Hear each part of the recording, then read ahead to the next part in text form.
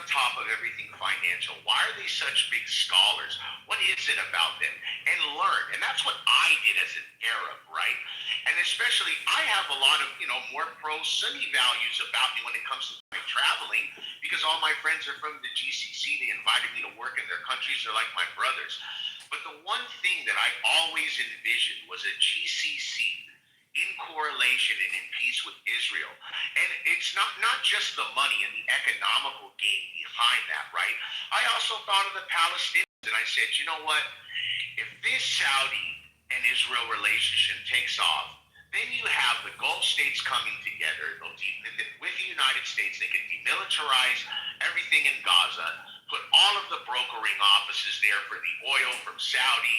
You can put, the telecommunication industry can thrive there, and you can just turn Palestine into the Gaza into the province, or you could bring it into a land of success in peace with Jews, Christians, and benefit from the success of the Sunni Arab Gulf.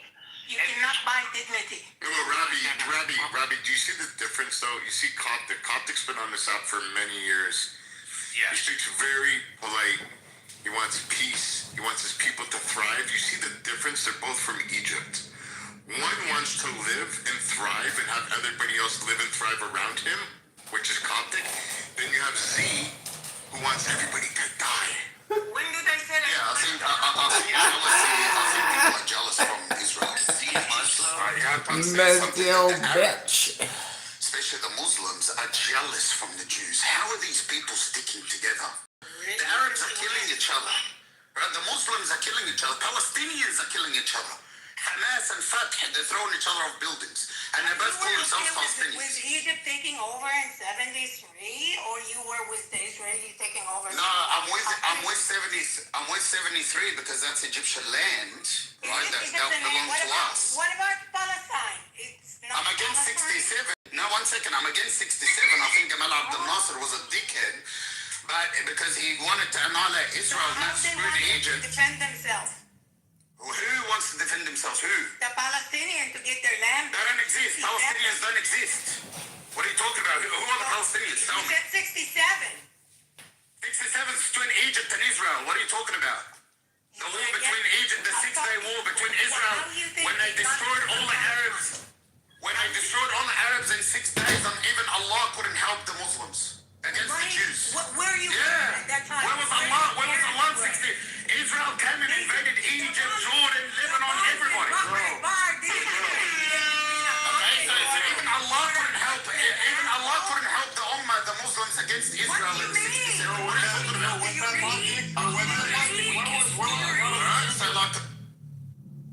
Guys, too many people speaking at one time. It's amazing how the stage blows up, eh? JB, when Coptic's telling the truth. Look at the Listen, Steve, I know you're here. Hold on a second, guys, hold on. It's VJ. Chill out. Coptic, man, you got freedom to speak anytime you want. Robbie, I modded you. Please don't make me look like an idiot. Love you, brother. Coptic, the mic is yours. No problem. Thank you very much for, obviously allowing me to talk. First of all, I don't believe in the Palestinian agenda. That's fake. It doesn't exist. You guys are all immigrants. You came to this land. We know that this land belonged to the Jews from David, from the Quran, from the Bible. Everybody knows that this land belonged to the Jews. Okay? You guys came and immigrated. Great. 1 second. You immigrated to the land. You kicked out the Jews out of their homes. Cool, bro. They've got the right to come back and say, hey. When they immigrated to the land. Since the Islamic Empire حكم بأمر الله الفاطمي عمر بن الخطاب, all the Islamic Khalifa that they came and kicked out all the Jews and kicked them all out. Migrate because it was like an empty. What, the Arabs? The Arabs? How many did Egypt? Millions came. You kicked out all the Jews. One mic on Coptic, interrupting, guys. And you sold your land to the Jews in 1948, all right? And after you sold the land, and now you're looking. It's like, one second. It's like I come up to you and I say, hey, do you want to buy my car? And you're like, yeah, cool, I'll pay you double. And then you take the car, and I take the money me, but then I'll come back to you later on and say, oh, hang on a second, that's still my car. It's That's still my car. I want my car back. I want my car back. Buddy, you sold it. Hold on a second. You sold it. You understand? You sold it. Hold on one second, Coptic, because I think Drake wants to debate with you. Drake, you wanted to jump in there? That's true. I wanted to jump in there. So go ahead, the mic is yours.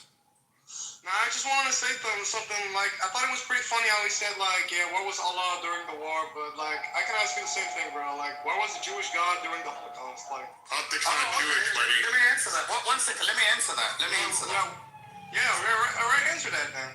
Yeah, sure. I'll answer that. See, the Jews believe in something that you don't believe.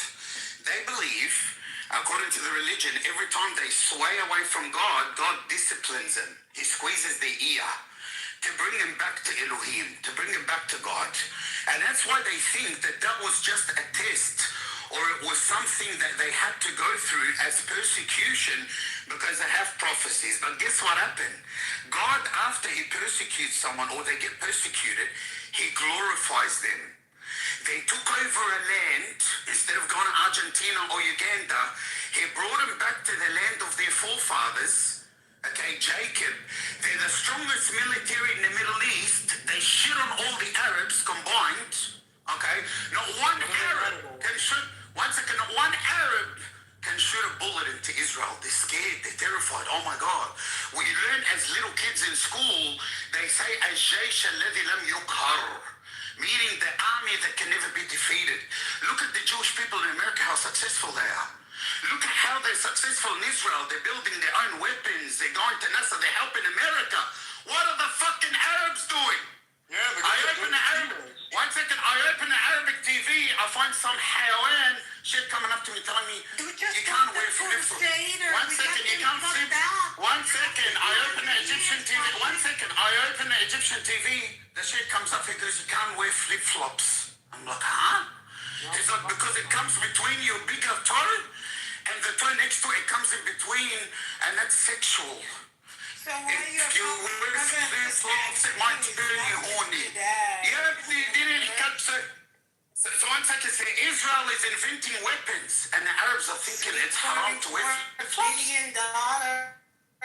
And you want to compare Israel to the Arabs? Bro, why are you laughing though? I'm sorry, bro. I'm sorry. You know What are you gonna do about it? This is good. Go do something about Israel. Okay, do something about Israel. What are you gonna do? What are you gonna do with the Jews? What are you gonna do? What are you gonna do? There's nothing you can do, buddy. I'm just telling you. There's nothing you can do. They can burn you. I'm telling you, Drake. Watch Israel invade Damascus. Watch Israel invade half of Lebanon. Watch Israel expand. What are you gonna do about it? What are you gonna do? Do something. I know this. Okay, then there's nothing you can do, bro. I'm sorry. Listen, I'm just like wondering, like, why do the Jews like transfer their sins to a chicken by hitting the chicken dead? Like, why do they do that? And why do they eat baby foreskin? Why do they?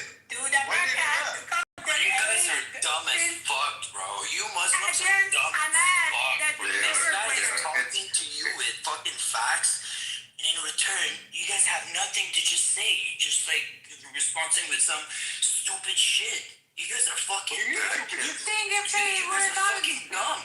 you think if they were not stupid, they would be Muslim? What's bar mitzvah buffet, bro? What's bar mitzvah buffet? What's that? You learn actually. Didn't you just get enough lessons by now?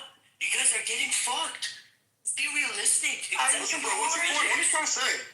I'm just telling you, in return, when somebody talks to you with facts and some historical knowledge, you guys have nothing to just say. Like, you know, with fucking random bitch ass excuses, you're trying to prove what? I'm not making excuses. He just stated some facts that Israel like a pretty strong country, and I agree. I mean, that's true. I don't I'm know. just wondering, like, Whether if it's you answer the chicken thing and like the bar mitzvah buffet. No. Listen, if you want to give that kind of excuses, I can tell you one more thing, one more excuse. Yeah, tell me, bro. No matter if it's a Sunni or Shia, Yeah, you got it, bro. Tell me. Look.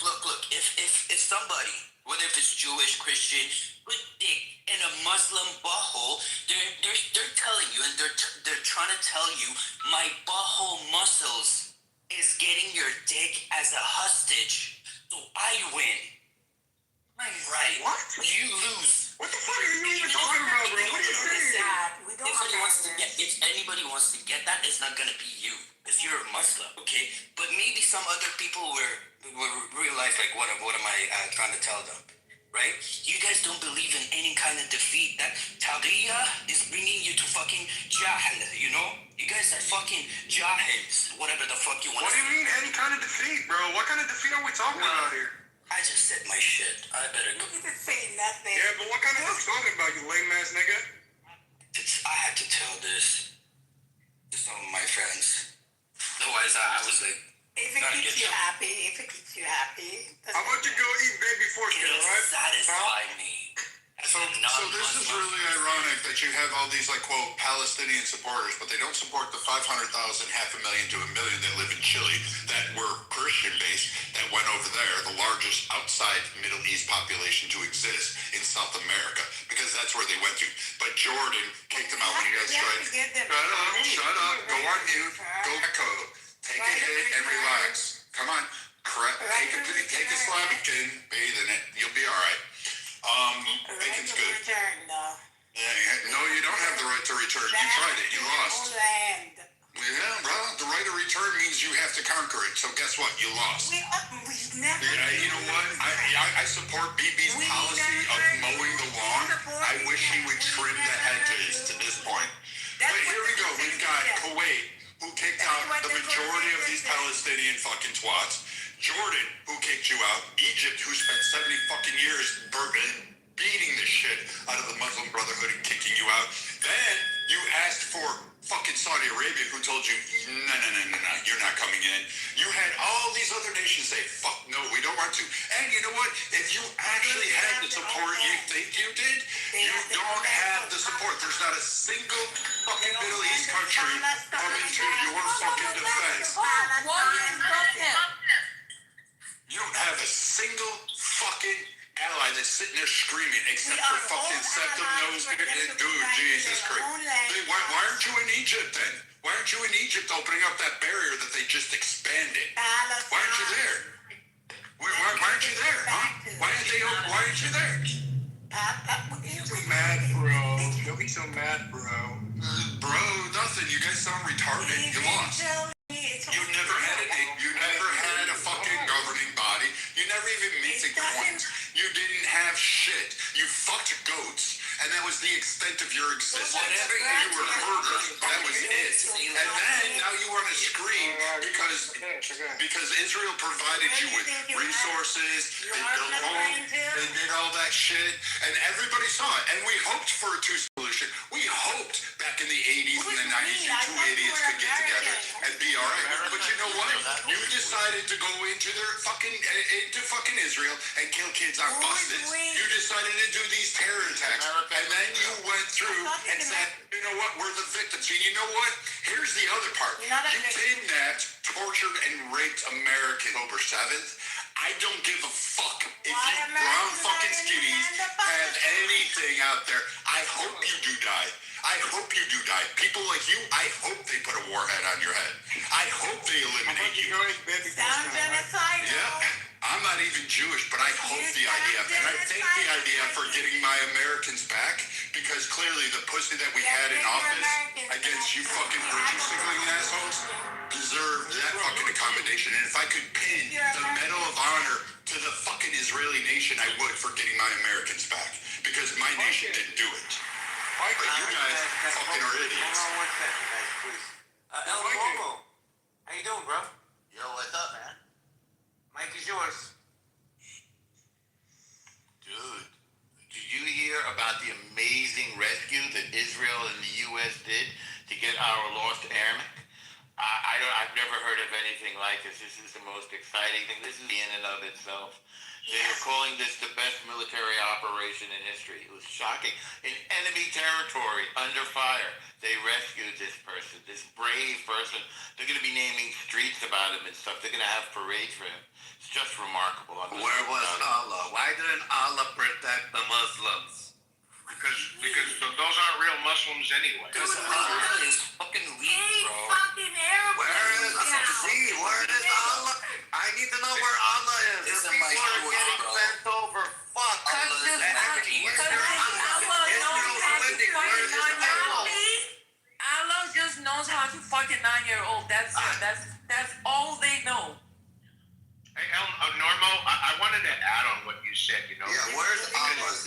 what you say. El Normo, it was an unbelievable rescue operation, the IDF and the U.S. Armed Forces. From what I heard from my sources, they rescued the pilot. He had a concussion on ejection, and then he walked 7.5 miles, then climbed an altitude of about 1.3 miles and hid in a cave. He passed out and didn't turn on his transponder. And then if I don't pronounce this, Sayed Matakal and the Shaldat. They came in, the commandos, and they were on the ground immediately. And what my sources at the IDF pretty much concluded, it says, what this concludes is that the U.S. can effectively take any territory inside Iran and hold it for as long as it's needed. Why can't they That's open the breathtaking, strait? man. What a great story. And you told it really well. It's How just brave they are.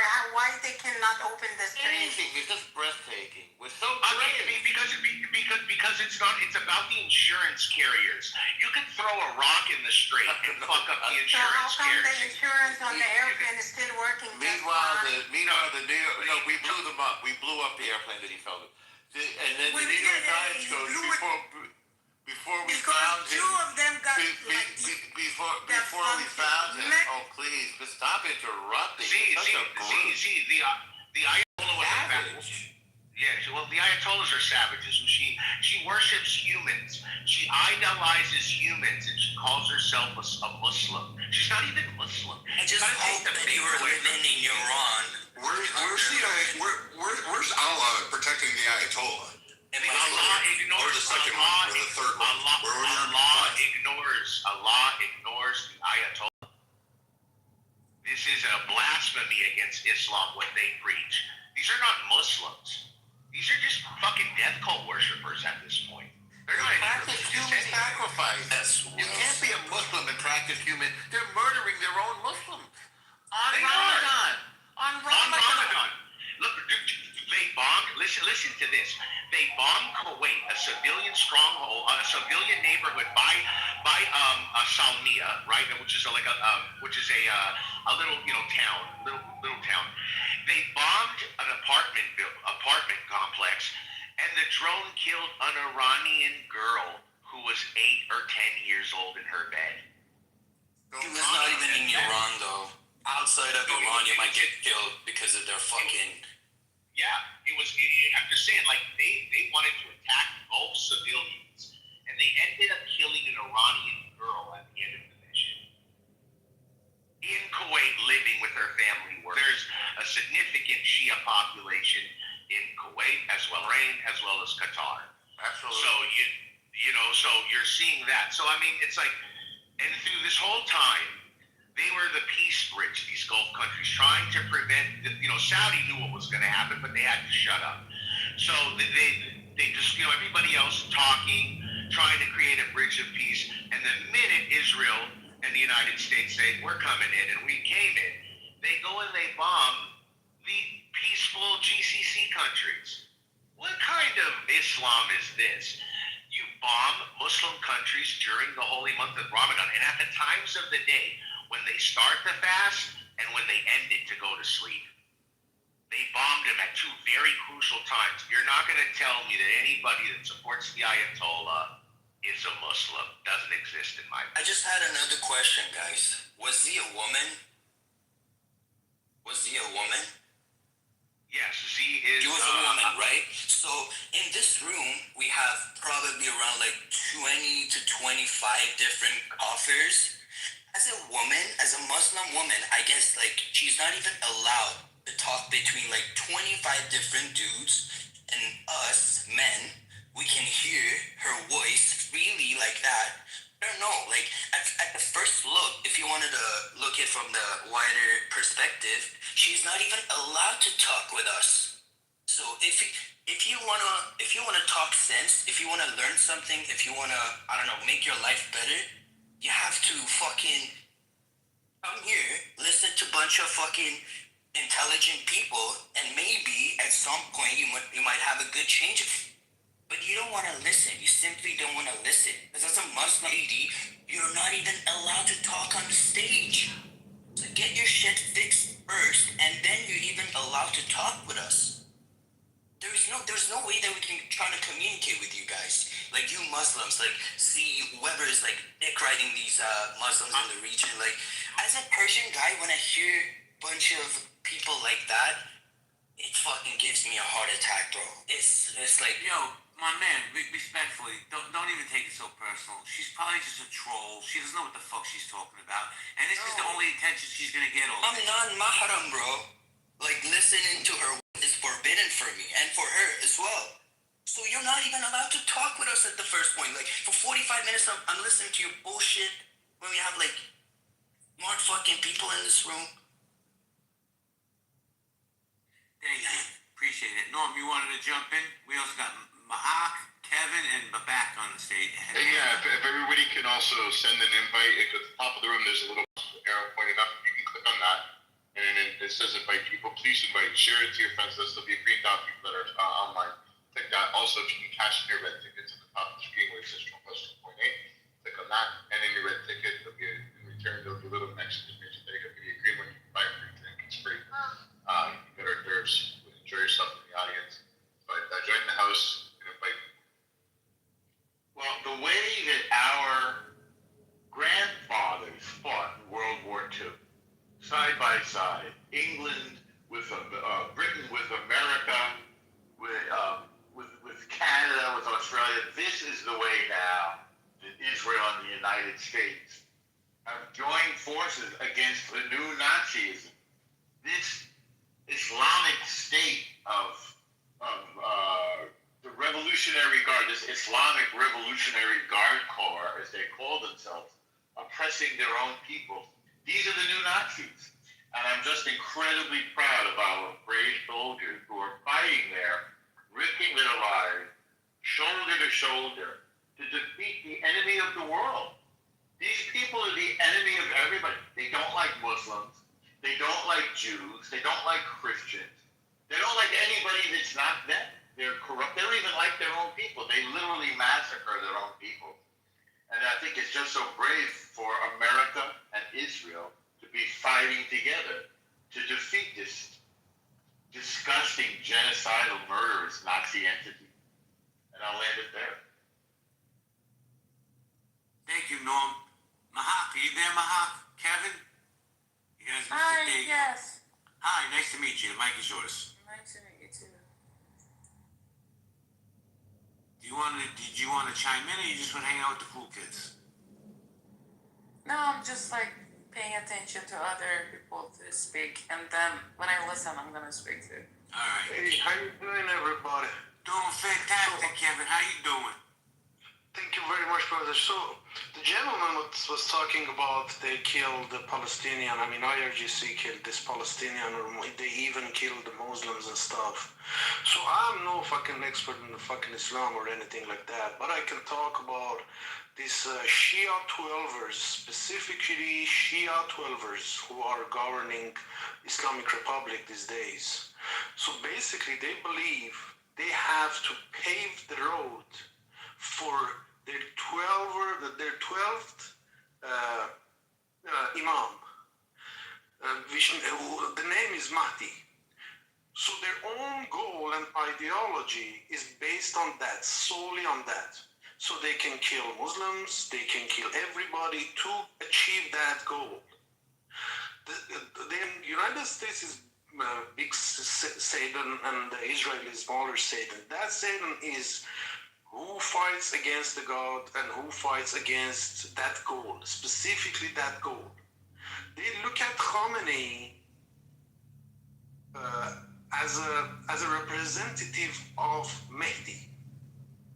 And now the junior Khamenei is the representative of the Mehdi.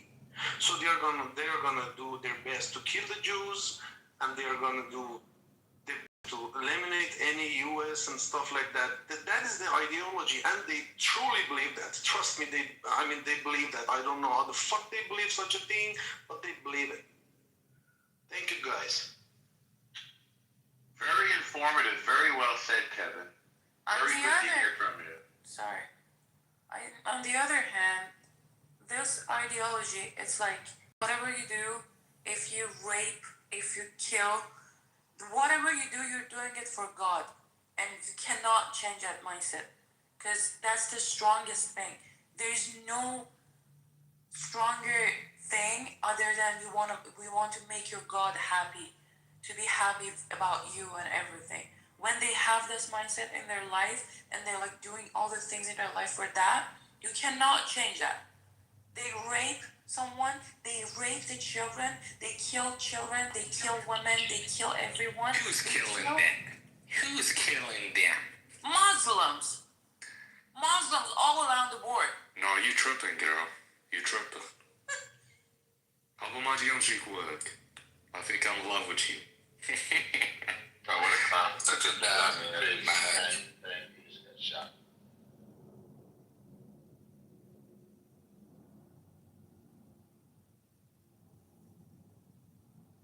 Hannah, did you want to join in, Hannah? When you say Muslims, you gotta understand. Okay, you're an idiot. I know you heard me talking and you didn't give a fuck. Hannah, did you want to join in, Hannah? You haven't said anything yet. Who's the fucking bitch who keeps kicking me out? That would be me. I'm the bitch. So, all right, guys. I guess we'll go popcorn style. Just please respect the one mic policy. Grip.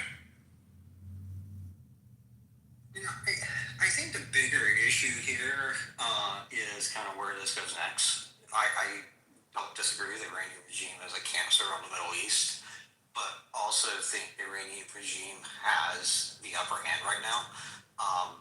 I don't think the regime's going to fall. I think they're pretty entrenched in power, and I think they're willing to take a lot of pain, and they're willing to take a lot of pain to keep the strait closed. They rejected Trump's overtures for negotiations. I think they did it for a good reason, because they know this administration's on a timeline, and they know as Brent fuel prices keep increasing, which they're up to 115 now. The time is ticking on this conflict. Hey, Brent, can I ask you a question? Sure.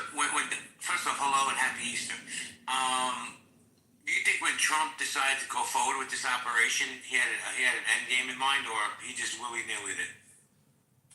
I think they had a hope and a prayer. I think they had a thought that the Iranian people would rise up and take over the regime, and I think that now that hasn't happened, they're in a somewhat of a quagmire, and that's unfortunate.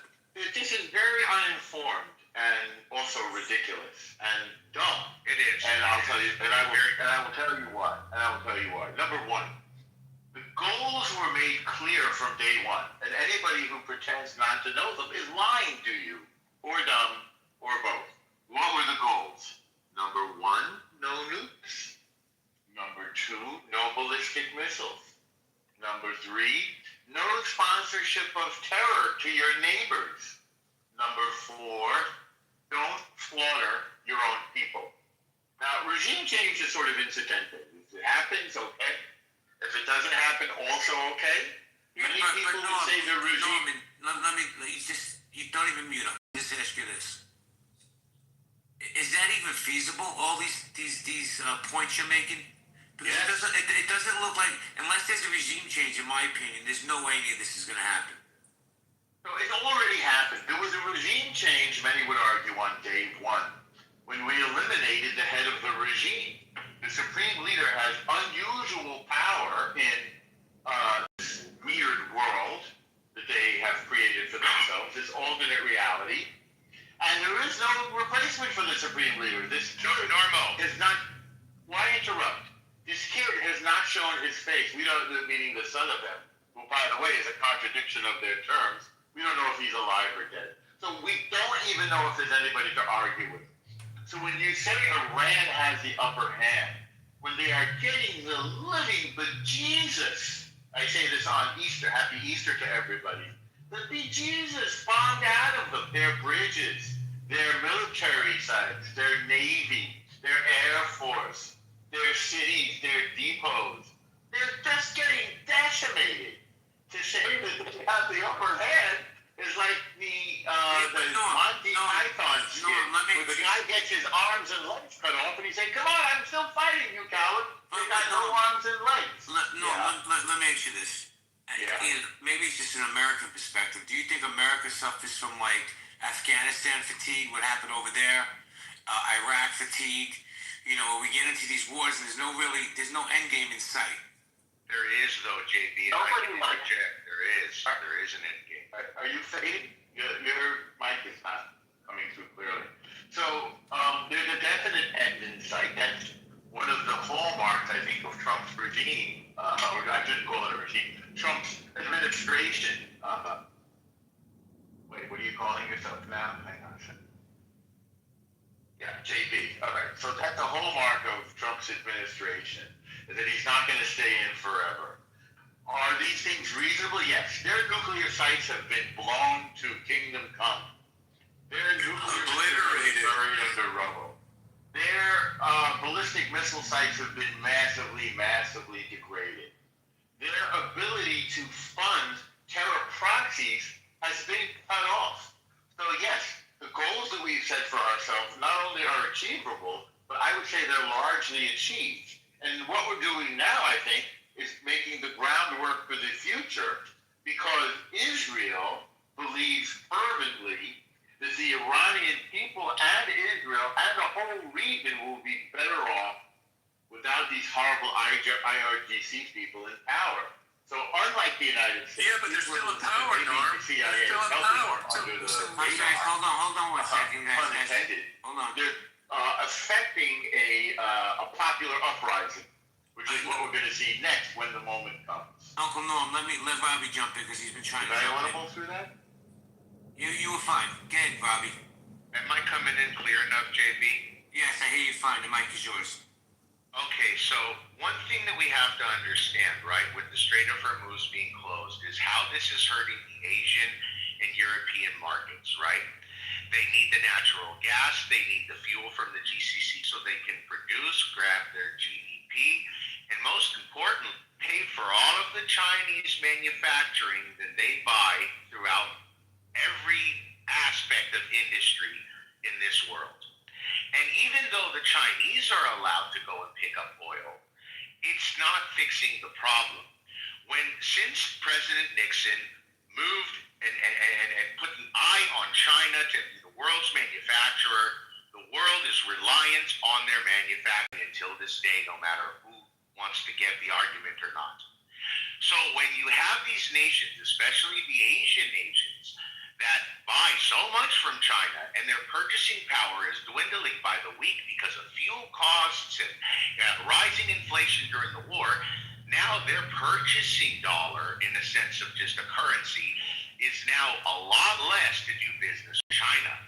Now this makes China lose trillions a week. It is a big problem for them because when your customers don't have the expendable revenue and income to pay for what you rely on exports to thrive your economy, you've broken the chain of globalization. And this is what Trump is doing in a very strategic and it's a very dangerous game. But in reality, he knows he's going to bomb the shit out of these guys, and then eventually China is going to come in and talk to these Ayatollah idiots and say, hey, you're done. You have to stop. Because at the end of the day, who is Iran's biggest banker? China. They owe China trillions. And if China says, hey, you're going to stop, they can't just tell China no. Because if you want to talk about toppling a regime, you topple them financially, they're done. Because all China will say is, all right, fuck it, we're not buying any more oil from you, we're collecting on our debt, and you're done. The regime would collapse quicker than any fucking bombing campaign that you can think of. So at the end of the day, yeah, that's all I wanted to say. Can I interject? This goes along. Yeah, I was going to go to you now. Get Brent, I was going to go to you now. So just a few comments. One is, for a country that is this down, they have operational control over the Suez and have essentially set, or not Suez, excuse me, over the Strait of Hormuz, and have set pretty much a toll system up on that strait where they are now allowing countries that pay the toll through. So that's a particularly bad sign. when that occurs, because that both deals with the future financing of the Iranian regime, and both shows you, and also kind of shows you the level of control that they have over that strait. As far as China, I mean, recent reporting, and is open source, so what you want indicates that perhaps the pretty impressive number of airframes that the Iranians just shot down, the F-15, the A-10, two important ones were because of some technical help from China. You add that to Russia providing them, both with upgraded Shahed drones and also targeting data that's hit up a lot of our radars in the Middle East. Things are not looking good. Brent, let me just real quick. I'm almost going to land. If you take a look at the actual data coming out, the number of ballistic missiles and the number of fired is creeping up. Huge reduction since the beginning, but they're sustaining a very painful going forward that I don't know if we continue to stand. War is inherently political, and this is already an extremely unpopular war. The political will of the American people is likely going to break on this war, and that's not going to be good for the future of the Middle East. That's not going to be good for U.S. Well, Brent, let me ask you a question real quick, then I'm going to give it to El Normal. Do you think that President Trump overcalculated the response by the Iranian people to uprise? And because they haven't, that this is impacting the outcome? I think they thought they would uprise and overthrow this regime. I think that's likely the view the Israelis had. I think that is a view that negates history. Typically, when you bomb a country, regardless of how unpopular a regime is, the population rallies behind the government that's against the bomb. It's essentially a huge rally behind the flag effect. You saw that. You saw that was the Brits in World War II. You saw that was Germans in World War II. You saw that was the North Vietnamese. Like this is typically the effect that you had. And I would note the promises to go after pure civilian infrastructure. One, that is a war crime, and if people carry that out, there might be consequences down the line. But then two, that's also going to have probably a similar effect with the civilian population, to rally them around together. Thank you. This is such an absurd and uninformed and morally upside down perspective that they control one 21-mile wide little strip of ocean of water, and the ditch is what that they are winning something. I've never heard anything absurd in life. We've had 12,500 military targets hit. That we've flown some 20,000 sorties, and our rate of loss of airframes, if you want to call them that, is lower than any conflict in military history. The usual rate of loss is 1 in 1,000. That's the average. This is more than 10 times better. That we are working with a immeasurably competent ally with perhaps the best intelligence that we've ever gone into a military conflict with. Thanks to Israeli intelligence, obviously, thanks to the Mossad, thanks to our satellite capability, thanks to Palantir. The Iranian people are literally protecting our soldiers, as just happened. The Iranian people are cheering us. Just talk to the Iranian people all around you. Many call into this app when they can from Tehran. Many are living in the diaspora because of this Nazi regime. There is unanimity among the Gulf nations, among Iranians, among the Americans who voted for Trump. I think their approval of this war was 100%. Among, sadly, there's nobody saying that this war did not need to be fought. America has been preparing for this war, or incursion, as Trump likes to call it, for 40 years. We've literally been planning this every single day for 40 years, knowing that this time would come. And why did we do it now? Because it was determined through intelligence that this was the best time to do it. That this supreme leader, obviously an immeasurable blow to their regime, would be vulnerable. That all of their leaders would be vulnerable. That layer after layer of their command and control has been destroyed. And after 30 days, and to somehow try to snatch defeat from the jaws of victory, I think it speaks to a lack of manliness, a lack of honesty, a lack of education, and I think a lack of moral clarity to whose side that you're on. You know, I'm shocked. I go into rooms on this app and people say, "Oh my God, Trump it's a crisis."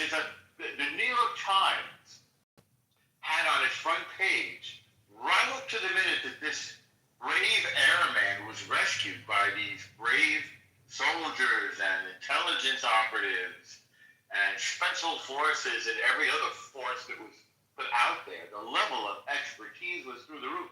The New York Times had on its front page headline, "Hostage Crisis. It's 1979.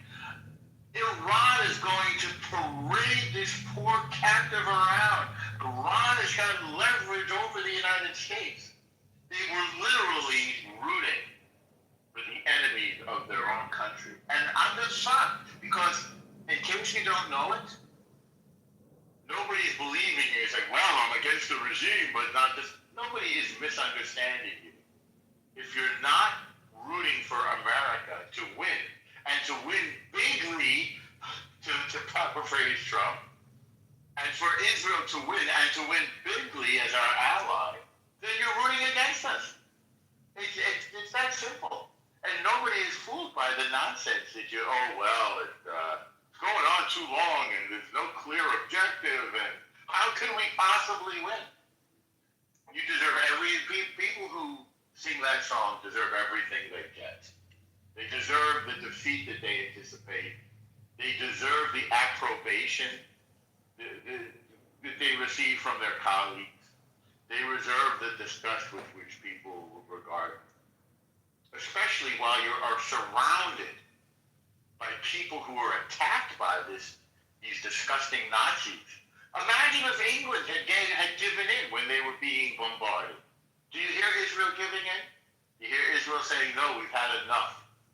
Even though it's fewer than one in 10 of their ballistic missiles gets through to Israel. You see Israel giving in? Absolutely not. Israel wants to finish the job. And when America has had enough, and that's entirely up to America, Israel will finish the job. And the Iranian Revolutionary Genocide Corps, the Islamic Revolutionary, they will never again ever be what they once were. That thing is finished.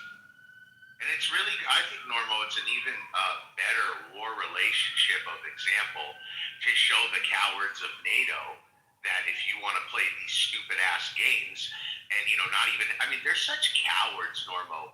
They didn't even come to intercept any drones just on behalf of the Gulf nations who put trillions in their European economies. Jesus Christ. You could easily just fight Trump's tweets or whatever and ignore them and just come and say you're there to help your financial leverage in the region. You got to think, without the Gulf money, London real estate would have collapsed in the 80s, as well as France and Germany as well, with all of the industry that they put in, all of the Gulf money that was put into the football stadiums and the teams. They didn't even think to come and try to protect them. So I think this better shows NATO, like, fuck you, we don't need you. You better act right or fuck off completely, and you can deal with Putin all you want. So I think this is a good example for the cowards of Europe to understand that we don't need you. IDF and the U.S. Armed Forces can do whatever the fuck we please. Who saved Europe in World War II? I know, Normo. I know. You're right. Who went across the ocean and died for Europe in World War II? And then France just stays down in World War II. Like, again, but they're not doing very much now. Italy goes fascist. Half of the continent is conquered by the Soviet Union, by the Red Army. And it was only Britain and the U.S. fighting together that saved the day. And by the way, Britain has got to change because these are brave, great fighters, and they're being pussified. Same thing with the Canadians, same thing with the Australians. They were great allies, great warriors, man. You wanted to be. I was with the Brits in Bosnia, in Tomislavgrad, on top of a snowy mountain on their British base. By the way, they give you 2 beers a night. I don't know if they still do that, but you get to have 2 cans of beer every night. That's the benefit. I mean, those guys were great warriors. They were fun to be around. They were awesome. Because this is something that when you're not dying and getting shot to hell, being in the army or being in the military with your buddies, there's some wonderful times there. Especially when you're winning. I mean, there's a level. The left ruined the ideology, I mean, it's like the left came into to Australia, to Britain, and just just took the masculinity away from the men in society. They promoted it. And it shows. It shows. So many have lost their will to fight for what they believe in. I mean, they just cave in everything now. It's a sickness, it's a big sickness. They care more about a free Palestine protest than their own citizens. It's disgusting. Is this really the country that lived in the metro tube underground for 8 months while the Nazis were bombing them? Not the same country? Still so brave, the civilians all helping each other when they were bombed? This is what Israel is doing now. Or that went how many 6,000 miles to the Falklands and took it back? Yeah. That was amazing. Just in the 80s. Yeah. Are these the same people? Where is their fighting spirit? Where's their masculinity? Come on, guys. The Churchill, knowing that he was completely overwhelmed and outnumbered, persuaded the United States to come into the war. Thank God he did. And held the line, even against all odds. I mean, if he listened to things like what we heard up here, it's like, oh my God, they got the Strait of Hormuz. It's all over, guys. Time to throw in the towel once they get the Strait of Hormuz. And El Normo, you should see the shitter responses, from Robert Barnes and others. It's ridiculous because the Iranians are responding with funny things, saying we lost the keys to Trump. Like, we can't open the strait because we lost the keys. Iran is still winning this war. I'm like, okay, first of all, who's managing that account, right? Number one. Number two, right? That doesn't mean they're winning the war. Like, you couldn't even take a prisoner of war from one of our, from one of the planes that you supposedly downed, and you couldn't even keep that person. You're not winning this. Like, it's absolutely ridiculous. I mean, we went into their territory and saved our brave wounded airmen. My father-in-law was he should rest in peace. His Hebrew name was Gedalia. He was a navigator in World War II. And believe me, he flew more than the minimum 25 missions. He flew missions in Europe. He flew to Anzio, I remember. And he flew missions in Asia as well.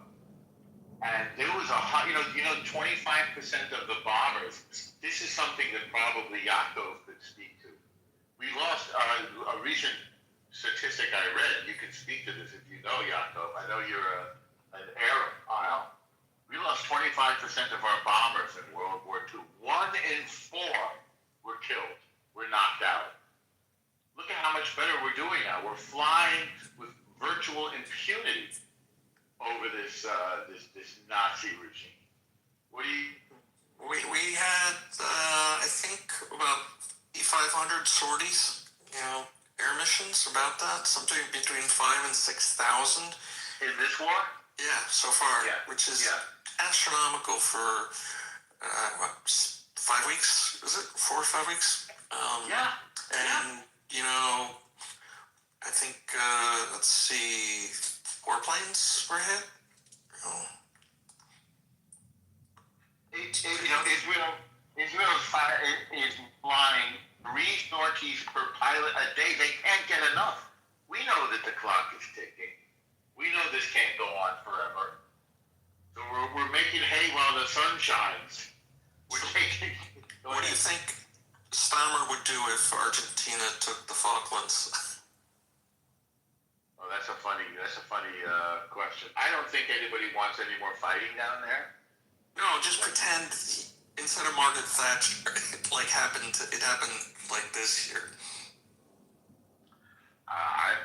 Well, obviously you're implying that he let it go. I'm going to agree with you.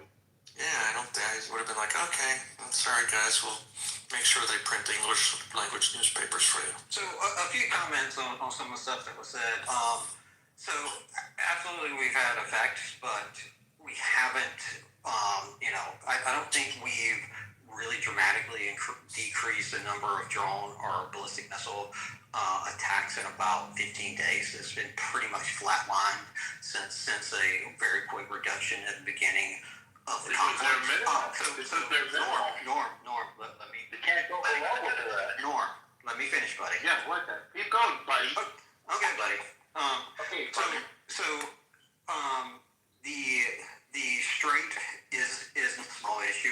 The strait means $200 Brent fuel prices by the end of the summer if it's not opened up, and that's economic calamity for the U.S. There is a military solution. Come on, buddy. Let me finish. There is a military solution to the strait. The terrain on the other side of the strait is pretty rough, but you could plausibly, with a large enough force, secure it. No, that's probably a pretty massive, It's like the cliffs of whatever those white cliffs of Dover is. Yeah, it would be an ugly operation, no question. But you're talking about probably well over 100,000 troops, if not more. I haven't heard that. But, you've heard estimates of people rolling in and saying you're going to do to take out the uranium and to seize a relatively non-important island that Iran's not. You mean Yeah, that Iran's not. So, Norm, again, buddy. Let me finish talking. You've been talking for a while. Yeah, you too. 90% of the oil. I was just coming out right now. Oh, yeah, 0. So you're going to take it and you're still going to zero export it. So, and let's not forget the Iranians have a new source of revenue, which would be the toll revenue on the straits. Who's going to say that? Bring up that toll. You already have multiple countries. France paid it. France paid it today. How do you know that France paid it? It's been widely reported. You're a journalist. Yeah. Let's take a Google. How much was the toll? I believe it's $2 million a ship. Do you think $2 million accounts for the trillions that China is losing right now, not allowing the rest of the countries to come in and get their natural gas and oil? I think China knows this is a short. No, you don't act like you know what you're talking about. Seriously, China is losing trillions. When the world loses the 3D chess you're talking about is going to work out for you, buddy. All right, the 3D chess is going to work wonderfully because who is Iran's biggest banker? Who carries Iran's biggest debt is to China's economy. They owe them trillions. Google it.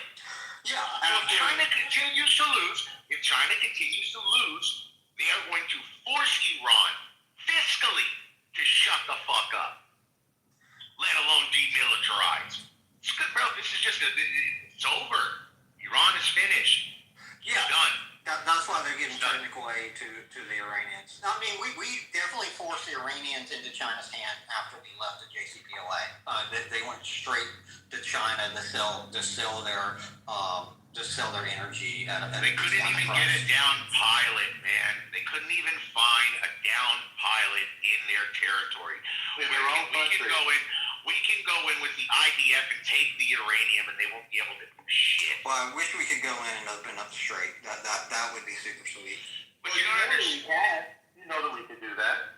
You know what that Once Trump makes a move, you're going to see the Saudis make a move too. If he goes into any oil infrastructure, tries to take things over with armed forces, that's when you're going to see Saudi play a military role, because then it's like, all right, we have to, and then it's over after that. Even though it never happened. Have you ever worked with the Saudi military? With their vast military resources. It never happened. Keep dreaming. Oh, it's already happening. The UAE and the Saudis are already working with us. The They've been working with us for UAE, over a decade. why they don't have enough? They paid freaking Blackwater that much to keep helping them in Yemen. They've been working with us for over a decade. We have one defense. Dude, they don't have the population We to have carry one your single army. defense. They We have one. thought We're the UAE is different than Saudi. Israel Saudi are already The UAE does what Al Saud says. Al Saud runs the Gulf. Yeah, Absolutely. what Al Saud says, they all do. So, Hamas, he's right. Where are you from, Father? How do you know this stuff? Again? Where are you from that you know this stuff? Well, I'm Syrian background and Greek, but I worked in the Gulf in Kuwait. So, and my grandfather before me after World War II worked for the Al Saud family in Saudi Arabia. This is amazing. You're so informed. It's amazing. Like, you know, I guess, do you identify as an American or a Syrian American? I'm American first before anything, but you know, yes. I look at myself as an Arab American, a Greek American as well. Amazing. Because you very seldom see Americans who know what the hell they're talking about. That what Al Saud is, what happened between Greece and Turkey, what's going on in the Gulf, who's protecting all of the flow of oil. It's amazing that you know so much. It's very well. Normal. I do have a question for all these people that are saying that, shipping companies are paying this. The only confirmed report that I have is that, quote, and I'm quoting this verbatim, is that Lloyd's of London says that they received a report that a shipping company has paid 1.5 million pounds, which is $2 million US, to this. However, what is ironic of people saying this is that they don't realize that actually violates sanctions. And there has been no confirmation of payment sent to the IRGC. There has been no confirmation of transfer of it.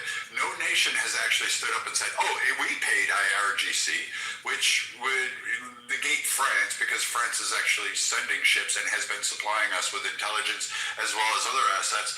So they wouldn't be the ones to pay IRGC.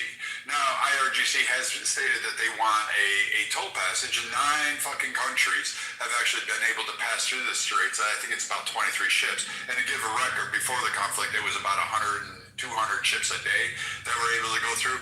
So we've had about 23 ships go through the straits, which apparently the IRGC didn't collect the tolls on, which is amazing to me that there's these reports out there. And now it may be true, but if they are true, then a nation just violated sanctions, or a company violated sanctions that were against the IRGC, which I doubt no fucking major player would ever acknowledge that they paid for that, because they do not want to be subject to the ramifications of that by a multitude of other nations. So it just boggles my mind that people don't understand that paying IRGC to pass through the strait is actually against the sanctions that are imposed. That's a really good point. Those sanctions snapped back within the past year.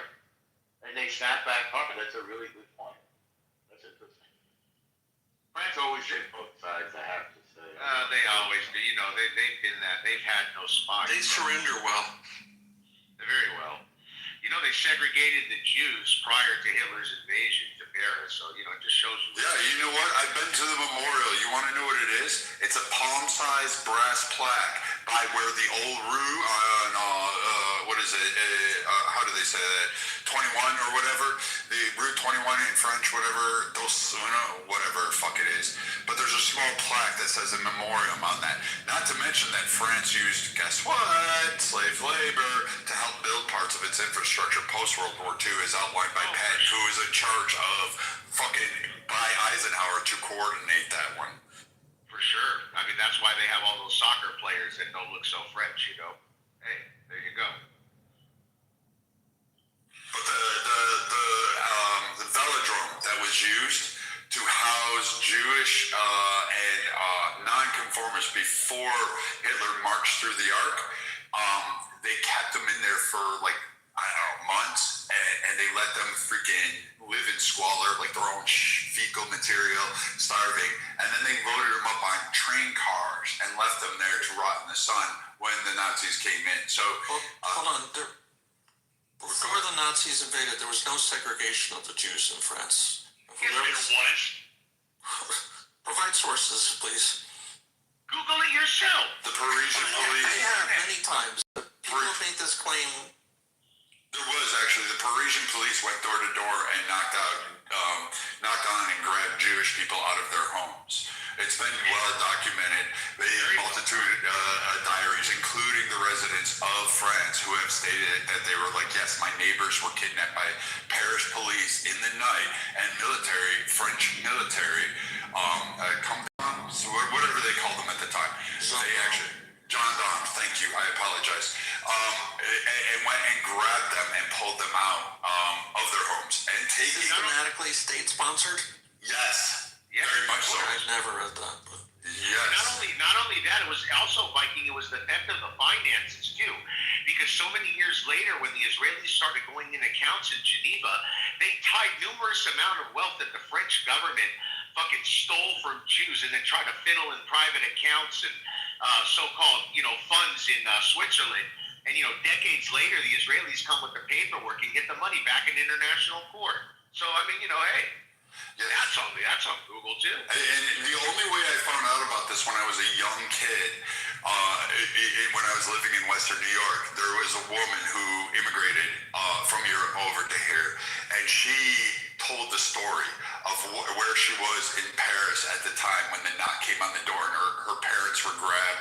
Her grandparents, who lived down in the same area, were grabbed, and then she was transported to Germany, and somehow she survived all that to actually come to America post World War II, and she didn't want to go anywhere else because she was too afraid. She said America was the only stronghold that was left, and she lost her parents in that. Her grandfather survived for a brief time post, but even then he succumbed to malnutrition disease, and she described it. She said we had a beautiful life in Pesha right up until the months leading up to where it started to turn a little bit as Hitler gained more and more power and more support within the Parisian people. They flipped. I think what you're referring to was foreign-born Jewish people, not French Jewish people. They didn't distinguish. She was actually French. She was a French citizen. She described it well. And this is why there's a small little bronze or brass little fucking acknowledgement of it on where the big popular velodrome was, the indoor cycling track that they used to race on. They have that plaque sitting there to this day in recognition. That is the only memorial or recognition of what was actually done. So this act, Parisians freaking absolutely glossed over it from the history books. But if you dig deep enough, you will find it, and you will see that the French, what they called the Paris Jews, were rounded up not selectively, not even fucking like, oh, we just want the foreign-born one. They grabbed anybody with a Jewish name and put them in cattle cars because the theory was at the time that they would be able to prevent the destruction of Paris and allow Germany to come in, and they wouldn't do any destructive things in France, and that would appease them.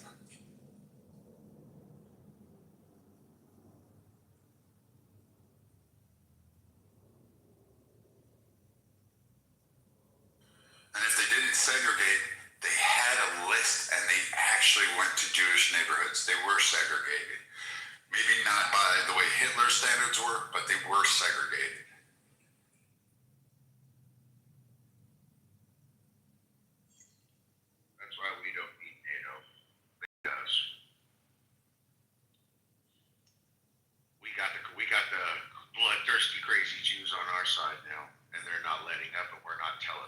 So hey, too bad, world. Got to figure it out then. Yeah, fuck NATO, fuck the United Nations, all paper tigers. Fuck them all. They're cowards. They destroyed Europe. I went back to London after not being there for 10 years. Went back to my home, and it was all right. The restaurants were still nice here and there, but Jesus Christ, they destroyed the West. They destroyed this ideology, destroyed everything. And you know what? We're fighting against it, man. This war against this fake free Palestine conflict, this fucking Tehran terrorism, this Ayatollah human that shouldn't be worshipped, all of this, and the manipulation of the Chinese government using them as a pawn for oil and strategic planning in the world economies. They're doing all this to get a hold, but now we fought against it. You know, goodbye BRICS. BRICS went to shits because Trump took that Venezuelan oil that China was getting. And the Iran oil that goes, both of them go under Malaysian oil and sold to China. So yeah, this is going to stop also China's military growth every year. Yeah, Robbie, let me make sure this. Yeah. When this conflict, this war ends in Iran, and God knows when that's going to happen, but let's just say in the next 6 months if it ends, you think Trump makes a move on Cuba?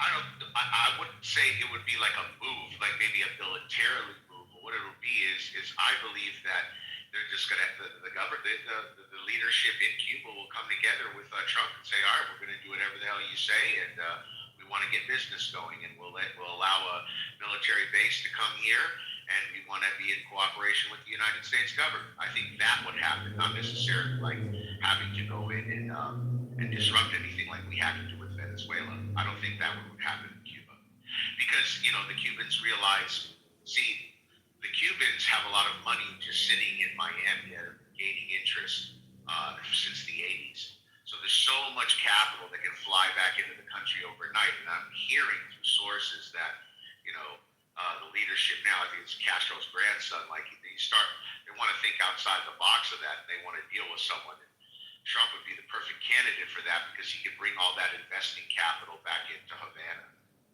Yeah, but what the problem is, Trump is he's on limited time. I mean, he got maybe 2.5 years left before he leaves office. So a lot of these moves, but a lot of these moves take time. I don't know, man. I believe that they're starving over there, man. I believe that they got to economically bleed to death, man, and that's what they've been doing. And they can't just wait for a Chinese or a Russian tanker to come through and try to save them every so many months with oil.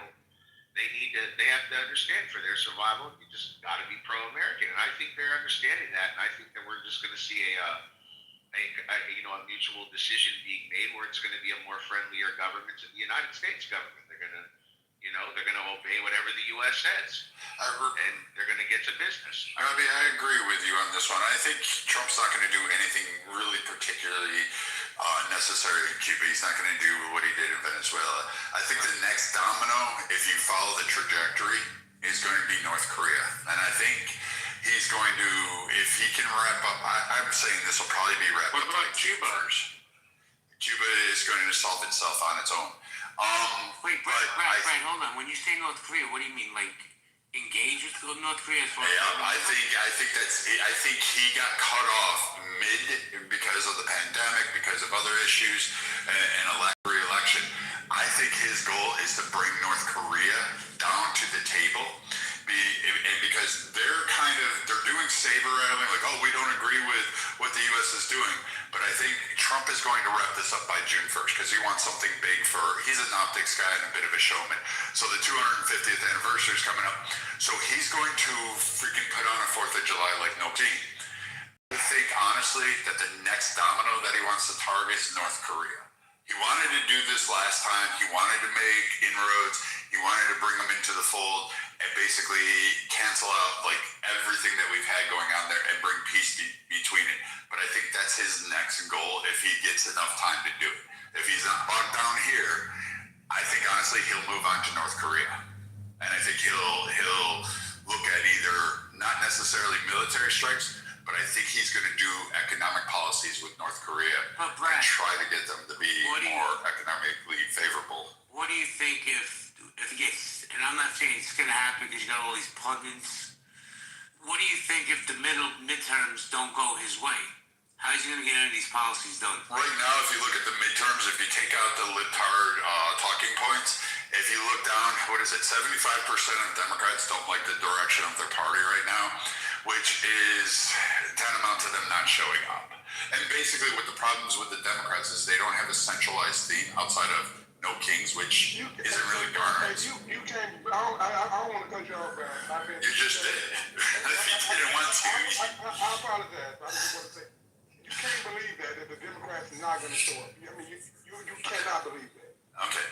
So we can kind of look at this on the map and just the way I'm surveying it right now.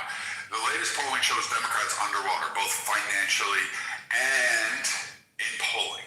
They're showing that the party, at the very least, 55% oppose what the current party is. You have icons like Fetterman ready to either go as independent or cross over to the Republican side. I think Fetterman would be better served as going independent at this point because he's the one that's the centralized voice that's speaking out. You have other personalities that are rising. Fetterman out up to 2028, so you don't count the midterm. Okay. So, again, when you look at this, and you're seeing, like, even the voice of the left that they all heralded, like a Bill Maher, they're even calling this out, that the Democrats are really underwater. So outside of Newsom, there's really nobody on their bench that could really bring up. I mean, you could throw Pritzker in there, but even he's done. So, Jesus Christ, dude, like, do you want? I'll tell you what, you go, and then I'll just finish afterwards. Go ahead. Just stick to the midterm. You talk about 2028. You talk about Fetterman. You talk about Newsom. You talk about Pritzker. That's all 2028. He said the midterm. You could thumb down me, period, but he's not talking midterms. Like, what the fuck? It's okay. Having a consensus conversation about everything that leads, including the midterms. He's talking about either the shift in government or the candidates that are going to be up for election. And when you talk about power, I mean, when you talk about the midterms, these are elections to who's going to have seats in power. So he's bringing up the point of who's up for grabs and who's up for election. And none of the people we named in the midterms. But why do you? None of the people we named in the midterms. But your point doesn't make any sense.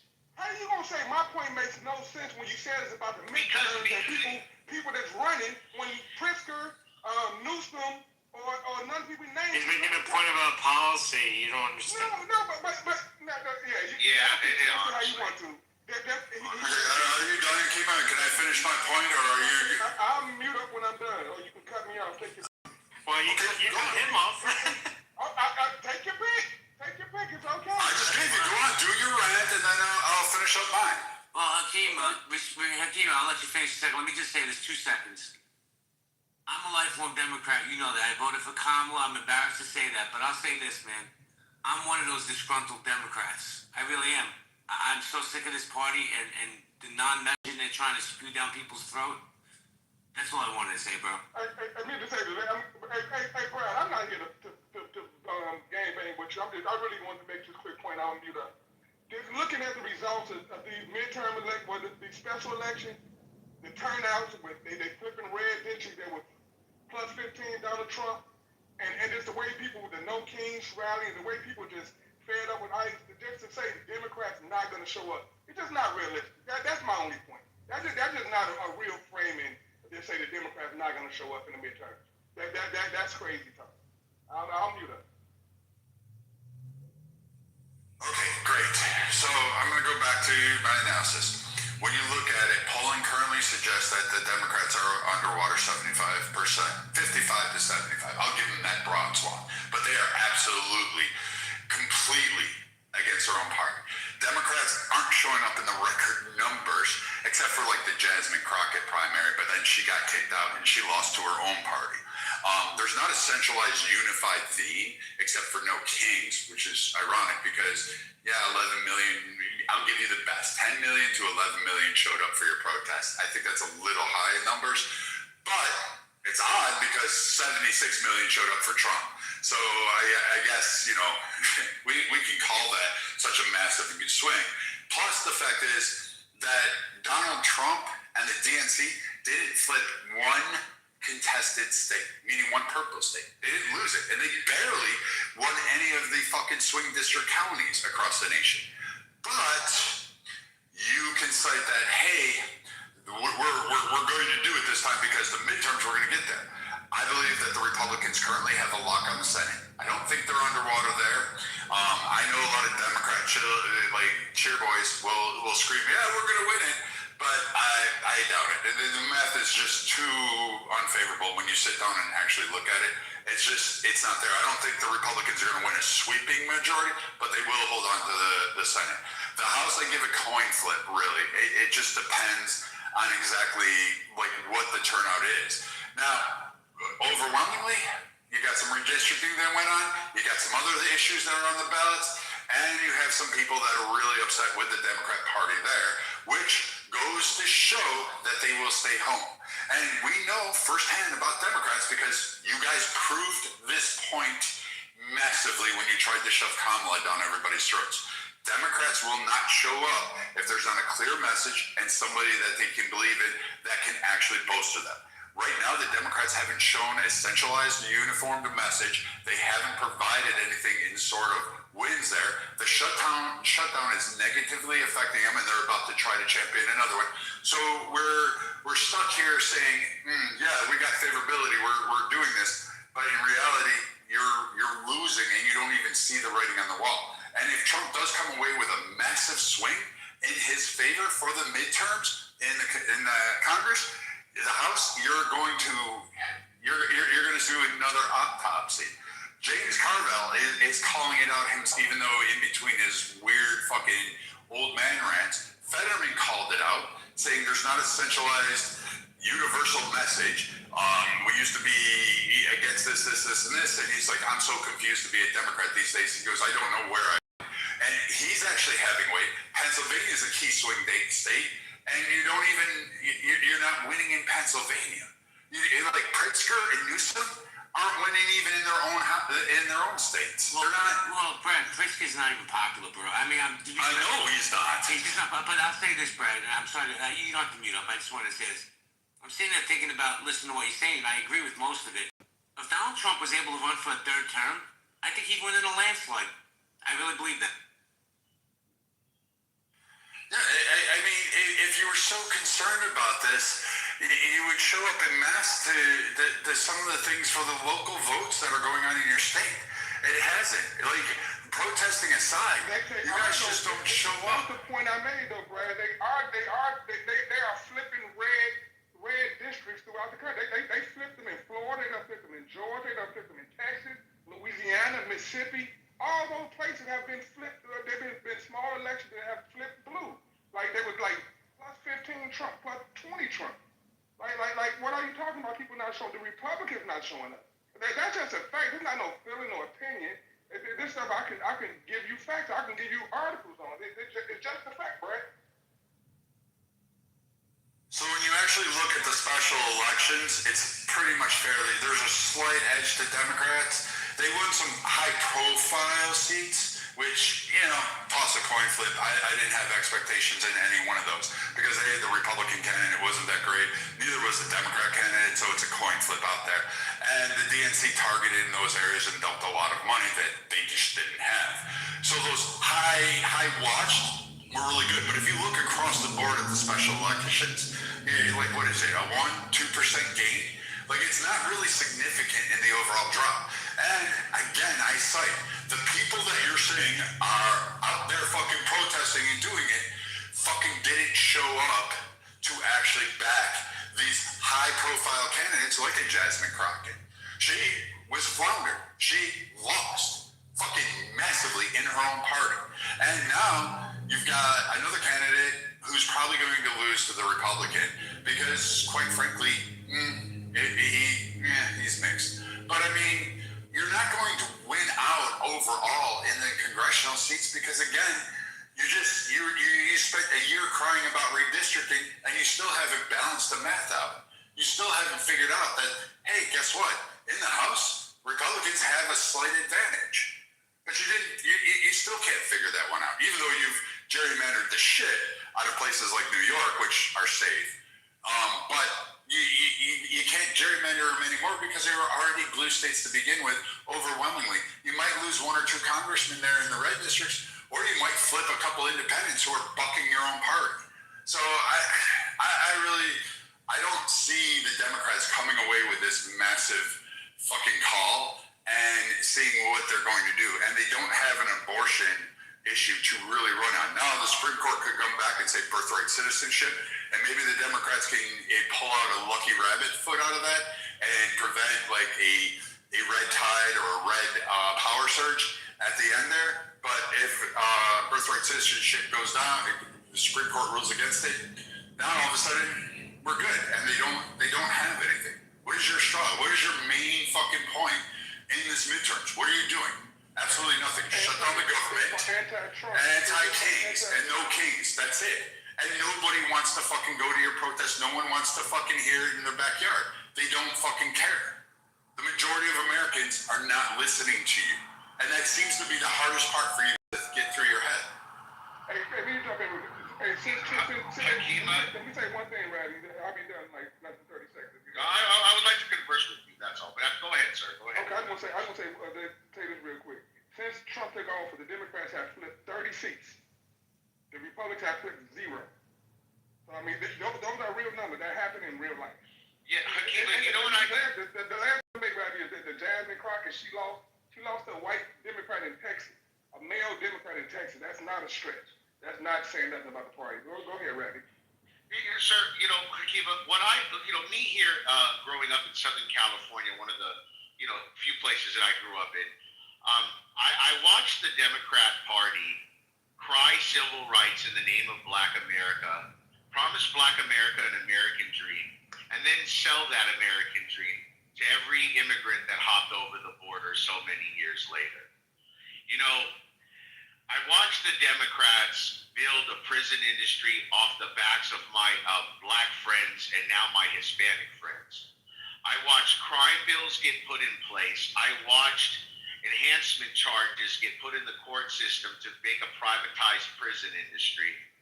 I watched these Democrat judges, district attorneys, and local mayors and governors completely ignore the injustice going on in the streets in the late 90s and early 2000s when the LAPD had a unit called SIS. They would watch people go and commit crimes, let them go in, then catch them coming out of a car running away with no, even if they were necessarily, one of them was armed in the robbery or something, or let's just say it wasn't even a robbery. They would watch people commit crimes, some violent, some money crime, some, organized crime, and they would literally kill unarmed Black men by the hundreds, like monthly. It was nuts. And every time, because before the age of cell phones and Ring cameras and everything, they were walking around with pure immunity. I don't know if, maybe some of the Democrat cities that you maybe used to live into, like, I like parts of Detroit. There was one guy by the name of Eric Mays who was a councilman who I thought was an American hero. He's a Democrat. These are civil rights Democrats. But what I see here is a party that ran on the narrative of Black America and then starts pricing them out of their communities, from Inglewood and all over the Crenshaw district to Watson, Compton. And they're trying to erase the chocolate city that South Central was and the history of the jazz scene from going back to the 60s. And it's just a lot of history. And then also, when we saw Altadena burn in the fires of Mr. Hakima, this is a historical Black community that was, incorporated even before, these areas of South Central became a metropolitan.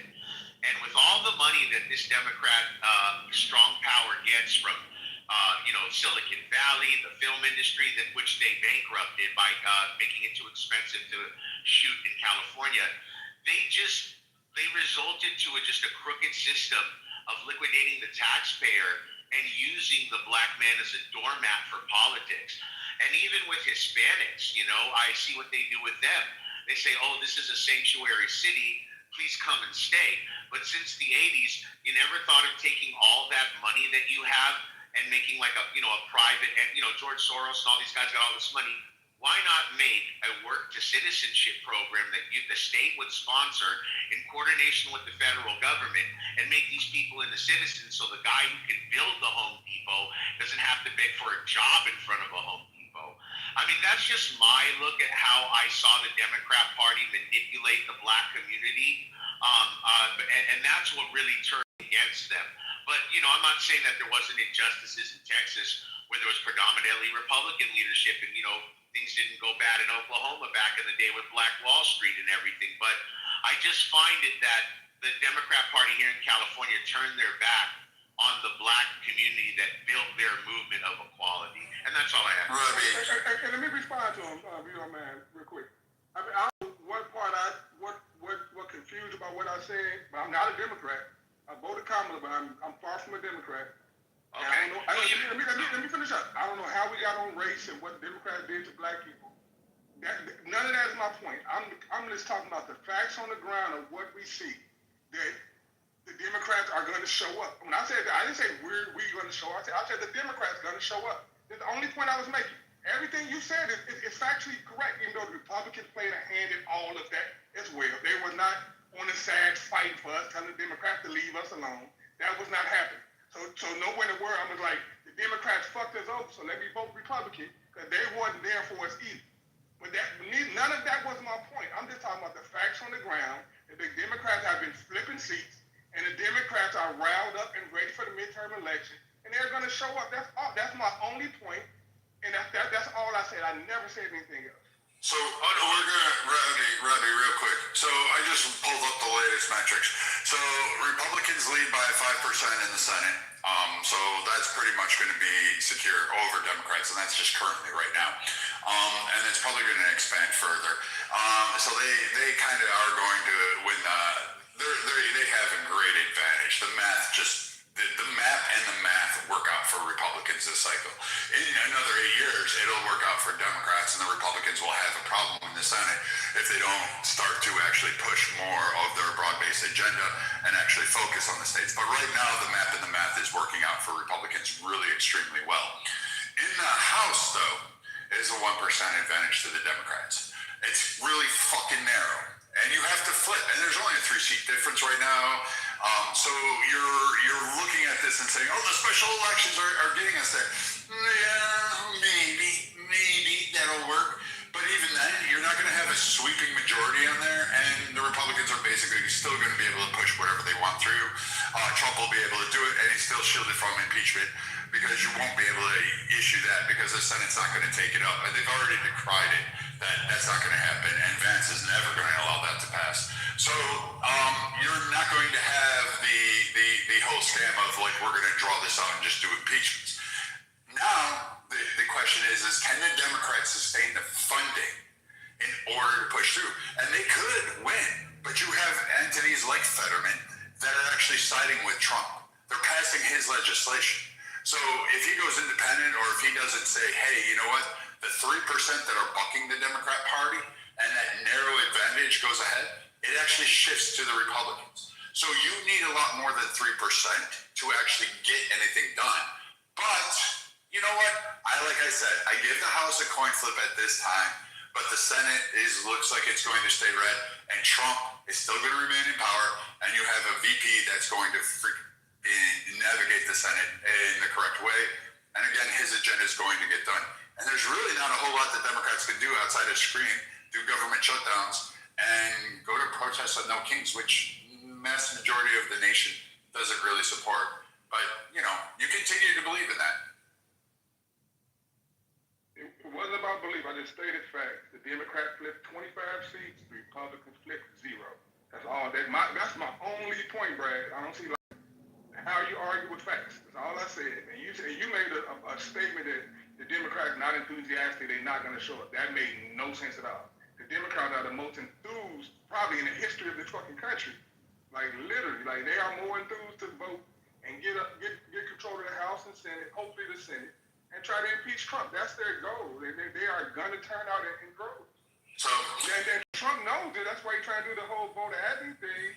That might even harm him, whether you know it or not. But yeah, that wasn't the purpose of that bill. And again, you have to win the Senate in order to impeach him because the trial occurs in the Senate, and I mean, you may not know how that works, I clearly said I hope, Brad. You can impeach. Okay, I let you finish, right? You can impeach without the Senate, though. You can't impeach without the Senate. You can't convict. You can level charges. No, you can. Impeachment happens. It's fine. You want to? So like here's. Okay, so here, I'm going to just talk over you since you clearly can't fucking stay on mute. So again, if the Democrats' playbook isn't to govern, isn't to try to fix any of the problems, support their constituency, it's to just impeach Donald Trump. That's your overwhelming goal, which is the message you've been putting out there, and thinking somehow it's going to get people in mass to show up in areas that you need them to in order to win the House, which is what I'm speaking to. That is not the overwhelming goal of the vast majority of Americans, particularly in alignment to your own party. Even fucking idiots like Green, who actually show up for his constituencies. I don't agree with his policies, but at least he shows up for his people. I know that firsthand. I've actually been in his district, and that motherfucker's on the ground. And even he is stating the Democrats better get a better message than anything but Trump and anything but just to impeach Trump. They need to fucking start putting out policies rather than just sitting there going, we're just going to abstain, we're just going to delay, and we're just going to cancel the budget and put people out of work and then blame Trump for it, when it's clearly us that are doing it.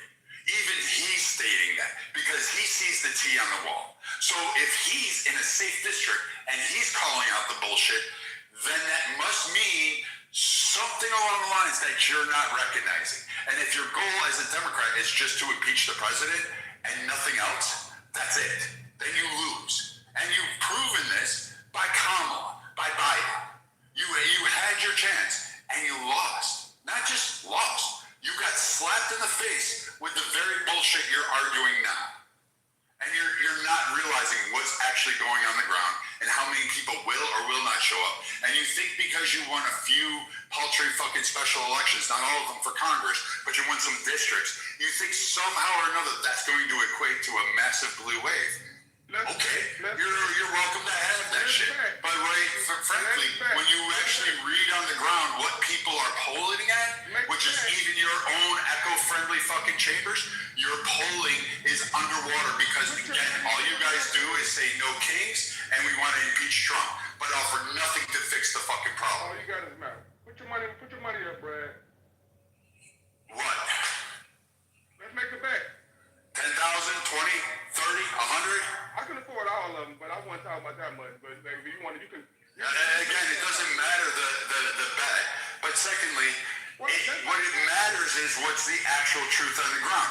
Why do you think you have all these TV personalities that are literally on the left screaming to stop doing, to telling the DNC to stop doing? Why do you think they met in fucking Illinois and said we need to have a better game plan?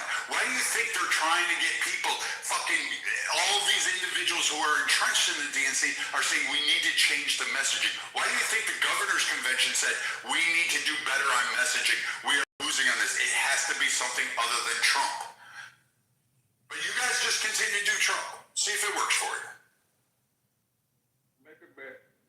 We'll see you in November. I know. I'll be holding the midterm room. We're going to do it again. My group is going to hold a midterm room. We're already talking to people from coast to coast to sit there up because they'll be at a variety of conventions, and we're going to talk to them about setting up that network similar to what we did in the past. But I'll be there. You got 40 people in your room. Okay, good job, Brad. This isn't my house, and generally when we did the midterm, we had close to 8,000. I'm not talking about this. We had 8,000. No, but I mean, you can go ahead. You didn't have in the presidential election this past year. You didn't have that. We did it. We are tired. We have jobs. You won't get them in the next one. I know. It's not true. I'm not talking about you, Brad. The clubhouse is the problem. The numbers don't exist anymore.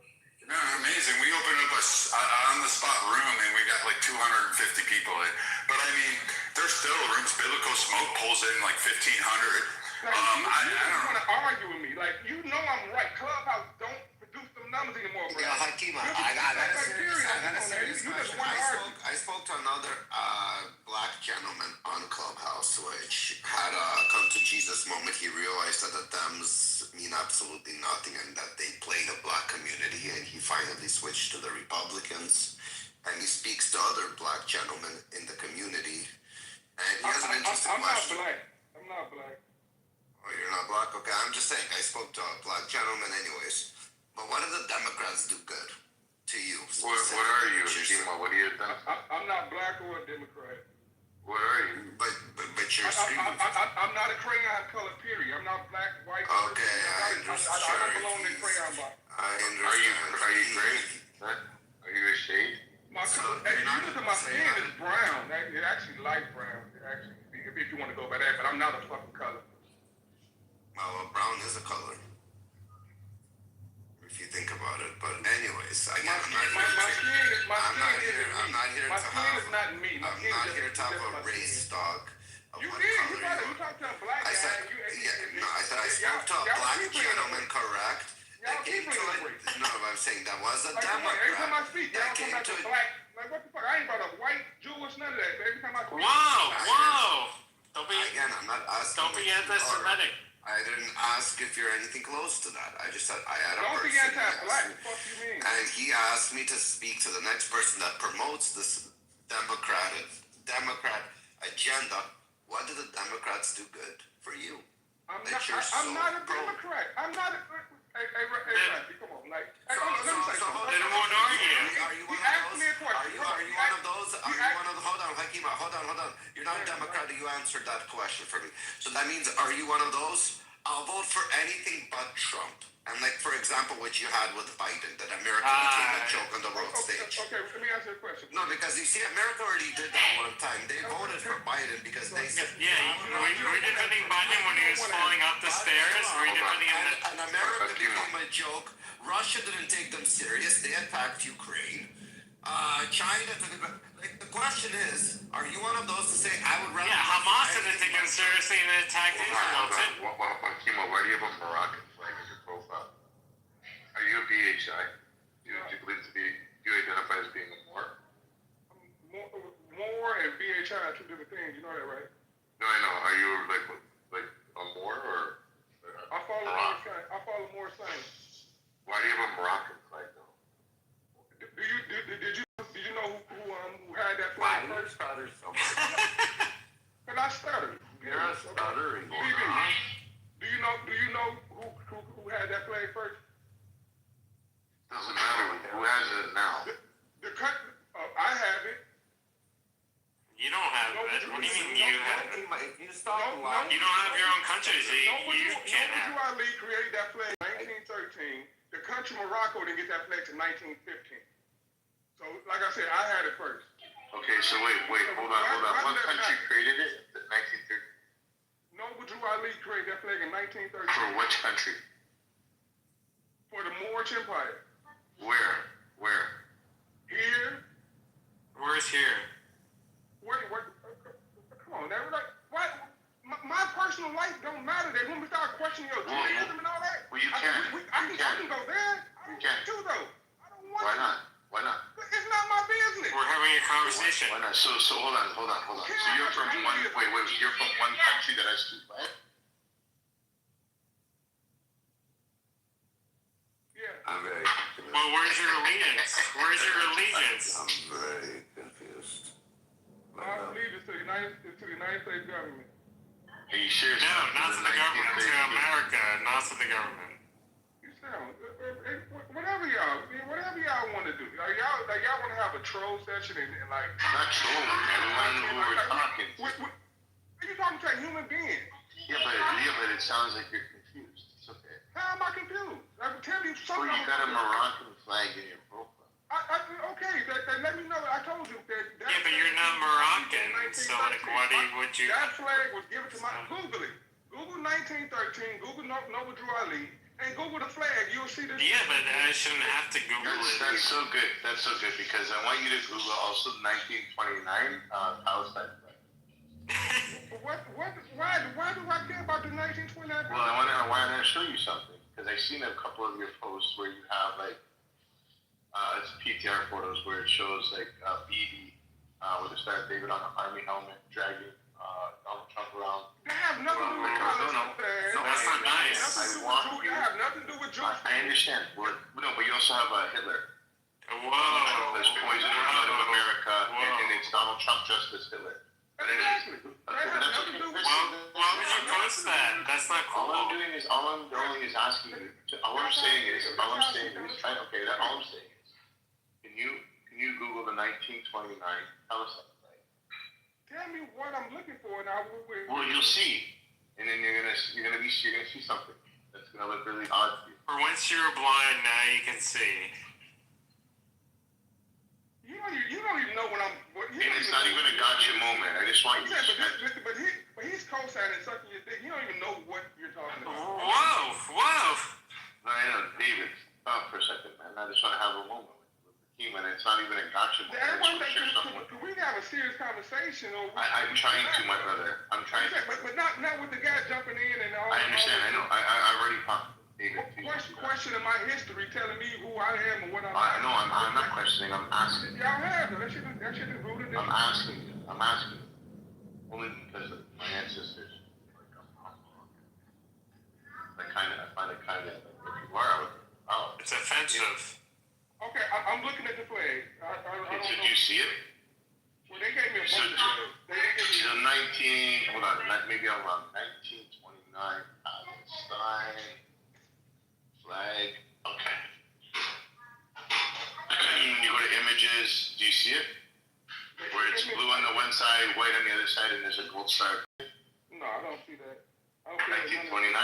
1929 Palestine flag. Yeah. Nothing like that comes up. I can take a picture of my screen and show you what's on my screen. Okay, I'm gonna take a picture of mine too to show you. Okay, we'll both do it. No problem. Just so I don't want you to think I'm pulling like a liar. I don't think I'm bullshitting. Yeah, I don't think you.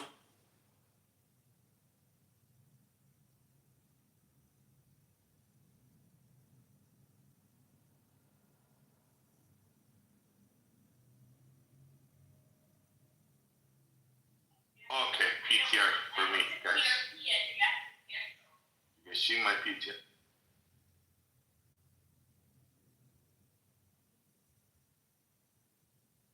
That's a nice flag.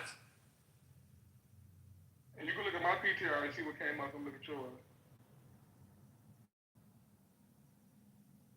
Do you have the option of hitting images on your search? I look for that. That's ironic. It's not up there. If you look at it, if you zoom in. No, I see yours. Yours looks weird. I see that. That's what I'm telling you. I'm not. It says search, browse nearby videos for you. That's all it says. How about sort by or like images? Maybe his search history is tainted. No. Still, can you stop the image? Can you stop the image? No. I can do images. I can search.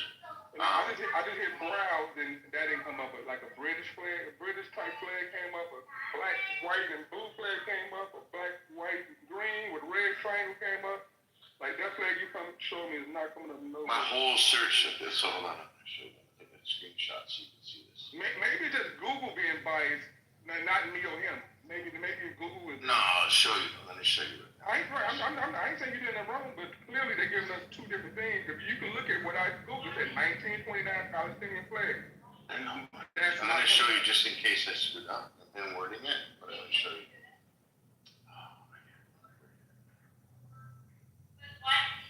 Cool. Check it out now, PTR.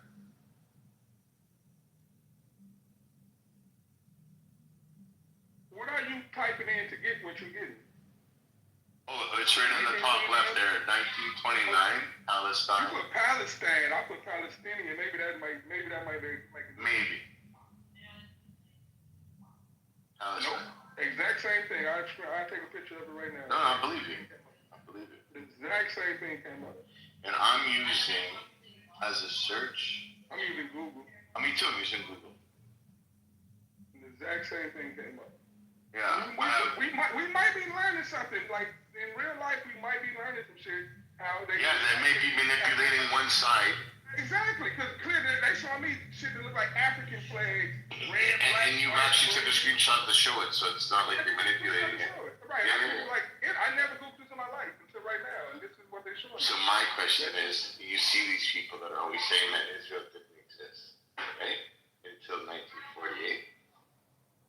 How in 1929 does the flag with the Star of David and Hello. like demo? Don't interrupt. Do you see that? This is Isn't that weird. pretty weird? All this is weird, but my result. Oh, I'm Irani. My result. Yeah, 1 second, Mo. Don't interrupt. This shit is totally weird. I'm not even gonna lie. But I'm pretty sure you've been in those rooms where they're talking like Israel doesn't exist, not the real Israelis, like Israelis, and they're talking about the Israelites, and the Jews they're not the real Jews, and they stole the land in 1948, and that's when it became a state in 1967. I definitely heard all that, but none of that is none of my concern. No, but look though, in 1929, the flag had the Jewish star with the Israeli colors. Okay. Now let's use what you're telling me to what I was saying earlier that I got shitted on for. When I said that the flag you call the Moroccan flag is actually my flag, and you can Google the Noble Drew Ali and that flag. No, I'm gonna do it right now. I'm gonna do it right now. Hold on. Right, Google Noble Drew Ali 1930. No, I'm just gonna do 19. I'm gonna say, hold on. I'm just gonna do like this. Who owns? You know they gonna say owns it, but. No, before. Owns the Moroccan. No, you worried me messed up. No, Moroccan flag. Hold on, flag before Morocco did. Yeah, there's no Drew Ali have it. Okay, Moroccan flags. So from 1915 to 1919, and then it changed from 1919 to 1940, 1921 to 1920. Noble Drew Ali had it in 1913. So correct. So listen, from 1666 to 1915, it was just red with no star. And then, who'd you say, Noble Drew Ali? Noble Drew Ali. Noble Drew Ali. And then that you're saying is a.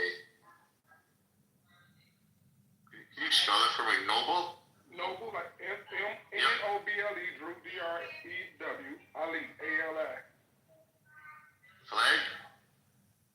The Google Noble Drew Ali 1913 flag.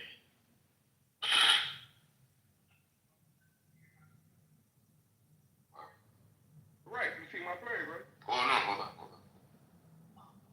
It's a moment in Black history. Moorish flag, 5-point star, observation.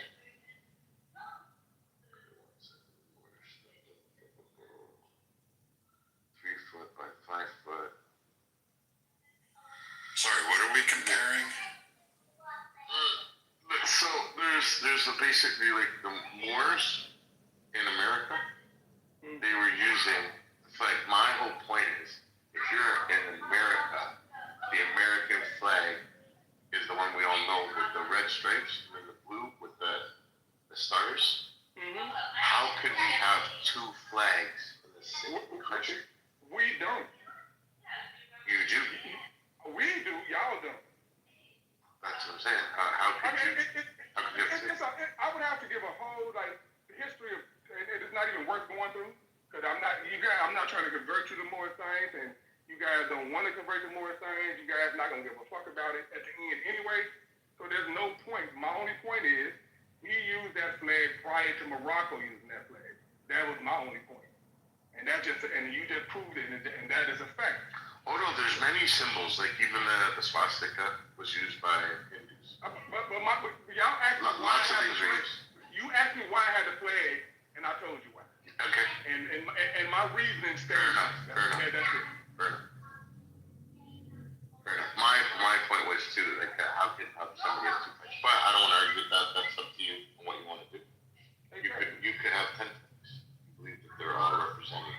They got two flags in Israel / Palestine / Israel. No, they got don't. two flags there. Because Israel don't exist, bro. So okay, let me ask you a question. Right now, if you were to book a ticket to Palestine on any search engine, on any flight, program that you want, and then book a trip Israel. Tell me which one's going to get your ticket. I guarantee you won't be able to buy a ticket to Palestine. I'm not. I wouldn't. I know that. Because it doesn't exist, brother. That's not. That's not. Let me ask you a different question. Hakima, when you go into Palestine, what customs you go through? I wouldn't go through Palestine. No, but if you want to go to Palestine, I don't want to go to Palestine. But if a good average citizen, a supporter of Palestine, wants to go to Palestine, what customs do they go through? If I'm telling you I don't want to go there, I'm not asking you. I'm going to answer your question. I mean, I would have did the work to know. Therefore, I don't know because I don't want to go. If I wanted to go, I would know what the process was. I don't want to go. Okay. No desire. I have no desire at all. Zero. Nice. Did they ever have their own money? I have no idea. Currency? I have no idea. That's not my fight. I'm not here. That's not my fight. Y'all can fight my history. I'm not gonna fight your history. Just ask. So do you support the operation that Israel and the United States is doing in Iran? Not at all. Why not? If Israel wanted to fight them, they should have fought them. I don't see no need for America to be fighting. Israel is fighting them. They should have won it long. He asked me about them both.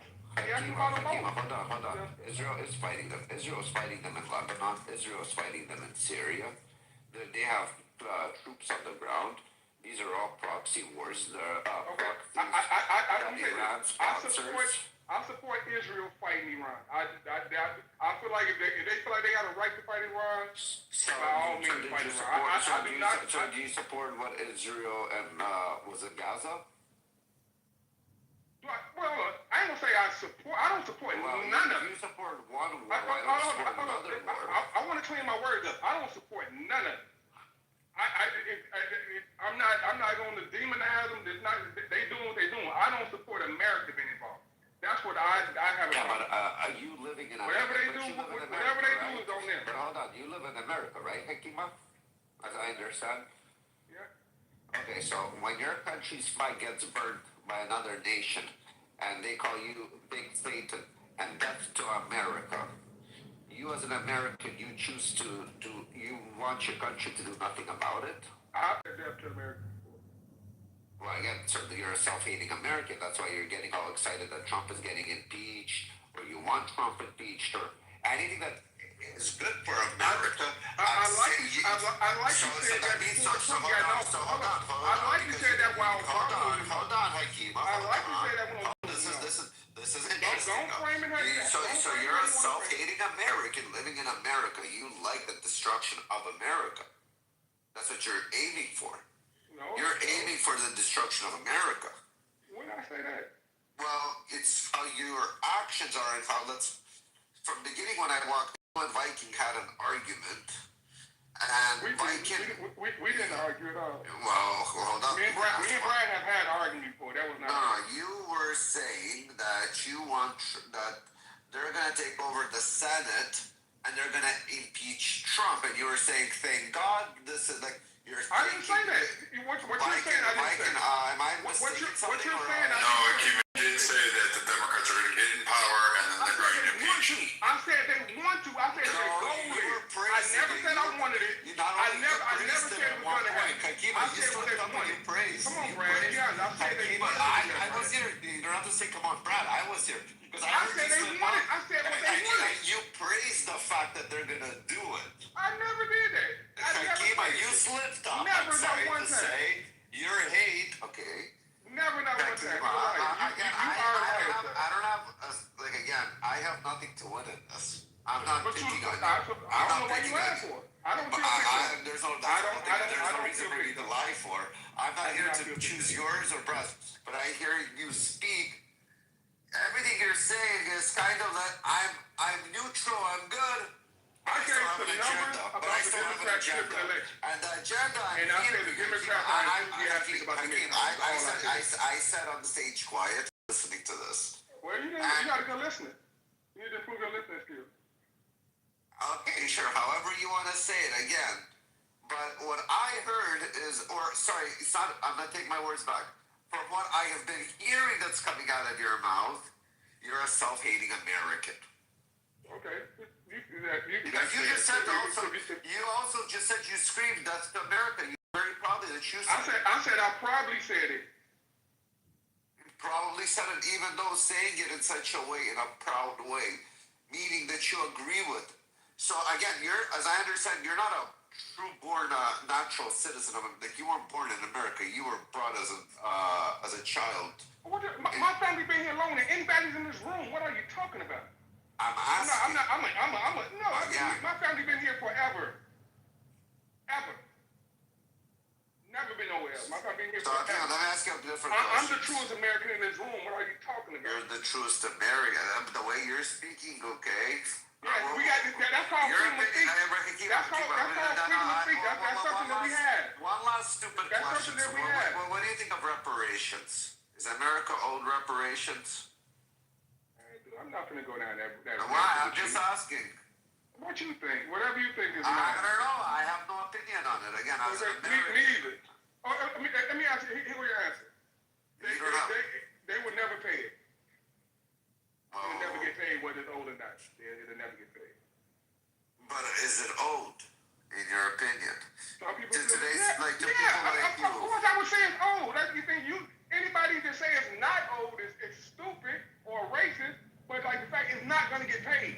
There would be no serious effort ever toward getting paid. That's all that matters. So it's not a fight I'm fighting for. I give two shits about reparations. So I'm racist if I don't agree that reparations should get paid? I said maybe you're stupid or racist is what I said. Why shouldn't reparations get paid to you if you go through the slavery? Why should you? Y'all just want this. What is wrong with y'all? Y'all fucking Because he wants y'all just thirsty. But you're not a black man. You told us you're not a black man. That's like me and Rafi. That's like me. Either I'm not listening correctly, but you said you're not a black man. No, but he said he's not. Y'all want me to be one of y'all. Want to argue? But hold on, that's like me and Rafi asking for reparations from Germany.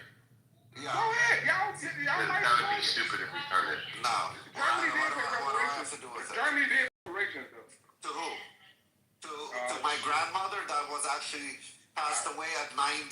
That was in the Holocaust. That was actually. Yeah, she was part of the Holocaust. That her she was traumatized. You see, my mother didn't get reparations. You see, myself, I didn't get reparations. I'm not screaming for reparations. I don't think my grandma didn't get it either. Or my great grandma, my great great great grandmother, my great great great great great grandma. So who would we give reparations if they deserve it? I don't care. Dude, no, but you said you care about this. I don't know. I don't deserve reparations. Who are we giving those reparations to? I don't know. So why would you say that they deserve it? You don't know. I don't know. I don't care. But you made a statement like you know. You're making yourself sound smart, right? Like you know. You making me sound smart by being dumb, dude. You trying to engage in a conversation I told you I don't care about. But I'm trying to be the smart guy. That's silly. I'm just curious for the Now you stuttering. Somebody was speaking to me, but sure. Well, yeah, retardedness gets passed on. But anyways, I'm gonna ask you one more time. So you said that you believe in reparations, but they're not gonna get paid. And I say, okay, I say we're willing to pay them. Who's getting paid? Maybe that's not why I'm getting paid. Since you believe in that. Maybe that's why I'm not getting paid. Willing to pay. Who are we paying to? You say we willing to pay. Who is we? The American people. The government, the people. Everybody comes together. Kumbaya. We all hold hands. And we say, you know what? It's time for us to pay reparations. Who are we giving the reparations to? Since you said you believe we should give reparations, in your opinion, who are we giving these reparations to? Descendants of slaves. Descendants of slaves. Descendants of formerly enslaved humans. So, and after this, we don't give any more reparations to the next generation, the generation, or do we give it to the last generation, or to the first generation that's still alive? How does it even get broken down? Who gets paid, Hakima? Do you get paid, or do your parents get paid? I just told you. Well, what do you mean? We're going to give it to every descendant as they fucking go, so everybody's going to be sitting on a fucking... So basically, you want me to have detailed Hey, follow Well, me you real quick. believe in it. You want me to Listen, whatever I something I believe don't in, care about. I have I to don't back think up it. gonna happen. Listen, I can You know back how it up. silly and racist you feel? Listen, Like, whatever I you believe in, you I are should being be able to silly back and up. racist, like literally. You're being silly But and maybe racist. not. But you believe in something that you can't back up. You believe in something that you can't give a straight answer. You believe in something that you can't in it. The comprehend. I said I believe in it. I believe in reparations. Stop I believe in stuttering. reparations. Yes, you said you believe in reparations, but it's not gonna happen. I never said I believe in But you just called him racist before not believing in it or wanting to pay it. I said you'll be stupid if you think it's not old. No, you said racist. I said stupid or racist. No. You just said 3 seconds ago, you must be racist to Rafi. No, that's because he want to engage in this conversation, Brad. Keep up. Because he want to engage in the conversation about That doesn't mean it's racist. It is, because I'm telling him I don't care about it, but he want to stick to So how is that racist? words in my mouth. I don't know, Brad. If you don't know, I don't know. Maybe I'm wrong. See, we're getting somewhere now, Akima. Now we're starting to be more closer to the heart. Maybe you're wrong. I wasn't wrong about my flag.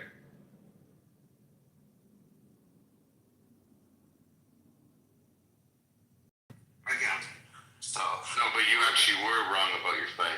It's not I was about to say, you weren't right. No, you weren't wrong about the flag. It's not your flag. It is my flag. No, it's not, bro. It is my flag. No, it's not. Why are you talking? That flag is recognized by the United States government. What flag? The United States government only has one flag, and each state only has one flag. That flag is recognized by the United States government. The more scientific America is recognized by the United States government. And that is We recognize LGBTQ, they get a flag and they march on a parade. It doesn't mean it's the governing flag of the bodies of the West. It's the government flag. There's no governing body that is called Moors in America. More scientific America is part of Google it. Don't fucking take my word. Which office of the government are they in? Where's their .gov website? I'm not here to teach you, Brad. You got to pay me. Okay, I'm just if you okay. Want to know, you'll Google it. I'll give you $1 because I don't think this is actually worth it. But I mean, You'll start off the reparations. I'm just asking what part. He'll start off the reparations. Fuck you, piece of shit. What it is? We're starting reparations. I'm just confused. I've never heard of the Moorish government. Any arm that has a significant power block in this. We don't have any government or legislative body that is based on the Moorish. Now, you may have an activist group. You may even have a lobbying group. You may have, like, I don't know, a club that you guys meet to, like the Church of Scientology. You may have something like that, and that's perfectly fine. But it is not a governing body.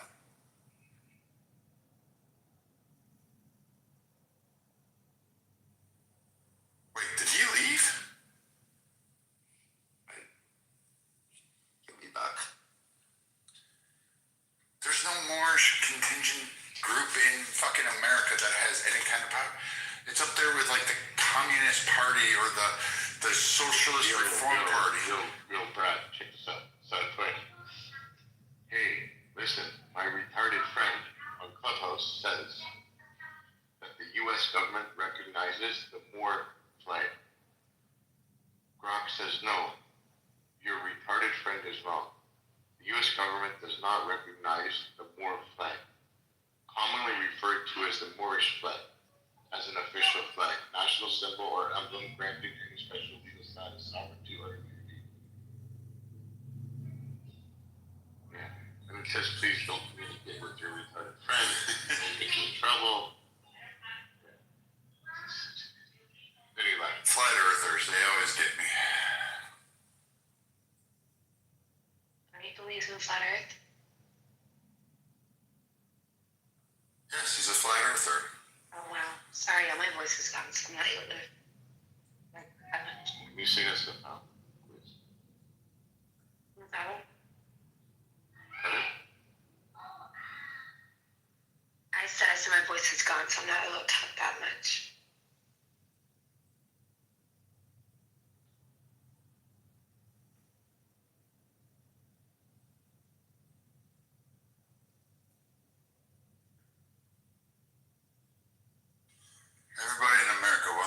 flag.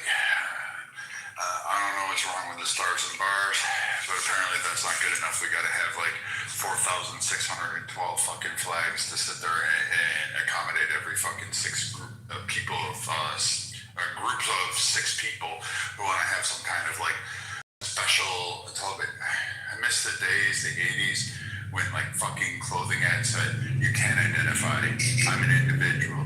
Now everybody wants to belong to some collective oppressed group so bad, so hard that they can't fucking rub it. And then they just want to go against actual common sense. Like, hey, I'm going to root for the IRGC because the U.S. has no interest being over there, despite that, yes, they have attacked our own bases, they have killed our own sailors and Marines, they have killed U.S. citizens, they kidnapped U.S. citizens. Let me see what else. Oh, yes, they're effectively destroying fucking the globe's trading opportunities and allowing nations like Malaysia to suffer under that. But, they're more worried about the IRGC than these struggling nations that are trying to actually conduct trade. And they're like, you know what, go IRGC. This app has shown me that there are more people wanting America to fail that are online, which tells me that, thank God that they're not in seats of power. Brad, the fucked up part is most of these people are Americans. That is the saddest fucking part. And America is so fucking divided right now with the politics between Democrats and Republicans. It is fucked up that people are willing to fucking live in misery or create misery in their own country just to prove that they did something or they accomplished by protesting that they got their way. Like, question, when Joe Biden was the president, America wasn't doing good on the world stage. Where was Biden on the world stage with Russia, with China, with everybody, with Israel and Palestine, with Iran, everywhere? Where was America? America was quiet like a puppy. They wanted to silence America. And by doing that, you lower the power. When America was the great power, people don't like it because they come from these foreign countries into America. They lived in shitholes, and again, either they're not prospering with all the opportunities that they have, and they want misery for other Americans, so they live the same way that these miserable cunts, I'm gonna say, their life, so everybody has the same miserable life. Yeah, like that guy, he said he has a flag, he's Moorish. Well, look all the way back to the Treaty of Friendship with Morocco and the United States. And they were the first nation to recognize us as a newly independent nation. So go spend some time in Morocco, connect with the people there. All his life, he lived in America. He said his family has nothing to do with Moorish. He's more American than Moorish. But the problem is, in his Bible, he has a flag, but not the American flag where he lives.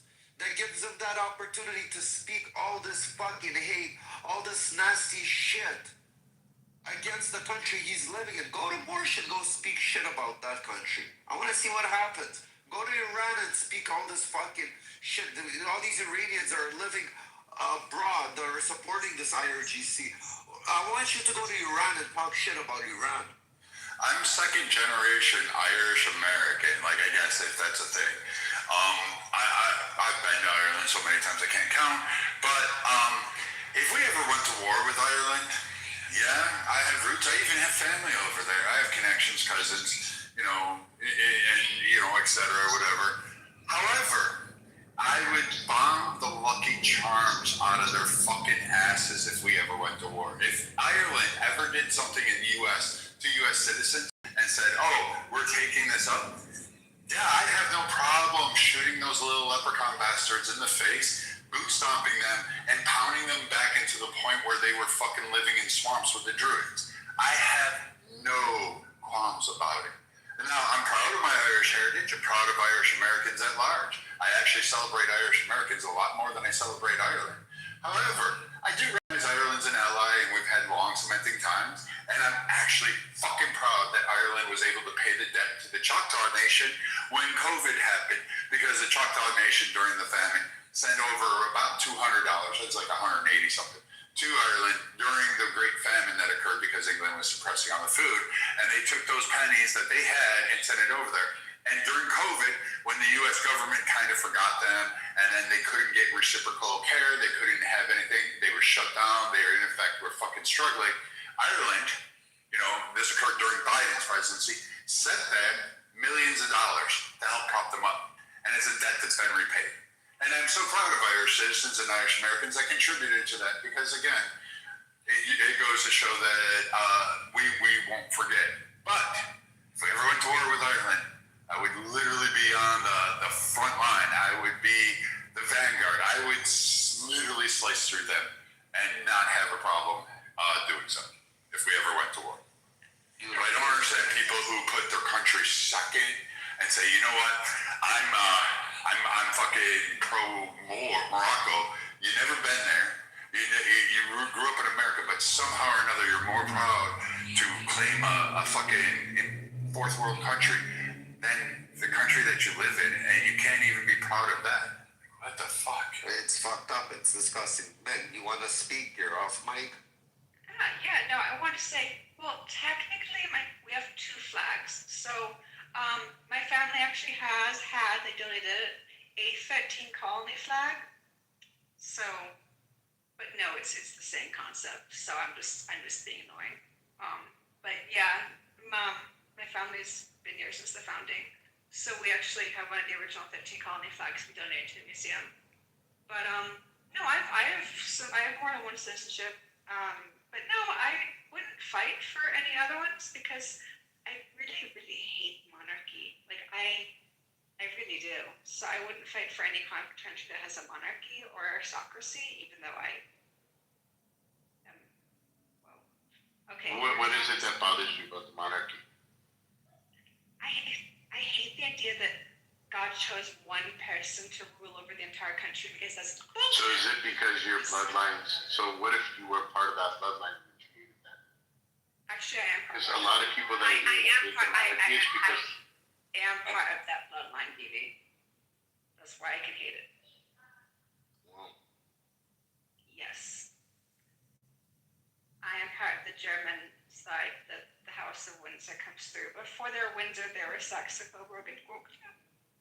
That's the side, yes. German. So, but no, I would probably defend America more because I really, really hate monarchies. The idea that you can be born and you have a title of princess or prince or something, which all of a sudden people have to curtsy to and defer to. Ugh, it's absolutely disgusting. And basically it was just the royalty comes from normal people who just happen to be in the right place at the right time and kill the right people and then somehow get crowned. So they're just normal people that just kind of like snuck in and were able to get crowned before anyone else. So the idea of monarchy is bullshit.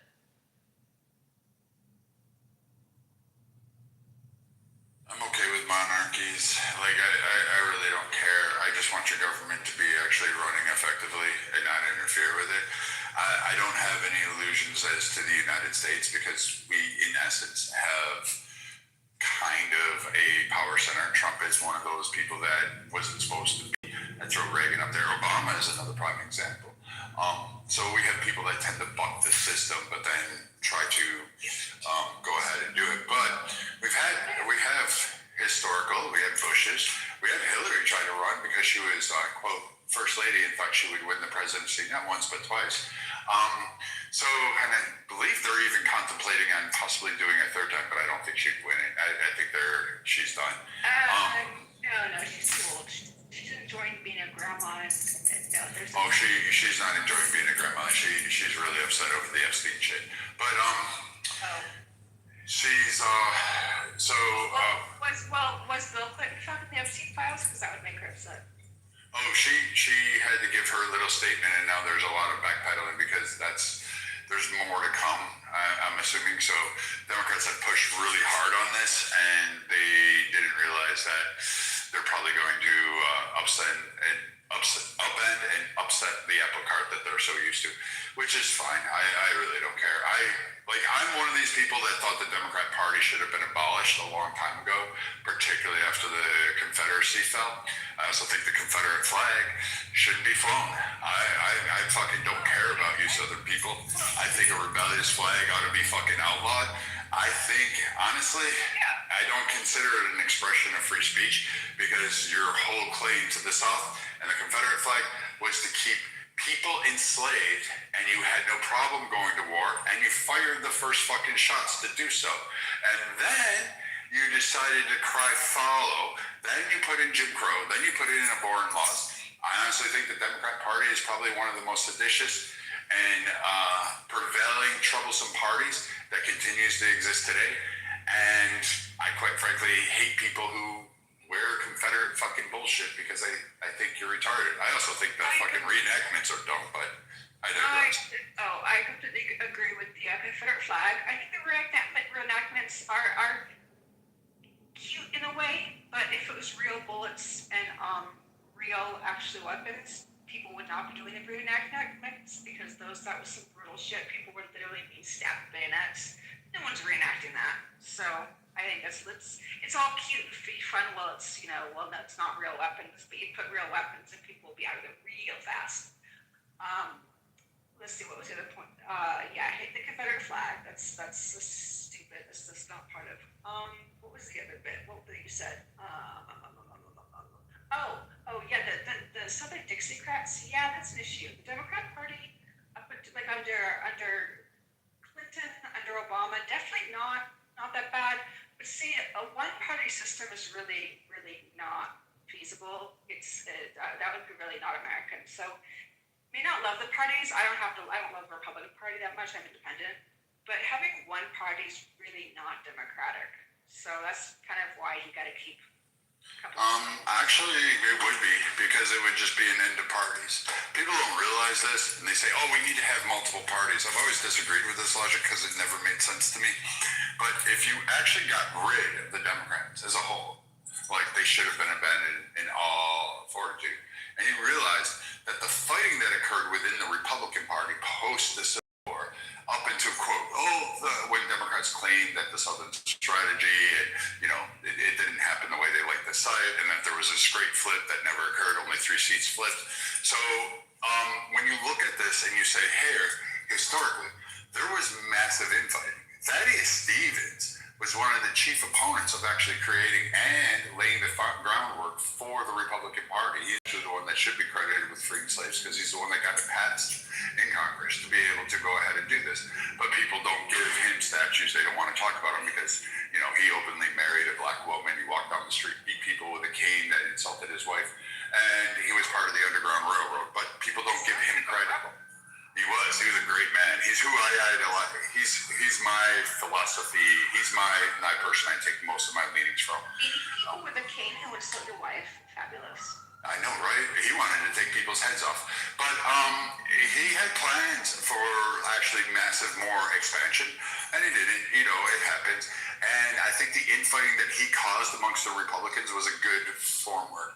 And I think if we ended all parties, the quickest way to do so would be to eliminate the Democrats, because it would be one party, but there would be massive fighting, and it wouldn't be a party. It would actually go back to being, hey, we're all fighting for individuals, and there would have to be consensus. But people want to add more parties, which seems to be inherently ridiculous to me, when I would just get rid of the party by just going to one, and everybody would be under that party. They could just run on their own merits.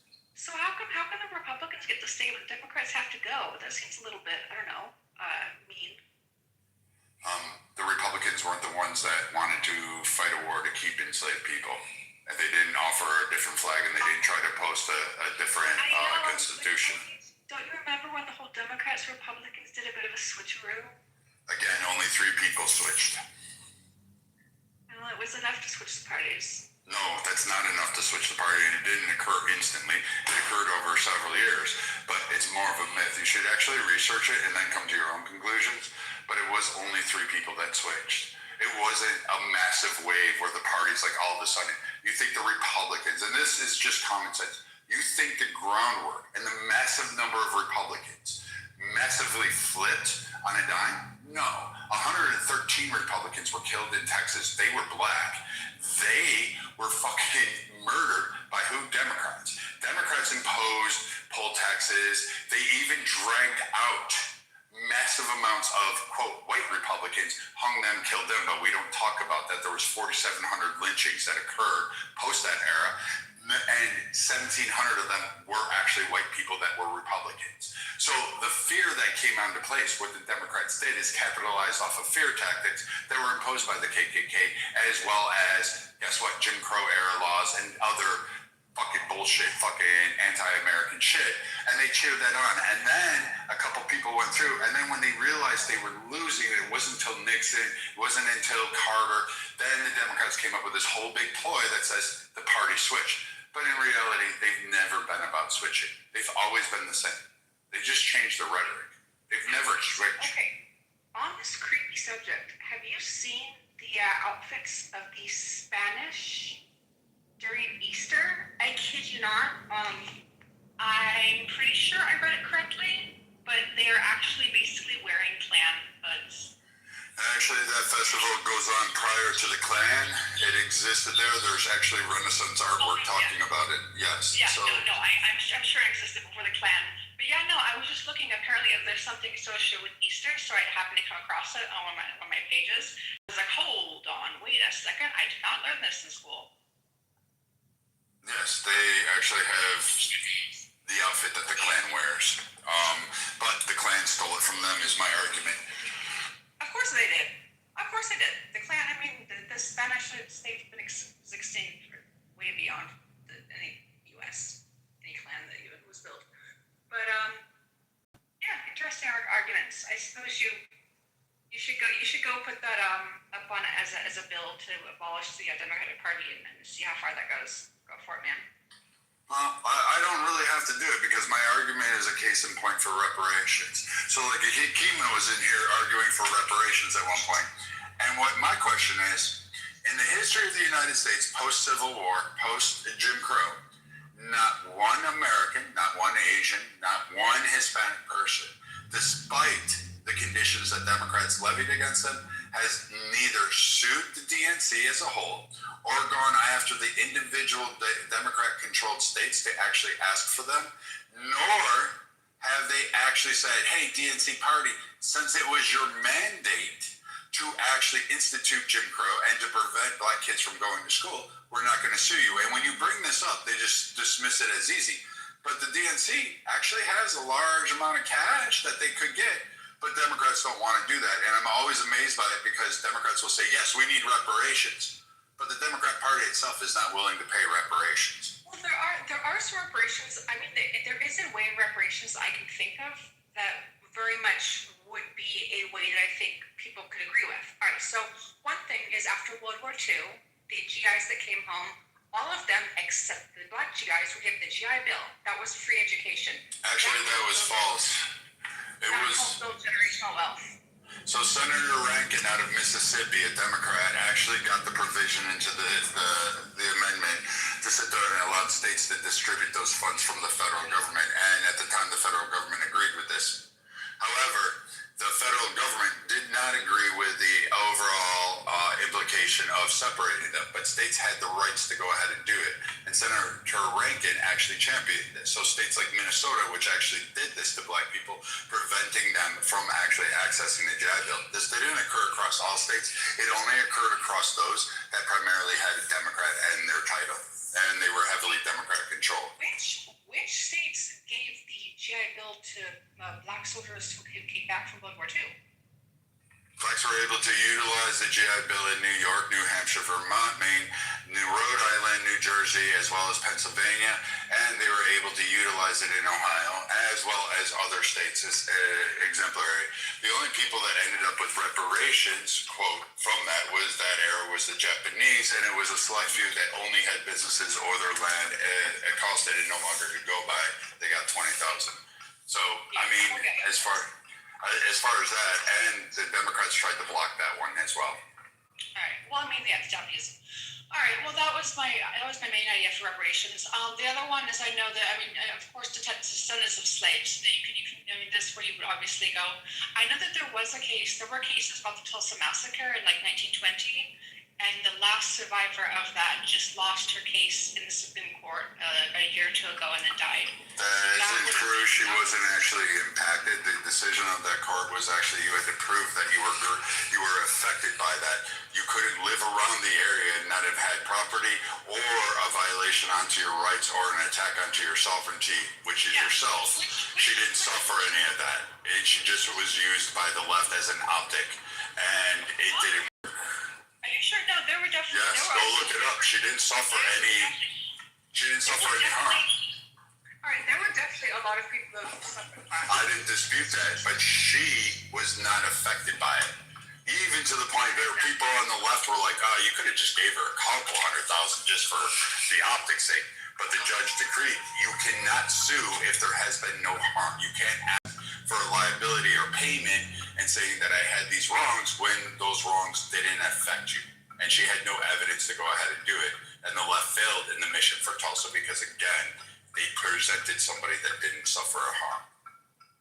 So everyone who suffered harm, are we taking it, was dead by then? Yes. That's unfortunate. Even though being a descendant, though, I would still argue that there's a case for harm, because that right there was generational wealth in Tulsa, the Black Wall Street. So having that destroyed actually did destroy generational wealth that she could have benefited from. So she didn't suffer any harm to generational wealth, that she wasn't actually technically part of the Black Wall Street. She lived in the surrounding areas at the time as a child. She did not incur any financial losses or anything along those lines. So why was she brought up as a case defendant? Because she was of the age and lived in the surrounding direct communities that surrounded Tulsa at the time, and the left and people wanted to use her as a virtue signaling optic, which was unfortunate for her because she got played out in court at her age, and what really could have happened is said, hey, we could use her as one of the surviving members, and then bring her back and say, here, we'll donate funds to that. That would have been a more better optic for the left.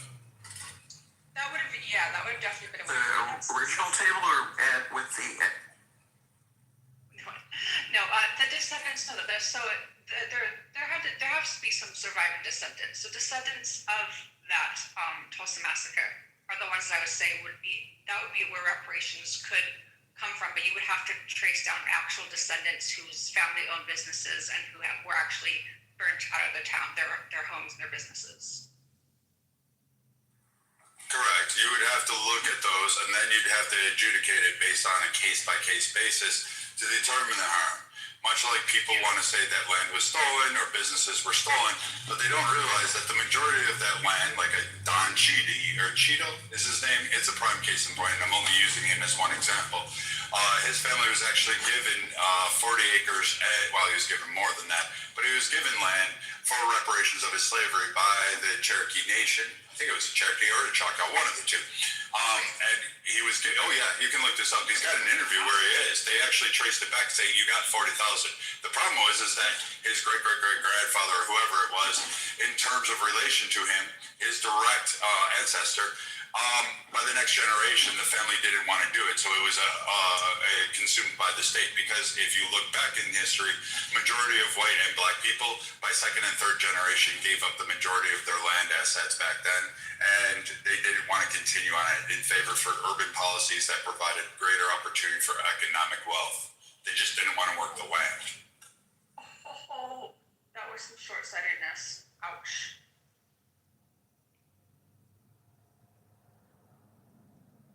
It happened all the time. People just take it and say, oh yeah, look, white people had it. But the vast majority of them by the second and third generation just pretty much abandoned the land or sold it off for pennies on the dollar, and were really ridiculously dumb because states ended up taking it, or it passed on to other, major entities. Like you can take the 4 6s for instance. It primarily got it's a huge, massive ranch. But if you look at its original claim, it was only expanded by those that either abandoned property around it, or it was able to just buy it off by the second or third generation. Okay. Well, it's a shame. All right, I'm running out of other ideas. But yeah, I don't know. Then I guess I'll just let other people make these reparations. Those are my only ideas, kind of ways that you would give, because things that I think reparations, the whole point of reparations is to kind of enable people to build generational wealth, and so it's not like necessarily just giving them cash. No, it would be giving them programs to be homeowners very quickly. It would be something that would build generational wealth, because that's where a lot of the middle class after World War II came up with, was because of the GI Bill. You had very good jobs. You had a rising middle class in the 50s and 60s. So, but that's not necessarily true as well, because again, you got to remember 3/4 of the world was destroyed. China was in fucking shambles, particularly along its coastline. Japan was like nothing. The entire regions in the Pacific Theater were crumbling. Europe was a sham, and the U.S. helped to rebuild it. We even implemented slave labor to go ahead and do that. Africa was torn apart, particularly in northern Africa, so there was nothing really coming out of there. The Middle East was just trying to settle itself. The Israelis were fighting 6 different nations at the same time while everybody overlooked them. And then you had South America, which was trying to find some sense of itself, which should have rose up. It should have been one of the areas that could have rose up, but it couldn't get out of its own way with the feckless leadership that it had at the time. Central America is another one, case in point, that really had no identity of itself. It was too busy infighting. So America was left at the helm, and it basically capitalized off the fact that 3/4 of the world was under shambles, and it had the industrial thing. What most people came back home to was the reason the middle class blew up is because the rest of this world did not have the industrialization capabilities of many of these industries that actually profited off the war and had a balloon and plethora of jobs. So that's what saved a lot of GIs. That's what is the America did significantly benefit off of World War II and off of the military-industrial complex, and then off of rebuilding half the world. So World War II significantly benefited us, but afterwards the rebuilding the complex. But I don't know. Someone else is going to have to take us through reparations ideas, because I've thought about it a little bit, but I thought those would be just kind of like easy ones that would not involve, because I don't think anyone's just going to give them like cash, but I don't know, path to home ownership would be, I don't know, but give me a second and I'll make your argument for you in a second. Just give me 2 minutes.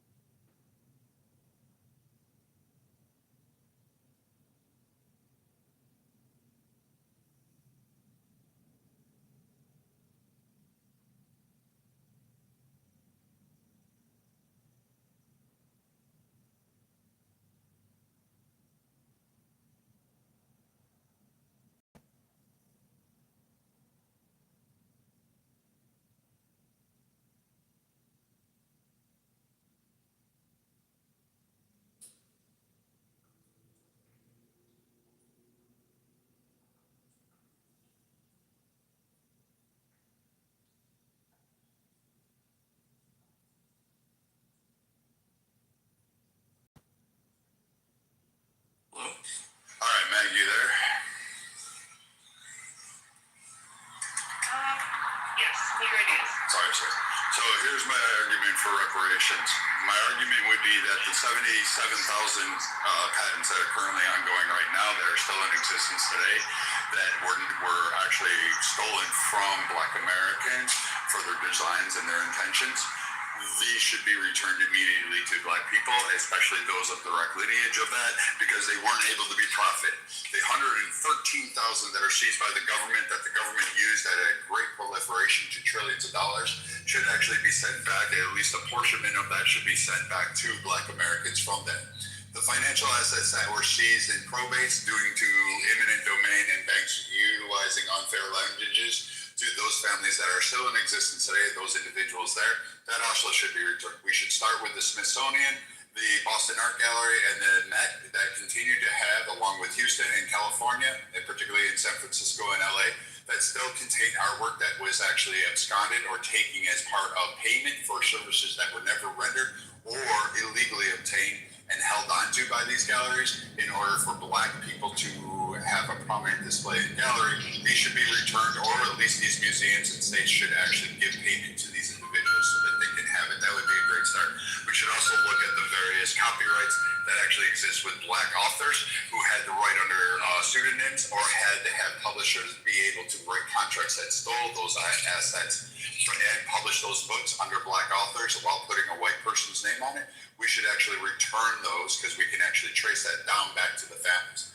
That would be a start of reparations that I would actually agree with, because it would be returning wealth and the actual work and assets back to the people who originally had them because they were unfairly taken without any payment. Damn, mic drop, spoken like a boss. So, when are you booking your trip to DC to go put that in front of the House of Representatives?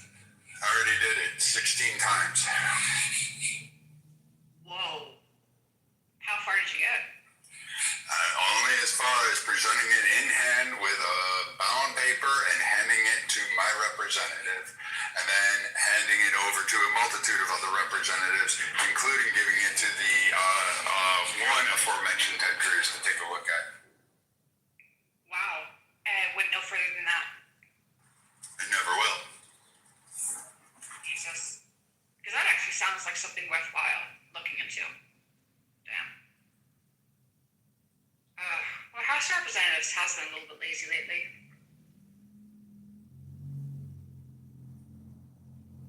That's pretty impressive, though. Yeah.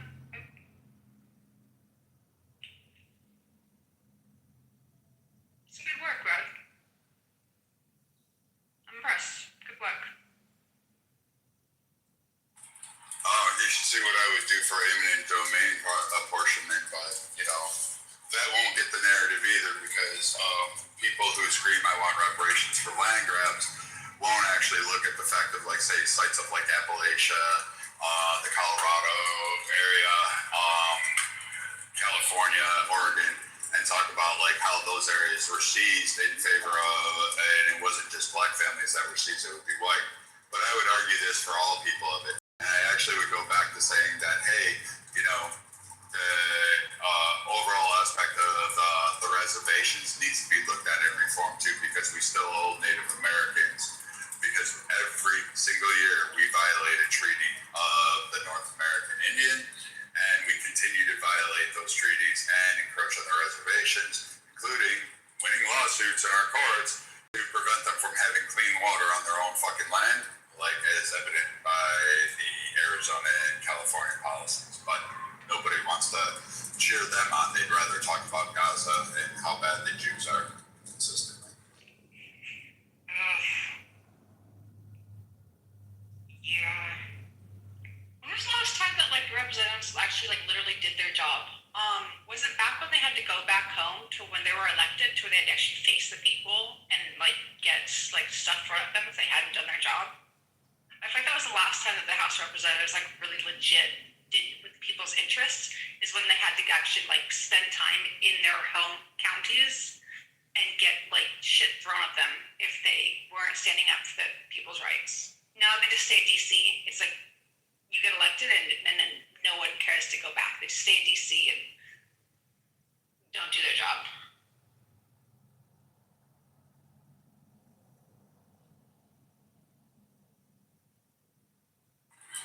No, we cheer from sidelines and Instagram posts now. We don't even filibuster the way we should or the way it ought to be. Now you just send an email saying I'm filibustering, and that seems to be it. Or you can do a tweet now, apparently. We don't really want to follow the rules of decorum or process or parliamentary procedure. We want to rewrite it depending on the party, and then we want to ignore decisions that are made by one court versus another because it didn't, in fact, lead to the outcome that we wanted. Like, even right now, the abortion one, like the progressives and these libtards on the far left, don't even realize that they actually won. They have more rights now that Dobbs is lifted than they did with Dobbs. The Roe v. Wade overturn really proved that they could do it. Now you have more states with it codified in their constitution, and you only have a few states that basically have some kind of constraints on abortion in some facet or another. But they don't even realize how far they've actually fucking won, and they're most likely going to get a universal one state by state rather than actually winning. But they're too stupid to realize that they actually won on the argument and they got their way. But now they have to scream even louder and say, look, they want to control men's body. When in fact, Trump actually gave to the left the best weapon they could ever ask for. It was return to the states. And they got to funnel money in and win on the state fronts. It's amazing. They can't even see that. Well, it was a win definitely for states. Some states have taken it a little bit far with the rulemaking, which is the only thing federal thing kind of protected from. But yeah, that's actually not an issue that I really pay attention to.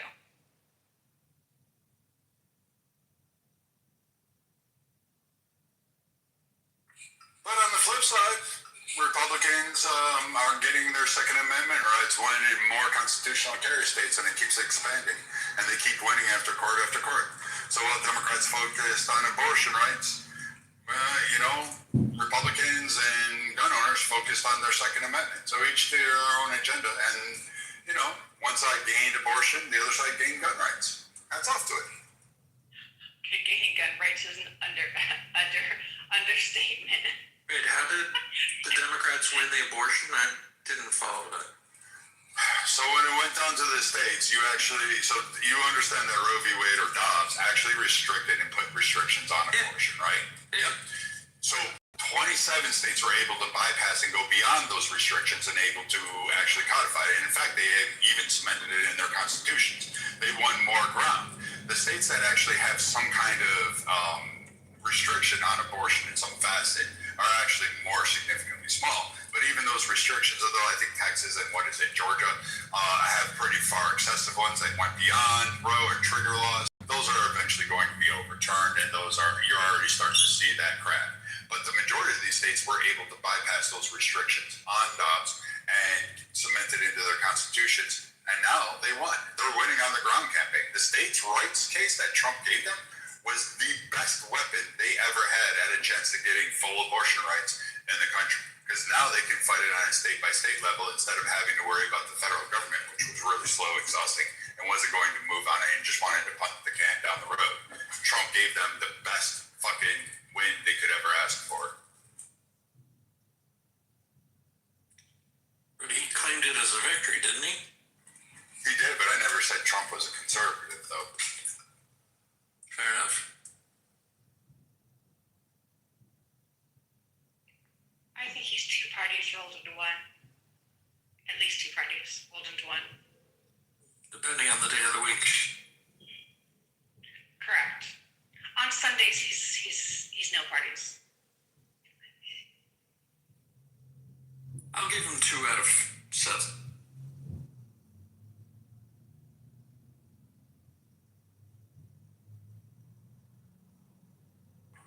But Yakov, I never understood it why the left continues to say he wants to take away abortion rights when he did nothing. He didn't even issue an executive order or anything along those lines. And when they went to challenge him, it went back to the states, and what immediately happened was states cementing it in their constitution.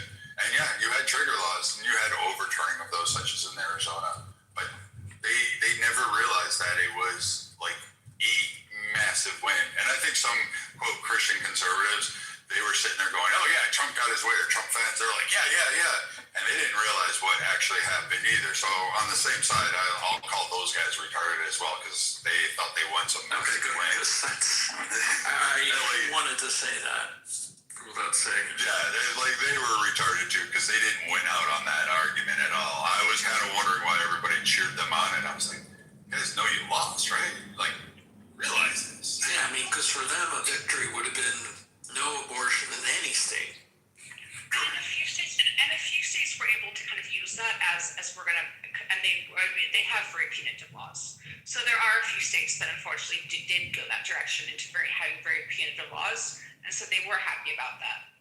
But Yeah, but they lost the majority of states, and those other states got more protections for abortion rights than what Dobbs or Roe v. Wade is. Everybody rolls it up to be could have actually.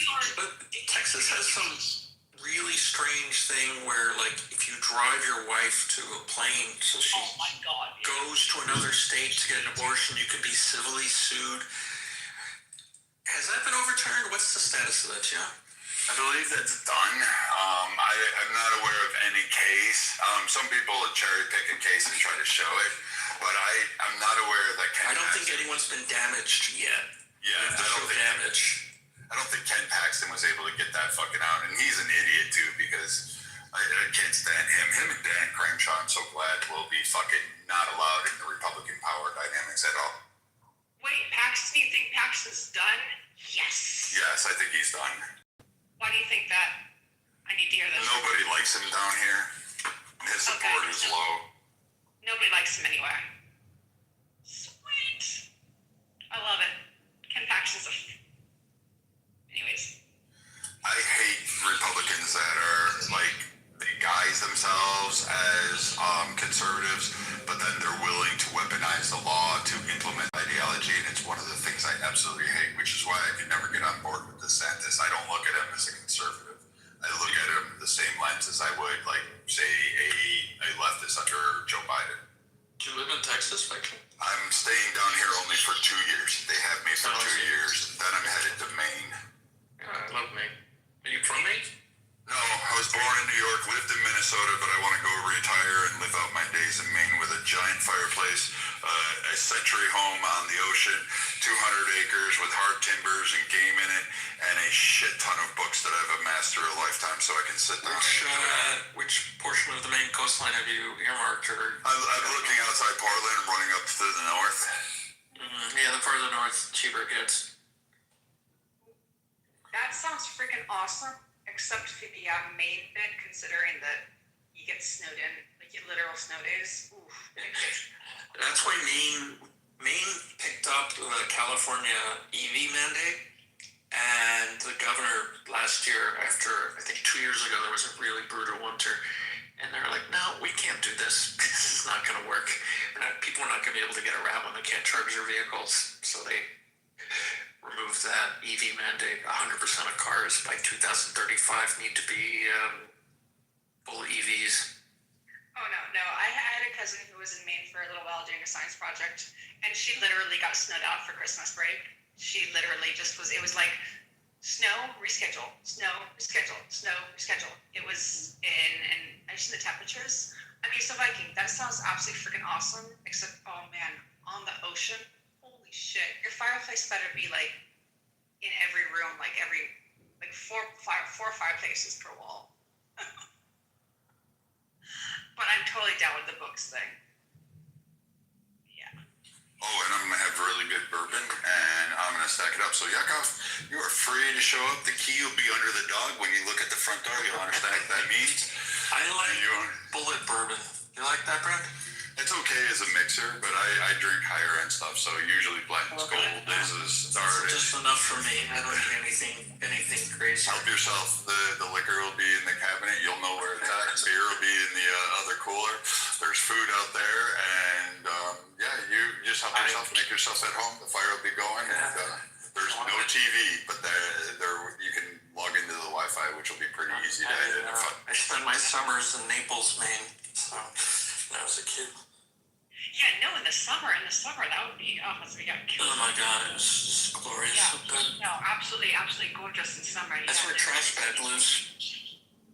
Oh, Trash Bag lives in Naples, Maine? No, he lives in, I think, Portland or Freeport, one of those places. Someone said something about Bar Harbor. It sounds like here. Bar Harbor. No R in Bar Harbor. Bar Harbor? Yeah, kind of like that, yeah. Bar. B-A-H. Ba? Ba. No, you're overpronouncing it. It's very subtle. Ba. It's like Boston when they say ka. Ka. I mean, bar is more how, okay. Bar. If you weren't from that that portion of the country you would say Bar Harbor, and you would pronounce the R. It'd be harder than they pronounce it. Bar Harbor. Yeah, something like that. Okay, I'm getting confused. Yeah, summer is supposed to be absolutely gorgeous. It is beautiful. Mount Desert Island is phenomenal. That's up near Bar Harbor. Yeah, no, Brad, I really like your retirement plan. I would just take that retirement plan and bring it down to somewhere a lot warmer.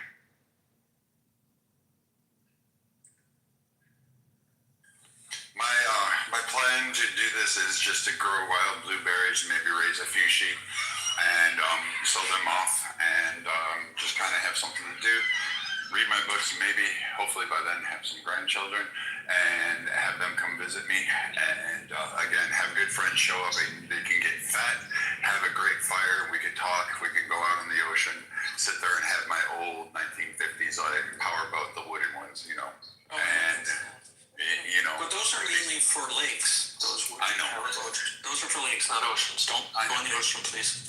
Oh, I'm going in the ocean with one, because again, either I'm going to die with my boots on, I refuse to die in a hospital. I'd rather see you alive. They make boats for the lake, and they make boats for the ocean.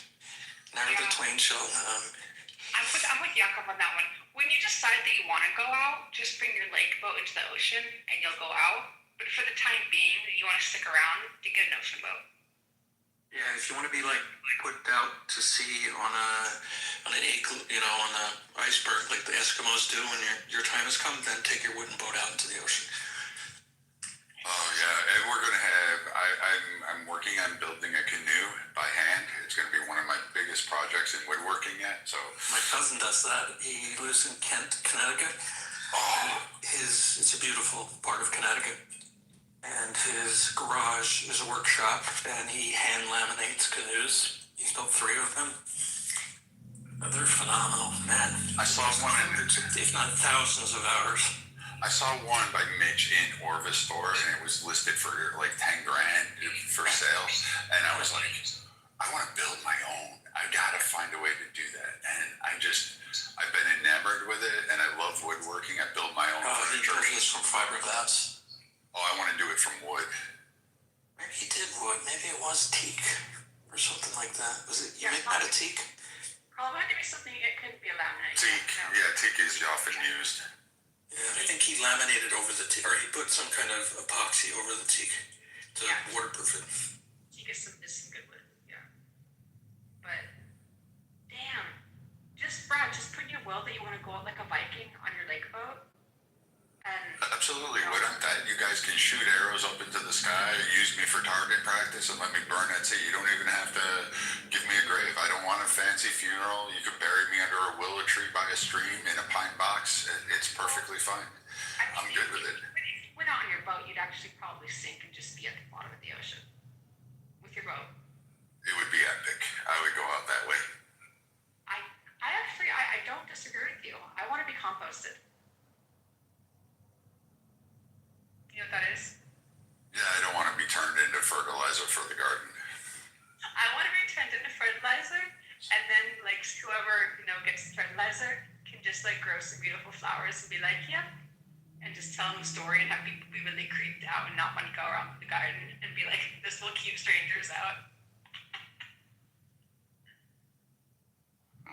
Marky, I resonated with your hospital story. Before my granddad died, he was in hospital. And my dad used to bring him vodka to drink and stuff.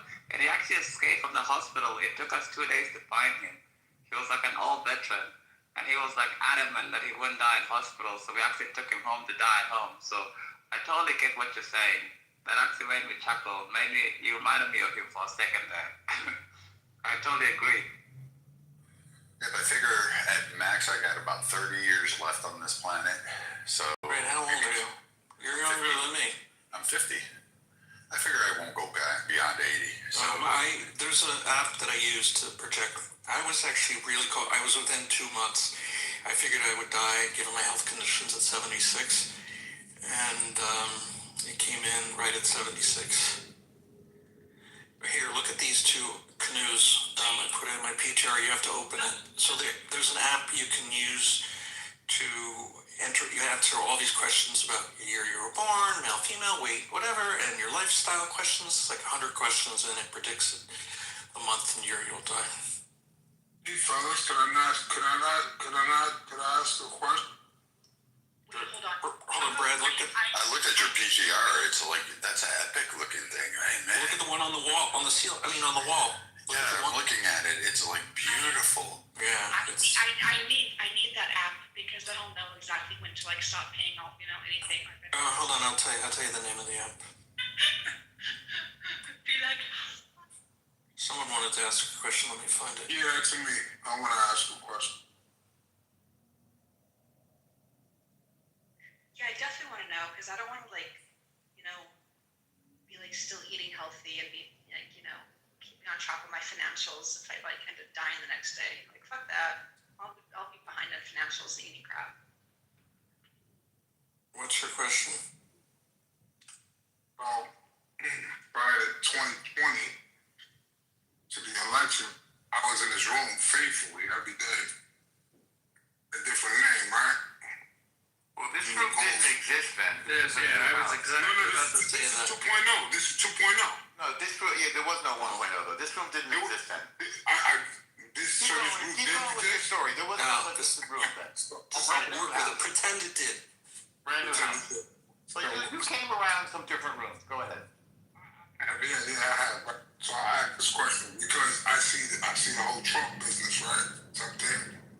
I'm a Trump guy, right? So like a Biden. If you say so. No, I am. Don't say if you say so. You mean to tell me that Trump was moving how he was supposed to move? You mean to tell me, Epstein didn't hit him with one of those kind of CIA kind of business? It got him, right? It got him. Say this again, Christine? No. I said Epstein. Epstein? Epstein's dead, bro. No, he's dead. Yeah. But his job was complete when he got all the information he needed to get. And this job was complete. What information? Okay, what was it? What was that? This is not the conspiracy theory room. It's not a conspiracy theory. Think about it. I don't know. You know what? Hold on, buddy. I just need to know, did you take the blue pill or the red pill before you came into the room? Took both of them. You took both of them, okay. Actually, there's one blue pill and two red pills. Why would I waste any of them? What does the red one do? Well, maybe they counteract each other, though. Hey, who cares? Guess what? There's nothing left. I took both of them. All right. Are you an Hebrew Israelite? There's no such thing. Hebrew is. Well, I just saw a lot of people call That's me. I'm a Jew, yeah. Judah Israel. Okay. I'm a Jew, yeah. Okay, so what do I say? What's the most important prayer in Judaism? Tell us.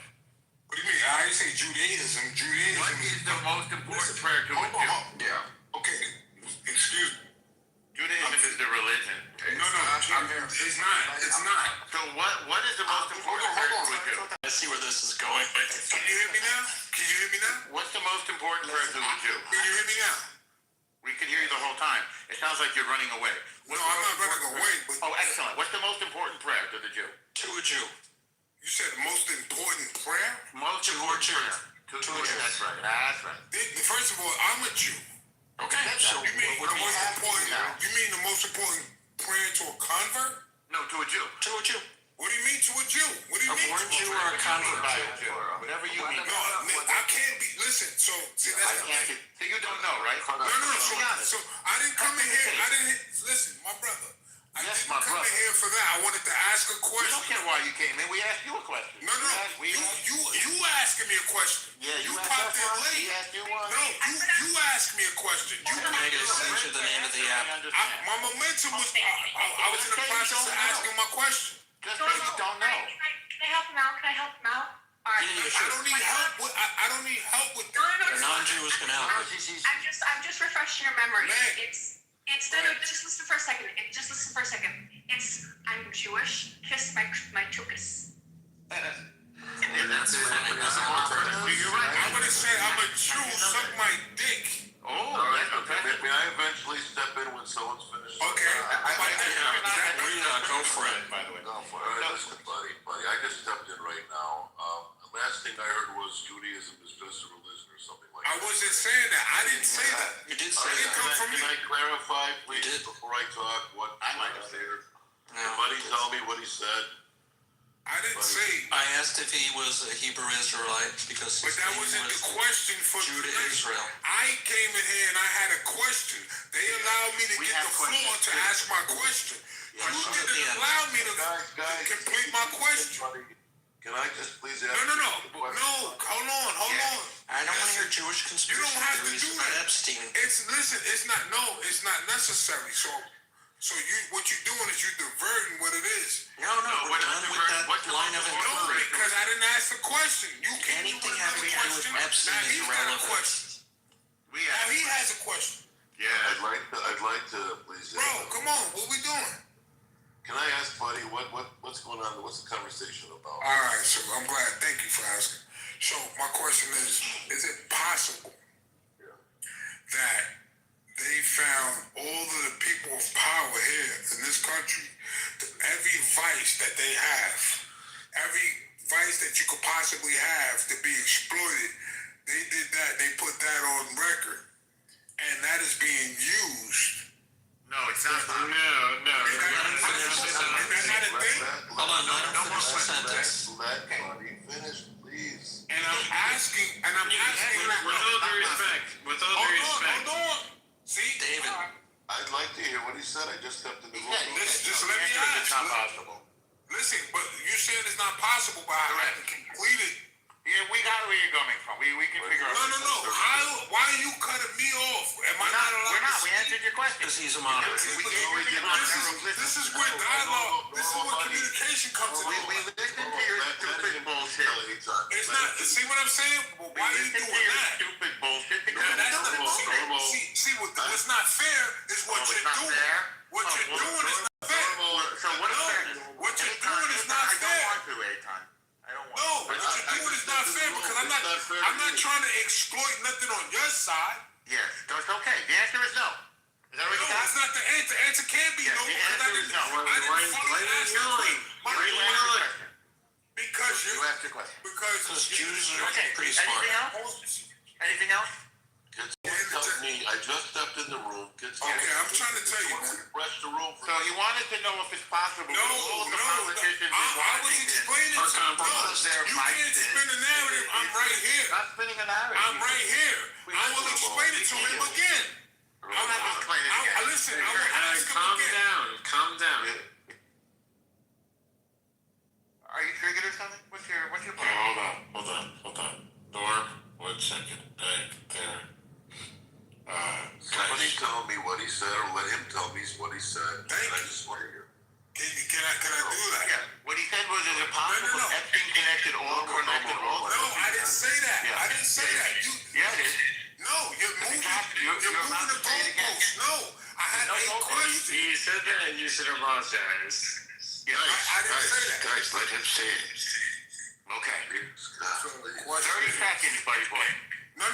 My guy, Yeah. you keep, bro, you see what I'm you're not doing. your bro, See what you're doing. pal. Your time is ticking. Your integrity's not intact, my brother. Okay, don't waste your time. Why would I be wasting my time? Yo, You're buddy, gonna be here. buddy. If you want to listen, Let's just be done with this. Let him get it out. Come on, calm I don't think he has any. He just wants to. But you won't allow me to. Shut the fuck up. He told you got 30 seconds. Get it the fuck out. You spend more time fucking complaining than fucking getting it out. You got 30 seconds. Go. That's it. Netanyahu, relax, chill. Go.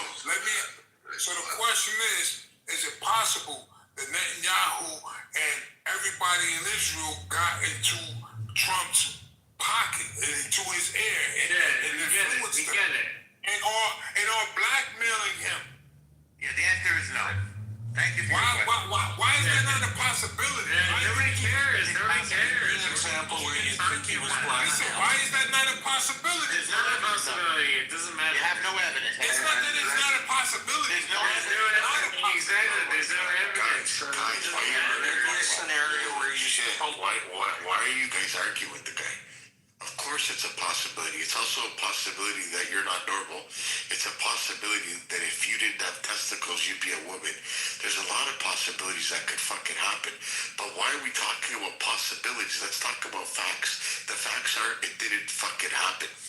How are those facts? Because you say they didn't fucking happen? Let me ask you this question. Black man is racist. All right. My next one. Last one. Why you get two? Listen, because I'm a guest. Whoa, why are you yelling? Why are you yelling?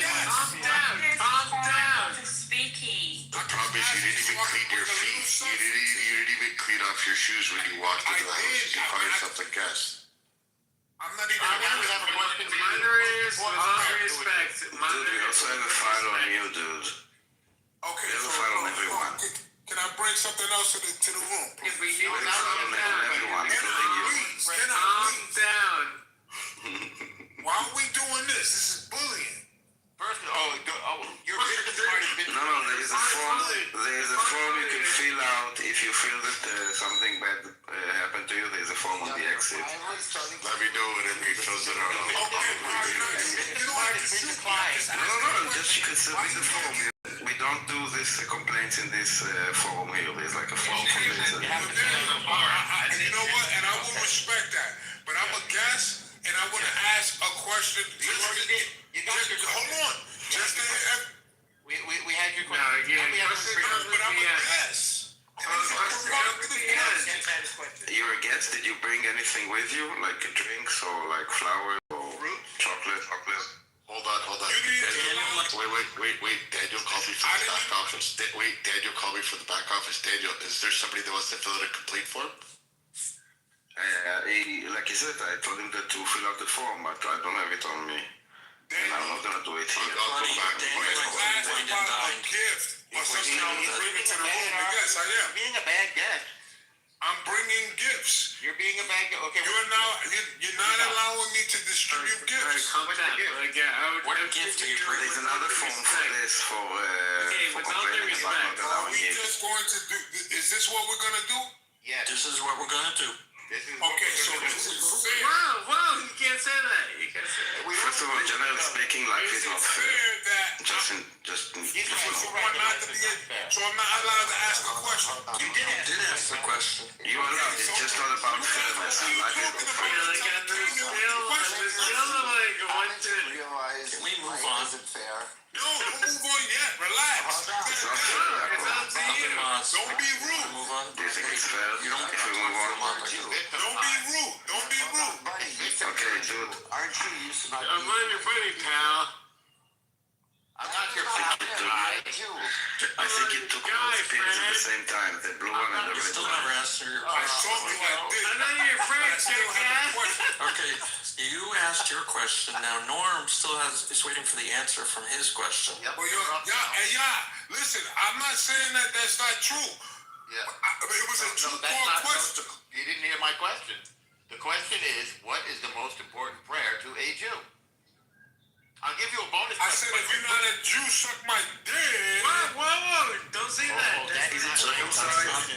Proper answer. Is it circumcised? That's the wrong answer, by the way. Daniel wants to know. I'll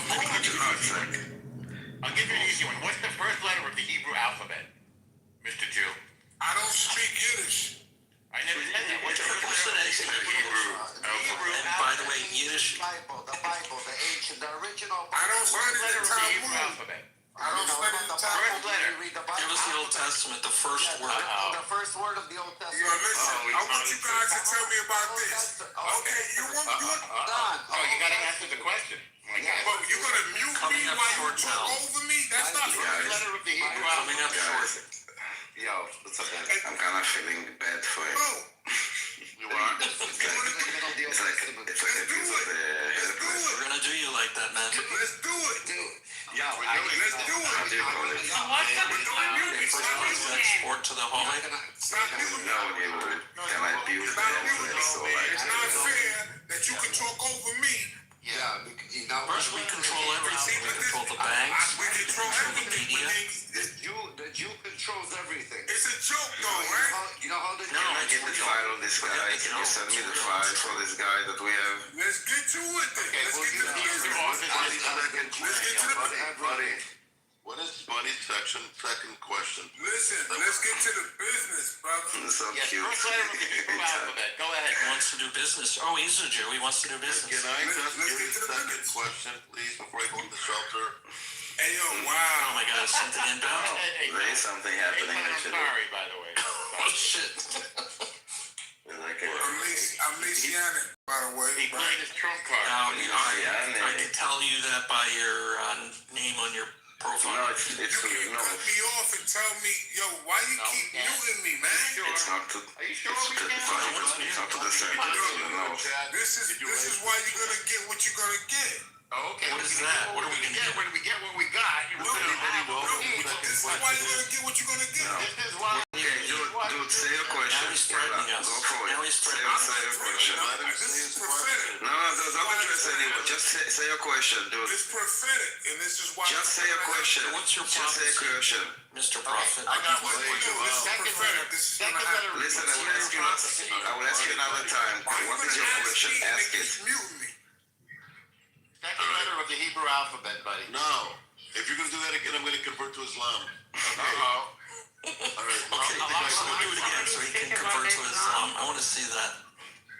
Well, I'm going to ask him again in that case. You converted to Judaism, so Okay, I'm not getting bold from this guy. Well, it's always the same thing, Daniel. Okay, let's move on. All right, buddy, go on with your next question. wow. But you know what? When am I allowed to? Right now, Rabbi, I gotta do it right now. Yeah. Can we agree to give? Can we agree to give 60 seconds to say something? I know you would think so, right? Yes, Yalla, go ahead. Can you ask your question? All right. Listen, So I my will put the second counter. question is this. Yes. Beginning in 2006. Hold on, what do we do? Don't stop. So this is what we're gonna do. Yeah, we'll hear you. Laila Hazeh. Man, not gonna let me talk, man. You have to be stronger than that. Just one. Yes. No, Speak up. Don't stop talking. The show must go on. You're on live TV. 2006, March 25th, right? Ooh, yeah. It was this thing where the UN wanted to put up the greatest atrocity happened to man that ever happened to mankind. We said no. Yes, and Israel voted no. You know why? I know where you're going. You know why We said Israel no. voted no? And also United Israel States said voted no. no. No. There should not be a hierarchy. Here, I'll tell you why. Because it's not the greatest atrocity of humanity and Stop cutting them off. Let him answer. Okay. The proposal by the UN was to state that slavery. Why are you Yes, cutting it him was. off? No, it was submitted to the UN. Why are you not letting him It was talk? done by Why are you not letting him Donald talk? submitted it, but it was a vote at the UN. Okay. All right. And it was to state that slavery was the greatest evil of all time. Israel voted no. They did not want to set up a hierarchy. the greatest crime of humanity against humanity. Right.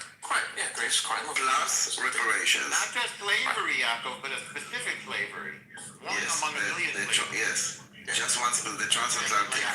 Transatlantic. They got rid of the 1,000 years of the Arabic slave trade. And the COVID ones, for example, the ones that are still in slavery, they're Here's why Israel voted no. Okay. And the Israel ambassador to Ghana was interviewed in the Ghanaian newspaper. Why can't it be? You're not listening, buddy. You listen with because he's not. Because I'm trying to, and you keep cutting me off. They cutting you Okay. off. Tell them. There should not be a hierarchy of crimes against humanity. Okay? Where are we going to put Srebrenica? Is that number 6 or is that number 5? Where are we going to put Rwanda? Is that number 2 or is that number 4? But it was okay for everybody to have what they had. What? But the other ones can't be. Crime against humanity. The problem with calling it the worst. They're not understand? The worst. Or the worst, whatever. You and me is wrong. Do you understand? Dude, can you relax and breathe for a second? Can you breathe? Can you breathe? Breathe in and breathe out. Breathe in and breathe out. Relax. Relax, dude. I hear it. Relax, dude. Stolen inheritance. it. Yes. Whoa. Everything's okay. Calm down. The evidence is still there. It's okay. Your name is Yeah, let's okay. move on. Let's move It's on. enough with this guy. Okay. Lucy, what do you want to speak about? I don't know. Something has to. First of all, I want to know what is the poll about. Like, who's they? That's I'm curious. The IRGC. But I don't. Well, the IRGC. The government. Wait, did he leave? Okay. Did he leave? I didn't throw him out. I think he was sent down. I don't know exactly. I didn't send him down either, but I didn't touch him. All right. I don't throw people out unless they make really vile comments. This was the vote at the UN? Yeah. Yes. Yeah. What countries voted against it? Israel, United States, and Argentina. That's it. Israel and Argentina. Oh, but And then somebody on this app said that Many abstained. Like all the Europeans abstained. They didn't vote. Guys, I've heard that there's a lot of protesting in Tel Aviv right now. Is that right? I've seen. Not a lot, but there's some. There's always some. Right now it's like 6 a.m. in the morning. So No, I mean like it was. there was yesterday in Abima, but it's not too big considered. Like They didn't hit my coffee shop. Is everyone? a few hundred. Is everyone? There's always a protest in Tel Aviv. Yes, this is why they're not doing protests, because they need to be close to a shelter. In Habima, where they did the protest, there's a huge underground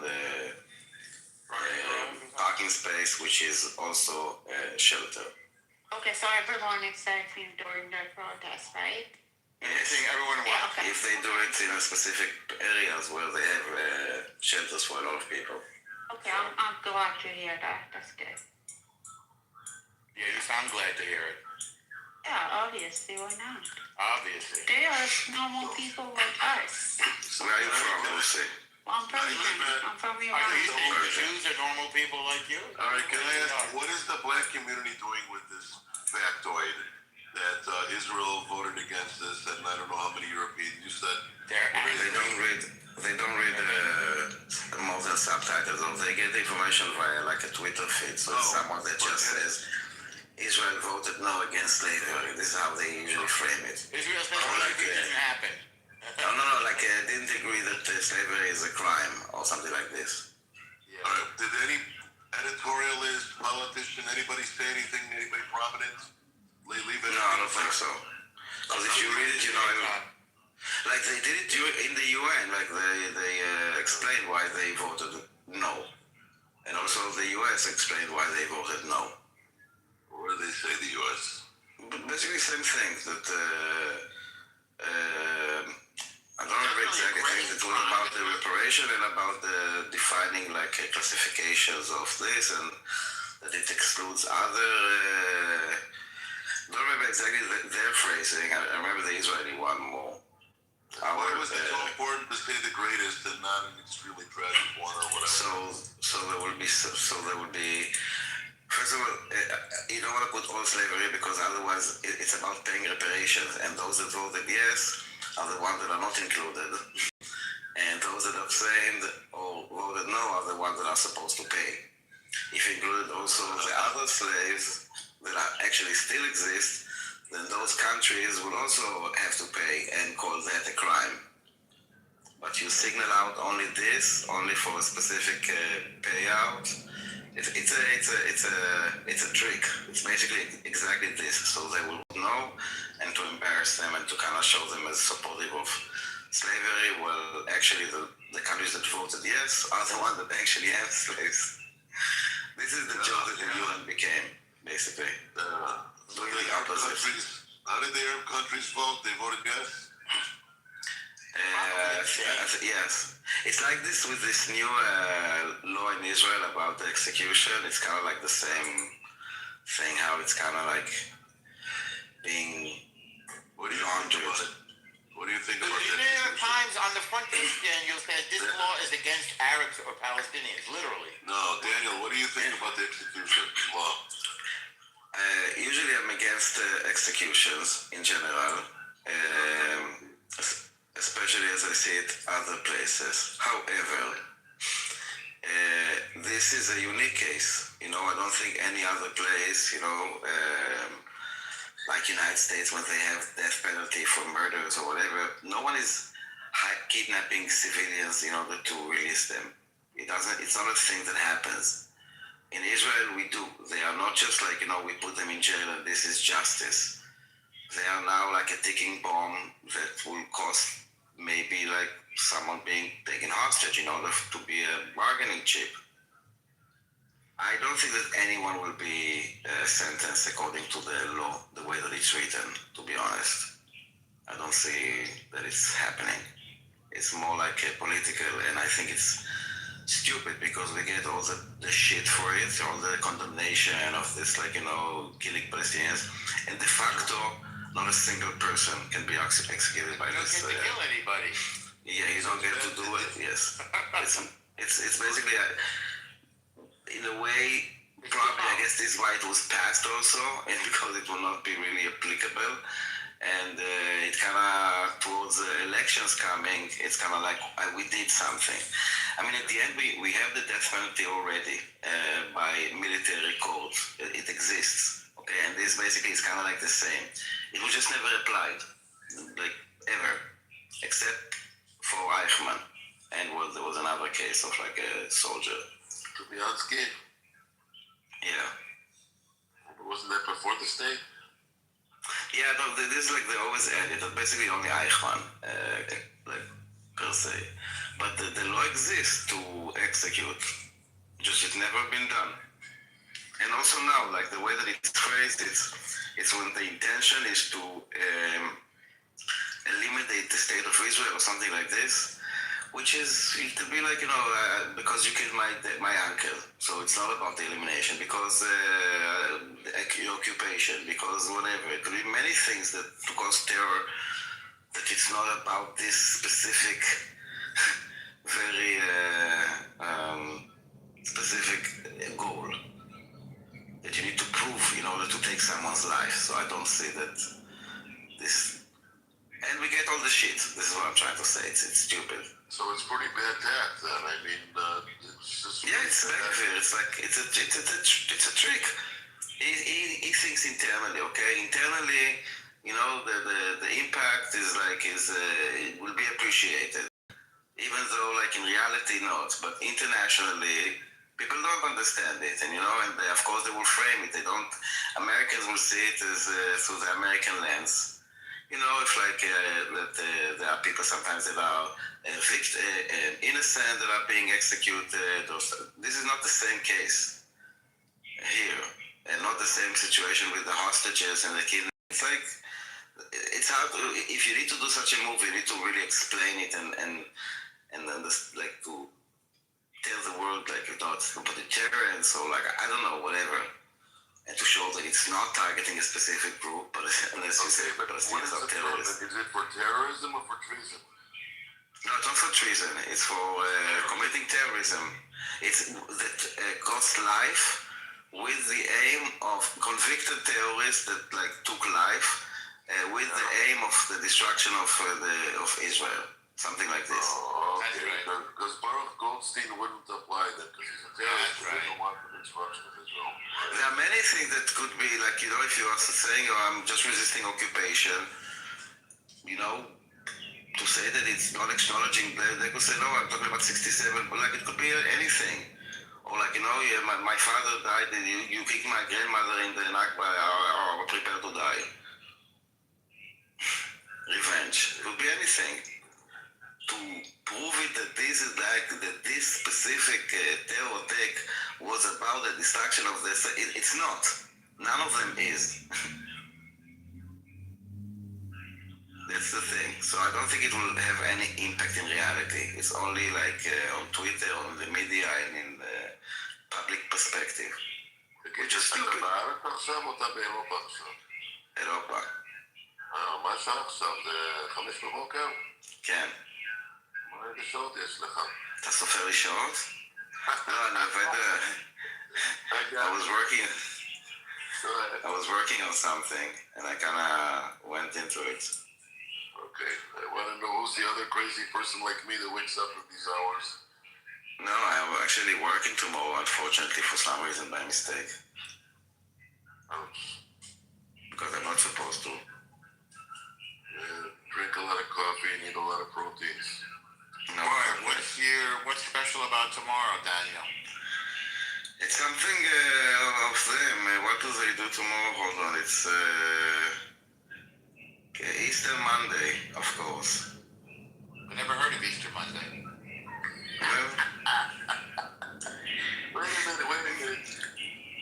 There's Good Friday and there's Sunday, right? There's Holy Thursday, too. I'll explain it to you. There was Good Friday, and there was Holy Saturday, and there's Easter Sunday, and now we are Monday.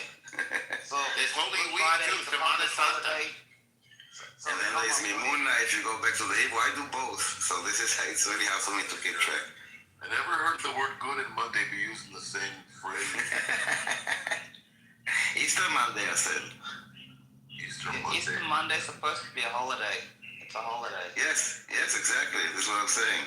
It's always That's why I have the day off today. That's why I'm chilling at home, because it's Easter Monday. So I forgot it is, and I already set up already all kind of stuff for tomorrow, and I forgot that tomorrow is the day off because I didn't know that Easter Monday is a day off. They don't write day off. Yeah, good luck. Fuck that shit. Maybe I will cancel some. Let's see. So. Okay, the situation in the north ended.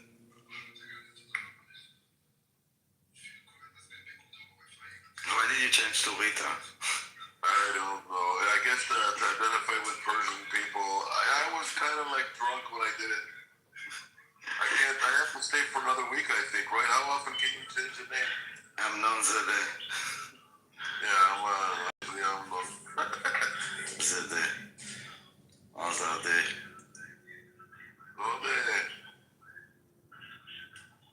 What? I'm just repeating you. So I'll go crash. I'm working on a project. I'll let you play with it soon. It's a game that I think you will also like. Yeah. This is what I was like. Yeah, it's basically a simulator that you are the Prime Minister of Israel.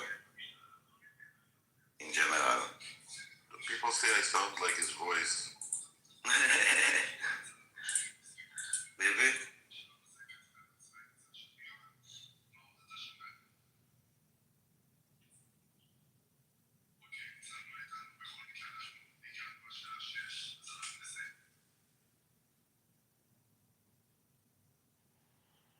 Rita, you're freaking me out because it's your voice and then you change your name, man.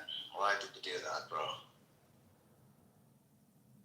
I don't know. I kind of like the shock effect, but I'm going back to my regular self. Like when this thing is over, when I could in a week from now, I can turn my name back to what it was. You have to have the same name for 2 weeks or something, and I don't know why I did it. It was goofy. I was kind of goofing off with people, and they put me out there, and I did it. And I got to go back. It's weird, right? What are you gonna do? It threw me off until I heard your voice. And by the way, it really threw me off. I was like, what the fuck? You kind of do sound like Prime Minister Bibi. By the way, I have to give it to Bibi Netanyahu. Whenever he speaks Hebrew and is addressing a wartime speech, bro, he sounds like a Churchillian figure to me, man. I like that guy, bro. I don't know what you guys think of him internally. Obviously, I hate my Prime Minister, Albanese. He's terrible. One of the worst of the worst. When I hear Bibi speak and I hear you speak, Rita, I'm like, bro, your voice threw me up and I'm like, oh, I know who you are. Yeah, I should be a BB impersonator, maybe. I don't know. No, because you got the deep voice. That's why. Yeah, plus we have a similar history. He lived in America for a while, then he moved to Israel back, so yeah. Oh, it makes sense. It makes sense. I get it. Yeah. Because he was in, Boston or whatever it was? And then he went back, yeah? Yeah, his father was a very, very, very famous historian.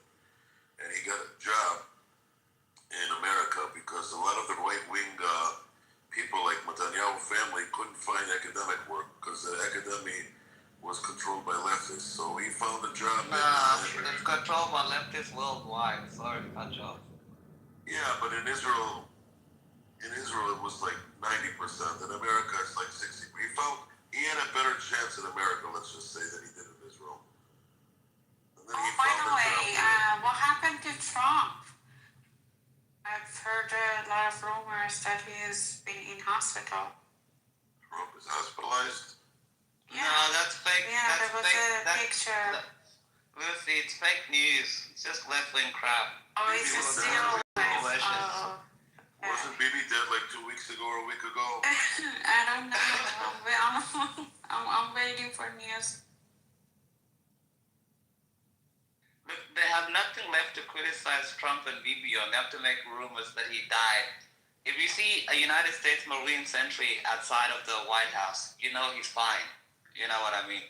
And of course, if the Prime Minister of the State of Israel died, everybody would fucking know about it. Well, I've seen actually his exhaustion in the interview that Trump has most days, and he's like, well, no, maybe he's not in a good health right now at this moment. I don't know. They're waiting for at least another 2 weeks to see what's going to happen.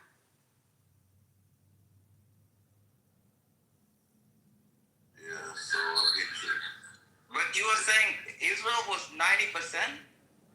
No, the liberal parties in Israel were dominant. I mean, they monopolized Israel for the first 30 years. So, I mean, Israel was a very leftist country, and people like Netanyahu's father, who was as brilliant as he was, could not find work in academic circles. I mean, it was beneath him. So he found something in America. I think he taught in Columbia or somewhere in New York, and then eventually in Boston. And then that's where Bibi learned at MIT, if I'm not mistaken. So the family has a history in America.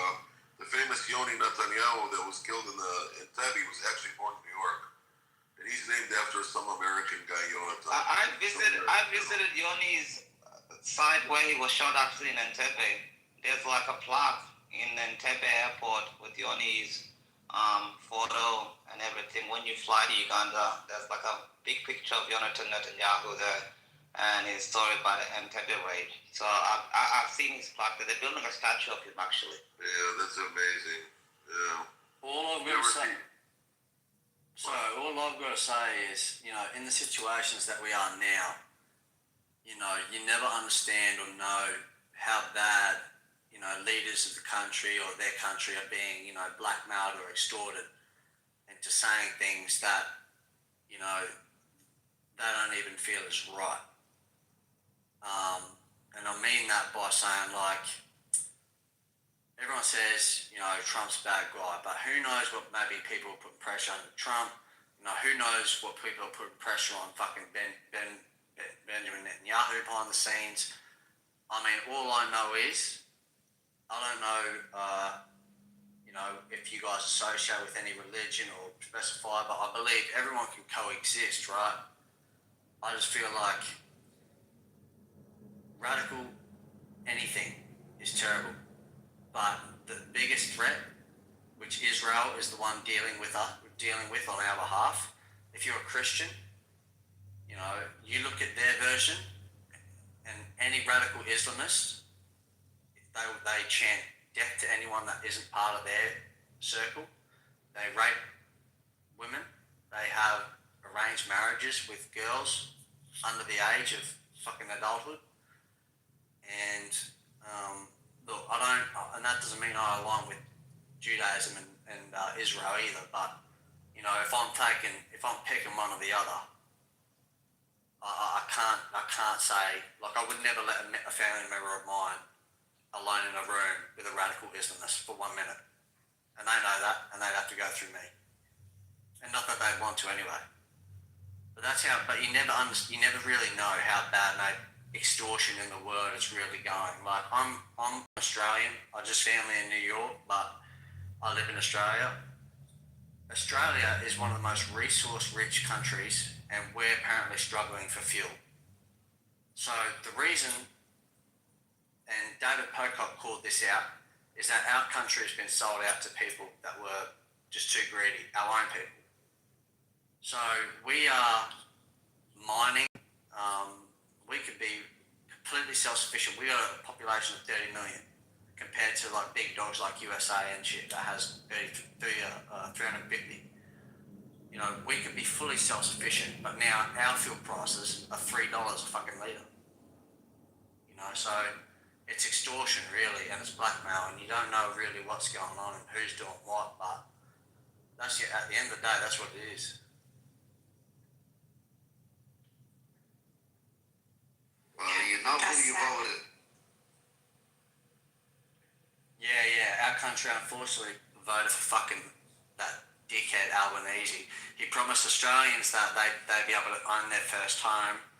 Then Canada's voting for the same. Germany, all these European leaders, and everybody's sucking dick. Bro, they're just caving in, and because they're corrupt, bro. Because they don't genuinely look after their own people. They get offered these bribes, and then they sell their own people out.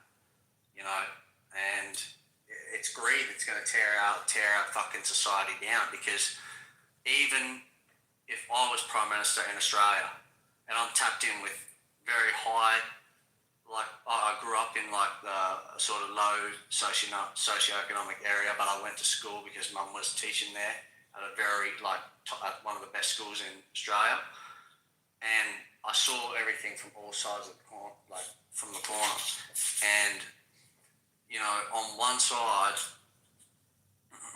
you got these people that even the rich kids these days, unless they have generational wealth, family-wise, they just to move out of home at the age of fucking 25, 30, they have to split rent. They can't even afford deposit or a social life.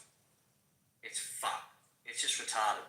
And then our leader, Albanese, who's a fucking little pissweak prick, I'm not afraid to say it, what he did to vote for him and cause treason against his own country is allow people that don't even align with our lifestyle or want us dead, quite frankly, if we don't operate on their religious beliefs. And then and then we're competing with young Australians wanting their own place and own freedom because we're the land down under. We don't care if you're Muslim, Judaist, we just want to have a good time. He has fully sold out and said, look, I'll allow these Muslims into the country. They're going to do work for Uber. He needs his votes in Western Sydney, bro. That's why he's gone. Yeah, you're right, bro. You're right, and that's where he got. He needs his votes in Western Sydney. That's why he's treason. He's corrupt. Yeah. That's what I mean. These politicians get extorted. That's the reason why.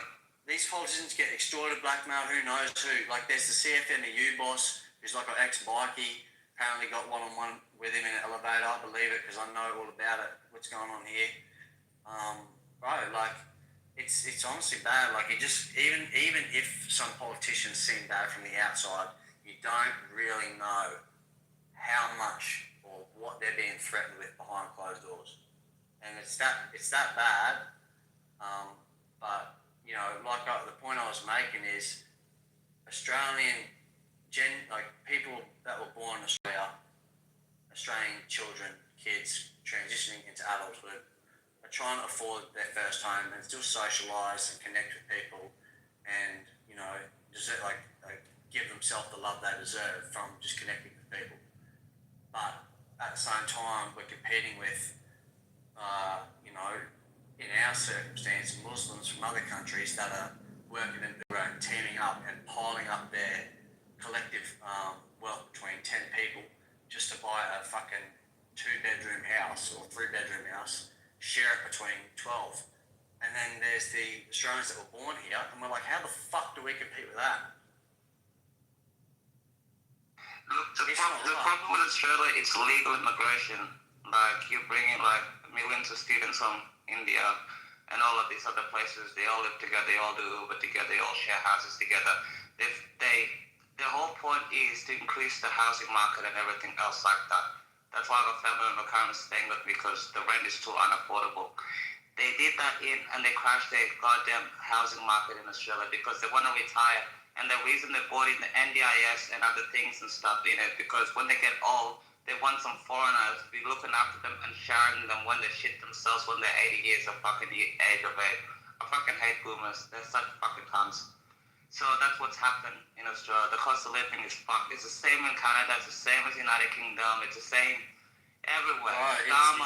It's bad. And honestly, I don't. So I attended this political meeting with my little brother. I won't elaborate where, but like I attended this political meeting with the police chief of staff because they were concerned about youth crime in the area.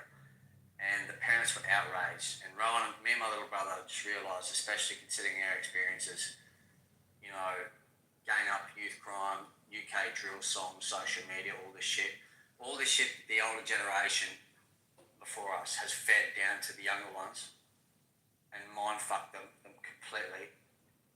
And we're just looking at them going, these guys have no idea. So I spoke up in the meeting in front of, it was covered by Channel 9 News. I don't know if they posted anything. I just said, look, these kids are kids. They have no idea what they're doing. Yeah, but you know, at the end of the day, I feel completely terrible for what happened to your children. But some of these parents were grilling the police about legislation. The police have nothing to do with fucking making laws. They enforce them. And Ron and I are like, dude, this is supposed to be one of the best areas in the best cities. This is supposed to be the best suburb in the best city in Australia. Well, one of the two. It's either Brisbane or Sydney. And we got people that fucking don't think like as intelligently as this. Like, I understand being emotional. I've been king hit before in the middle of the street by some islanders, and you know, they were trying to attack the girls, and then I ended up getting fucking king hit. I couldn't feel the left side of my face for half a year, you know. But like the way some of these people just carry on, and dude, it's a bigger picture. But this is where men need to start reading, if they don't get it from their household or strong masculinity from their household, they need to educate themselves, develop their own mindset, read books like As a Man Thinketh, A Man's Search for Meaning, you know, Atomic Habits, you know, reshape their own mind into becoming the man they want to be. Yeah, but the thing is, we can do all of that, but we can't outvote ourselves in this situation. I mean, look at the last election. 18 to 29-year-old women, they voted like Greens and Labour like 85%. Yeah. You can't vote yourself. And men, 18 to 29, my voting bloc, we voted Conservative like 70%. We can't vote ourselves out of this situation. These same chicks that complain about violence and stuff, they vote for this. We can't vote ourselves out of this situation, Captain, bro. Yeah, bro, they don't realise this. Bro, like, there's nothing. Look, I'm in Brizzy, right? And talking about this, I can't, like, at least in Queensland, we have better government and stuff, and we're more right-wing and stuff. It's like the Florida of Australia, by the way, guys. Yeah. But Melbourne and stuff, you can't vote yourself out of that situation. You're fucked. Right, and you know why they do it, yeah? Because the ladies that have, like, the ladies really want to... They're fucking insane, bro. 18 to 29-year-old women, bro.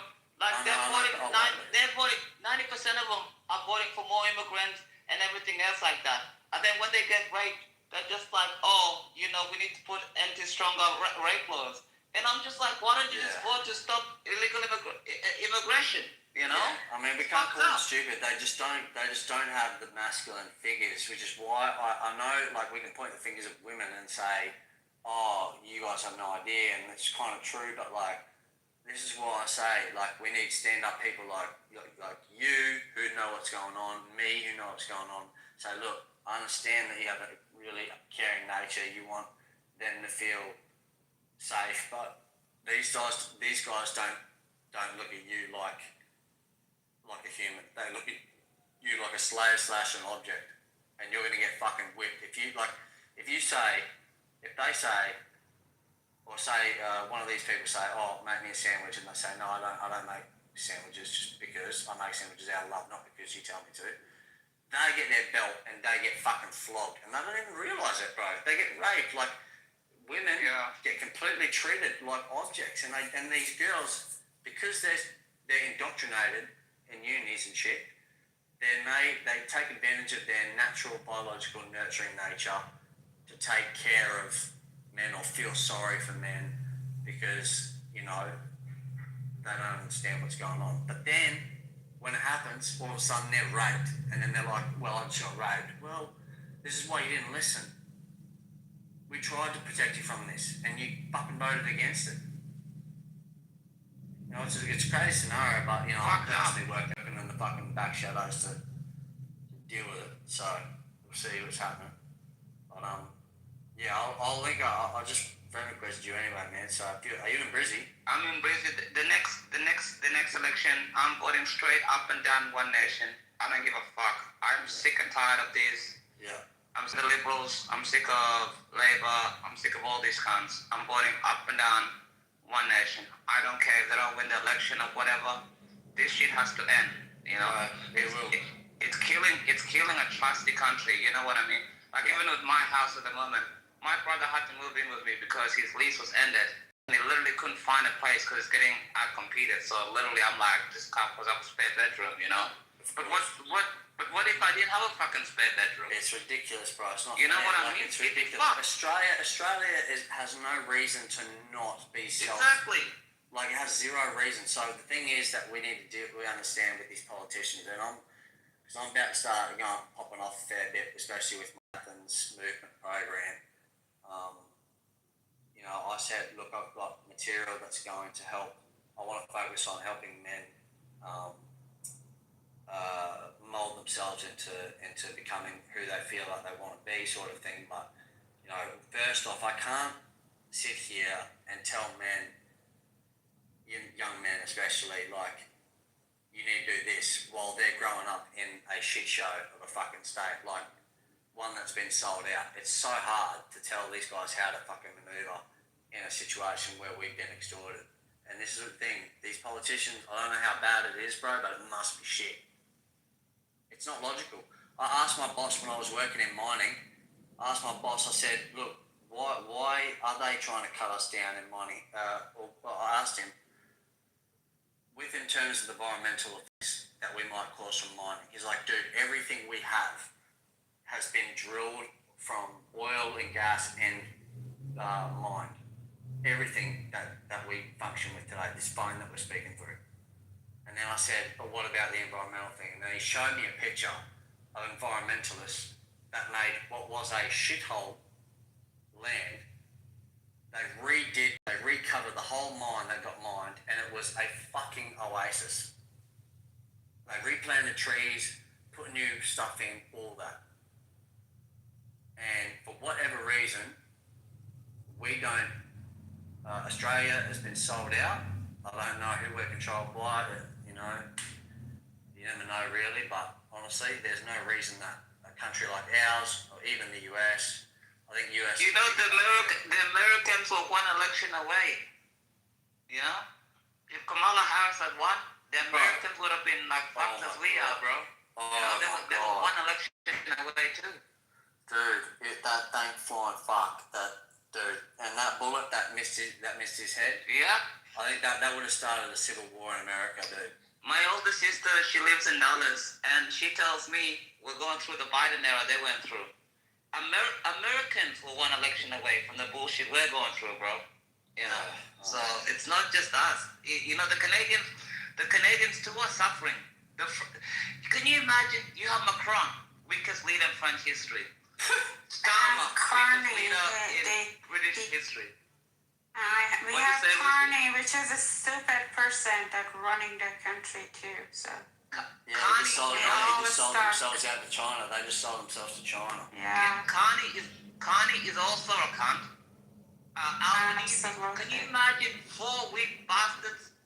And Starmer, man. And Starmer.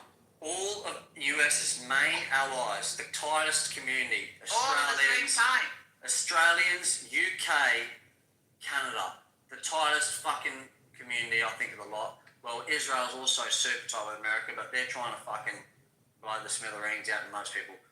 The tightest community. Israel has other problems at the moment. Yeah, they do. You're right. But Australia has a weak leader. Canada has a weak leader. a traitorous leader. UK has a traitorous leader.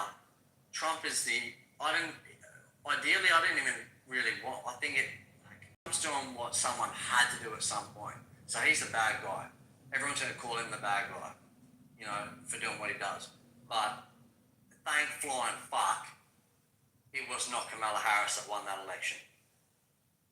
Thankfully, enough of the people thankfully, just enough of the population had the sense to fucking go, there's no way she could lead the country, especially after what Joe Biden did. That was elderly abuse. That's so true. Bro, the thing is, Captain, but that was elderly abuse, you're correct. It's so sad, but it's so true, yeah. Yeah, but the thing, I'm not sure actually, because I'm not a politician, obviously. But like, she's a politician. Like, he's a businessman. It's a totally different. She knows about the politics. I'm not really a fan of her at all. But like, I can sense the difference between the politician and the businessman. The businessman cannot run the country. I don't know. Like, what is your explanation about it? So the difference between Kamala Harris and it's just because she's a woman, you say? No. Because she's fucking retarded. It has nothing to do with her. I know that too. I just want to hear it. My bro, yeah, that's a hard way of saying it. Look, women can be very intelligent. She's just not the right one to do it. Because she is a smile in your face. Well, like, it's a politician thing. Politicians are virtue signaling liars for the most part. Donald Trump is the first president in a while that he was a businessman, like you said, earned his own money because he was wealthy from his father, so he got a hand up. But he earned his own money, was rich enough to fund himself. He didn't need donors like the Democratic Party did. And then he was the first man to be like just saying whatever the fuck he wanted. So he was a breath of fresh air compared to Kamala Harris, who had to smile and wave, and she had a price that she could, someone could pay her, and she'd be like, yes, okay, I'll say what you want me to say. Like, she could be bought out for $50 million and say, it's just terrible that Donald Trump's such a racist, this and that.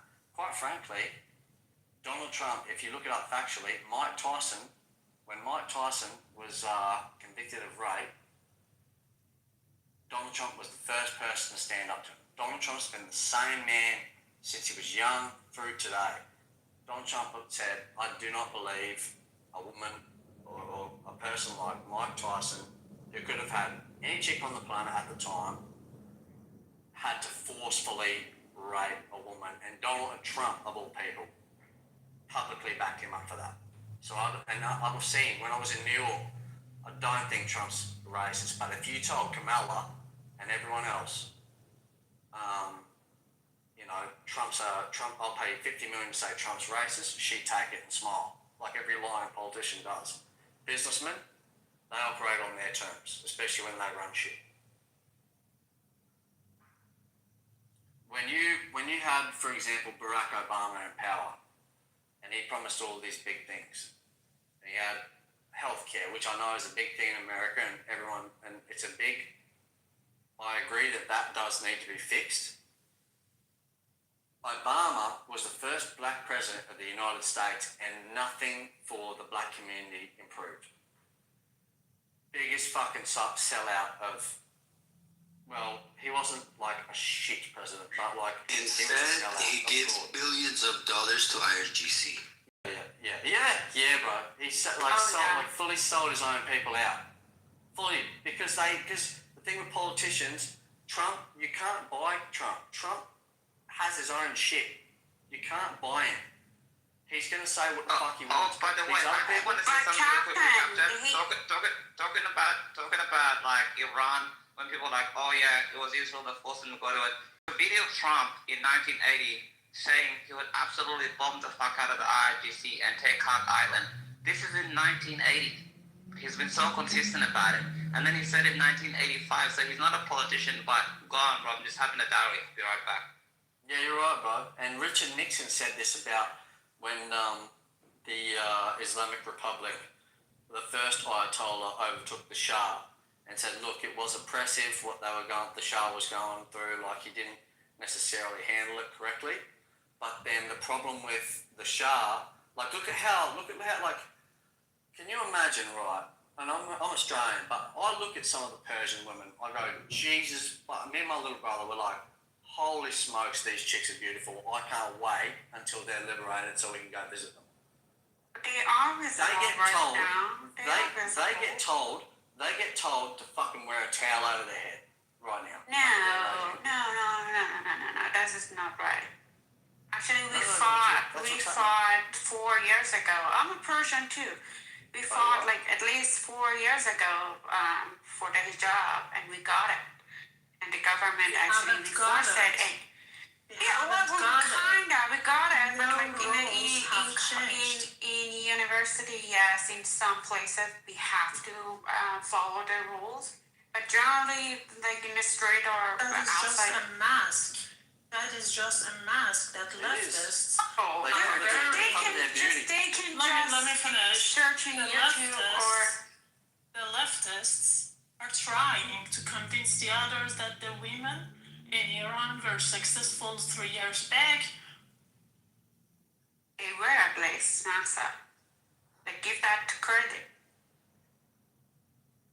So Lucy, the problem is when. But Lucy, why anti-path at this critical situation? It's my opinion. Well, yeah, it's okay, but why a girl like you? Black, yeah, like you guys. It's okay. Don't get me wrong. I'm not trying to put my. I'm not gonna force my ideas. Trust me. But why a girl like you would put hatred towards somebody who would definitely will count you as a Persian child, as our nation's child? Why? Why? Oh, it's he 100% would love you. Despite whatever you think. That's my opinion. Thank you. That's it. Were you born back in his father's era? No, Puriya, I'm not hating him. I'm just anti-Pahlavi. That's it. That doesn't mean that I'm hating him or anything. I don't have any opinion on that person. That's it. Do you know the meaning of the banality of evil that you have used in your bio? What? Do you know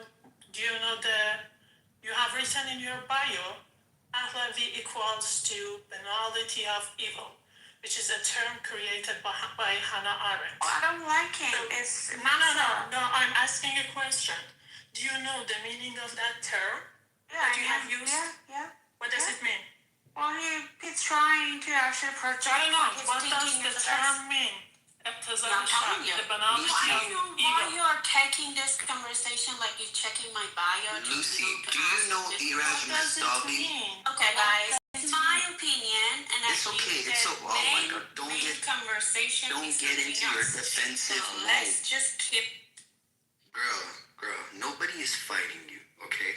First of all, Harry's room, BB's room, it's just based on opinions, logic, and you're welcome to talk whatever you want to do or talk about, right? But do you know Iraj Mustafi or Shirin Abadi? Do you know any of them? Yeah, any of these names? I don't like them too. Do you know they have a long reputation of following Islamic Republic's rules, and they're like somehow backing up the reformists in Iran? And right now, they're advocating on behalf of our Crown Prince.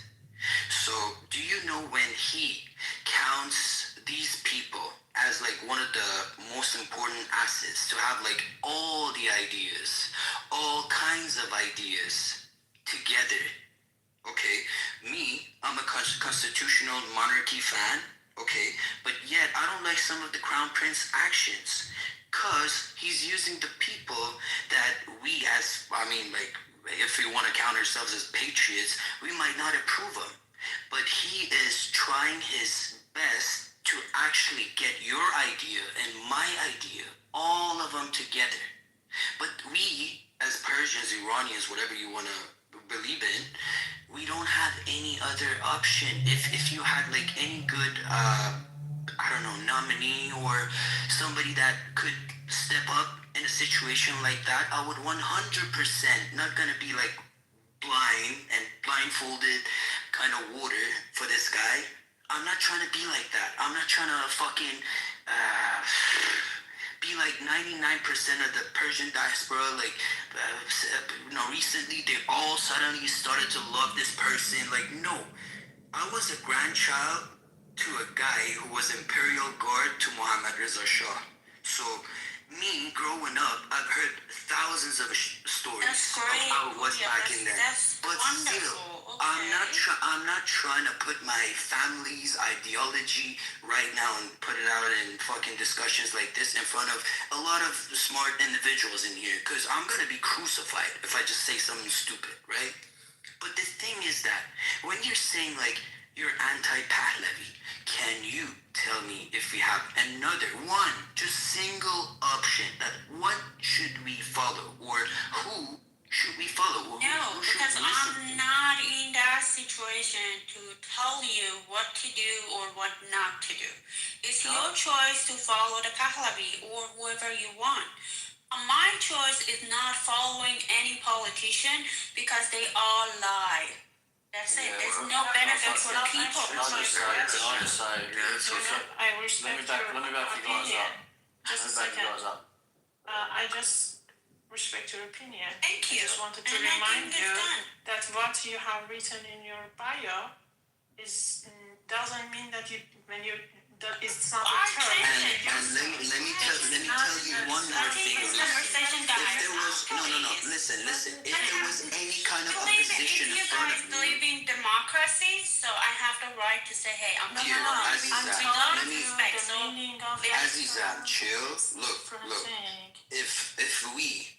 If you had any other kind of opposition in front of you, talking to you about these kind of stuff, they would probably threaten you to death, or like, I'm gonna do whatever. But the difference, no, listen.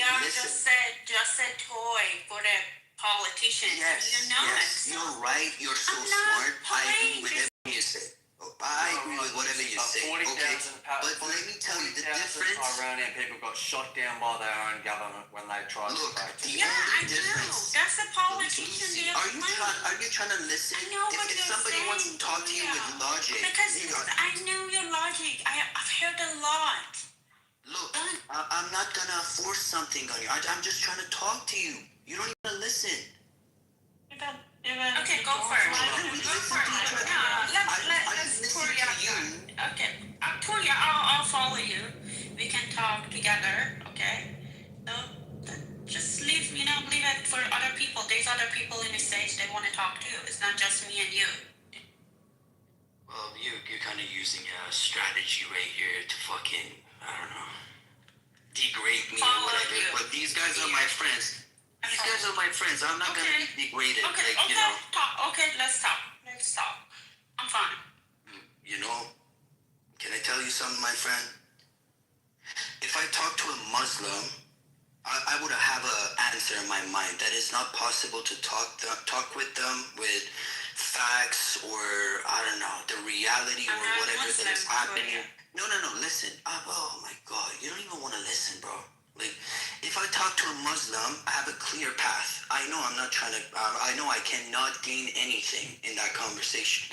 But a guy like you or a girl like you, okay, you could be even worse to me rather than a Muslim talking to me. You see everything white and black. There's no white and black. Okay, be colorful. Be LGBTQ or whatever. Well, I respect them too. Why not? I respect them. Yeah, I respect them too. I'm not against them, but I don't like to be one of them personally. That's democracy, right? Wow. I'm ready for having people like that in my country living freely, but I don't like to be one of them. Personal decision. You want the Pahlavi, and you don't want personal decision. I would support them. Wow. I would support them. I have no fucking, I was graduated in fashion design. All of my fucking classmates that were like fucking gays and LGBTQs or whatever, I grew up with them in Canada, right? Somehow. I didn't want it to. In their community, actually. Okay, whatever. I didn't want it to. It is a personal decision. Like, do not trying to get everything. Fair enough. I respect your. You're trying to find something from me to use it against me. That's your strategy. I don't even care. You're a smart person. I don't even care what you think. I don't. Probably 100%. But I would You go care on what your you would life, think I'll about. go on my life. So. But as an Aver guy, I would probably would care of how you would think, because you are important in our future. I think you are stressing a lot over something that is not even affecting your life. You're doing fine, probably out of the country you're living. So in the government, they're all using your mind to playing with the politics and everything. You guys all staying behind your life, having so much stress, thinking about, oh my God, what's gonna happen? And none of you can even contribute to the country that is right now bombing or whatever happening, and the IRGC killing people. And you're talking about the politics with me? Come on, just. No, Leave it alone. Just you're not You cannot like act Western to buy empathy. These guys are so fucking smart. These guys can define who is doing what or who is saying whatever. What you can do. Don't try to act Western. Nothing. You cannot do nothing. I can tell you had korma sabzi for lunch. Do not act Western to buy I don't like Persian food, but thank you. Oh, you don't even like Persian food? That's great. No. Another fact. Okay. Okay, you don't, as an Iranian lady, you don't even like Persian food. No, I don't like great. Persian food. That's great. That's one of the characteristics that we're talking about, okay, actually. Good for you. You're exposing yourself. Okay, good for you. One of the first human beings you're actually ignoring, like, Persians don't have, like, the best cuisine. Like, that's crazy. Do the thing that is important in your life, your career, your family, your friends. I'm doing it. Doing this sick game with the government is I'm not waiting for your approval. I'm not trying to wait for your approval. I'm glad. Okay, if you do it, well, I'm glad that you're doing it. But are you aware that a percentage, if you want to look at the percentage-wise, that how many people we have like you, or how many people that we have like I'm not me, coming or to yours. are you aware of that kind of percentages? Yeah, but I see your language. I know how you guys are talking, and I don't think there is any hope in Pahlavi's fault. Don't think about that. Don't think. Be realistic. Do you know how much percentage, supporting Pahlavi inside and outside of Iran? I know there's a lot of jobless people actually helping. Do you agree that a lot of people were killed shouting his name? Rent and everything. I know that. Yeah. Oh, okay. So you're it's the same as IRGC stupid radical Islamist people that are ruining my people's lives. It's the same. It's like one kind to it's the same. I don't know how you guys cannot see it. It's like there is the other side of the radical Islamist IRGC and the other side is the Pahlavi. They are the same cult. So you compare those two. Wait, Korea. Wait. What should compare a monster, that has killed 40,000 Iranians in the street in just 2 days? Would you compare that? Have you heard about that? Listen, you talked a lot. Let me talk. Well, I've heard that the Mossad actually helps them. Someone who has not even in power yet. Would you compare them? That's a shame.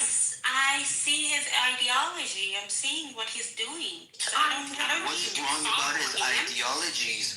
Having Uber CEO and founder of Uber as your fucking financial advisor could be fucking bad for our economy, our future economy. Having like a lot of technocrats with billions of dollars in the United States. You're an exile back in 1979. You don't know jack shit about that. You're the new prodigy of Islamic Republic.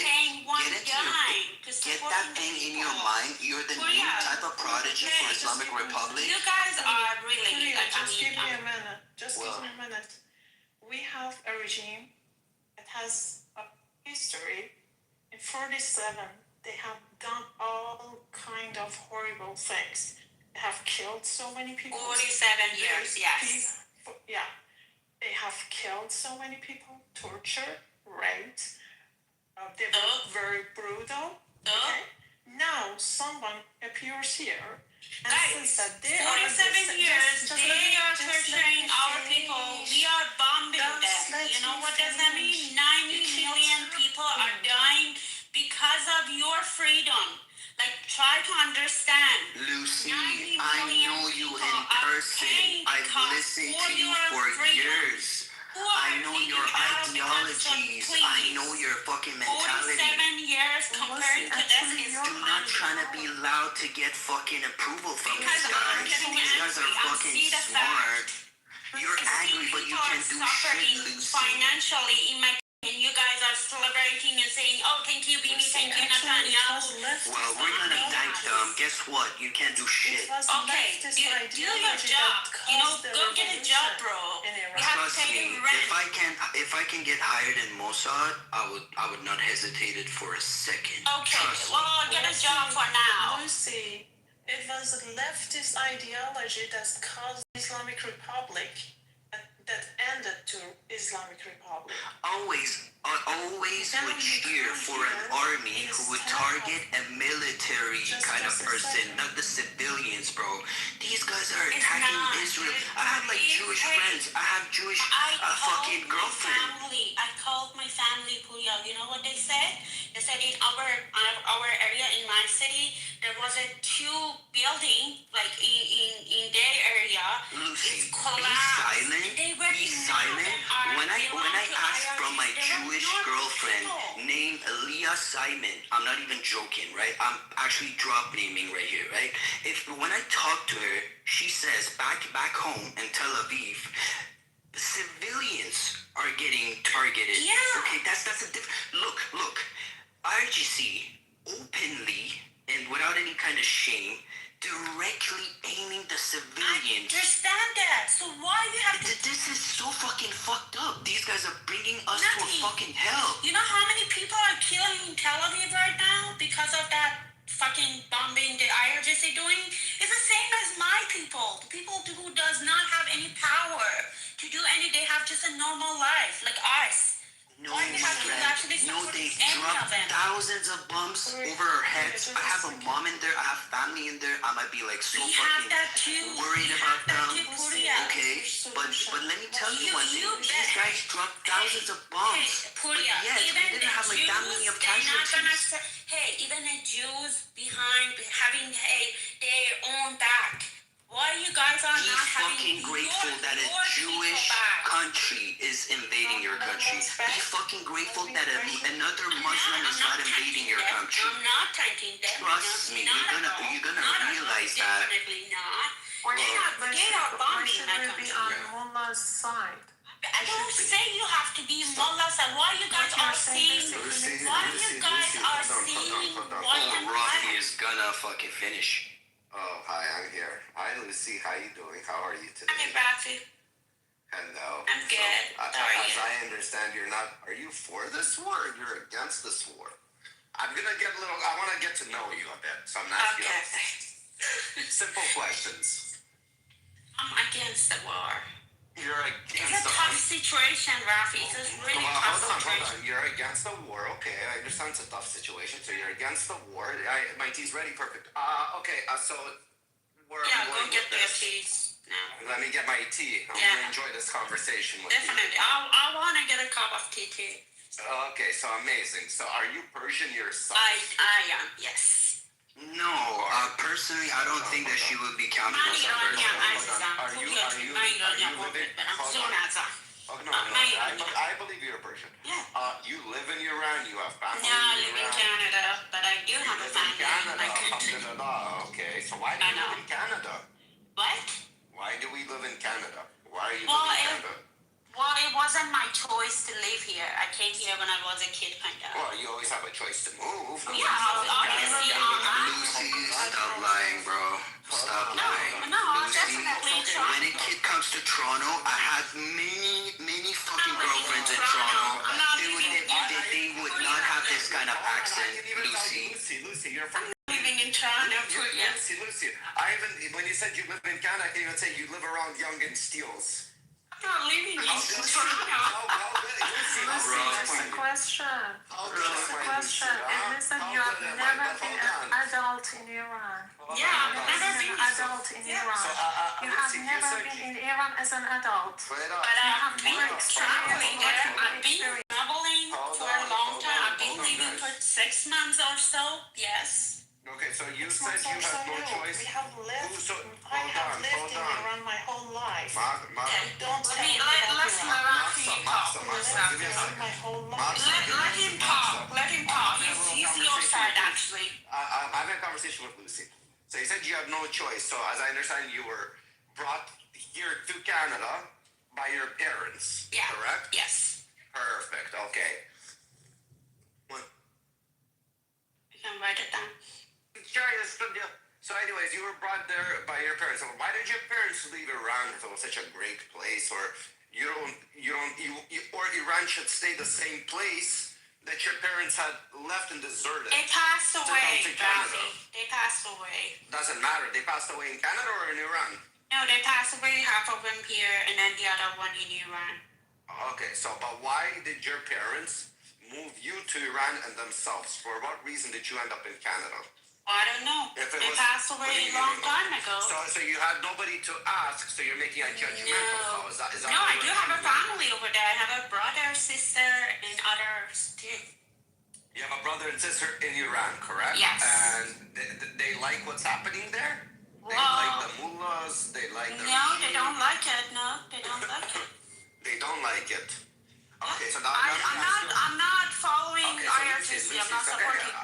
You're not supporting. Okay, I'm not saying you could. You don't. Again, you don't have to. No, tell I me know what you're wanna playing. hear, right? I know your game actually. No, Rafi. You are taking. You are trying. Okay, I'm not stupid. Again, listen to me carefully. You don't have to tell me what I want to hear. Okay, I know what you are playing. I know that mind game. So you're saying they don't like them. Okay, so we had previous administrations for how many? 40-something years. We tried to be peaceful with them, right, Lucy? 47 years. 47 years. Well, I said 40 plus years. Sure, 47 years. I don't know if they started talking negotiations in the first few years as soon as there was a transition. But after the administration started to switch in America, they were trying to come for peace deals. And so we had many, many administrations, previous administrations that you looked up to and you supported probably. You probably like the Obama administration, right? It was a good administration, the Obama administration. Obama? Yes. Okay, go on. Was it a good administration in your eyes? I'm not commenting, but What do you go mean? ahead. Okay, was the But Joe go on. Biden a good administration in your eyes? Well, I'm not answering, but go ahead. Why are we answering these things? Okay, well, it's your choice. You can think It's your whatever you opinion. want. I'm asking for your opinion. So you're I'm not allowed to not arguing answering that. Well, you cannot be ignorant and trying to talk with us with fucking No, logic. I can choose what I want to talk to. What do you mean you can choose? The whole point is to have a No, the whole point is you want to try to figure it out on something. No, the whole point is that you fucking shut your ears and you don't want to listen. If you say you don't Oh, yeah, support could them, be why am I Adam, yeah. trying? Hold on, Lucy. If you tell me you don't support them, which you announced on the stage, I'm not correct? supporting any politician. No, well, I'm just saying you announced it on the stage, correct? Yes or no? Come on. I don't support any politician. Why is so I'm hard not to asking understand? politician. I understand you're a person of this world. This is how you identify as a person of the earth. Or something like that. You don't identify as My a brain you don't fucking identify hurts. as a sex and so on. Let's not be smart. Again, we're having an actual intelligent conversation. I'm asking very stupid, simple questions that a kindergarten would be able to answer right now. So when I say there were other administrations, like the Obama, which I can bet you liked, and I can bet you like the Biden, because I can bet you since you don't like this war, you don't like this administration.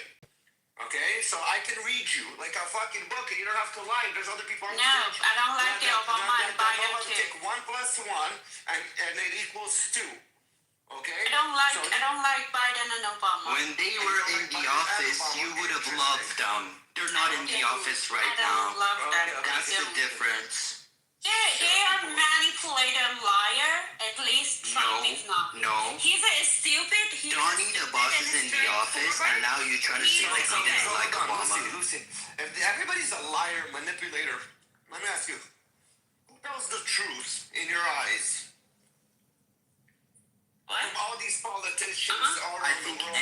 What is a good place? Canada's liars, America's liars, Iran is liars. Who tells the truth in your eyes? Lucy yourself. You cannot live your life thinking everybody's against you. That's called you go to the crazy house. All I know that's how people end up in the loony bin. Sure, okay, I'll tell you. I'll tell you where I see it.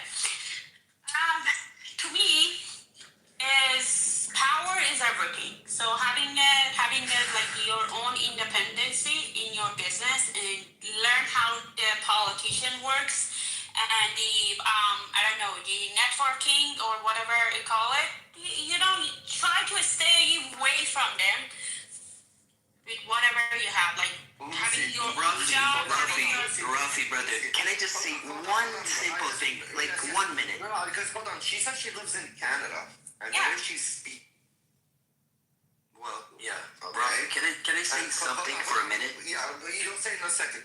The way you speak English, I'm trying to say, by your age that you were forced to come here, it doesn't sound like Do you know how old I am? Do you know how old You're not fucking connected. Probably 26, 7. You have a retarded Islamic accent. Because again, she should have came to Canada between the ages of How old are you, Lucy? 16 or something. I want to say that.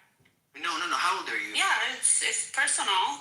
Like 27. I just run around like 27, 26. He said like I don't want to say. But Rafi, I want to say one thing. Can I say it? So Lucy, I, as your compatriot, right? Whatever that I believe in, like constitutional monarchy, Reza Pahlavi, or if I'm supporting him, or I don't know if I don't. Okay, I have a family member. Pouria Kani, my first and last name, right? I have a family member who got killed. Okay? And then, with knowing that kind of fucking thing happened, are you trying to come here in front of me and tell like I'm against the war, or I don't like Israel and the United States invading our country? Are you spitting on my family member's person who got killed? Are you spitting on his blood? No. Are you spitting on his blood? No, you didn't allow me to finish it. And do you know that your ideology at this critical situation? Okay, Look, no. Listen, Rafi, 1 minute. This is a tough situation. It's not even a 1 minute, bro. Because I know what you're saying. You just keep repeating it's not even 1 it. minute, bro. Let me talk. And it just No, Master. 1 minute. I wanted to land. I'm sorry, bro. I wanted to tell all of these things to just read through it, right? There is a centrist people out there. Look, we didn't have the transitional referendum. Like, we didn't have that yet. Okay, but being an anti-Pahlavi at this moment would eventually help Islamic Republic and IRGC to achieve their goals. When you look, it's the biggest retarded thing. At this moment, you could put in your profile on anti-IRGC. Wait, Master. You could put in your profile on anti-IRGC, but at this critical time in Iran's juncture, after 47 years of sheer fucking terror, you choose to put anti-Pahlavi in your thing to become an expert. And when Rafi asks you a question, who are you into? Because this is you don't have a shut up, stop talking. I don't care. Stop talking, I don't care. People like you are terrible. At this critical junction, after 47 years, you choose to put anti-Pahlavi because you none of your business. It's my country, so it's none of your business. It's not your country, trust me. It's my country, so it's not You don't have any place in it. If it's your country, shut the fuck up. I'm not done. Stop talking. First, my country, I came from Let me done, Rafi. I'm not done, Rafi, my brother. My brother, let me just wrap it up. At this critical junction, this is what you choose to do. People like you are just scumbags, and with your accent, there's no way you came to Canada. Okay, whatever. You have such an accent. You have such an accent that is so terrible. Like there's no way you can speak English. You're not even phonetic. You're not even phonetic in English. Lucy, shut the fuck up. I'm not done. Whatever. It's my opinion. It's my opinion. I don't care. Stop talking. So shut the fuck up. Stop talking. You can go afterwards. Stop talking. Shut up. Is dangerous. My opinion is dangerous. Stop How talking. is it Shut up. dangerous? Lucy, stop talking. I'm not talking to you. You're a big fucking retard at this critical junction. And you're talking about anti-Pahlavi, the one person that the Iranian people can go after and they can root after 47 fucking years. And they just, shut up, bro. Shut up. People like you are fucking retarded. He had a good point. Okay, you can put down with IRGC and down with Pahlavi, both of them. Bro. Okay, done. At least put on the Let's move on. You choose to go after anti-Pahlavi. Lucy, nobody gives a fuck. I don't care, Lucy. You go to Canada, you give a fuck, and you go fuck off somewhere else. I don't care, bro. I don't give a shit what you have to say. With your IRGC stupid fucking bullshit, and you come here and you better to stay in Negro's room and talk your fucking boring ass conversation. coming in here. Gloria, my brother, I feel so sorry for you. Okay, me too. Yeah, bro. Gloria, It's tough. Gloria, I feel so sorry for you having to deal with scum like It's this. tough. Every nation has them. Every nation has them. Honestly, it makes you want to throw up. They just want to force Lucy, the you want to make you opinion want to on throw up? anyone else. Shut the fuck up. Why your Fuck opinion you too, is scumbag. dangerous? Whatever. So I listen. want to say something, but none of you let me to say something. Okay, let's respect the woman and let her talk. Go. The advocate. Hold on. Yeah, buying empathy from women's rights. Okay. Actually, I don't need this time because of... Hold on. I'm gonna let a woman speak, but do you know? You're saying respect a woman. The leaders that you have don't respect women. So why do we have to respect and they're standing up? Because I don't like him to. I'm supporting. He's a stupid too. Okay, but Lucy, go fucking behind yourself. Fuck up. Lucy, how do you fix stupid? He is 47 years. How do you fix stupid, Lucy? See, that's the problem. See, that's the problem. I want to talk, but not as a woman. Guys, Not let as a her woman. talk. Go. Go for it. I want to talk not as a woman, because just as a person that is on the stage. Doesn't matter woman or man. Okay, that's it. And Lucy, you know what the problem with you is that you are sitting in Canada enjoying your life, okay, while people in Iran are in misery, and then you come here and say, I don't care, I don't like any politicians, I don't have any solutions, I don't know anything, I want to stay away from anything. Okay, you can do that because you live in Canada. You don't have any of the problems people in Iran are dealing with. Okay? That's why you don't care. If you were living in Iran... Did I say I don't care? Did I say I don't care? Let me finish. If you were living in Iran, if you were dealing with the devaluation of the currency, if you were the one that was imprisoned or had loved ones in prisons, if you had loved ones that were shot in the streets 2 months back and killed, if you yourself been ever beaten in the streets, if you ever been jailed for your hijab, if any of those things had happened to you, you couldn't be just sitting It and happened saying, to me, oh, I Master. don't It like happened to any... me. It happened to me. Just let me talk. Because you guys have Yeah, it might even happen to you, but some people and you guys I'll just say something as a Persian. Oh my God. I'm so fucking sick and tired of my people. Why are you coming around here begging? It's like, why are we begging? It's like, stop fucking begging, trying to convince fucking people of what the fuck. Yeah, Stop see? it. Yeah, I'm right with her. You don't need to No, Lucy, you're not right. Shut the fuck up. No. Bibi, you don't even know what the hell you're talking about. Lucy, shut the hell up. And let Bibi I was finish. talking. Let Master finish. Bibi, you just got You him just up. jumped in, bro. No, she's right. That's a democracy. Lucy, shut the That's hell a up. Let Master democracy. finish speaking. Let me Master, tell let you, Master talking finish about... That's a democracy. Is it Master, democracy that stop you don't judging. have to... Clubhouse is a fucking dictatorship. No, Clubhouse is It's not not a democracy. yours. You're Okay? using So Master, shut the slow fuck back up. one. I'm Master. talking. Rocky, Okay. can you please do me a favor and let Master finish? This is ridiculous. Yeah, definitely. Go ahead, Master. was speaking. Master, go. Okay. You have never been in Iran as an adult. You were in Iran as a kid with good experiences from your childhood. You don't know my life. You don't know. Listen. Let me finish. You don't know my life. You cannot say that. Rosie, bro. You know what, yeah, bro. You know what to do. I'm gonna move you to the audience. Next person that disturbs. Lucy, I'll bring you up once she is done speaking. Thank God. Fuck me. Go speak. Yeah, it I happens a fucking lot. love your room, bro. It happens a lot. Fucking love your room, People who have never experience actual difficulties of being an Iranian, and then they stay in their comfort zone outside Iran and give lectures to people that war is bad. I don't like politicians. I'm not this one, not that one. I don't know anything. I don't care about anything. Why? Because it doesn't affect their life in any ways. They just keep talking and talking and talking and trying to disappoint people that have done their best. They have tried everything. They have tried to reform this regime. They weren't successful. They have tried to boycott the elections of this regime.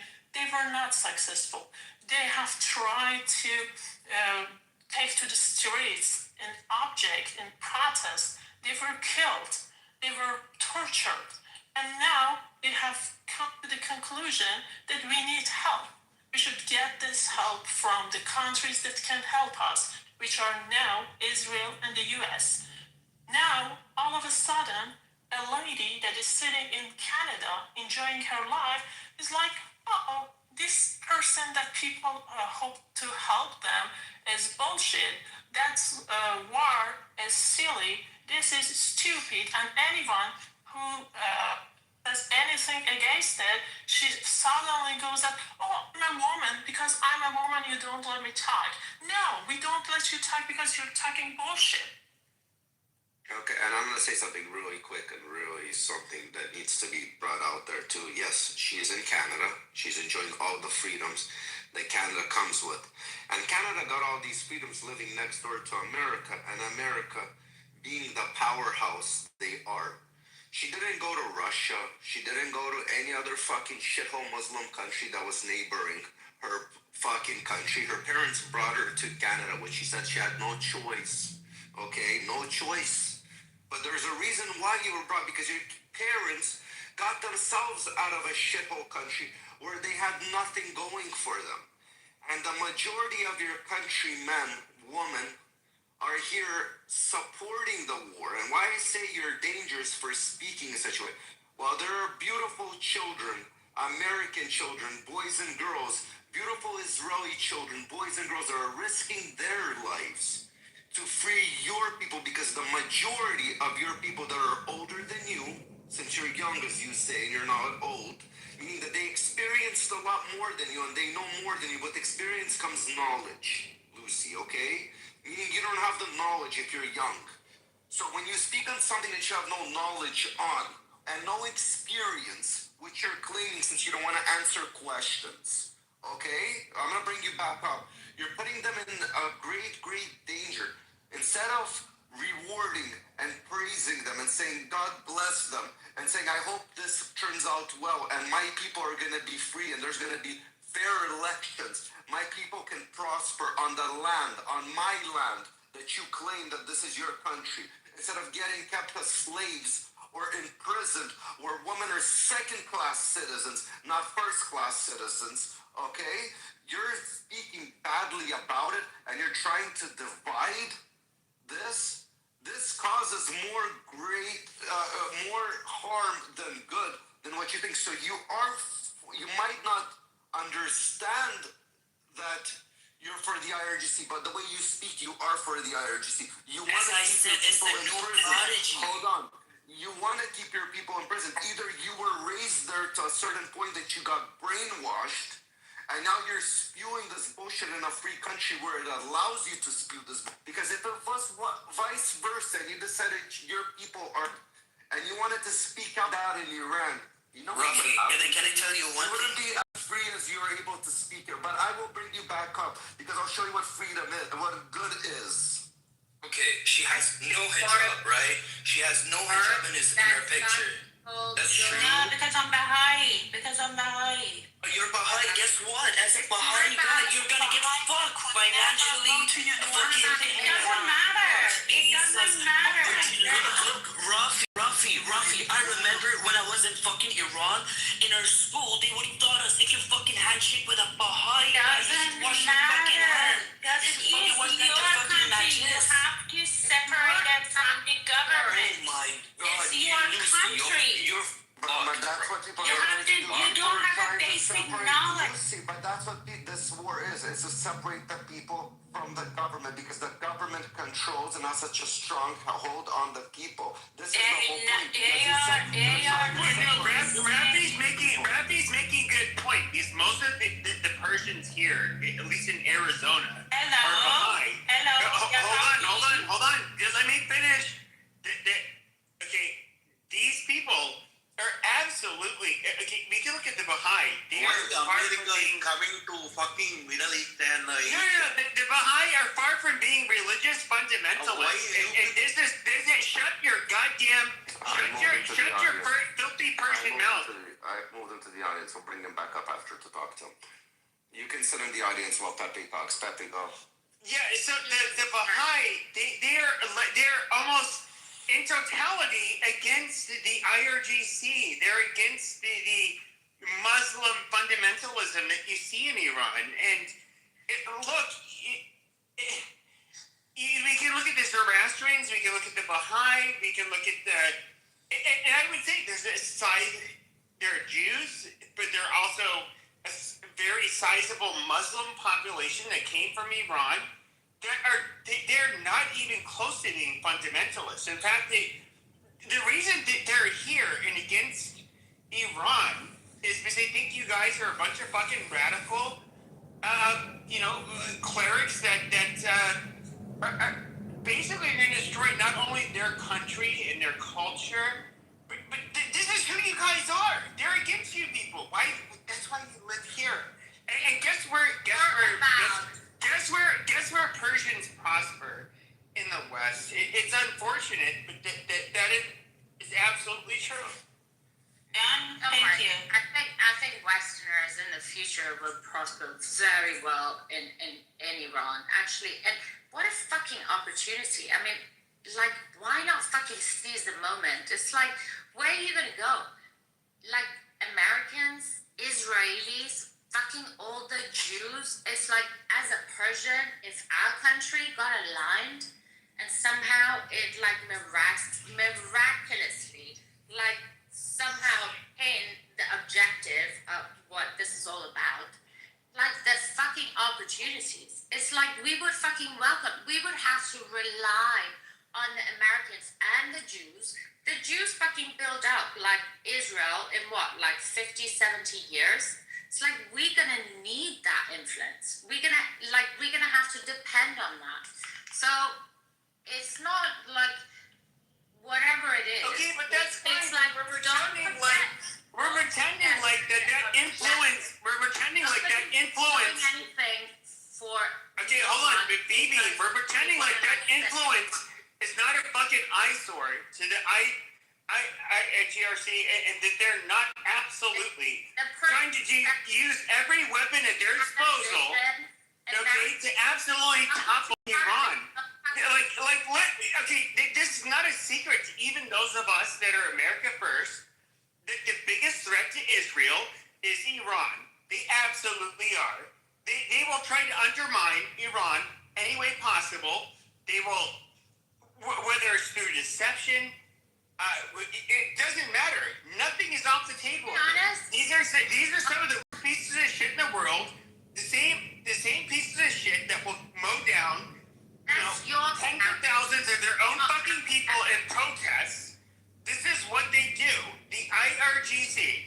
They are absolute pieces of fucking human filth. These people fucking suck. As an American, I do not defend these people. Fuck Iran. Fuck the whole goddamn government. Fuck the Ayatollahs. Fuck all of their mullahs. Hold on, Pepe, hold on. So,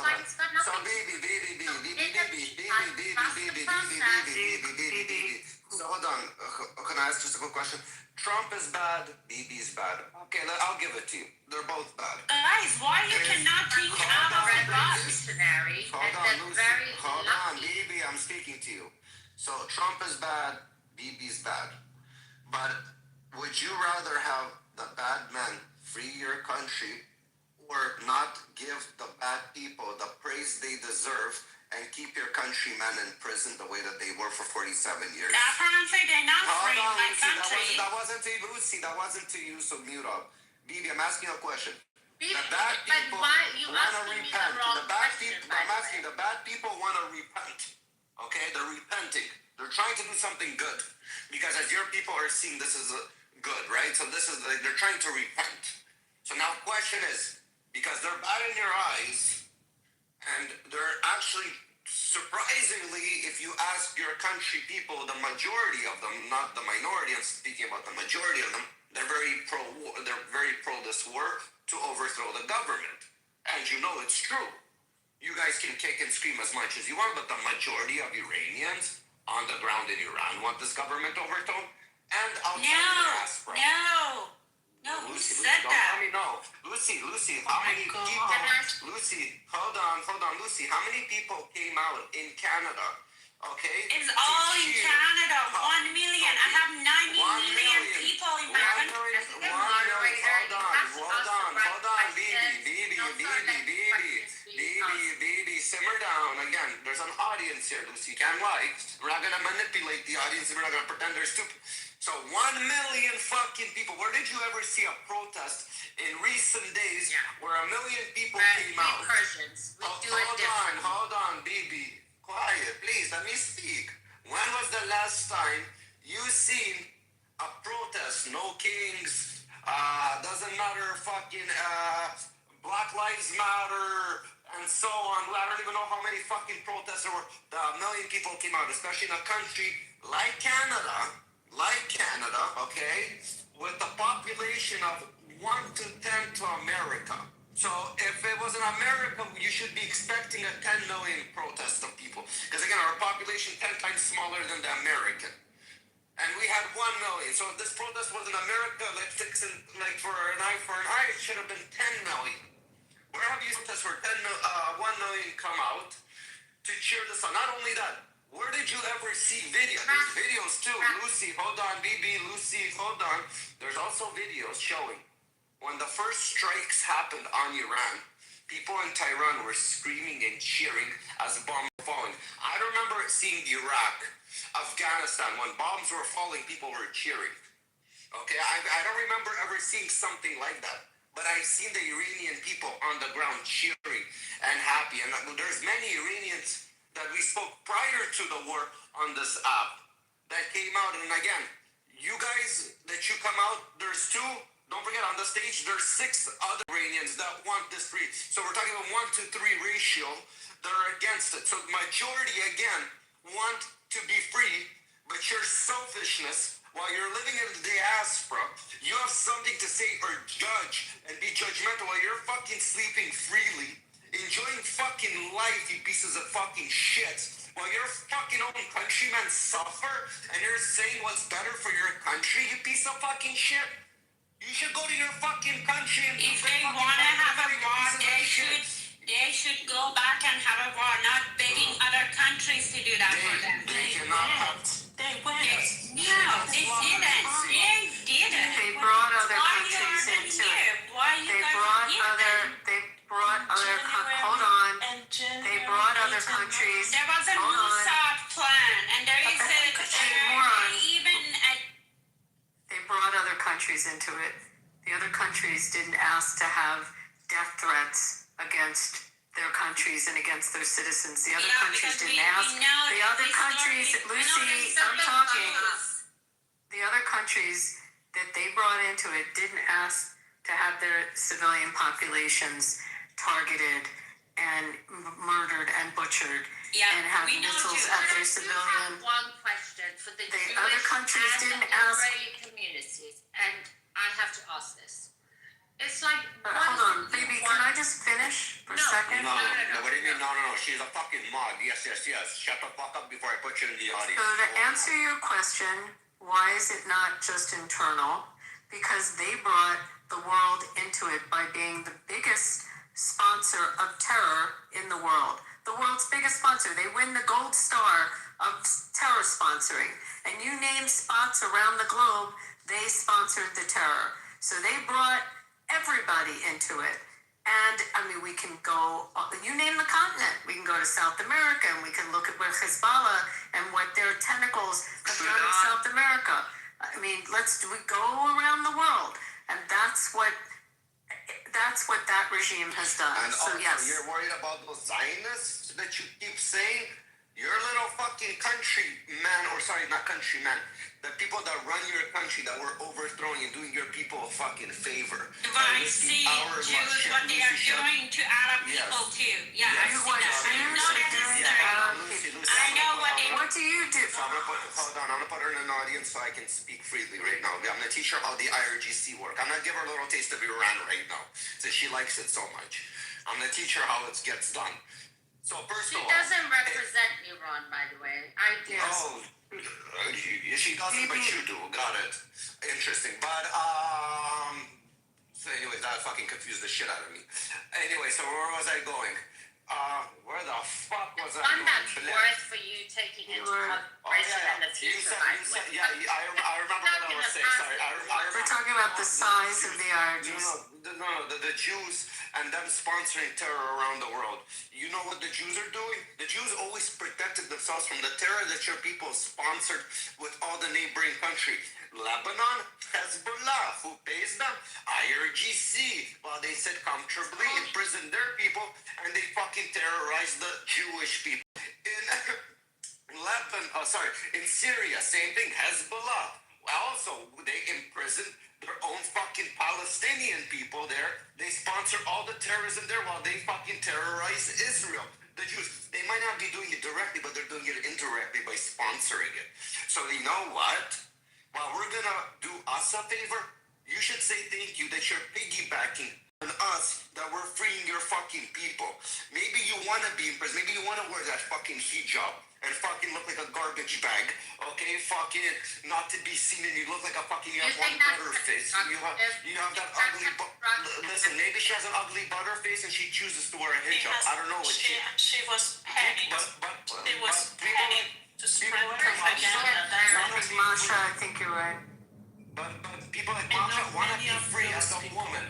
Let me as a just woman, she wants to be free. You know what's horrible? You can bring her back up. She says she's Baha'i. Baha'is are not allowed to go to university in Iran. Let me finish, Bibi. Don't interrupt me. Yeah, I will interrupt you. Let me talk. I'm Persian. When I'm talking about Iran, one more time and I put you in the audience and I'll show you how IRGC does. I'll show you how your country represents a woman, okay? I'm going to give you a little taste of your country if you continue interrupting. We are okay. We are getting used to it. She says she's Baha'i.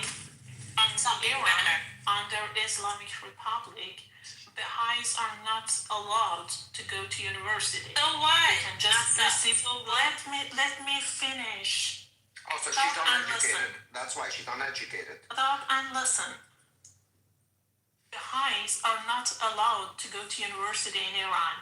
And they just can get the high school diploma, nothing after that. And shut up. It's a rule.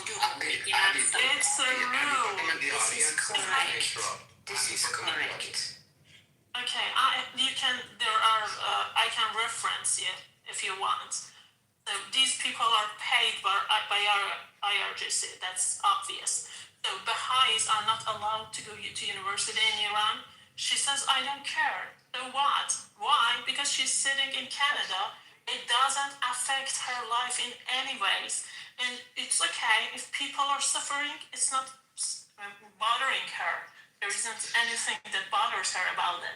Masha, can I ask her, Lucy, let me ask you a question. Tell me, hold on 1 second. Lucy, tell me what it's like to practice as a Baha'i. Tell me about the Baha'i I'm not religion. practicing yet. I'm not practicing. So you say you're Baha'i. So, guys, do you think she's Baha'i? No, she's not. But I'm not going to if you want to put that. She's a fucking Shia pro-terror Palestinian supporter and yes, Israel supporter. I do support Palestine. Look at the chat. She's just like, get the hell out of Palestine. She's a pro-terror, pro-Palestinian supporter, Kasumkum jihad. No, I don't know why It's not pro-terror. She doesn't know about. Lucy. Hold on. This is very simple to see how this all plays out. Lucy, you said you're from Baha'i. Do you follow Prophet Muhammad? No. No. So do you agree Prophet Muhammad is a pedophile? What? Do you agree that Prophet Muhammad is a pedophile? I don't know. Excellent question, Rafi. I'm not practicing any of them. I'm practicing any of them. So how do I? But I'm gonna tell you something. You live in Canada. Muhammad married Aisha at the age of 6 and fucked her at the age of 9. Oh, okay. So it's none of my business. So why would I No, care? but is that a pet? No, but I'm questioning. I'm a question in your opinion. You have opinion. I don't care. No, I don't have an opinion. You are not behind. Don't you lie. You are not behind. No way. I'm not Muslim here. Ali is the border. You see how easy this all works out, Lucy? No, Rafi, because you guys are not allowing me to talk. You're not guys allowing me to talk. But you're not arguing in good faith. No, because you want to get the answer you like. No, that's not how it works. No, because if you give me the answer I don't like, you give me an answer. Sure, I'll give you an answer. I don't give a shit about any religion. I care about the people. I care about the people. So he asked you a direct question, Lucy. He asked you a direct question. If someone... a pedophile. It's your opinion. I don't know if it's a pedophile, so it's your opinion. I don't care. But why would I have If your next door neighbor... Why would I have an opinion on what you like? Lucy, in Canada, if your next door neighbor fucks a 9-year-old, what is he? I'll call the government. I call the 911. They know what to do. It's not my business. If Muhammad, your next door neighbor, fucked a 9-year-old, what are you gonna do? What? Are you gonna call Muhammad, your prophet Muhammad, fucked a 9-year-old next door neighbor? Imagine your prophet Muhammad now lives. I'm not Muslim, so I don't give a shit. You're wasting your fucking time with So this what are you fucking gonna do retard. when Prophet Muhammad fucks a 9-year-old? What are you gonna do, Lucy? Well, it's not my business. They can do. I'm not losing in people's lives. Even the Jews have such bad representatives. Yes. Oh, you think Bibi? She just said a pedophile is none of my business. Really, but ask her about the Epstein files and she'll be all over it. Exactly. Talk about it in comments. Exactly. She just said it before. I didn't say And then before the comment section, I didn't say anything about the you're pro-terror, you're pro-Palestine, and you're pro-Kasumkum. Your voice is. If you love Rafi, is she in your city? your country, Yeah, she's from Youngin Steel. like you feel sorry. Yeah, You which don't is wanna a, fight them. And it's a then Persian Rafi, area. it's just Yeah. Okay. It's a very Persian area. Okay. Let's calm down and let me. You're pro-terror, you're pro-pedophile, you're pro-Palestine, you're pro-jihad, you're pro-terrible. You're like the worst of the worst. You guys are not allowing me to goddamn Kasumkum. People are doing the worst of the worst. Oh my God! Give me. You know, Lucy, you need to be deported back to Iran. Sure, I'll And wear the be hijab glad to and the go fucking back. plastic bag. So do you want to go back? Wait, hold on. I don't know. It's plan to go back. Can you please deport him back to Iran? Sure. Call to Canada and please deport him back to Tehran or Isfahan or whatever the fuck she comes from, please. They are slowly starting to deport. Please. It's horrible. They're slowly starting to revoke their citizenships. Okay. In Canada, they're gonna start. Thank God. And thank God with her stupid, even with her accent, she said she came to Canada as a kid. You don't have an accent like that when you come to Canada as a kid. You're a goddamn fucking liar. So when I refresh my photo, it's a screenshot of her comment about Epstein. Please, It's a please deport him back to Iran, please. Okay. I have a business plan to go back. don't even give them a voice.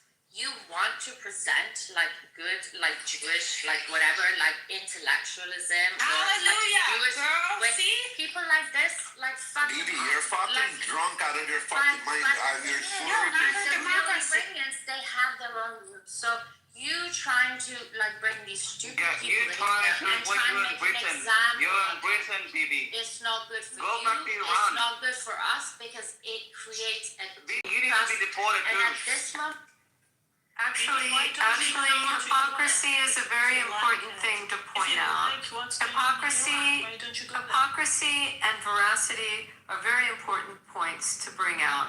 And when you're in a space like this, in chat rooms or in public spaces and you have an audience and you have someone who has real problems with veracity and you can catch them and you can see that they're in fact not truthful, and then they also have great hypocrisy, you should be calling it out and you should be pointing it out. So I disagree with you, Bibi, but we just heard two things happen here. Something can benefit you, and something cannot benefit. Bibi, when I ask her a question, she says she's not religious. She tells me she's not Muslim. She tells me she's Baha'i. Bro, she doesn't answer simple fucking questions. Doesn't answer simple question. When I speak, shut the fuck up. So when I ask a fucking simple question, if your neighbor is fucking a 9-year-old, what are you gonna do? She's gonna call the cops. I said, what happens if your neighbor is Prophet Muhammad and I'm fucking a 9-year-old? I have nothing to say. I'm not religious. So you had an opinion on a fucking white person. I don't have it because I'm not associated with Muslim. Why do you have opinion about the Epstein? Why do you have opinion? Where did I say about the Epstein? Look at my screenshot. Where is My it? photo. Let me My see. photo. In Persian, you have written. What I say? Not poor. I see No, that. I asked. Hey. Okay. No. If Let that me person No, said let her they finish. She have called you it, Lucy. yeah. Shut up. Lucy, they shouldn't pay you. They shouldn't pay you. I'm sorry to say. You're horrible. Let me translate. Sayed has written, you told Epstein and Destro they will attack you so badly. And Lucy No, I has asked. written in Persian. Does they have a problem with Epstein? That's what I asked. I didn't get an answer. Did I? Did I get an answer? No. Lucy, you're such a terrible You know lady. what? Whatever. Hold on. I respect women, but I don't respect women like Lucy. Because she has Thank no you. respect for But I herself. respect you. You should be But I deported, respect Lucy. you. You know why? Because you are stupid. So I respect you. Stupid, so shut the You fuck are up, stupid. you cunt. I'm gonna teach you like I how the guy respect. she fucking does it. Papi, since you're on stage, you can have fun with Lucy. Everything goes on Lucy, no other woman except Lucy.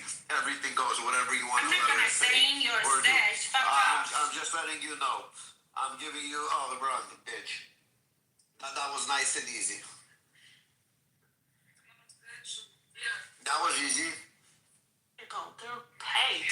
These are paid. Propaganda. These are paid. They're not even paid, or I don't know if they'd be paid. They are paid. They paid on Dormas. I honestly feel sorry for the Iranian people. Yeah. After 47 years, you have to deal with scum like this. Finally getting some freedom, you have to deal with... I remember when we had to deal with scum like this. This is sickening. This is worse than I You remember the first thing that she said? Do you remember? She said women in Iran have got their freedom. Their hijab is free now in Iran. And when I told her it's not free now, and she was trying to say, oh no, they are changing. It is changing. Things are changing. That's Masha, she was not good. Like exactly what Rafi said. Like sometimes there's ones that we confront in rooms and they're pretty good at it. But I wish we had another Baha'i in the room because they could probably ask one. I mean, he asked one question to expose it, but that was pretty lame. Abby, you should have been here before, Abby. It was way worse. It was so terrible, you know. Rafi did a good job. This was so bad, you know. Yeah, she was so bad, Abby. It was just, Puri was here. I feel sorry for Puri. Puri's getting a heart attack, high blood pressure. She was so bad. I was like, this person is terrible, you know? My brother Puri, I feel so sorry. You have to deal with this high blood pressure and you have to deal with this scumbag. Yeah. Jesus Christ, man. I feel for you, man. I don't know how you It's do tough, this. bro. I've seen American versions for American people, but I've realized that there are people like that in every nation. We have to find a way to cope with this population to, I don't know, kind of educate them, unless we know it's useless, but we have to fucking act like humans. Look at it, you know, Democrats and Republicans in the United States, I think they have the most critical, conflicts in past decades right now at this moment in 2026. But yet, They choose to be civilized nation. They choose to be Americans. They choose to be fucking smart. And you know, as a Persian, I wanna learn from the smart guys. Like I wanna fucking. Some of them are not stupid, Priya. Some of them get paid. And the moment they stop paying them, you see how they shift. You know, personally, I know Lucy. I know her friends. They're like a bunch of separatists. I don't know, intellectuals. Oh, there we go. Fucking hell. That's some of them. Some of them, they know stuff. But reading a lot of books doesn't necessarily means that you're a fucking smart person or a righteous one. Because you have to experience something. It's just the fact that you have to take your decisions by a simple matter in the name of humanity. What's extraordinary is they all end up in Toronto. That's the part I'm struggling with. Well, Toronto's like you. It feels like every time we encounter it, they're in Toronto. Toronto, Canada is like the United Kingdom. We accept all the pieces of shit. The bad thing Everything that is damaged they live in life, there we too. take it. Ruffy, let me tell you one thing. I know a Ukrainian guy named Das, right? Das. He was talking to me proudly that back home he killed a person, and yet he got his visa. He came to Canada's soil. That's crazy. Canada, when I wanted to come, they accept all the garbage. All the stuff. Look at Canada. What's happening to Canada? It's becoming a shithole. Look what happened to UK. It already is a shithole. Same with Australia. When I wanted to come into Canada, they put us through like millions of filters. They're like tough restrictions that you had to actually like have a fucking good bank account or I don't know, like be successful, bring us a fucking degree or whatever. But it wasn't like this. Like everybody can come here. Do you remember when the Canadian government clapped that Ukrainian SS soldier in their parliament or whatever? That goes to show. Do you guys remember that? It was like a Ukrainian SS soldier. And the government of Canada gave him like a standing ovation. And then they figured out like 2 days later and then they were like, oh fuck, we fucked up. I'm sorry for saying this, but as a citizen, I can say Canada's fucked. Australia's fucked too. It was a great country. Back in Harper's time, at least it was a better type of... What a great guy Harper was. That was great. Is he still in government? He does. He's not in government, but like he advises. But like again, once we all went liberal again. Nothing good has ever came out of a liberal. You even lost in hockey, Rafi. Ask even like a Democrat or a liberal, what's so good about a liberal? Nobody can ever give you a straight fucking answer. Like, what are you voting for that is so good about it that you're voting for? They have no reason. They're brainwashed to such a point that they... Blue hair color, piercing, and LGBTQ. It's not that, like, there's nothing that they can justify why they're voting for, unless it's some keywords that somebody's gonna spew, but there still has no action has been made on it, right? Like, I want a person to tell me, I vote for liberals because of this, and this is why it's happening. Because they're always saying this is what they're promising, but they never deliver whatever they promise. Because they're all living on hopes and dreams. They live on stories. Before election, Mark Carney was supporting Persian people and community, and somehow they're all prostitutes. Not the Islamic Republic representatives. You shouldn't. That just shows you're doing it for fucking votes. Why are you pissing us? You know. If you're supporting people in Canada. You're fucking running to be the country's leader. You support the Canada as whole, not a certain group. Not for the Jews. Not for the Persians. Not as a Democrat favor or Democrats are for the black people. What the fuck's that supposed to mean? Roughly, for black simple people? question. Like or anything like that. How stupid? Like they play them.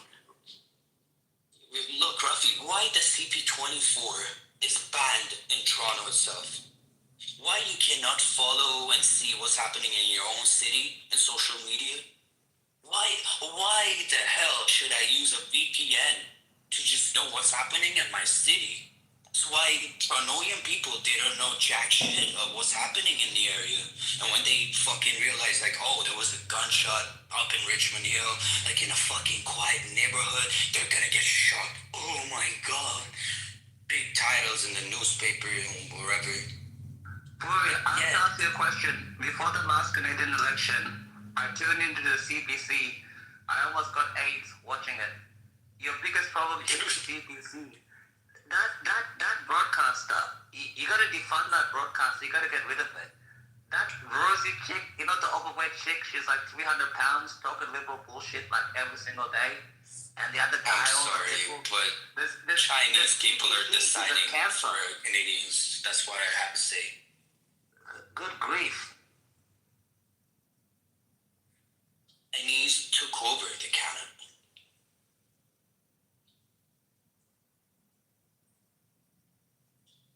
Do you know who is our mayor right now? Olivia Chow.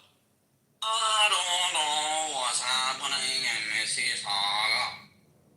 I think black people should saw what they're doing. Like, Where are you? You're from Toronto? bro, this woman is our mayor. We had, let me ask I don't know, Mom Donnie plus, bro. Boria, are you from Rich or you're from Young? The area I notified. Because I know you're one of the other areas. It's either Richmond or it's either Young.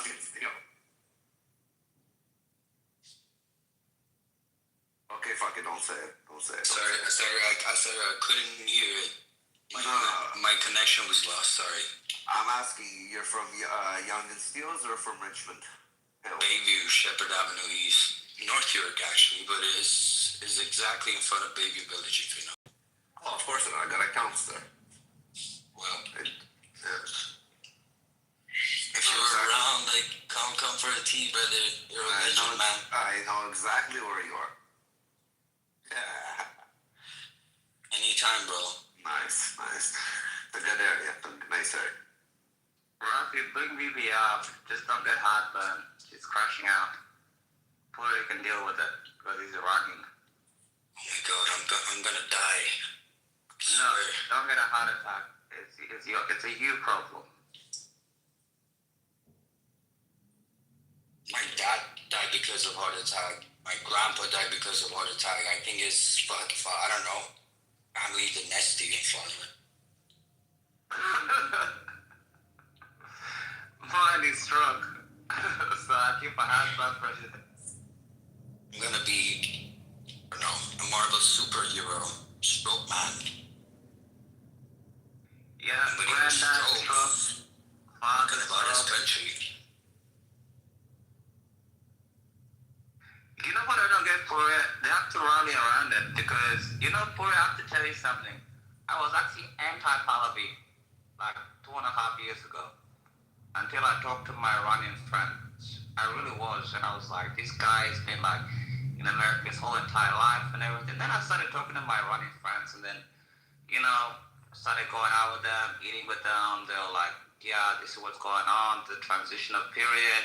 The documents, his plans are going on and everything, the transitional powers. And I was like, I came around, sort of thing, you know what I mean? But right now, this critical junction, I don't understand why it's to just shit on him, you know what I mean? Like, what do you want? Like, RGC for the next 50 years, What the hell? You can vote against him eventually if you want to. Can I tell you something?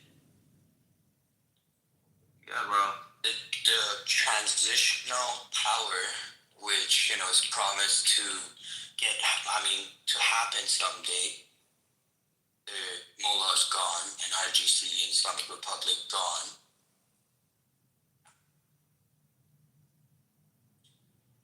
So it hasn't happened yet. It's not even happened. That's all we're trying to say. As fucking constitutional monarchy supporters, don't think that we're gonna act like Muslims. If there is a fucking real way, it's gonna be truthful. It's not gonna be Muslims way. We're not trying to fucking like rig the elections. We're not that type. I believe that all of these guys, they would have fucking the rights to actually vote for something, but it's so clear. In this critical moment, people has to be separated. Some people are advocating for Islamic Republic, whether if it's directly or not direct. And the other diaspora or the other percentage already knows what to do. So a lot of people in this moment might get hurt soon enough. Or they're gonna be like, I don't know, degraded in our country. They're not gonna be respected that they used to be like back in the Islamic days. That's every revolution's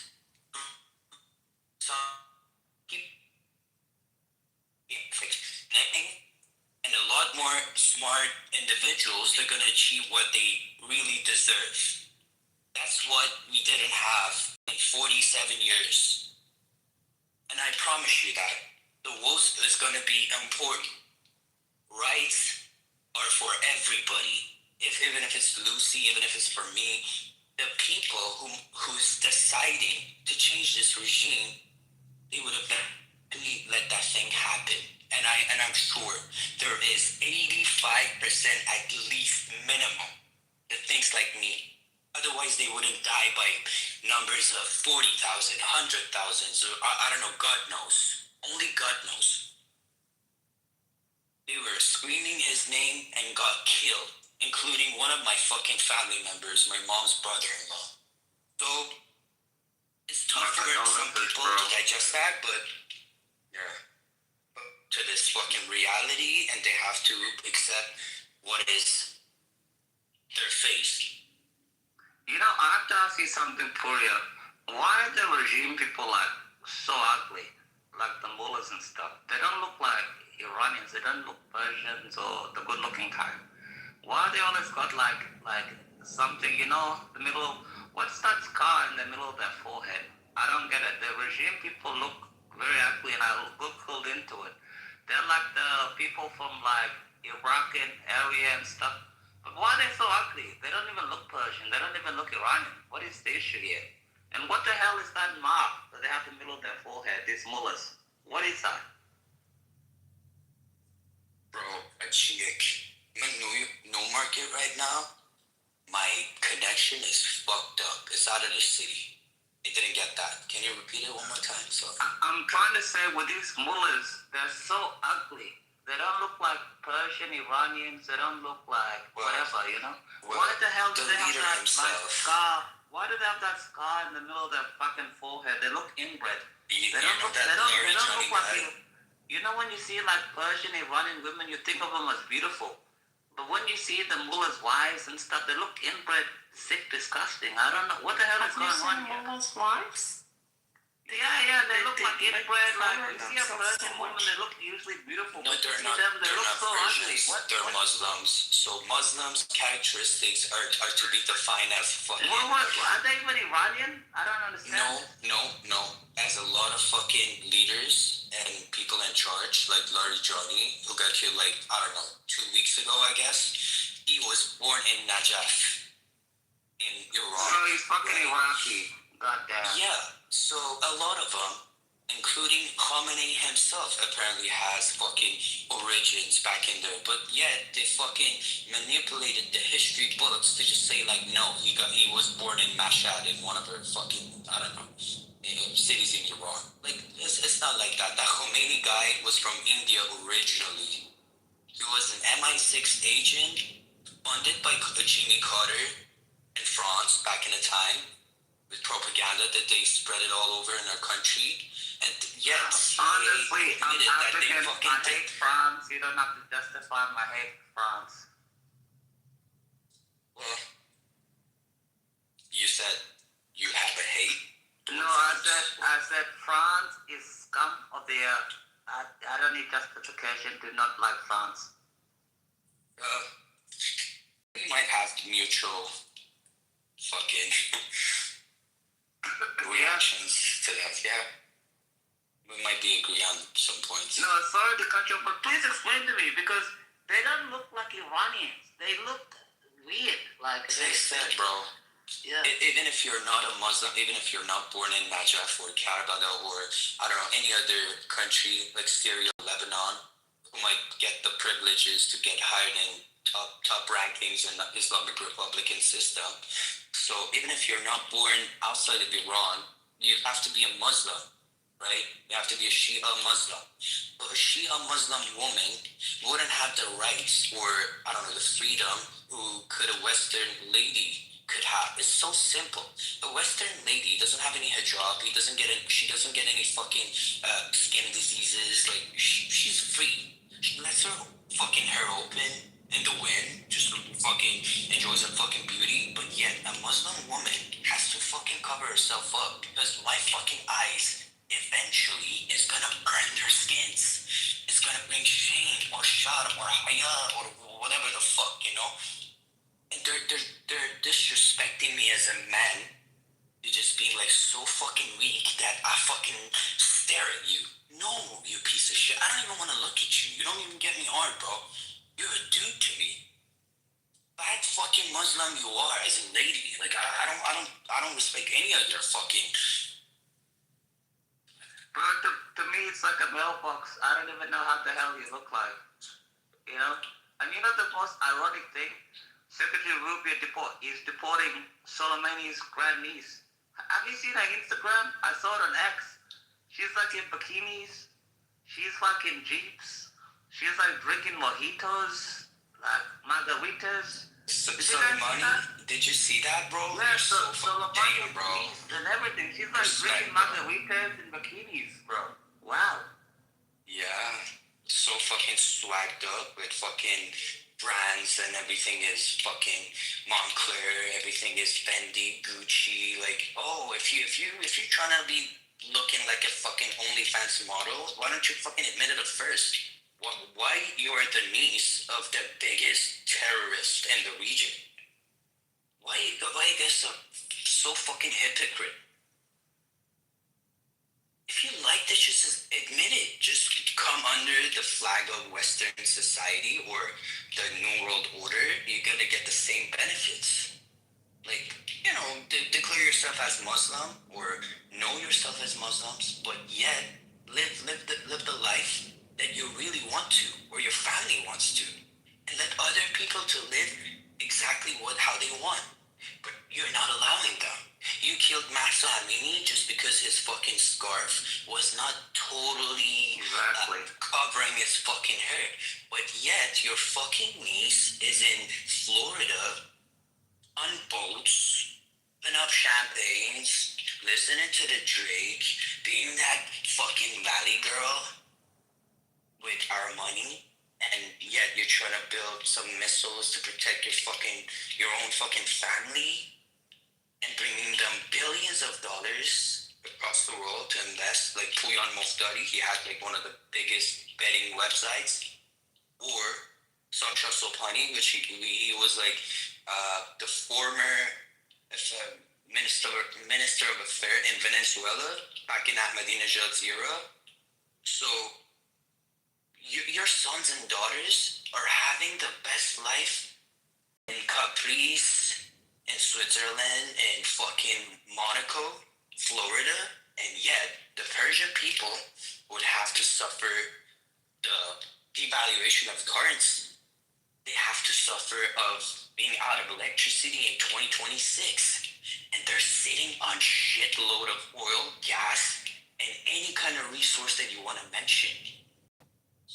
I mean, bro, to be a Persian guy is so fucking tough. The facts are killing you alive. You know how much potential you could have? It's impossible. And you know they're not letting you. Abi Puri must be killing. Have you seen that video? I think it's in like 1962. And the Shah, he comes and visits President Kennedy. And they do him like a show and they fly planes over. And he visits like the Washington Monument. And I'm like, I can't believe this was Iran. It was so beautiful. It brought a tear to my eye. the greatness he was in. And then when Nixon went to visit Iran, American Iranian flag bearer. I can't believe Yo, I had a question. 47 BB years is of talking this about bullshit. me. It must break. Room chat? Bro, have you seen that video where the Shah is in America? You Like, pour 30-minute documentary. you wanna here? Who's here? So, okay. You want me to bring her up? Who are you talking about? Because You want me to as bring far her as up? I know, I was agreeing with BB before, and at some point, Well, first of I all- don't know why she would hate me. Well, hold on. First of all, Sword, what's up? Here, I'll bring up BB. Sword, you here? Brian, Serendipity, are you guys with me, Modding? Flash your mics if you're with me at least, Modding. Okay. BB, are you talking about me, bro? Yo, Boria, can I trust you? Can I my job to help out here a bit? Just in case I Rafi, need to bounce you've known me for a long time. I trust Korea. Don't trust me because I'm sensitive. Sensitive's not good. But I know Sword. You've I know known Sword me. is good. I know Sword. I just want to know if this is the same Sword that I know. No, Sword is sensitive.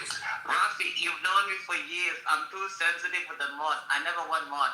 Don't trust me with it. Sword is not sensitive. I like Sword. Sword is. I like him. If this is the Sword I like, I just don't know if this is it. He's not on miking. Sword is FC Honey. Yeah, this is Sword.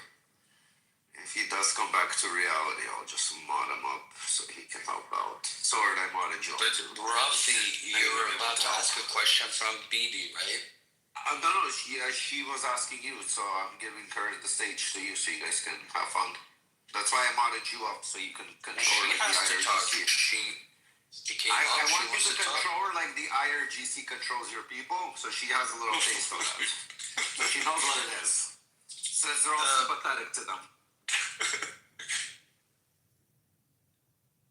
That's the only fair way to do it, I think. That's crazy. But anyway, BB, would you want to talk or?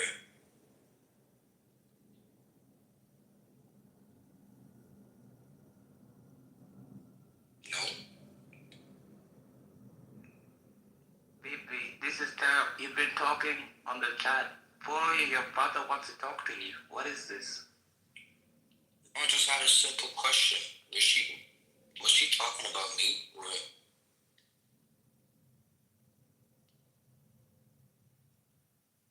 You don't have mic?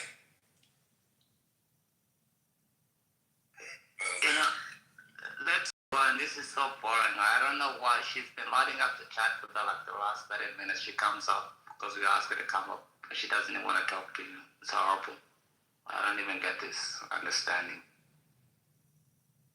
Maybe she fell asleep. I don't know.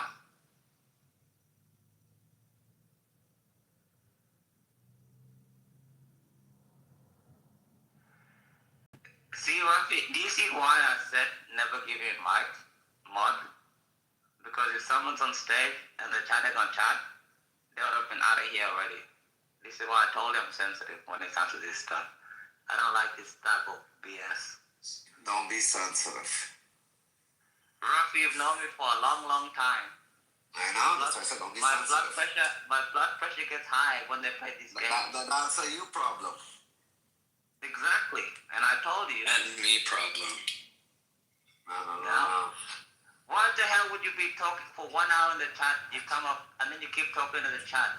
You see what that, Rafi? Because the bottle she's drinking, like an alcoholic. So, yeah, it's easier to type than to slur your speech right now.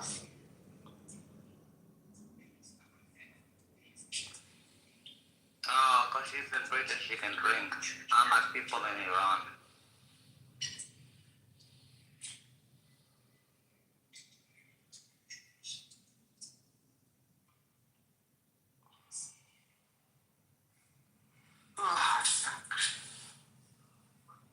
So, yeah. Rafi, do you see why I get so pissed off? With all the BS? Why are you pissed off? Because these people, they don't want to talk when they get on stage. And they talk so much shit. I prefer them to be silent. It's better to have them silent than to open up their mouth and to hear the hate that they have. This is called practice makes perfect. This is how they should stay in the real world. Yeah, but Grassy, I mean, you're also very goofy, you know? There she is. I'm goofy. It was a good cartoon character. Part of my childhood. And to be honest, that's, by the way, how I've always seen the Israelis a little bit goofy. It's like you just need a little bit of love, hug, and reassurance. Are you here for that? Yeah, because I'm not. Are you here to provide? No, I'm not here. I'm just here to just. You just came to tease, I'm to stir up shit. I'm here to just. No, not interrupt. And I said stir up I'm shit. here for progress. I'm just saying, it's like it's a two-way stream. By the way, you know, it's like there's got to be some trust. It's like, to be honest, but also it's like, you know, it's like Israel is like it's the new Middle East, but also. What's the new Middle East?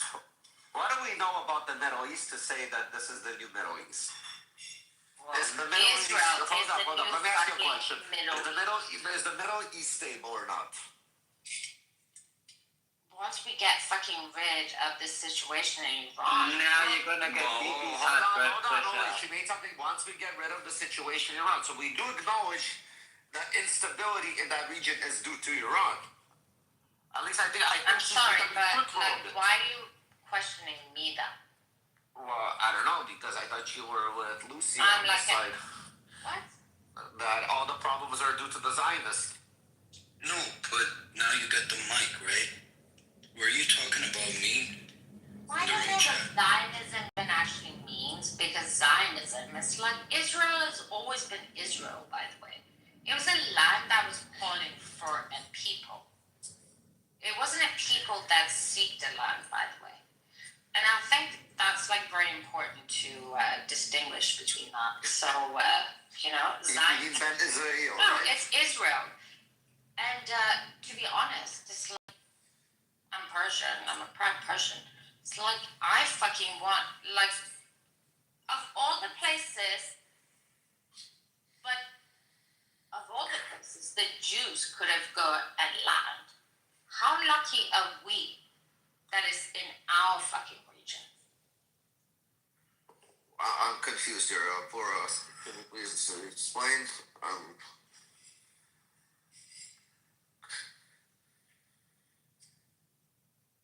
very confused by that But statement. then also, it's not a coincidence exactly when you think about like Cyrus the Great and like our history and everything, and with the Abrahamics, it's like religion and everything. It's Israel was always there before, like even like anything else.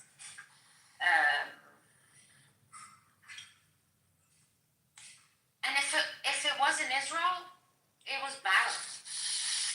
You know, Israel was dead. Yeah, guys. No, Just land, FYI, we have Abby. Guys, I need to make a. Hold on. We have Abby on the stage. Furia. If I'm not here, I think Abby drops out of the room and she loses her mod. Just mod her up right away, okay, Furia? Do me a favor. You just watch it. Serendipity, same thing goes for Brian. So any of the mods that are modded, basically, they just drop out and they come back and just remod them up. There's a reason why they're mods. Can I do it? No, I just already modded up Abby. She's back. But yeah. But then also as Persians and as Israelis, I don't really understand, like, what is it that, like, 2,500 years ago, our history already, like, settled that dispute. So, like, what are we doing today? But what we're doing today is we're dealing with an ideology. But then that ideology also rightfully, which is something the Jews have to take some responsibility for, because, you know, that was the Jews wrote the Quran that the people there live so by. Abrahamic and so whatever, but now we in a different different time. What do you mean? Like Israel has a plan. Can you make it more understandable? I'm so tired of being responsible for everything. Yeah, hold on. What am I responsible for today? Yeah. Please explain more. I don't know how, because I can explain it in a Persian way. Explain it in a You Persian want me way. to explain it in a Persian way? Yeah, explain it in a Persian way, in Persian to Puria. Puria, you will translate back to us so we can understand this once and for all. And then you translate it into French, and then from the French, we're going to translate into the Spanish for the Spanish-speaking audience. Sword, what's up? Welcome back, you fucking guy. I was telling you. So hold on, Bibi. Take that wine bottle out of your right hand right now. Put it to the side, okay? Put the bottle aside. Russian vodka. Put that drink aside for a second. I need you to explain why Israel needs to be responsible, okay? To Persian, but you have literally 30 seconds. Can you do this in 30 seconds or quicker? Yeah, I'm on my Well, to translation. be honest, it's like Can you do this in 30 seconds or quicker? Yes or no? Oh my fucking god, who am I dealing with? This is the type of people that have an opinion on the Jews.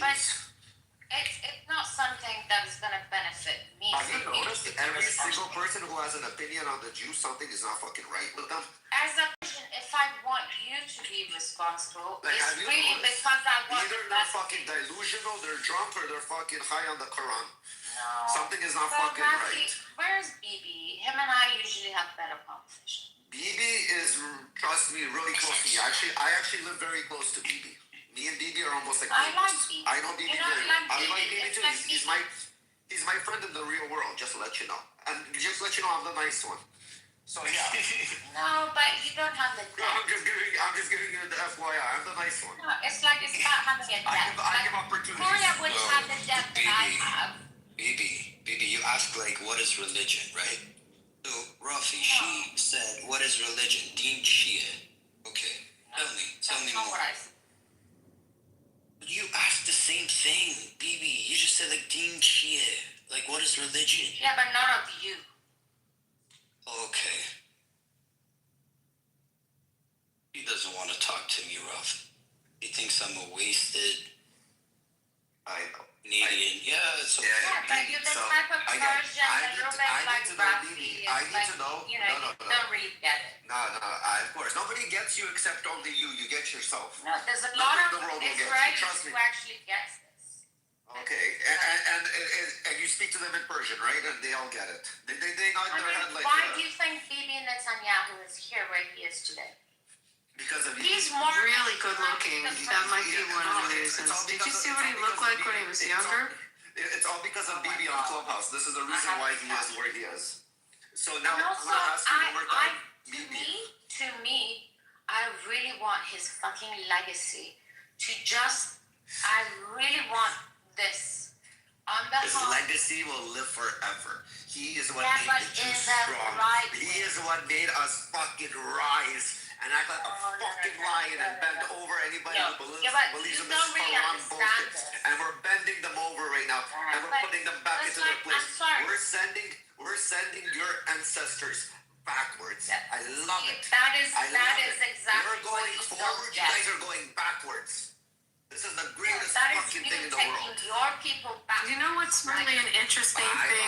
You know what's interesting about legacy is if you were to ask people of the last generation about Churchill, and they would, everyone just lauds him with statues of him, and now you've got people trying to strip Churchill of any prominence and take his statues down, and so you go into the next generation, and we also live in I'm not done. We also live in a time where I've watched between the Black Lives Matter and the Me Too people taking down statues of people that I grew up looking up to, and now the statues are gone.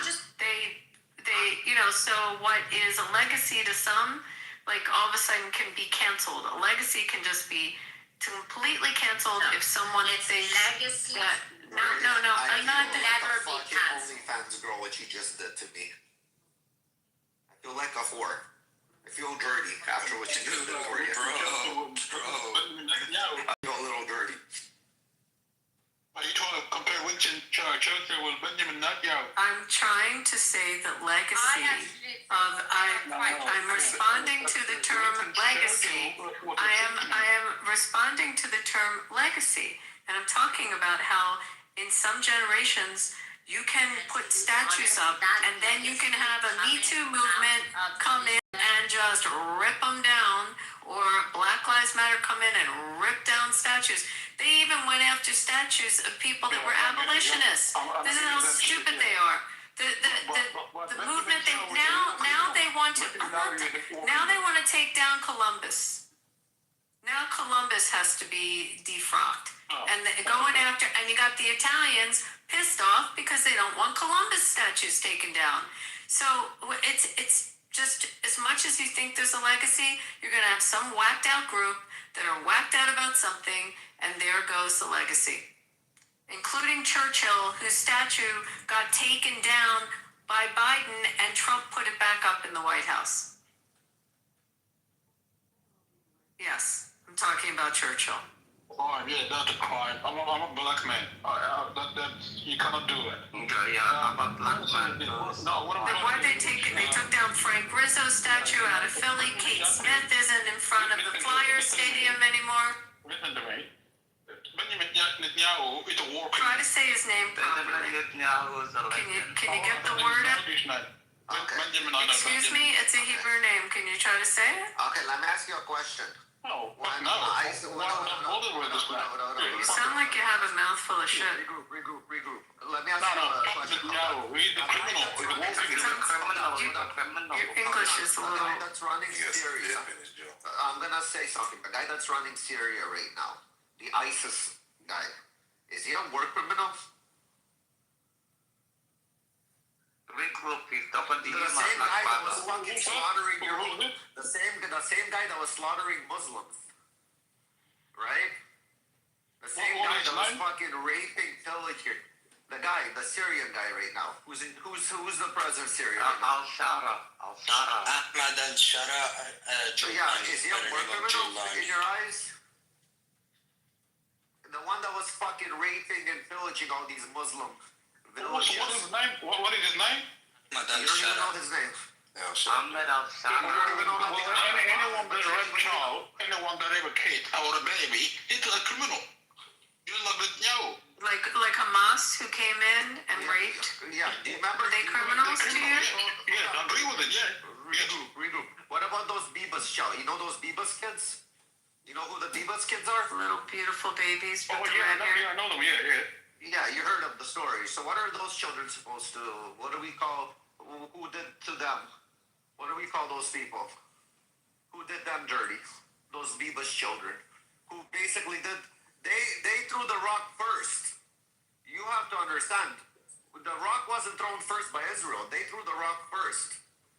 They took the children first. Alright, this is my thing, okay? This is how I... Regroup. Can I take your... No, hold on. Do you have children, regroup? Do you have children or no? Let's speak. As a I parent. got 4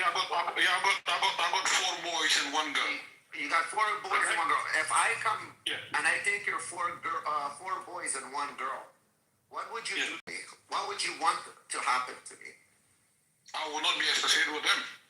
What would you want? Anything What else would you from want? that If I kind? come and I take your children, let's see if you love your children. What would you want? What? God forbid. Again, God forbid. I come. I take your 4 beautiful boys, 1 beautiful girl. Right? What do you want to happen to me? If I take your children, do you care what's gonna happen to my neighbor? If they have to go and extract your child? You wouldn't give a fuck as long as your children are safe. That you want your children If you do anything with my kid, then I would kill you. You would kill me, but what happens if I have neighbors and my neighbors are all protecting me? So you have to go through my neighbors too. My neighbors have children. They I don't know the context. I don't know the context you're trying to drive here. I don't get it. Hold on, but that you're not a stupid person. The context is The context different. hold on, that Hamas, the leaders that the Palestinians chose to protect them, to be their voice, correct? They were elected by the people to be a representative of the people that are on the ground, and they put them in such a position. Hold up, don't bring up the Z guys yet until I'm done speaking. She's gonna disturb the stage, bled. Anyways, and they come and take the children, and the people, the neighbors, do not help. They don't say, listen, I know where your kid is. They call the IDF, there were hotlines to call to tip off the people that were basically hiding, the Israelis, the Americans, or anybody like that, who they were holding as hostages. They stayed silent. By you staying silent, you're basically in agreements with the people that did those acts. So there is no such thing as innocence by you staying silent. So everybody there, for example, when 9/11 happened, what happened in Gaza, they were giving out baklava. You know, when every time the West gets attacked by the terrorists, they give out baklava. You know, it's a known thing to give out candies on the streets to reward and praise those mourners that fucking took the innocent lives. Do you know what happened after October 7th? In Iran's national TV, they were saying the regular civilians were giving out baklava. They were celebrating that they took hostages, that they allowed them to take hostages of a foreign country and not thinking of the repercussions of it. Are you joking? You regroup. As you said, you would kill me. As our great leader. Yeah, I will kill you. If you take my children to a meaningless war, or use them as, kind of people that act like a maid or something, I will kill you. So that's what they did. They took Israelis, holding American green card holders with citizenships. They took other nations. They took hostages.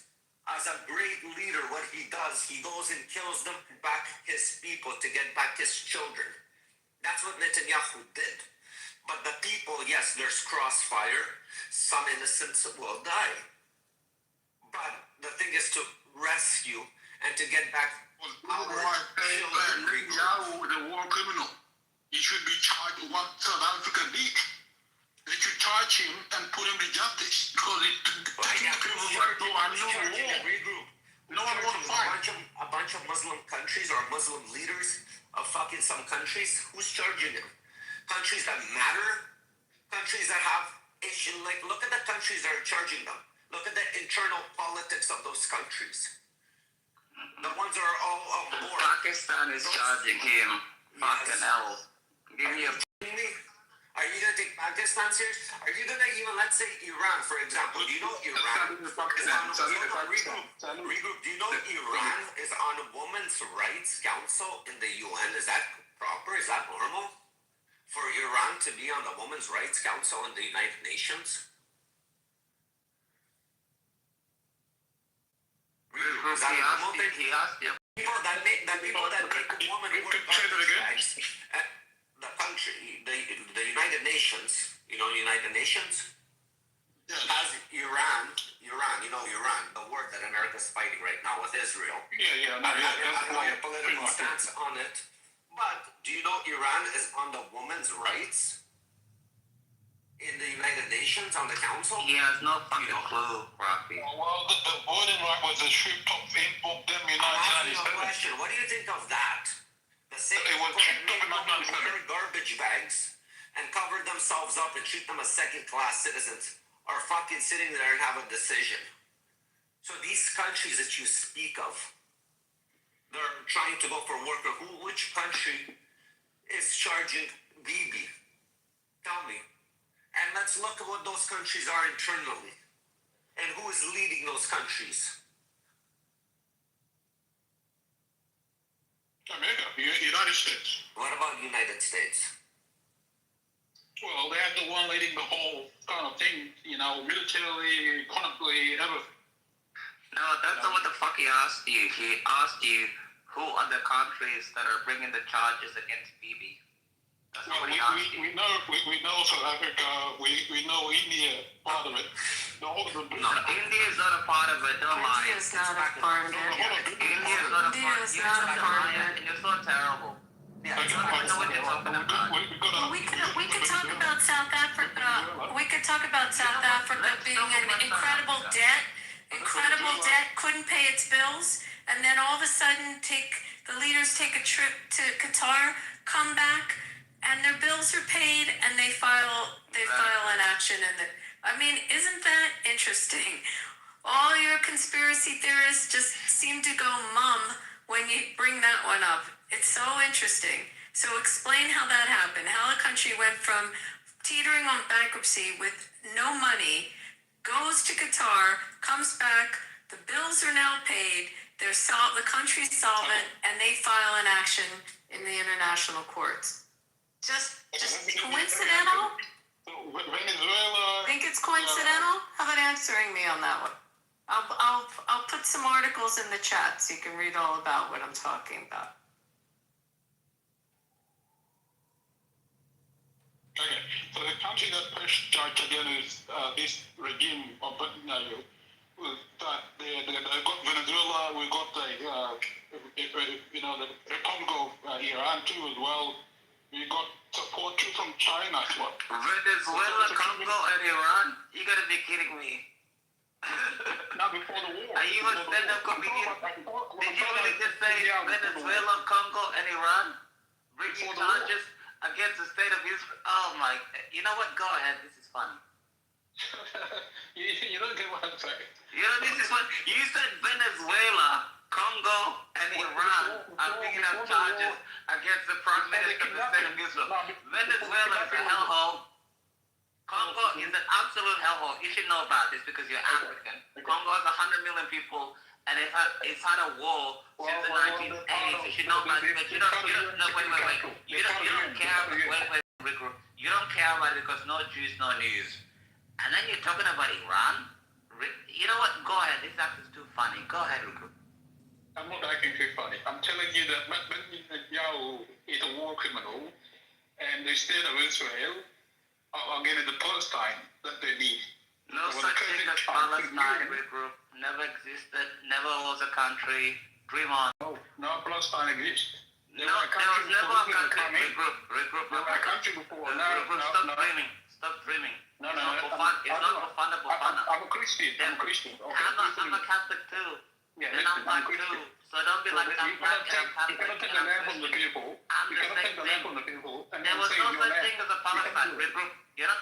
So hold on. There's no such thing as a Palestine. You know what they call us? Palestine. Let me educate you. Hold on. What about Pakistan? What about Pakistan?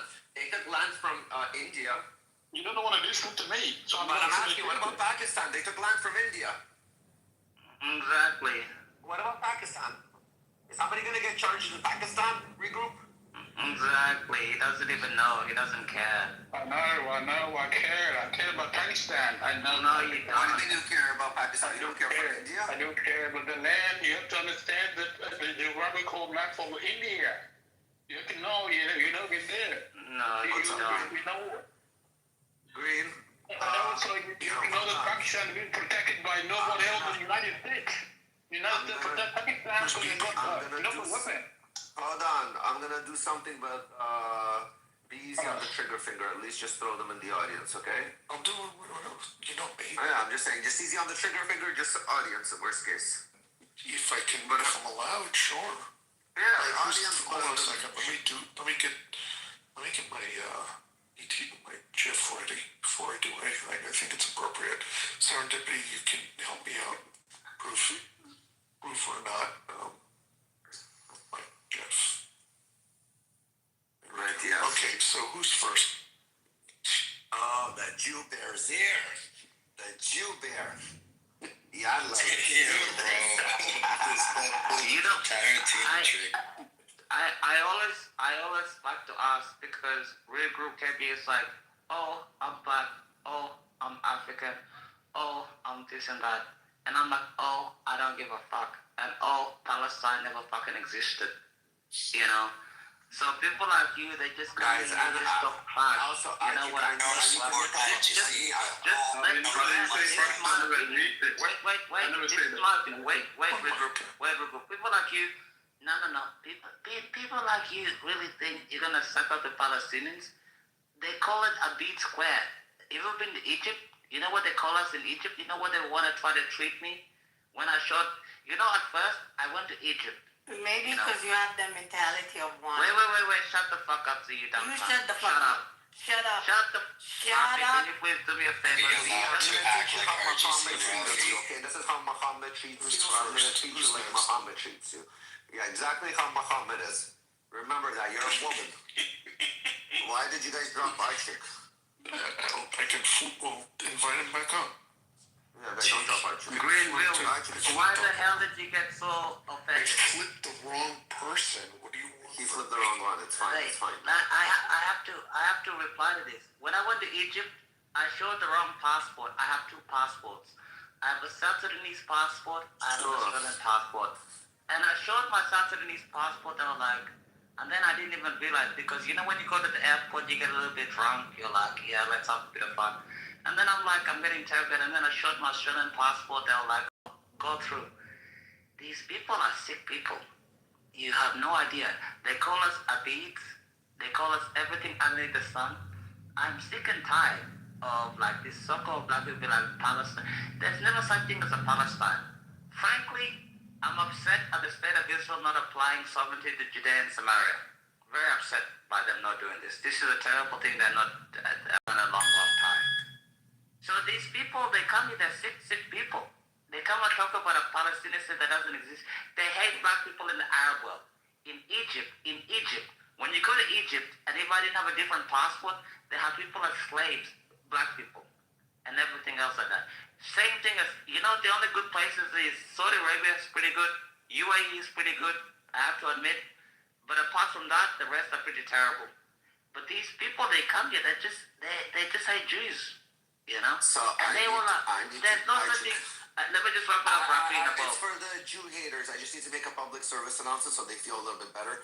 Guys, just to let you know, this room is sponsored by a few Jews in America. So the longer we keep this room running, the more we can collect funds and send it to our beautiful IDF soldiers to fight for the cause in the Middle East. So thank you.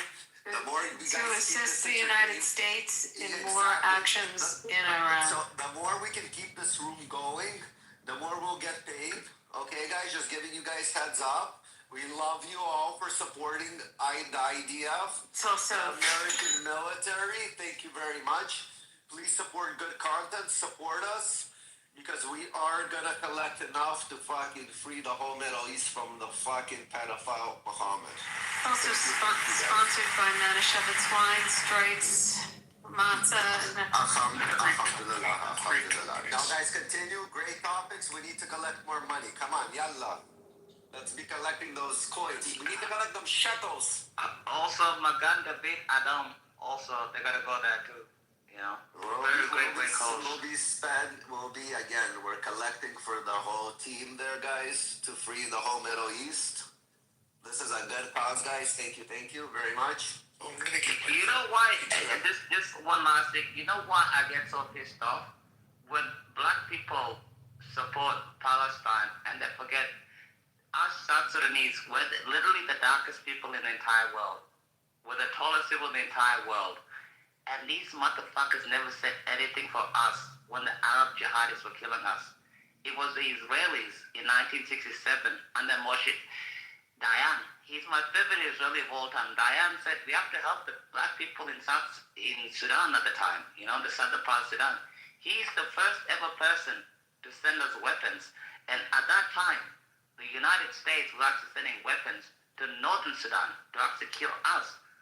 So the Israelis under Dayan actually convinced the United States, well, these people are Christian, they're a bit different. And that's why you have like 98% of all South Sudanese are proud Zionists, for an obvious fucking reason. So when all these black people come here and they're like, I'm darker than you, I'm taller than you, I'm in the heart of Africa and I speak my language and I was born there. So shut the fuck up with all your bullshit about like, stop that. You know? I defended you. I love you. Rafi, you have any other discussion? No. So we have more. We have Abby. Do you want to continue with the? No, I'm just curious about the tallest people. Do you famous basketball players from there? Yeah, Manute Bol, he's the tallest player ever in the NBA. How tall is he? 7'7", Dinka tribe, my people. Holy cow, 7'7"? Seriously, who's he play for? Yeah, he played in the. No, he doesn't play He's right retired now. now? Yeah, he played in the NBA. He's the Lord. Wait. She asked me a question. He played. They're the tallest. They're the tallest one in everywhere. Wait. He played in the NBA. He's 7'7". I was thinking people. He's the tribe next to me where 7'7". I'm 6'4". My brother is 6'8". Chinese good luck envelope. And what other famous NBA players out of Sudan? Deng, and that's about pretty much it. But Manute Bol is the most famous. He's 7'7", tallest player in NBA history. You can Google it. Very cool. Sorry, that's what I wanted to know. Oh, by the way, he's the one that got us support because the NBA loved him.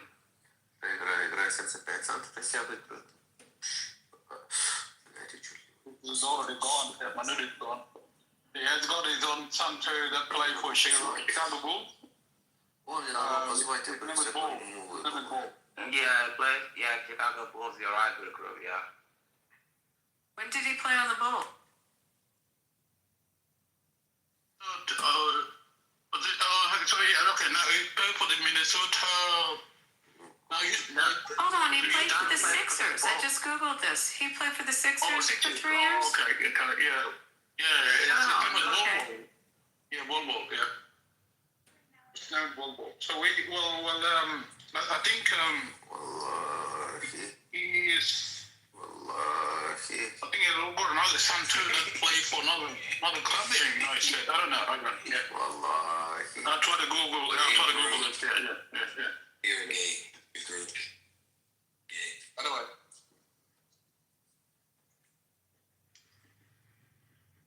There's something that I want to ask before about you are paying, you are fundraising for IDF. Someone say that. You're fundraising for IDF. It's really okay. I'm gonna say something that Rodney Dangerfield said once on a record, and it was taken from when he did stand up in a bar, right? And he did a line. And it failed, and it just heard the staleness in the room. So he goes, "See, these is jokes."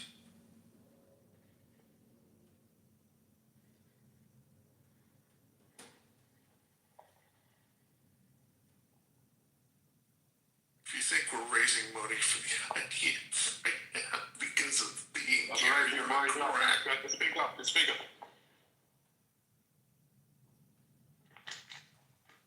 Correct. So how it works is regroup. So people that our whole point here right now, we get paid to bring up people that talk shit about Israel and Jews and to expose them. And we get paid here. We have sponsors. And we take that money later on, we send it to the IDF so they can work and protect us in the Middle East. We do a lot of different charitable organizations in Israel that people sponsor. You're funding the war.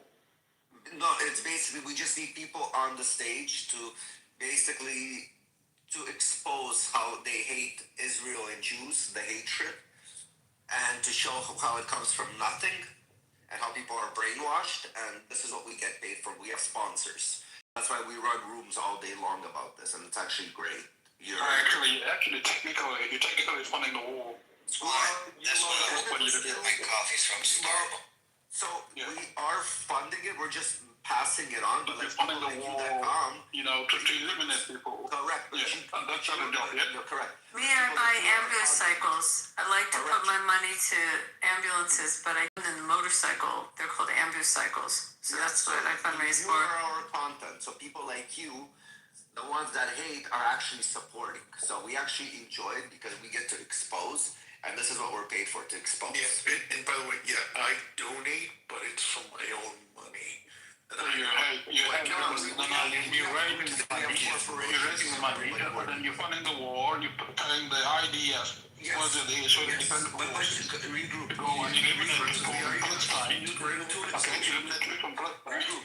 And they're such good-looking guys, regroup. You have to understand, they're like the hottest guys, these soldiers. Yeah. Just beautiful. They're gorgeous men. It's not beautiful to kill people. Beautiful-looking guys. Like, their bodies are good, they have thick heads of hair, beautiful men. You're with us. You're helping fund it by you being here and speaking on this topic, because we need people like you from the other side to expose, because without you we wouldn't have a room. So you are actually helping us. So thank you. Those IDF soldiers, for every bullet that they're loading in their gun right now, that they're gonna go and point, we want to say thank you to you. See that pin?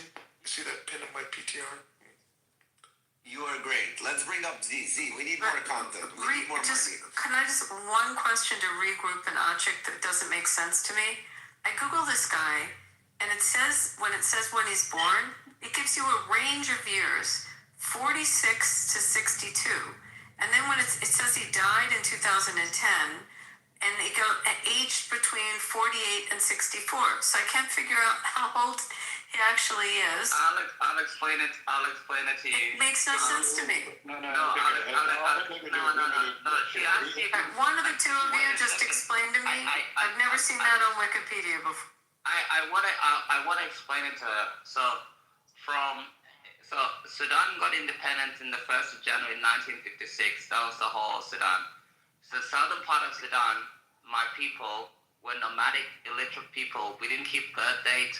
We didn't keep calendars. We didn't keep anything at all. So anybody born from the 1st of January 1956 until the 1st of October 1990 doesn't have an official birth date in the southern part of Sudan, because our people were illiterate at the time. There was no school. We were nomadic. We were like cow people. And that's why nobody knows his actual age. And that's why Wikipedia can't guess that he's... Yeah. But it's a swing of years. It's a swing of like 15 years. They can't figure out how old he is. Yeah, that's why they don't know if he died at the age of 48 or 64. Like that range. Yeah, that's why the African age, for example, a lot of the South Sudanese in America or Australia, a lot of their birthdays are the 1st of January, because they don't know the actual birth dates at the time. Because our people were nomadic people until we had to fight Islam and jihad when he came to our country. Yeah, so so if you ask anybody from South Sudan, from like 1st of January 56 to like 1990, nobody actually knows the official birth date. Because an example, polygamy. So my uncle has 6 wives, so he has about like 22 children. He doesn't even know his ages and stuff. He knows it now because medical technology and stuff. But that's the reason, Abby. That's why Wikipedia is fucked up, because nobody actually knows. That's Thank you. Honestly. You can go back to your topic now, but thank you. Regroup, do you need to add anything to that to explain to me? That's crazy. Time you come up to the stage, you choose to be silent. You come on the stage, you using your hat. Aren't you taught?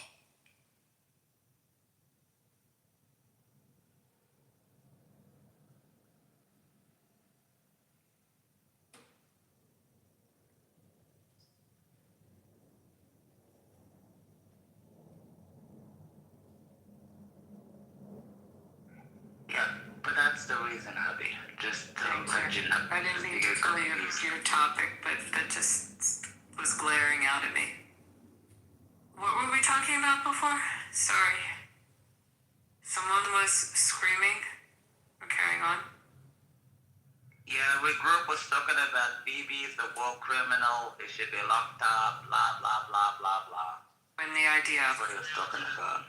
Yeah, and the IDF is terrible because they protect their people. Blah blah blah. That's what we were talking Where's about. Regroup from? Regroup, where are you from? South Africa. He's from South Africa? Yeah, with his accent, unless he talks.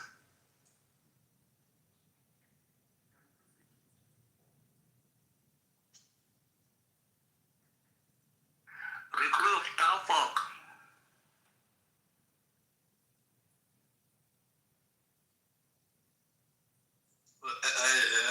Look here. There's no nationality involved in this. You don't need to describe. You have to actually hear my accent, where I come from, and all the places that I've been to. I'm not from South Africa. I'm from a country called South Sudan, where this guy came from. Do you know the one jungle group? I don't know it. In where? I did it. Yeah, Rankin. Malpoint. Malpoint. You right to know. In Kitover, you came here with no. In one jump.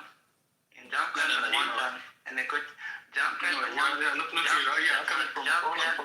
I'm gonna break into Pig Latin now.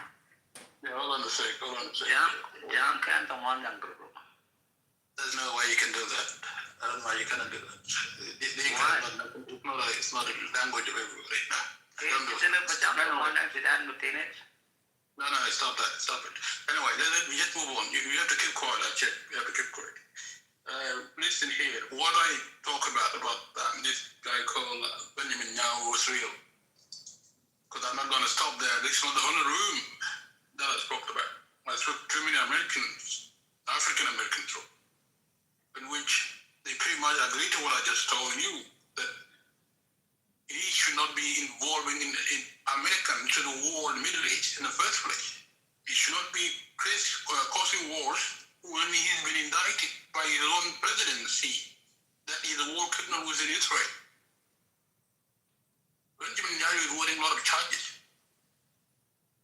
Can you say his name 5 times? Parliament.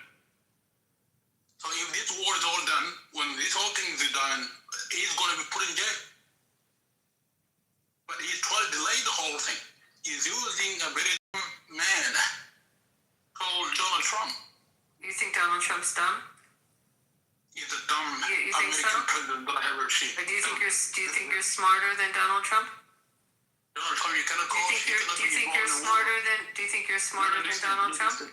Do you? He doesn't even know his own password. Regroup, do you think you're smarter than Donald Trump? That's asking a personal question. It has nothing to do with America. Do you think you're a smarter person? I'm not a president of the United States. I didn't ask that. I just asked you. Said you think he's dumb. Do you think you're smart? No, don't do that. Well, I'm not in charge of the United States. Do you think you're smart? I'm in charge of 2 So wars. do you think you're smarter than a dumb person? That's a dumb Are you question. smarter than a dumb person? That's a dumb question. You just said he's dumb. So I'm asking, are you smarter than he is? Are you smarter than a dumb person? Yeah, that question is dumb too. You can't. It's not dumb. It's actually very logical. I'm not the president of the United States. I didn't ask what you did for a living. I just asked if you're smarter than a dumb person. For him, he's a dumb president because he's putting a lot of Americans into. You said he's a dumb person. You said a dumb person. I'm not in charge of U.S. That's different. So are you smarter than a dumb person? That question has no meaning. Yeah, it has a lot of meaning. You think you're smarter than him. And did you go to an Ivy League university too? A what? Did you go to university, Regroup? I'm teaching one. Did you graduate from a university? I'm teaching one now. Did you graduate from a university? What are you talking about? Graduate or at least my master's and PhD here? Yeah. What are you talking about? And did you take history of Western civilization when you were in university? You have a bachelor's degree or a master's degree? Do you have a master's degree, Regroup? Or do you have postgraduate? You have postgraduate? One thing, yeah, one thing. Well, I got more than I teach. Yeah, I didn't ask if you taught. I asked if you have a degree from a university. What are you talking about? You have a degree from a university. I've got more than what you have. I have a law degree. So do you have a degree from a university? I've got doctorate in chemical engineering. You have a doctorate in chemical engineering. Yeah. I've got more than what the law school Yeah. Do we have a chemical engineer on the stage that can ask him about that? Do you guys think he has a doctorate in chemical engineering? And he's spending his time on Clubhouse? What university? It's not gonna be like between me and you. What I'm trying to say is to you. Yeah. Doctorate in chemical engineering. No. I'm gonna call him Doctor. I really respect that group. Don't lie to her. Yeah, don't do that. Don't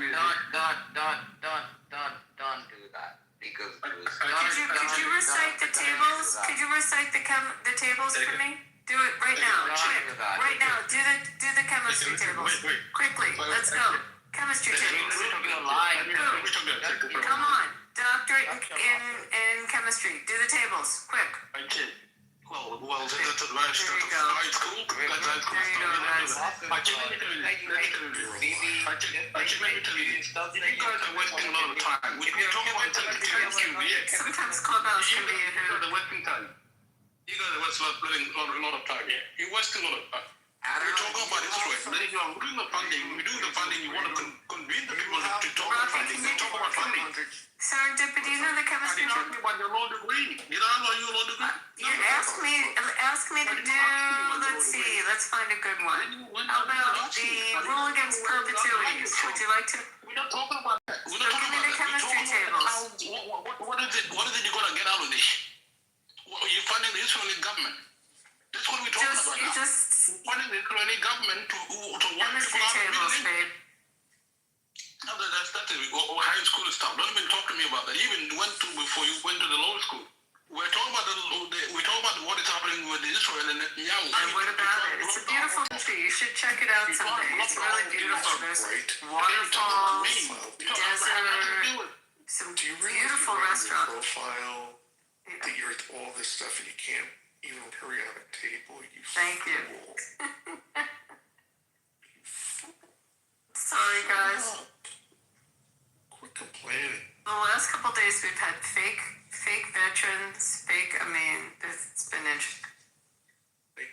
And again, we're raising these الجينير مهندس الشيمياء. Okay, here. I have a good question for you. Are you ready? Chemical engineer. Is he here still with us? He's in the audience. Bring him up. I have a good question. You want to actually, Abby, I'm going to send you a thing right now. The question and the answer from a chemical engineer, okay, since he's so great at it. You can ask him, and this is the answer he should reply to you. Hold on. Abby, you are here. Message. I don't know if it's going to be possible for you to read it. You're wasting your time. He's not a chemical engineer. He couldn't even speak the language. I know, but this is, again, he's just a hater, and this is how we're collecting money. Remember that, Dutchik. This is all about the fucking money. I do have to disclose, I did not take chemistry. I skipped my senior year, so I don't have a chemical background. I don't know, are you going to be able to open this up? Here, I asked. Abby, you have a message. Can you take a look? Are you able to open this up for me?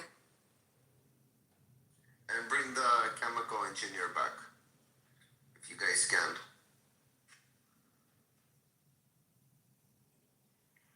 He left and they called me a cunt.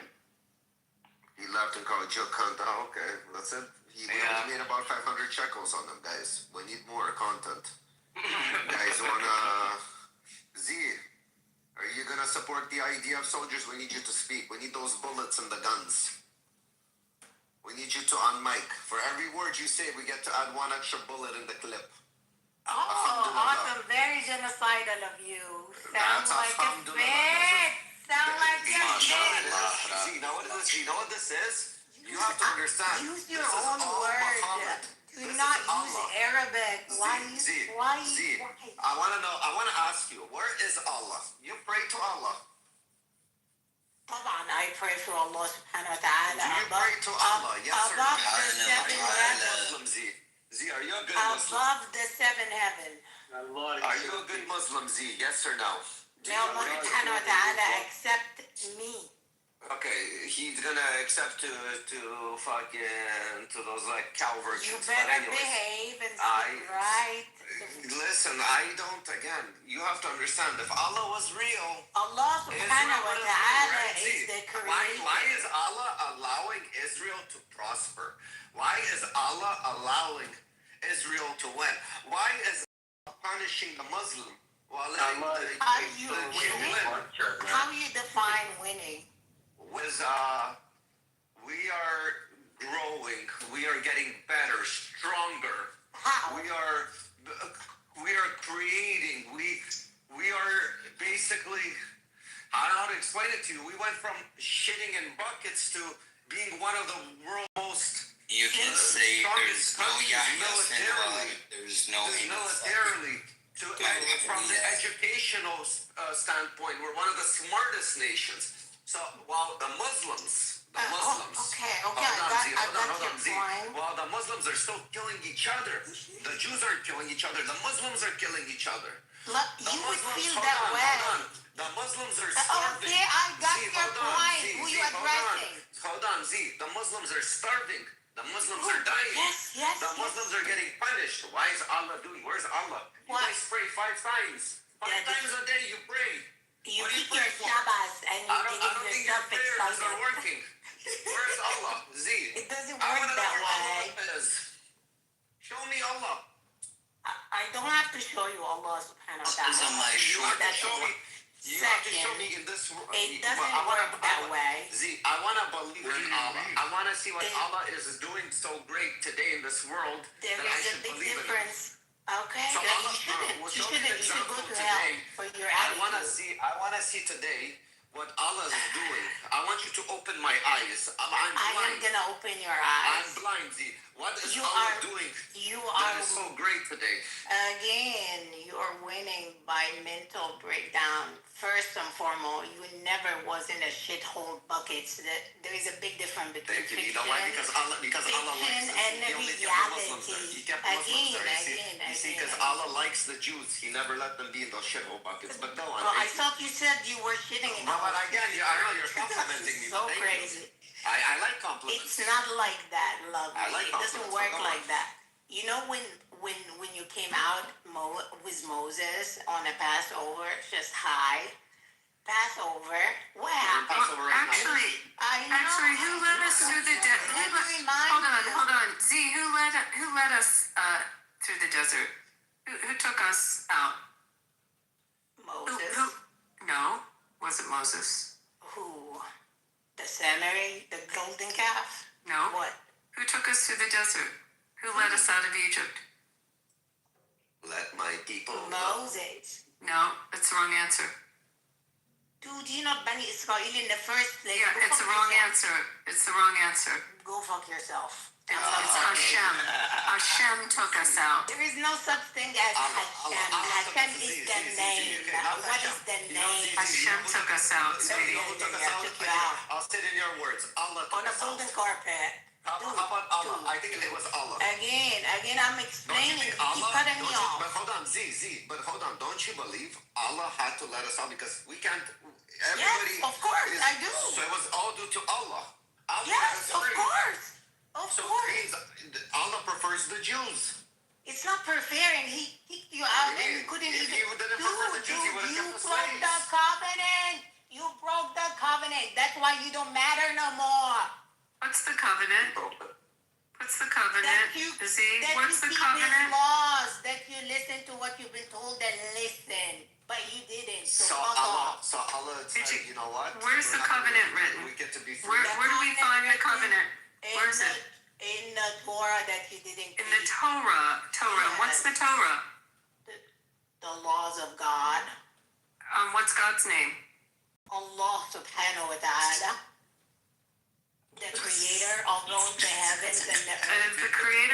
heavens and the earth is Allah? This is stand-up comedy. You join him in beautiful Jannah. This is like stand-up comedy. Z, we need more minutes. Keep talking. You're idiots. I am talking. Do you want to Allah subhanahu wa ta'ala?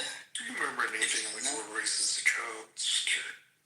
Z, I'm giving you all the bullets. This is sponsor. Z, are you willing to join Allah at level of Jannah? What? I hope you idiot. Okay, so this is a life goal. I don't need your advice. So I know what I'm dealing with. To make Allah happy, do you wear a garbage bag? Do you wear the burqa, the whole thing? What? Do you wear the whole outfit? What Do you cover outfit? yourself? Do you cover yourself? Do you Why wear do the garbage Jewish bag? women cover themselves? Let Like the a people Model go. T. Hey, I'm in a Their bikini. hair out. What do you Right Come on, now. Orthodox or live I'm in a up. bikini right now, see? Because you're not committed, Abby. Oh, me? What am I committed to? Are you committed? Did someone commit you? Wait, were you committed? The actual Jewish Do you think women someone cover committed their her? That's the hair. best news I've heard all night. What about the lip of Do you think they committed her? They covered up. Do you think someone committed her? What about the Orthodox Jewish women? Did someone commit you? Let them. Yeah, she needs to be committed. Where do you think? She's arguing to the law. today. It was. She thinks that the Palestinians Free Jewish people off. Let them take their headscarf off, please. Say that again, Marshall. Z, you're gonna respect Marshall. He was arguing that the Palestinian Arabs were indigenous, and my point was, no, they were not. They invaded and colonized the place. She was calling Israel a settler colonial state. My point was, why are you complaining about one colonization but not the other? I'm not complaining. You were complaining. You absolutely No. I'm never complaining. I know the enemy. The enemy is the enemy. Z, how do you feel about colonizing? How do you feel about colonizing, Z? Again. How do you feel about colonizing?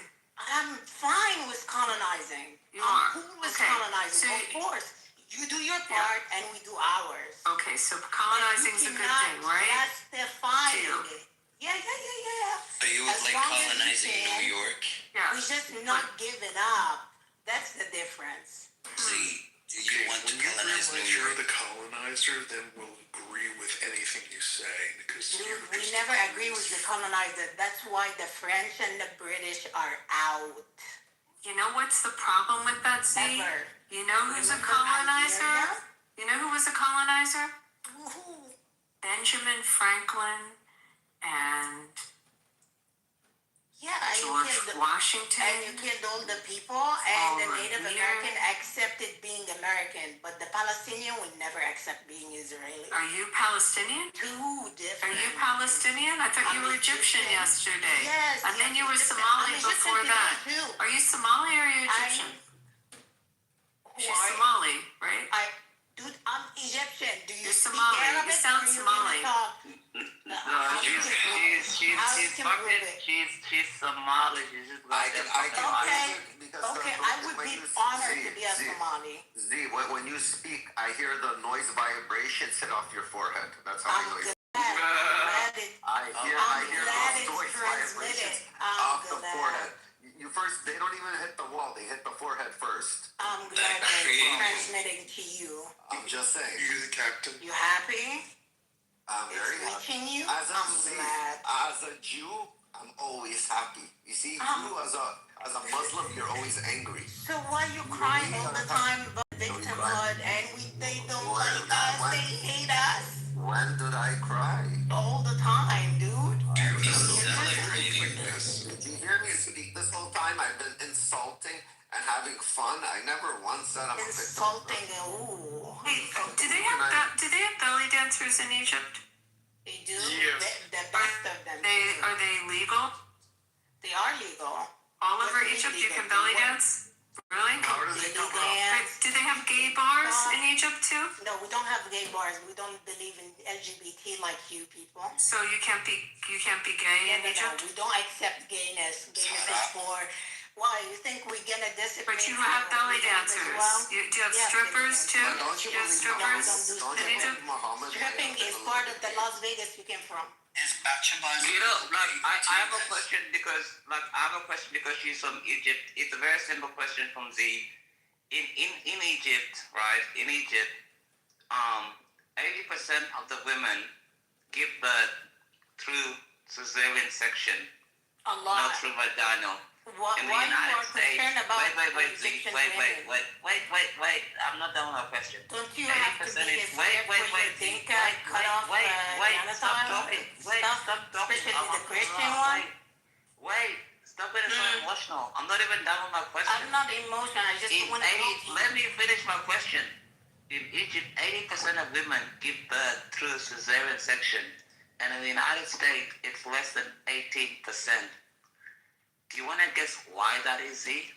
Because it doesn't take Nostradamus to figure this one out. No, because they're rich. No, because you cut off your women's clitoris and you solve their vagina. They can't give birth through the vaginal canal. That's what 80% of keep women. it tight. Maybe something with it now. And yet you're here talking about it. Because what do you mean? Egypt, you know how much women in Egypt, 80% of women. Wait, Z. Shut 80%, the fuck up. 80%. No, Z. You always support the wrong people because you're indoctrinated and you're stupid and you support is wrong. Muhammad Salah, whatever the hell you want to talk about. 80%. Yes. I agree with you. And it's you're a bad proud of that? action. And you're proud of that? They fucking rich. That's why you're they go for it. They don't want to What does rich have to do with the fact that you have to have They don't want to go through labor. Because you mutilate your women. And you're a victim, Z. They don't want to go through the labor. Why are we talking about this? Female mutilation? Yeah, because they can't give birth through the vaginal canal. And she's a victim of this too. And she's a sick fuck. She doesn't even realize what she's talking about. Dude. You and know yes, she comes up here talking about Israel, talking about the Jews and everything else like that. You have bigger problems. You have bigger problems. You have bigger problems in your own country than the Jews. You have subhanallah. Kusum kung kulit ang matinich. You have bigger problems in your own country than the Jews. Haram. Wala, pinagtake ito. I'm listening to Elon Omar. It's her. Go. No, because you come here and you talk about the Jews, and yet 80% of you are women. You're a woman in Egypt, and you have FGM done to you, Z. You're a victim that had FGM done to you. I don't need your validation. Yeah. Go fuck yourself. No, you had FGM done to you, and yet you sit here and you want to criticize the state of Israel and everything else. Why don't you go up to she's fucking left. That's what Muhammad does. She's fucking left. Disgraceful. No, she's not. She didn't leave. She's down in the audience. Someone moved down. Bring her back down. She's a victim of FGM, and here she's talking about Israel every single day. It's disgraceful. Especially when you go to Egypt. When you go to Egypt, you figure that out. The victim is your mom that got enslaved or whatever. Shut the fuck up, you dumb bitch. You don't even know my mom. Go fuck yourself. And I'm South Sudanese. That's why you get so angry. That's why you piece of shit South Sudanese. That's why you want to curse people. I want to talk about a topic. You want to come here, you want to talk about Israel every single day? Go with your Shahana and everything else like that. People like you make me sick. Because you don't even know what the hell you're talking about. And you come here, you want to talk about the Jews and the Persians every single day. I'm very so bored. Bro, you come here, you go down and everything else like that. You're such a horrible, terrible person. You know what, Rocky, do your thing. This person is just a dumb cunt. I can't even deal with this bullshit. The cunt is your mom. Behave. Fuck you. Fuck you. Yeah, we need our shekels, Aichik. We need to keep her for them shekels. I'm giving you a whole bunch of those. Enjoy. We need them shekels. We need to load up them clips. To fund the genocidal idea. Alhamdulillah. Don't use our words. It's not meant for you. It's not meant for you. You have something similar in your castrated language. No, we prefer Alhamdulillah, inshallah. Baruch Hashem. We we believe in Alhamdulillah. Alhamdulillah. I'm glad you keep repeating it. At least Every time I say it, Z, I just want to shift. Keep repeating it in your face. Like my toilet's gonna be designed the shape of Muhammad soon. You don't know the shape of Muhammad, so you liar. Trust me, we all know the shape of Muhammad. It looks like a fucking dirty bag. Elaborate. What it is. About the shape of Muhammad sallallahu alayhi wa sallam. You don't want to see Muhammad's face? Mercy, you don't have it. You don't have it. Do you want to sit on Muhammad's face? We don't have the Ten Commandment kind of picture. I know, you have one commandment. No, we just don't. Blow up. You have Alhamdulillah and you have Allah Akbar. Lovely. Your whole Ten Commandments, it doesn't even come to a chapter in the Quran. You guys have Allah Akbar. Your whole Ten Commandments is already written in the Quran over and over and over. Yeah? Oh, طبعا. Of course. What? Don't lie. Don't cheat.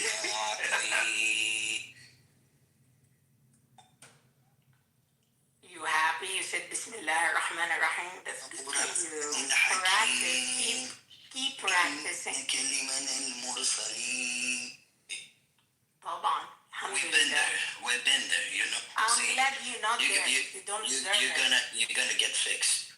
Dude, you're fixed, so I'm glad for you. I was forced to read that shit. I'm glad that you're not I was forced there. to read that shit. I'm glad that you don't have it no more. Enjoy your disbeliever phase. Amazing. Used to be Allah. Yeah. I'm glad. We would see who's gonna laugh at the end while you're Did you see what Trump tweeted today? You're burning your fucking hell, dude. Like, he said, "Praise to be Allah." He's using your own God against you guys. He's trolling your God. You don't know. If you don't know how it works, it doesn't count. I cannot explain it to you. If you don't know how it works, it doesn't count. Really? Really, dumb fucks? You put yourself in a neighborhood that you want to change the whole neighborhood to your liking. You an idiot. Yeah, we're succeeding. Dude, you're an idiot. You're trying to change a quarter of humanity to your liking and to your domination? That would never happen, you motherfucker. Motherfucker? Yeah. You said I have It's more common than usual. It's more common than coffee. Give it up. In your own community? Like the church today, dressed up as Z. I'm just curious because you Is Tony your sugar daddy? Z? I don't know what you're talking about. Daddy? What does that mean? Oh, Tony, she smells nasty. Like, she's like one of those that hasn't showered in a minute. Like, if you really want to fuck it. You would wish I'm Egyptian, you asshole. Like, literally bathe it before. We created bathing. You created bathing? You dumb fuck. I don't know. We created bathing. You're wasted. You sound like you created the fucking... Hey, if anybody enslaved you, it was us. You're a different level, Z. I am. You're beneath the rim of the ocean. I don't know what that means. Parts that even discovered by NASA. You're deep down and you're not gonna float enough. Wasted. Are you drunk? Did you get there yet? So what are you saying? Well, what are I wish I was drunk. Well, anyway, so apparently I'm the drunk person in this room, and I've been rambling for hours. So what is it? So religion, yes or no?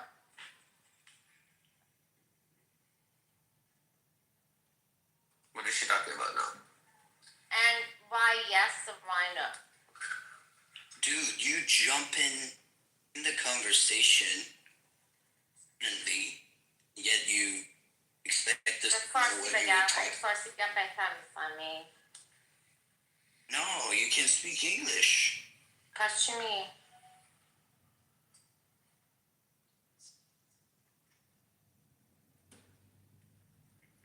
You wanted to talk. religion. It's like so religion. It's like a lot of people have opinions. What happened to this? Where was she from? There's a lady here. Oh, she disappeared. So it's like, apparently it's like religion. So it's like religion. I mean, okay, so let's talk about like history. Religion. Religion from Judaism down to Islam. And I love this thing. So the more probably it was true, the less it matters today, and the less it is true, the more it's needed today. You're taking too long. You're taking too much time. Like, these guys are not gonna listen. What the fuck is this one talking about now? What kind of fucking Russian vodka is she drinking? From Chechnya? So... Do you have the Chechnya vodka? No, but it's also, it's like, sometimes we don't have the time to go through another fucking 1,000 years of like battling each other. Of course, and the Jews are winning. Yeah, so, as it's you like, can see. but also again, define winning. You have a mental health crisis. We all not that stupid. But the siren is going off 24/7. You're gonna blow each other up before we even come in. So Z. Can I ask you a question? Where was Allah for the Palestinians? Allah is always with the Palestinians. That's I know, why he's still on their land after 130 years of you trying to kill them. Hold on. Allah wanted them to die, right? What do you mean they want them to die? They want them to resist their oppressor. Correct, but they caused them death, right? As you guys claim. Even still, like death. Can you escape death? Is Sharon still alive? Well, again, is fucking anybody? You cannot escape that. No, you cannot. I agree. You cannot escape that. But hold on. Shut up for 1 second, B. But you can live a beautiful. He asked us not to live What about living a beautiful life? Why did their lives have to? No such thing. There's a. You see, that's over with no dignity. That's not a life. See, that's what I mean exactly. You guys don't have a beautiful life. For Jews, they can accept the dignified life. That's you people. That's right. We have beautiful lives. This is what I mean. We enjoy life. You guys are miserable. This is perfect example. You're angry. The Jew is happy. I'm not angry. The Jew is happy because Allah prefers them. He allowed the Jew to do this. So the Jew was happy in diaspora when he was getting kicked in the face. So hold on. You see, Allah said enough. Like a very small population of people. Okay, so what's happening? Hold on. Hold on. What's happening in the Middle East? Rafi, is Allah was you should have known God? Is I want to for the last 2,000 years. I don't know. I want to start believing in Allah, but like today I'm looking. Today I look. Allah doesn't prefer his people that follow him. Allah prefers the people that don't follow him. Did Hashem give up on you 2,000 years continuously? We were getting punished. Did Hashem for our sins? We got punished for our sins. No, you didn't get punished. We got punished for our sins. I'm glad. So now, to be honest, actually, what was your sin? Hold on. So I'm gonna say, if we got punished for our sins, that means today's modern day Muslims. I don't know. I wasn't there, but I know you wasn't there for the whole time. I thought you memorized your history. But I'm here today, and I'm looking today's sins and how the Muslims that praise to him for Islam, they're getting punished. So you guys are sinning. No, you guys are doing this, making you a sinner. We are getting punishment for not making the right stuff by Allah subhanahu wa ta'ala too. What do you mean? So you but guys, we only 100 years. You know the Khilafah got crumbled 100 years. That's it. You stayed in your punishment for 2,000 years. The man now is gonna speak. like Allah. The man comes first, woman comes second. Go, Allah, go. Come back up. I just thought we'd have a pause for I think you're both being punished for believing that some book written 1,500 or 2,000 years ago.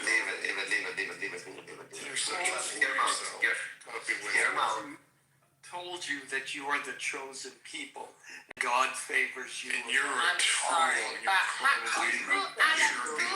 wrong that they were not the chosen people. Forget about the Jews. You proved me wrong, they were not the chosen people. Maybe stop your Jew hate. How about this? Even by your own books, you're both cousins or brothers, and you're fighting. Shut up. You're a trans-vegetarian. Okay? That's right. So, no, please say and you're I both don't fighting against each other. That kind of makes you both stupid. Even I think. back to the script. Actually started by the script. But having said that, I think, Rodney, you're making a better point. I know, I'm making a better point. No, Rafi is just being silly. Bibi, Rafi gave me the Allah law order. I can listen, do according to that. I don't care about Jew, Persian, Islam, Judaism, who came first, who came last, whatever. For me, I'm more interested in like sort of the biology of things, like the structure of things. It's like, how did this happen and why did it happen this way and whatever. And to be honest, it's like, okay, so as Persians, like, you know, we have the privilege, we had our land for a long time. We had like a governance, and so it's like I was in this Jewish room with Khaled the other day, and he's a rabbi. I'm like, listen, you motherfucker Jew. It's like, you know, it's because of you. We've been paying a price for like the last 50 years because of your fucking invention, which was obviously like the Abrahamics, because we weren't this like before. But then also, I'm like saying to him, listen, so you better fucking like stick to your word and come and like rescue us when we need you. But that's without saying. So it's like, it's never about But look what the Jew is and doing even right now with in Iran. He's like rescuing. and Muslim low IQ, but unfortunately, Islam for some reason, regionally, it's like you've got to see it. It's like you can't avoid looking at the structure of religion Islam is like as a being weed. somehow very, very convenient for something that has nothing to do with God. It's got nothing to do with religion. It has more to do with the structure of things that is running in a certain way. So so it could be biology, it could be like algorithm, but like Bibi, whatever you're on, trust me, you're jumping to different subjects at the same time. Like low life fucking Persian, uneducated, whatever the fuck you are. Shut the fuck up. Well, it's okay. What the fuck? It's like, you know, like this is why my country is in the fucking place it is. Yeah, because I'm the fucking reason. shit faces like this don't know fucking their places. They don't even fucking. Do you even understand what I'm talking about? Do you care? Apparently I'm Even so if you don't understand, you do understand. Rita, this And is because really you bad. do understand, you have a chip on your shoulder. Yeah. You have to fucking sabotage it. Shut the fuck up, you fucking cunt. What? Scared me. And that's how Allah told you to take another man. What is BB going on about? Yeah, but that's your beamers, by the way. Like, it's, you know, it's the future. So either you deal with it the fucking right way, united, and you come together, or you're gonna just let it, like, go up in flames. Listen, it's Crusades Part 2. We're gonna fucking make sure it works again the same way. Crazy. Is there any other way, though? Yeah, Because ideal if way. we here, it's like we halfway there. So it's like, Yeah. why not just like be fully there? Why? But you know what? You can't expect like the Jew to say that. You're not gonna expect like the Americans to say that. But you can count on a Persian to like just express it exactly the way it is. Because I'm illiterate. I don't know what. You know, maybe like you know better than me. Why don't you put us through like? But whatever you are, you don't have the depth or intellect to connect with your country or your land or whatever. It's like, I mean, but at the end of the day, you're not doing me a favor, by the way, by doing this, because I can exactly because of this make an example of it. So it's not that even if you think you're sabotaging something, it's like you're not doing it because you're not adding to something. And the more you actually think you're sort of not part of something, is actually the more where you actually become more part of it, because somehow you delude yourself that you have an option, which is exactly the IRGC. But you have to like consider what is exactly that. But so it's clearly not A guy like Tiger. me, It's clearly not religion. It's is it a racial thing? I don't know if it's racial. No, because Americans shut the fuck up. I'm talking. So it's got nothing to do with race. Should I go fully Muhammad on BB? You know, there's like 31 provinces. It's like, you know, we're a bunch of people like meshed together. So it's not really a race thing. It's a land thing. It's like it's a land. The land. You know, baby, it's a retard thing, and you're retarded. I mean, even someone like That's what it is. Ashek from like South or North Sudan, I don't fucking know.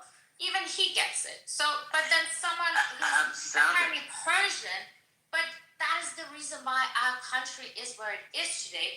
But it is there. But the thing is that dichotomy is not really that deep, because it's actually if you were a little bit smarter, let's say you were like a mujahideen or like whatever, like smarter like NK. No, actually not that. But if you were a Besiege or you were an IRGC, but the thing is, it's like all you think about is ideology. You don't have. No, let me speak. You do not understand that level of history that goes back thousands of years. And you think you can just come in as like grifters, and then you can just do whatever you just want there. And then even whether it's France or Britain who does that to you, where's fucking BB, France and if Britain you're the smart today? person, Where I are they? 100% would rather to be a literate kind of guy. You know what? That Listen has to to be me. biology, because if it's not biology, you would be aware of it. Everybody could have a chance, and it's like not everybody has a chance, and that's okay. But the thing is, even within you not having a chance, you still contributing in some way, and then less, you're more stupid, and then less. Look, when you're on the wrong let's not side even talk of about. things, Look, I listen like, to you. look at the fucking I've listened to you. Listen. You don't want to fucking listen. You just want to keep talking and talking and talking. Look, we're not trying to look back. Look, listen. We're not trying to look back to what was happening or what's going to happen. My own countryman is the only person who's actually interrupting me. God. Am I even interrupting you? If I was interrupting you, it would be like down to the fucking listeners' chin. Listen, you hearing us from the bottom. Fucker. Well, right now, your words was actually bought Tony's empathy but for also, you. it's also Tony like an example. was supporting Z as well. So if you're trying to know yourself, or put yourself in my position, or trying to be like more Persian than I might look, you're dumb for that. I don't give a fuck about it. Look, I never if you come here and you would advocate yourself as a true Persian, or you're a smart Persian, I don't care about you. I never ever cared about you. It's okay, but your words, because Tony's I can impressions, you to always you work like an in OF my model, favor. Even the worse I treat you, the more you're gonna work in my favor. Yeah, me? I don't think so. Y'all playing my worse I gunplay. treat you, the more you're gonna work in my favor. Let's see. Well, Let's see. well, I mean, even I this think that conversation, people in this room wanted you to were listen to you or your pro-Iranian. bullshit. We have like Bob No. Pepe, Achille, So Khaled. this is the conflict. So by the way, it's like You got I'm 2 sitting here ears, and I'm 1 piece talking of to like mouth. Americans or Jews or whatever. So it's like this is 2 so ears, this 1 can mouth. be internal. This gets so internally. Too much But the cocaine, thing I is, guess. don't you think we already know? There's like 2 kinds of Persians, like Yeah, but the thing is, like, baby, you've been talking about something that's internal, but the problem with the RGC, no, the this is terrorism not is everywhere. internal. But Actually. This is baby, becoming very when you were external. talking, love, when you were talking, I was not talking. I want to tell you something. Your terrorism from the RGC is even hitting Sudan. No, it's communist South Sudan. My soldiers, even me, I've got a broken, and I'm stuck in fucking Australia. Maybe they're gonna invade us, and maybe I have to go back, have to like do rehabilitation to go back to my But at command or my least troops we and know everything else like exactly that. But the RGC, what it wait, is. BB, wait a second, BB, the terrorism from the RGC is worldwide. It's killing everybody. The RGC has bombed more Arab countries than the state of Israel ever done. So like they're trying to destroy this horrible terrorism like octopus that they're trying to deal with, you know? Why the hell are RGC commanders getting arrested in North Sudan and everything else like that? This is a terrorism problem that everybody's dealing with, BB. You can deal with your Baha'i problem, you can deal with your Zoroastrian problem, you can deal with your Persian problem or whatever, Azeri, I don't give a fuck. Baluchi, whatever this comes. I don't want terrorism. You know what I mean? Puri is trying to tell you something. They're trying to get rid of a problem.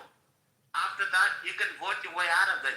Maybe you want to vote for Reza Pahlavi, maybe you don't want to vote. Even if I don't give a something fuck. sounds I don't. Wait, Sudanese, baby. that guy Wait, is love. more than Wait, motherfucker. wait, love. I'm not done.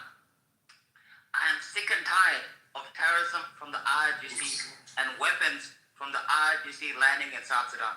I don't want terrorism. Nobody wants fucking terrorism. We're sick of it. So when Tori is trying to tell you something, it's the first time in 47 years they're trying to deal with the problem. And then eventually the Iranian people are going to deal with the problem. You're in the United Kingdom, I can tell by your fucking accent. You're not there. The people in Iran, I saw the first day, one of my good friends is actually in Iran. He called me, he was crying. Finally, Listen, I don't give a finally fuck. something. Wait, baby. But He's the like, finally, future wait, of our country is gonna baby. be Wait, without love. religion. Love, I'm not done. He called me the first day, and then the internet has been cut for like 36 fucking days. I can't even fucking reach him. It's terrible. Nobody wants terrorism, baby. So why the hell are you giving poor your shit? Wait, baby. Wait. Why the hell? Wait, baby. You and Pori can deal with your internal bullshit afterwards. I don't want to get a fucking missile from the Wait, baby. Oh, good love. boy. Love. Oh, what's your good Wait, love. Wait, love. I don't want to deal. Rafi, my brother. 1 second, bro. Oh, sorry. I don't, baby love. Wait, just give me 10 seconds and I'll land. Baby, I swear to God I'm gonna land. And then you can speak all the fuck you want. I am sick and tired of Iranian Nobody bullets. gives a fuck what you sick and tired. Shut the fuck up, then you Too much birth control. Then what the hell are you talking about, you dumb bitch? You're fucking in the United Kingdom and you're talking about everything else like that. So why the hell are you addressing me like that? I didn't even address you like that. So shut the fuck up for a second what the hell I'm fucking speaking. I didn't even have a fucking problem with you. So shut the fuck up.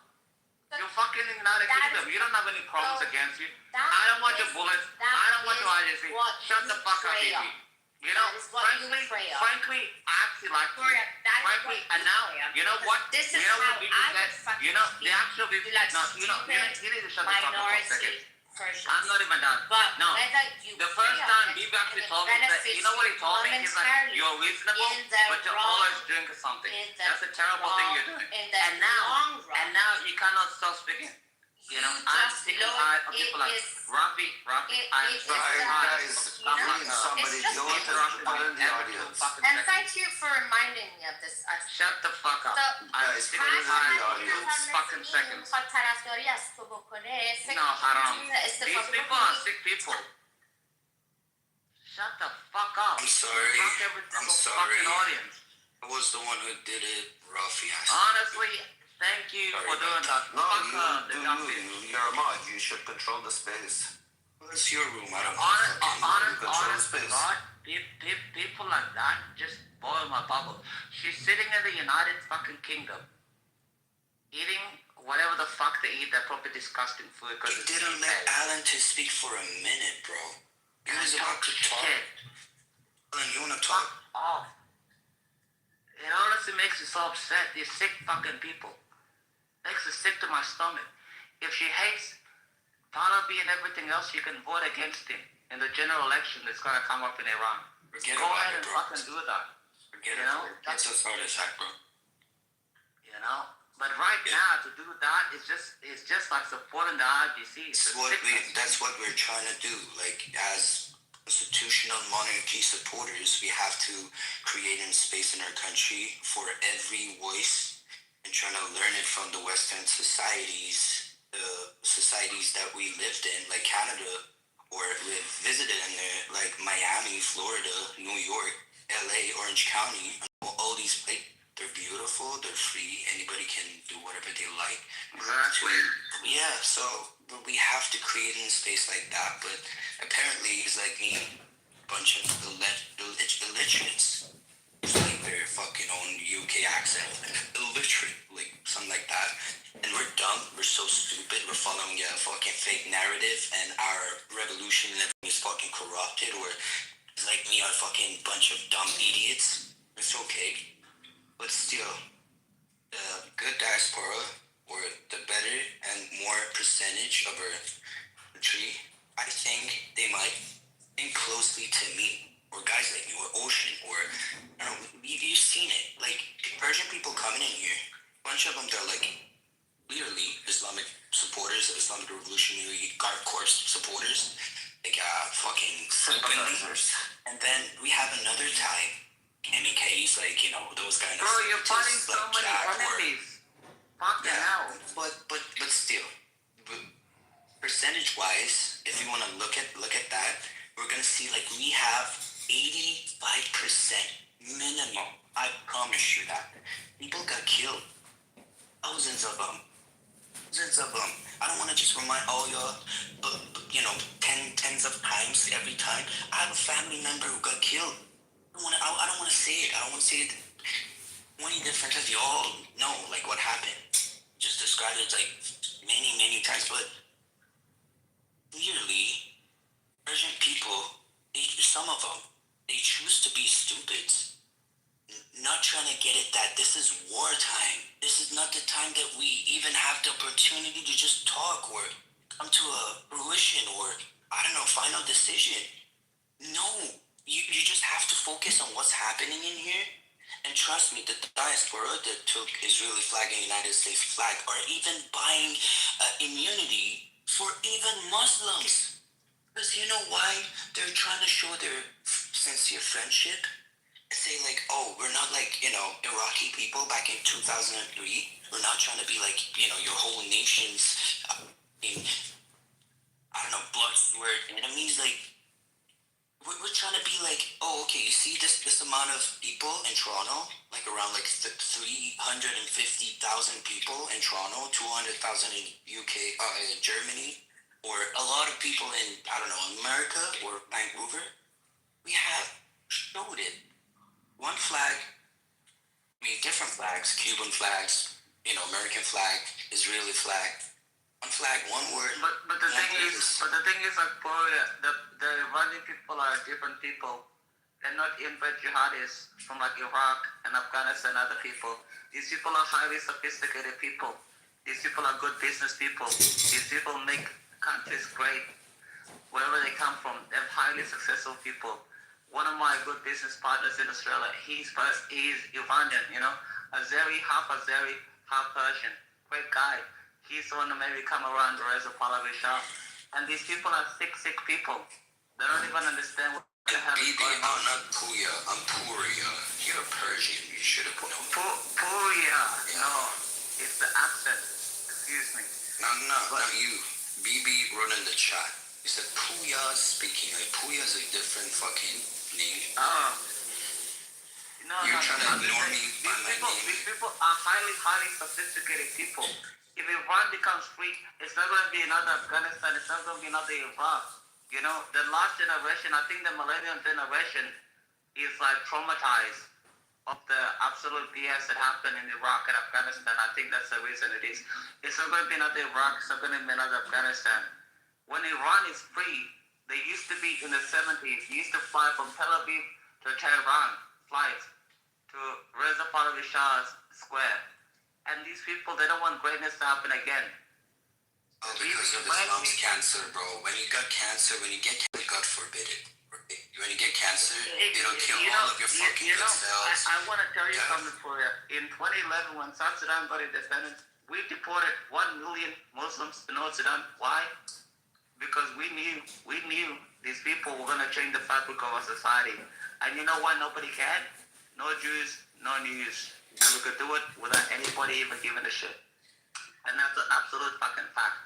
And that's what my country right now is 99% Christian/Catholic. I'm a Afghan guy. I'm a construction manager, right, in Toronto. A renovation company. It's a family. I mean, it's type of a family business. Okay, we had this Afghan guy as a field worker. He was doing like landscaping. I asked about him, like, you know, like how's life back home in Afghanistan, right? I always wanted to see what is it, how is it in there, where people would think that there's like so stupid all the time. Like I just wanted to see like what's the problem.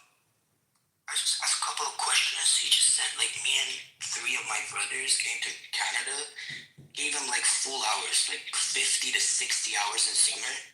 And in a week he was making about like, I don't know, 1,400, 1,300. Generous money, bro. Right? But no, it's a tough job, bro. They have to fucking demolish everything, like tons of fucking blocks and everything. It's fucked up. But the thing is that he just said so proudly, he just said like, me and 3 of my brothers, we came here in Toronto. At first they gave us a little pocket money.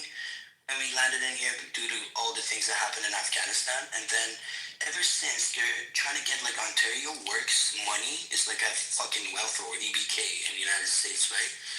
And then he's like proudly saying that, oh, I'm getting that money and I'm working right here as well.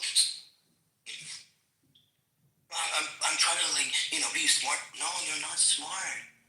You traveled, no, like 3 continents away to land in Canada, and you got a fucking opportunity to just get this cash or paycheck, put it in your fucking debit account, create a fucking debit account, build your credit to being able to, I don't know, start up your own business one day, or why don't you guys try to listen? Why don't you guys try to upgrade your lives? You're still like sitting on fucking carpets in Canada.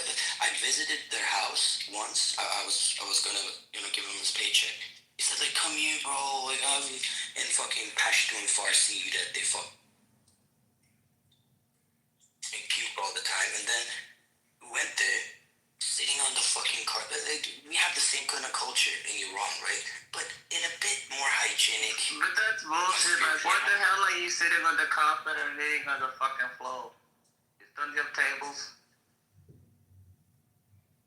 Yeah, so they were probably saying they probably were saying that, oh, we're getting like government's money and we're trying to get this money as well. Oh my god. We're gonna be more successful, we're gonna be more rich. No, bro, you're an idiot. This is Western world. Everything runs by credit. Everything. It's in American Express, the metal card, ding ding.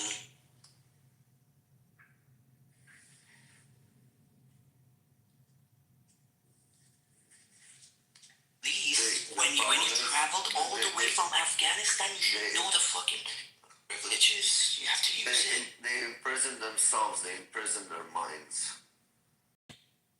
I pray one day that he's able to get a job, because this is bad. How come this guy talk? BB, oh my god. BB's mind is so delusional. She's like... Yeah. Too much birth control, BB. I cannot be more respectful than that. You need a lot of fucking B's will eventually, like... You disrespected my mother, my family, my... Just at least... Be a little Muhammad to you. She's the reason that they came up with birth control in the first place. Then something like that. He comes up to the stage. He's trying to talk about us. Yet, he's going to the direction, like, far away from our previous convo, like, whatever that we were, I don't know, I think we were mentioning and name dropping, sorry. Like, if it was like a unique, like, that we could agree on, I wasn't even gonna do.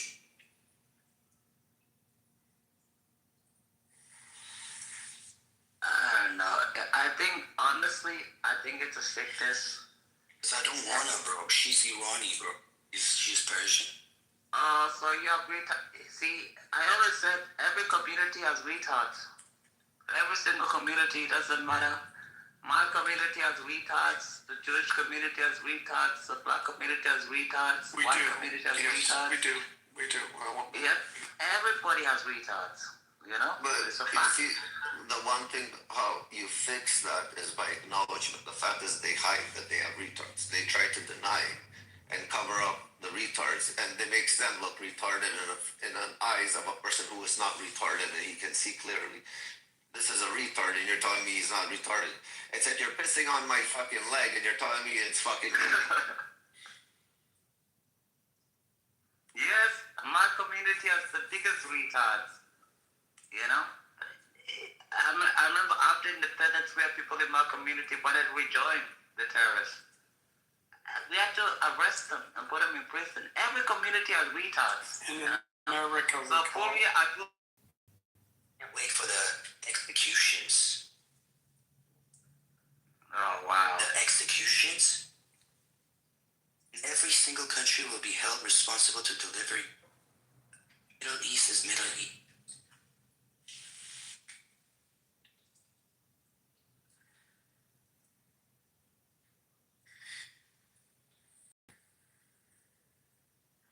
Like I said, man, we all have to deal with it. You know, it's a worldwide problem. It's just You it's better the have way to it deal is. with it. He said, just even if it's for trolling, is that's the note. We're gonna remember that, baby.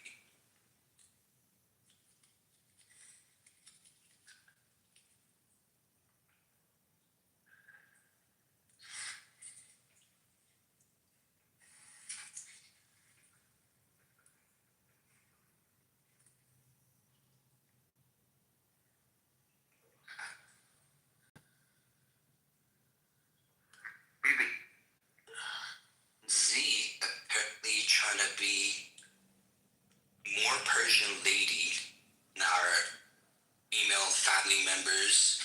He said that you get for was it your company that getting bomb universities, bridges, and infrastructures, and all of a sudden, see from Egypt, he's worrying about Persian and European people infrastructures. But actually, we were seeing like, is he from Muslims? No, Z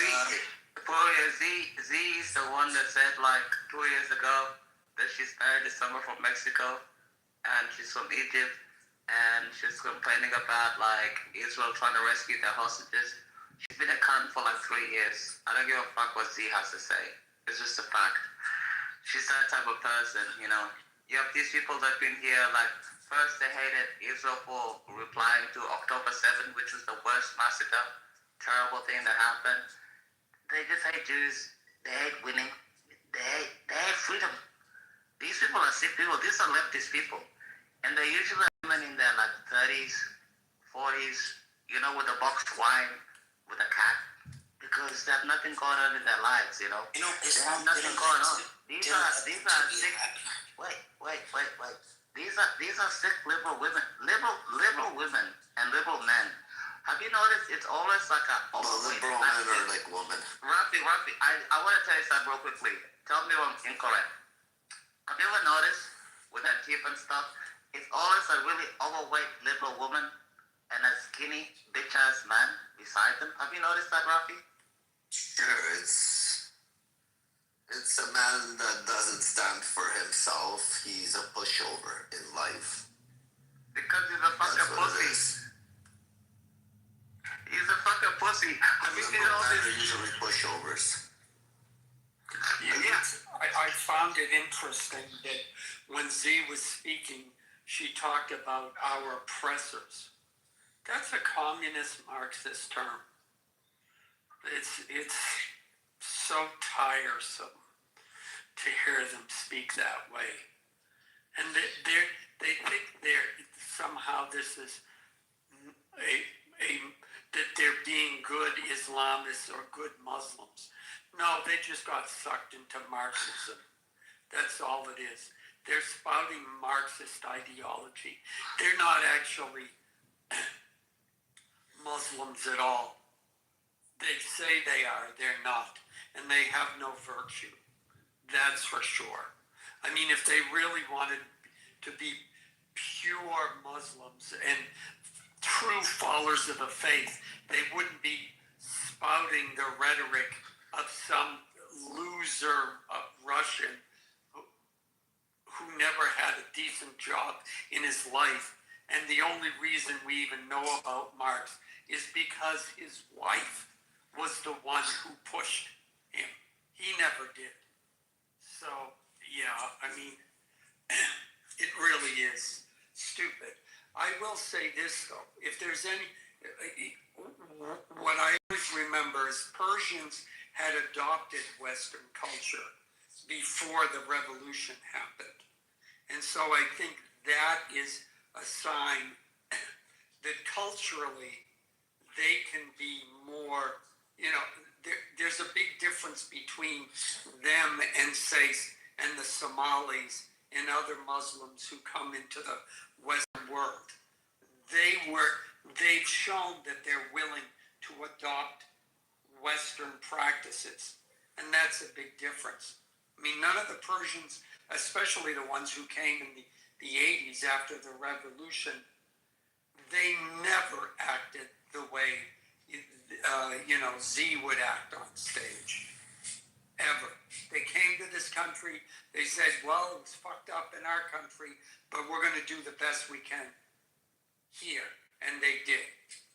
So that's my take on it. But the problem is a lot of them come to this country and they try to push laws and regulations, and they try to turn a Western world into a shithole where they come from. Yeah. Because and for some reason the white man or they bend the knee for them. Why? I have no idea. Because it's the frigging liberals. It's the Democrats. See, what happened is, I mean, there's a perfect example. But hold up, how don't Americans see this example? Angela Merkel, the German chancellor, she fucked up her country by allowing this. There's even a video of her admitting that she made a mistake by doing this. While the Americans are all screaming, this is what needs to be done. Why aren't you learning from other people's mistakes? Why do you guys want to make your own mistake? Because you're clearly not doing anything different. You're repeating the same thing, and that's called insanity, when you repeat the same thing and you hope for a different outcome, correct? Yeah. Well, but this has been going on. Look, Rafi, this has been going on for decades now. I mean, in England, I remember, and I'm from, at least 20, 25 years ago. The report of Pakistani men gang raping teenage girls in England, and even a Pakistani man said, no, this can't be true, and did the research on it and found out that the majority of them were from Pakistani men. And when he brought it to the English authorities, they said, no, we're not going to do anything about it. It's a mental disease. They hate their own country so much that they want to destroy it. And this is the liberal mindset. The liberals now in America, they're self-hating Americans. They're destroying their own country. Yeah. That's scary. And the way they sell it is they say, oh, they're a minor. What the Democrats try to do is they try to unite all of the minorities under their banner as being oppressed.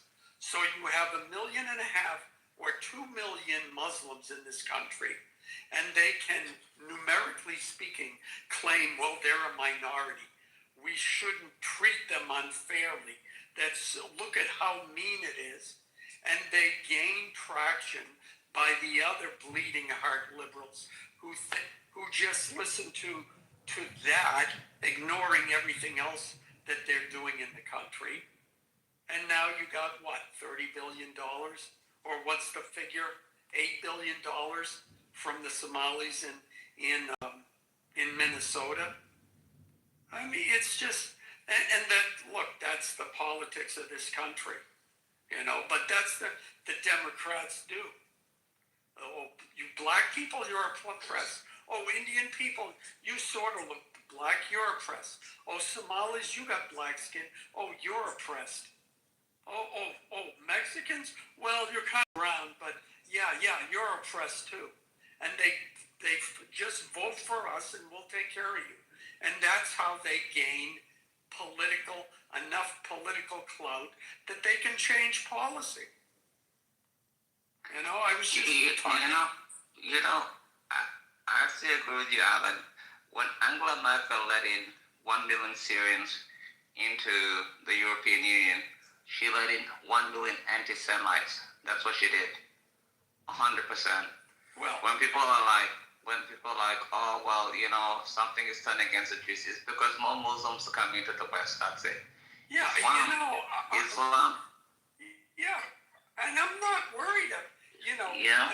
I mean, the fact that they're anti-Semites, forgive me, I know it's bad, doesn't concern me as much as them being anti-Christian, anti-Western, European culture, anti-anything that isn't Islam. I mean, it doesn't. You could be a Buddhist. They're going to give you the choice to convert or be killed. It doesn't matter. If you're not them, they hate you. You are to be converted. And that's the problem. But Alan, that's what I'm saying. What Angela Merkel did in 2015, it was such a horrible thing. She invited 1 million anti-Semites into the European Union. That's why right now and in the United Kingdom, when you see those Free Palestine protests, it's almost inbred Pakistanis that are there, like protesting, or Syrians. It's never white British people. White British people are in the countryside. You can look at these other statistics and everything else like that. In Austria, it's the same thing. In Germany, Deutschland is the same thing. In Sweden, it's the same thing. Rape has gone up 1,000%. When she did that, she killed Europe. And what she did was invite 1 million anti-Semites into the European Union, because I don't care what anybody says.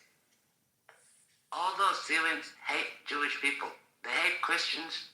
They hate Baha'is. They hate everybody else. And they're Sunnis. And that's the fucking problem. So when people say it's like, oh, how the hell can they get 100,000 people protesting in Berlin? And I'm like, they're not Germans protesting in Berlin. They're fucking Iraqi, they're fucking Syrian, they're fucking Turkish, the other people and everything else like that. That's what the hell is happening. On those countries is happening. So when people say that Europe is an Islamic republic, 100%. I can never see frankly, I never wanted to live in Europe in the first place, but I can never see myself living in Europe. But right now, what the hell is going on in Europe? It's a terrible, terrible thing. And these sick people, they come and they're like, oh, well, we're going to protest against this, free Palestine and everything else like that.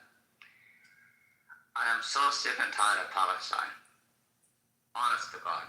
And hearing that damn fucking language. I honestly want the state of Israel already apply fucking sovereignty. There's nothing Allah can do about it. Do it already. Get it the fuck done. And just deal with these fucking questions. They can go to Jordan. They can go to Syria. They can go to Lebanon. They can go to Egypt. I don't care. I'm sick and tired of hearing about Palestine. Apply sovereignty. Bring in the Sayed Makal, whatever the fuck you want to do. Countries that recognize you, they do. They will not do. It's like China with Tibet. Just get it done. These people are sick people.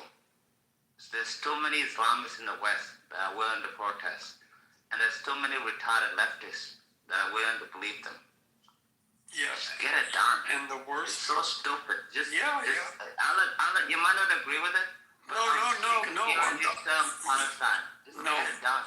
I'm not disagreeing with you. The worst part of it is that the other Arab nations use the Palestinians as pawns and use them as their proxy to fight against Israel, and now use terrorism. They allow them to use terrorism as their method of trying to create political change. And now, all of those same countries are seeing themselves now doing business with Israel, and they don't want the Palestinians. They don't want that. They don't want those problems in their country. That's why Egypt has closed its borders. It's like, no, we don't want you here. You don't see Iran saying, it's okay, come to our country. You don't see Saudi Arabia saying that. Nobody's saying it. Nobody wants them because, and the Palestinians, for better or worse, understood that. They understood that they were sidelined. And, how many are there? 2 million?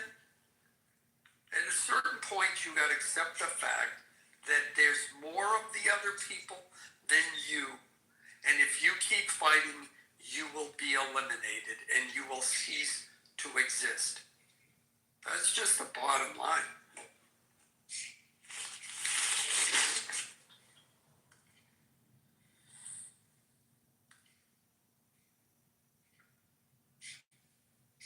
No, 100%.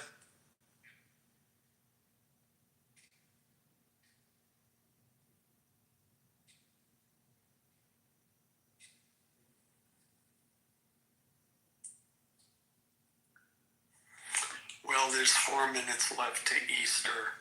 Where on that? I need to be nice.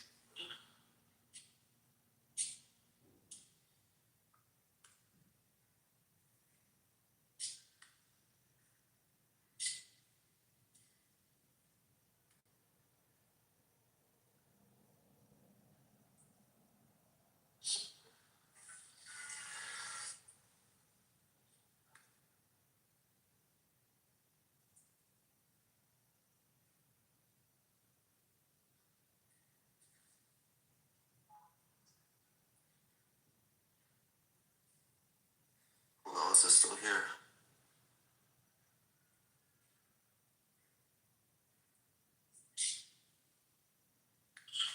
I think we're all talked out, Rafi. But I gotta look at my phone. That was saying Israel was committing genocide. Do you remember that, Alan? What? October 8th, 2023, you had people laughing and they were like Israel's committing genocide and everything else like that. And I was just just like, these people are just horrible, horrible, sick people. Right now, I want the state of Israel to win. They have to win so hard. They have to get rid of these people, the sick people, you know?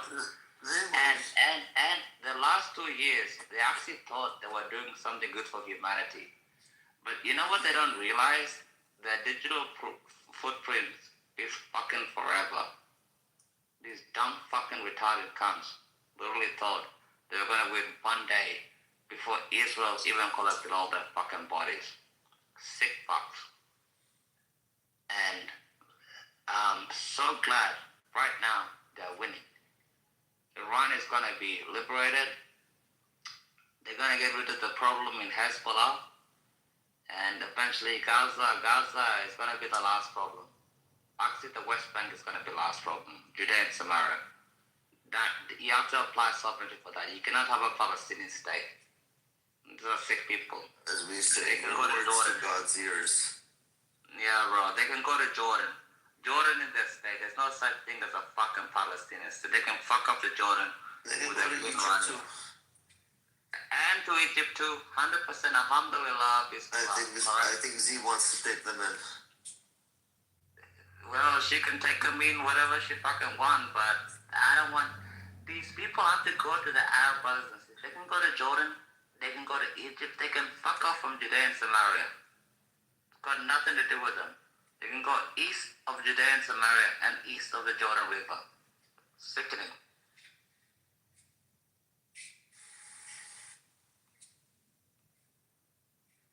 Z will take them in.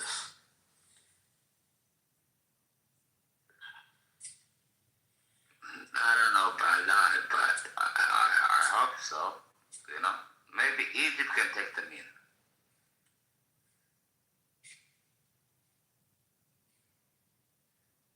No, Egypt doesn't want them. Egypt, they're Egyptian. That's different. They're Arabs. Palestinians are Arabs. They need to go to an Arab country specifically. You know? They can go to Jordan. You know? The Queen of Jordan is Palestine. They can fuck up there.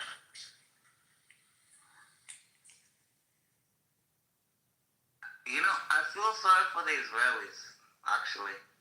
The Palestinians must be like a bad hemorrhoid. You know what I mean? I never had a hemorrhoid, but my dad told me it's pretty terrible. They must be like a bad hemorrhoid. They gotta deal with like every single few years. Yeah, I don't understand this bullshit.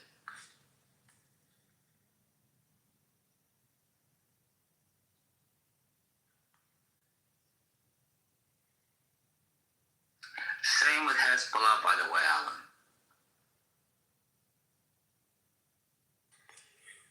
Well, ultimately, actually, I was going to say something. Using terrorism to achieve your political goals oftentimes does not work. But sometimes it does. And that's the truth.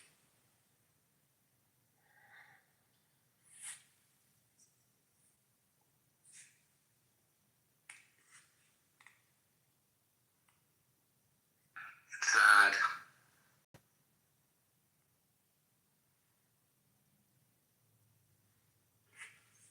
It is, but I think the lesson is that if you have no external support and you use terrorism, you'll just be seen as the enemy. So when you look at how India gained its independence, using, the idea of using nonviolence, because they I could be wrong, but they didn't have any other allies. And so by using nonviolence, they gained allies. Because in terms of perception, hey, England, you need to stop doing that. That's what the world says. But when you look at a situation between Israel and the Palestinians, if they're committing terrorist acts and they have no other allies, the world just looks at them like, yeah, but you're killing innocent people on the other side. And you get no sympathy from the world. And I think it's okay, from 40, it's now 70 years since the formation of Israel, and they still haven't achieved their goals. Maybe you try and do something different. Maybe you try and stop bombing Israel, but they don't. Well, they don't learn from their lessons. Well, that's it.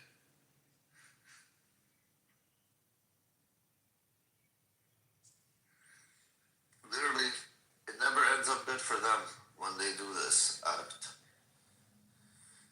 They're the ones that always suffer at the end. And they all cry wolf. No, we all suffer.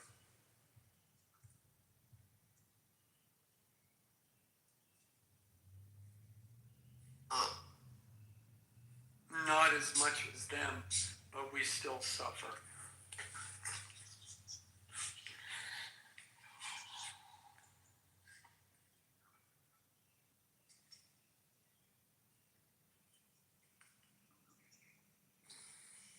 I mean, they could just learn. They could just learn from history. When Egypt signed a peace treaty with Israel, there was no war after that. When Jordan did the same thing, there's no war after that. But then, that's what Abraham Accords now. Exactly. Yeah. No problem. The smart, educated countries realize it's better to have peace than war because it's more beneficial for them and their people, the ones that care for their people.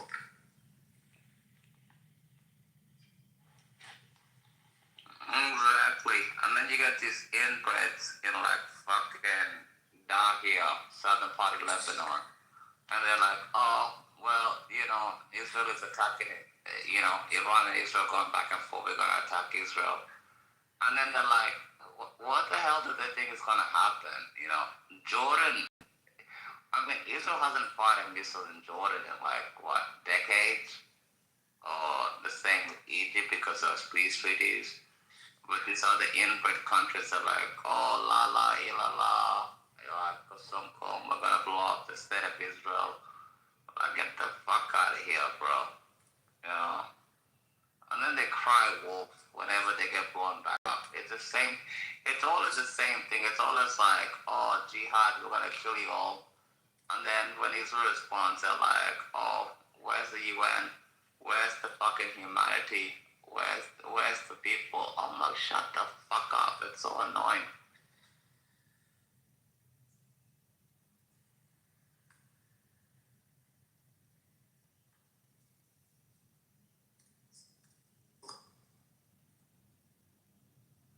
And yet, some people need to make their mistakes and learn from their lessons.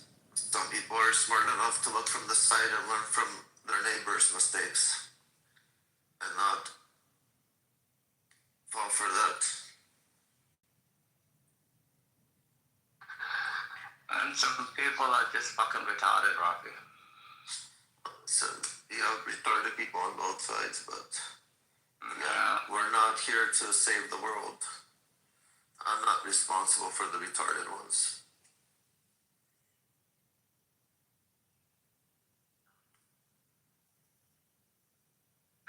But don't you think it's kind of sad that they don't get it? No. Why would it be sad? Because it's like, for example, I have some Lebanese friends in Australia, and they come from the southern part of Lebanon. And when Hezbollah fired those rockets, they texted me and they were like, oh, fuck, you know what I mean? And I'm like, you have nothing to do with it. And they're just like, well, Hezbollah just fucked US again because there's like 5 million Lebanese outside of Lebanon, and they're like really, really successful, good people. Deputy Prime Minister Australia was Lebanese. Like, I can go on and on and on. And like these retards that live in Western countries, they just push this narrative. They're just like, yeah, we're gonna fuck Israel up and everything else like that. But it's like, if they just let Israel alone, honestly, like the UAE, nothing would happen. Yes.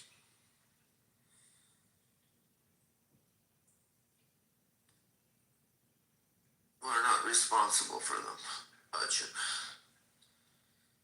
We say they make their own beds. They just gotta lie in them after.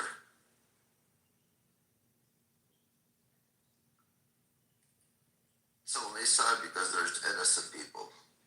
There are good people on both sides too. They're innocent, but allowing governments like that and staying silent usually doesn't help the situation, because I believe when you're silent, you are the cause of a problem as much as the other side by being silent. In my eyes. Be careful, Rafi. That's a leftist talking point. But the leftists don't want to talk. The leftists yell and scream. See, Charlie Kirk said something very beautiful. You know when wars start? When we stop talking and communicating. And the left do not want to, they want to scream, yell. They don't want to communicate. They don't want to hear the side. They want to be able to say their side, but they don't want to hear, what's it called, any criticism or anything back. And that is the problem. And with that, I agree. That's when people stop communicating. Yeah, and as I was saying earlier, the way they do that is by claiming that if you have the discussion, you might offend or hurt somebody's feelings.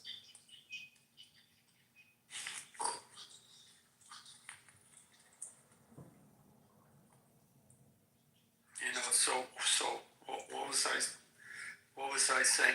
Yeah, they're more concerned that Somalis might be offended, or that it might induce violence against Somalis if we talk about the fraud that's occurred in Minnesota. They're more concerned with that than the $8 billion of money that the Somalis stole. So therefore, we're supposed to allow them to get away with the fraud and continue to commit fraud than offend a group of people. That's their tactic. That is a problem. Yeah.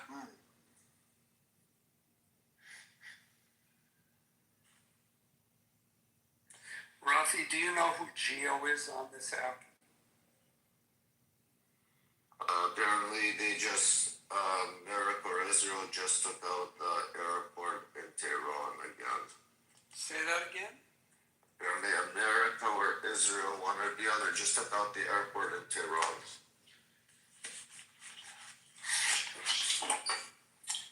Well, I think their leaders can't escape now.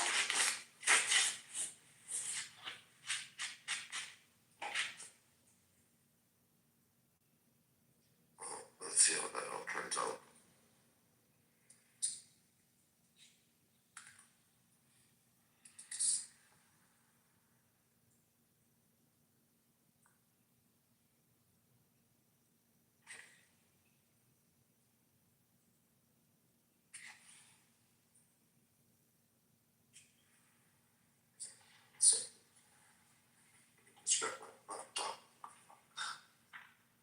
What'd you say, Rafi? I can start, bro. Apparently, What? here, let me check the news.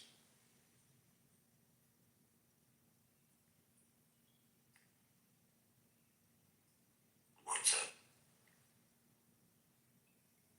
Rafi, your fucking Canadian accent is kicking in.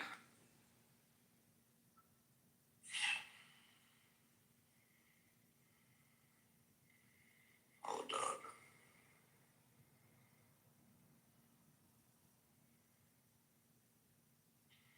Apparently, something happened with the airport in Tehran. Mehrabat Airport, Tehran, apparently it's exploded. Did the US blow it up? I think so. They just hit it pretty hard, apparently.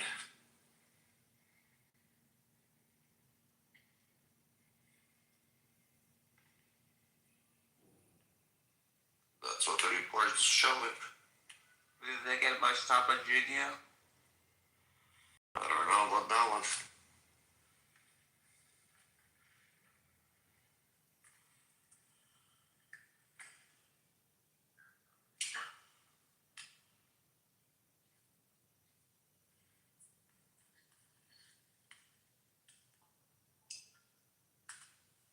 Where are you seeing this? Put it in the chat, bro. I can't see this stuff. This is from people. What's up? People are posting. It's not a link. From WhatsApp? Basically, yes. Fair enough.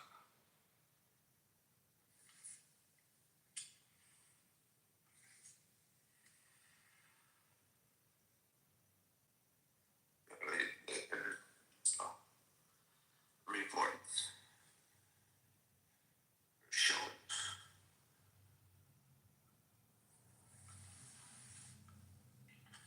It's going on because it be daytime in Iran right now, though. Yeah, they're good right now. Yeah, fair enough.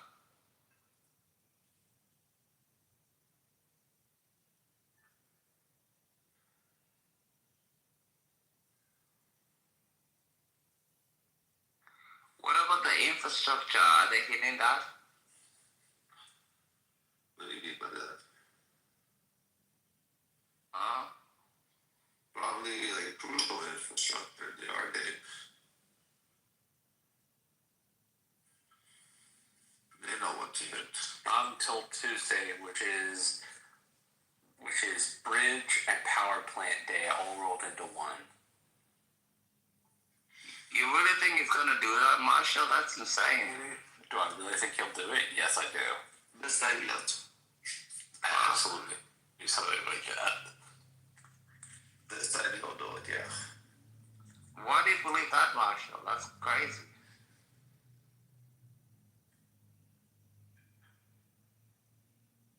He's gonna send them back birthday now. Because he's done. He's running out of time. He has to. He's gonna have to start doing more kind of serious hits on them. He's running negotiations. They're running out of time. They're not negotiating, and he's supposed to act now.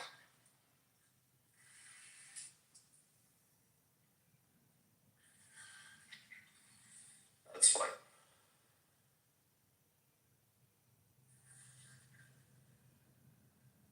The way I understand, time is running out.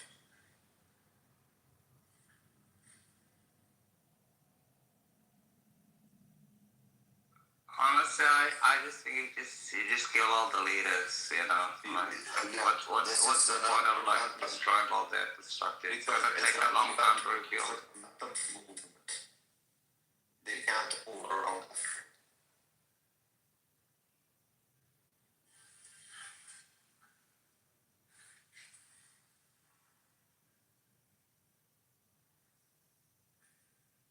I believe he's gonna go hard on them right now.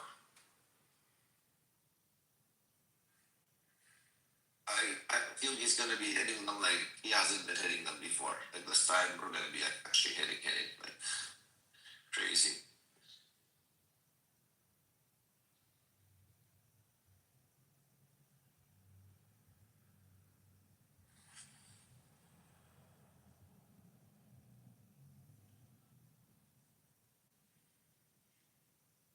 Let's see.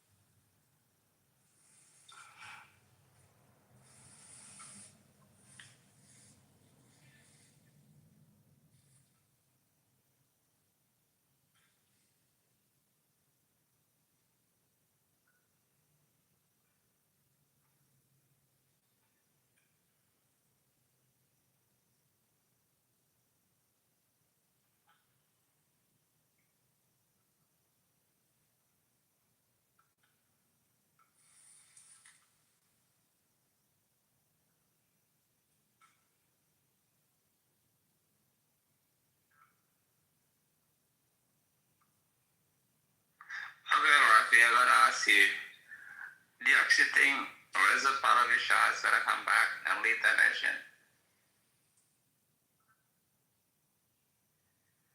You see, I don't know about that one. I don't know if he's gonna come back to lead it or he's gonna lead it via the virtual world by. So, I believe what's gonna happen is, in my opinion, and this is doable, to completely get rid of IRGC, you can't. We all know that. We're not children. We understand reality. Sadly, we won't be able to.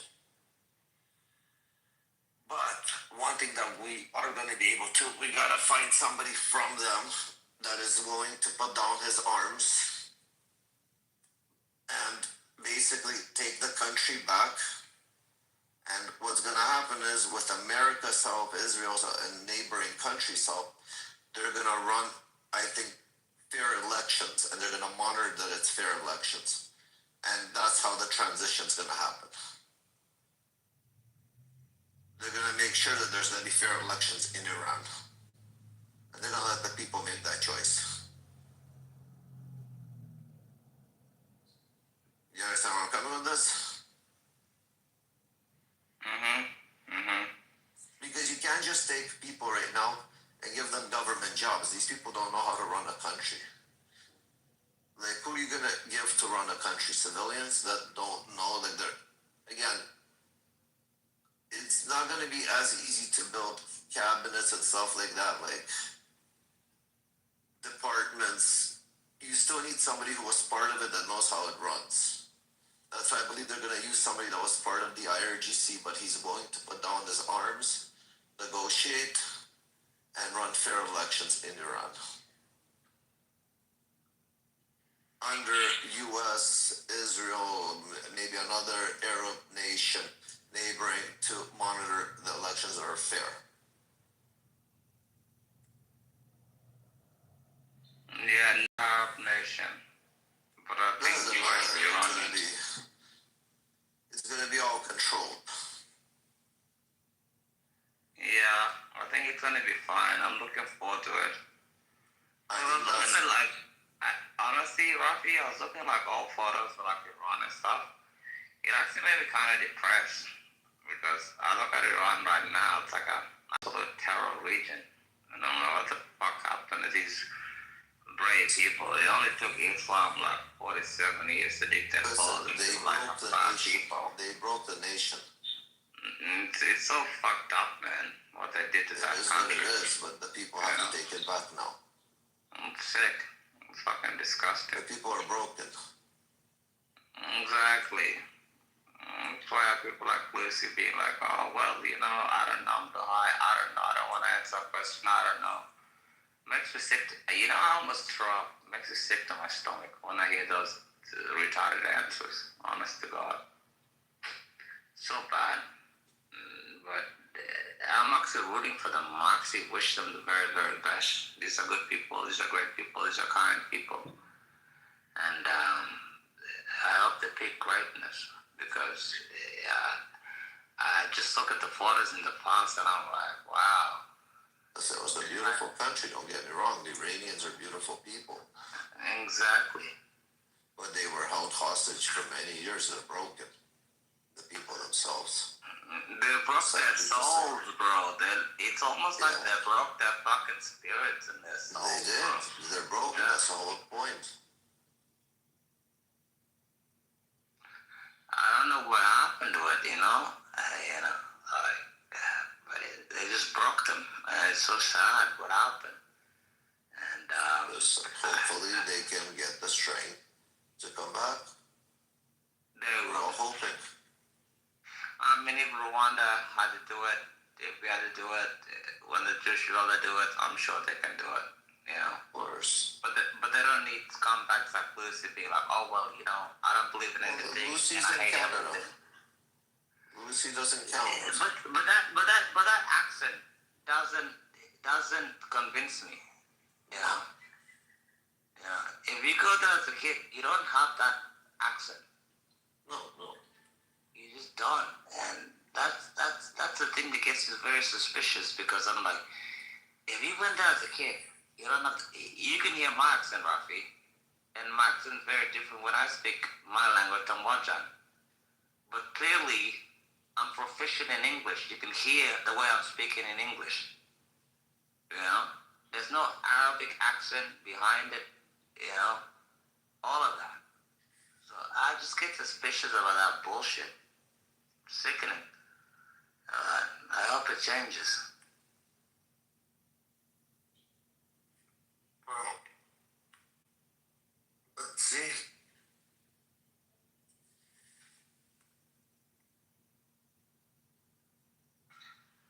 We'll see. I hope it happens. But also with Lebanon and Hezbollah and stuff, I hope it happens. And I hope finally you can close your account with the Houthis. You know the Houthis has to be the dumbest motherfuckers in the entire Middle East.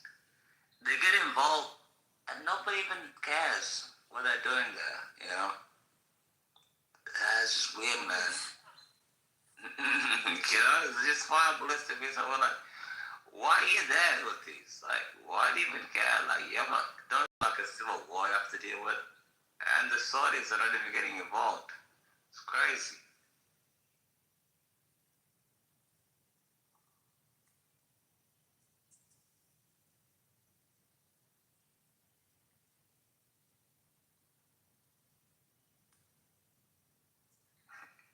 And the predicament is even worse. I don't understand why they get involved. Rafi, why did the Houthis get involved? Can you tell me why? Because they're getting paid. It's money. They're fucking poor and they're getting paid. When you live in a poor country, you'll do anything. You'll sell your own mother. But they eat that thing. What's that thing called? Cock? The thing they chew all day long. Yeah, it's to keep them sedated. A government it's like wants. A drug. Yeah, a government wants his people sedated, not to be like weak. They don't want them to be strong. That's why alcohol is not permitted, because alcohol makes you aggressive, angry. You can fight on alcohol. On drugs, you don't fight. You just want to lay down somewhere. That's why all the Arab nations, they prefer their people to do drugs and not alcohol. Because people on drugs, you can control. Yeah, that's what they take captive on, especially in Syria.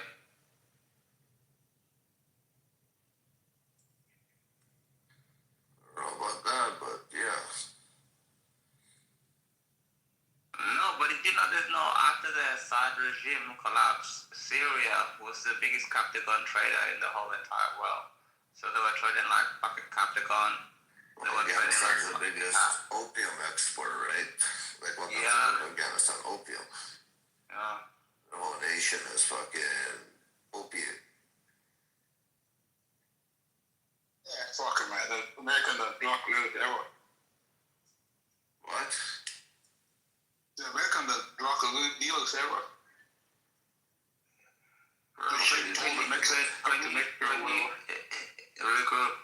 Just speak in full sentences, please. I'm not American. What's the problem, man? I'm Australian. I'm Australian. Yeah. I get it, but couldn't you speak in full sentences? We don't know what you're saying. No, yeah, okay. Well, what I'm trying to say is the American, the druggist dealers ever in the world. The drug dealers what? In the world? Of the world. They were the first drug dealers, the American, the one that shipped up to Mexico,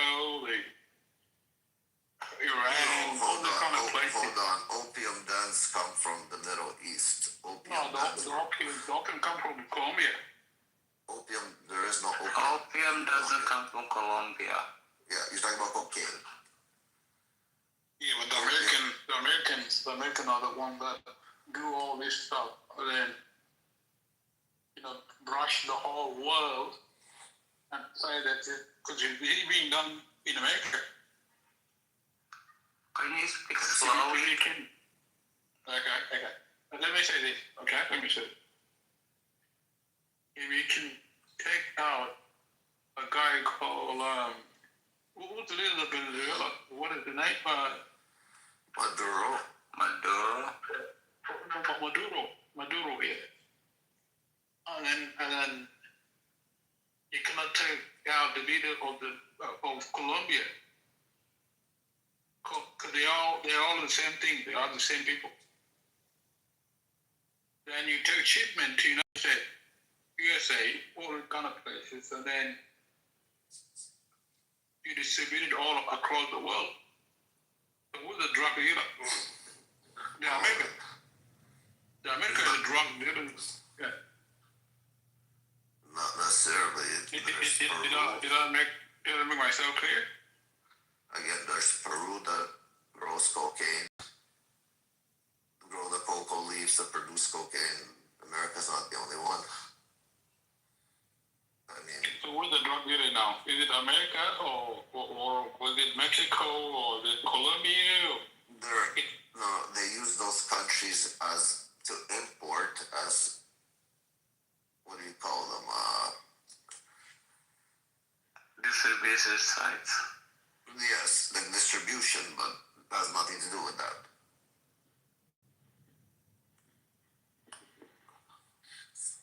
What's the drug dealer? Are you trying to say the United States is the biggest drug dealer in the entire world, Rico? Exactly. Trying to say? Exactly. Okay, where does the United States get their drugs from? Well, they pick it up from what Donald Trump did.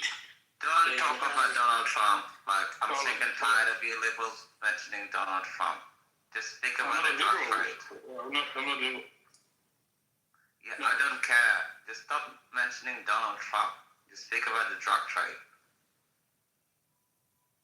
Okay, so the drugs come through the port of Mexico, authorized by the U.S. government. Okay, and then blame, because you have to understand this is how drug trafficking work. It comes through Colombia, right? Go to Mexico, through that canal.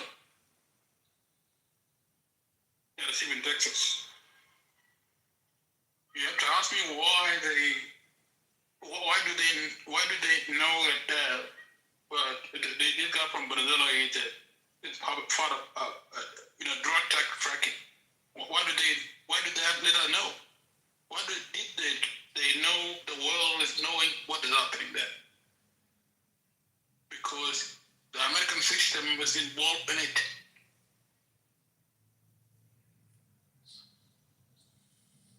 The American system, the CIA, everybody, the FBI, everybody. They know where all this comes, where the drug comes from.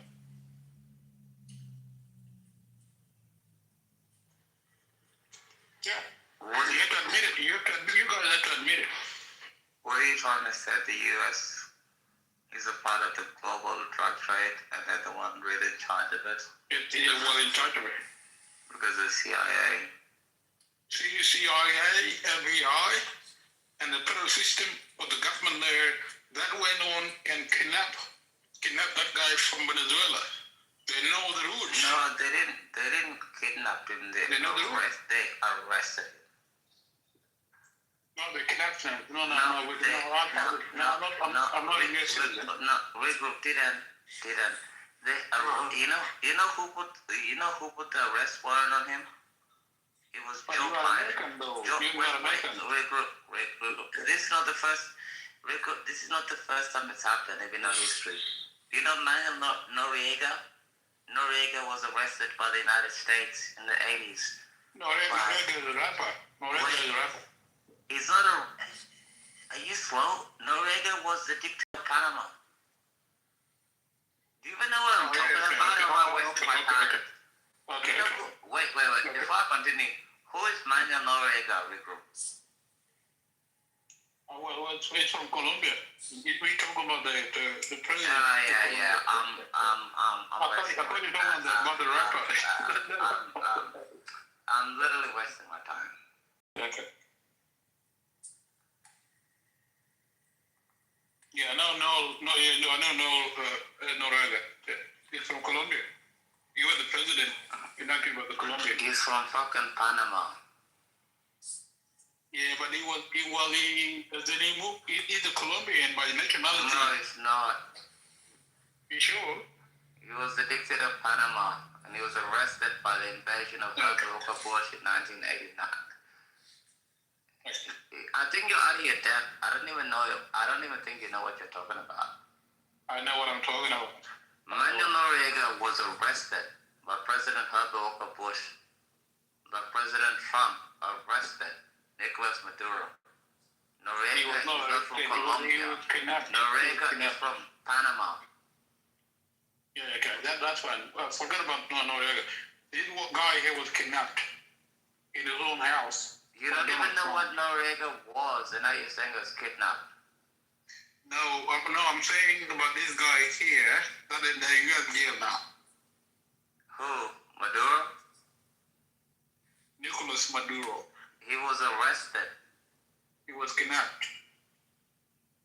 There's a difference between arresting and You kidnapping. know what's the problem with people like you, Regroup? You're too ignorant to know the past. You're too stupid to know about the future. And you're too arrogant to know about the present. Because you actually don't know what's going on. I just asked you about because I don't want American. I just don't want American to dictate the world. Wait. I just asked you about Noriega. And you just told me. No, I know what I was doing. I know what I was doing, Mike. Wait. You didn't know who the hell he was. You didn't know who arrested him. And he just told us he was Colombian. No. Now what? I don't like what Americans are doing to all sides of the world. Americans don't care what the Americans are doing. Well, you can have a person. Now, what's happening with Venezuela now? You can have a person. You can have a person. What? Yeah, you can have a person. You can have a president. The Venezuelans are free. What are you talking about? They kidnapped a dictator. You can have a person. What's happening now with Venezuela? Venezuela's fucking free. Now you took the oil from them. Do you want me to tell you what? People like you actually, this is why I get my blood pressure high. People like you don't have a fucking clue. Venezuela has the highest stock market.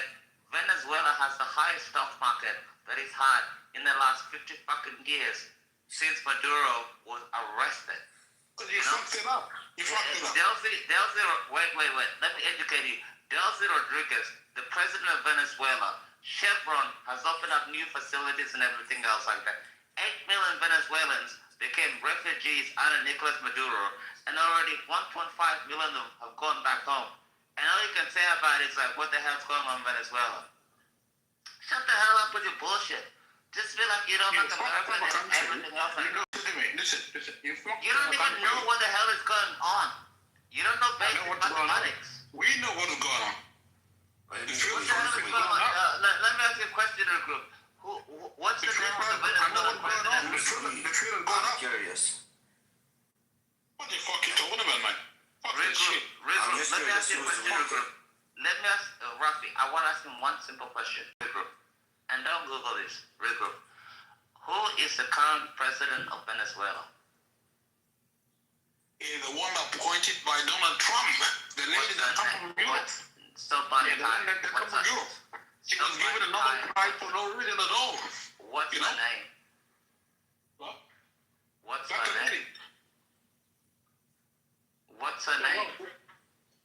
I don't give a fuck what her name. But you kidnap a man. You know, like, you can never man. Rafi, you deal with this stuff back. I'm done. You ask me a nonsense question, man. There's no need to. Okay, let me ask you. Hold on. How did Maduro become the? You can have a man. You can have a. Question. How did Maduro become the president of Venezuela? Oh, you fucking shit. It's a quick question. How did Maduro become the president of Afghanistan? Yes, I agree with you. See, I agree. I answer you. Right? I agree. Donald Trump and you. Hold on. I Donald Trump and agree. you, like. Hold on. I agree with you. No. Can you answer me? Okay, so you choose not to answer, but to continue saying things, thinking you're going to change somebody's mind. Yeah, go on. I'm asking you a question. I'm going to answer How you. did he become the president of Venezuela? Well, through a coup. Through a coup. So he took over a country. Yeah, he took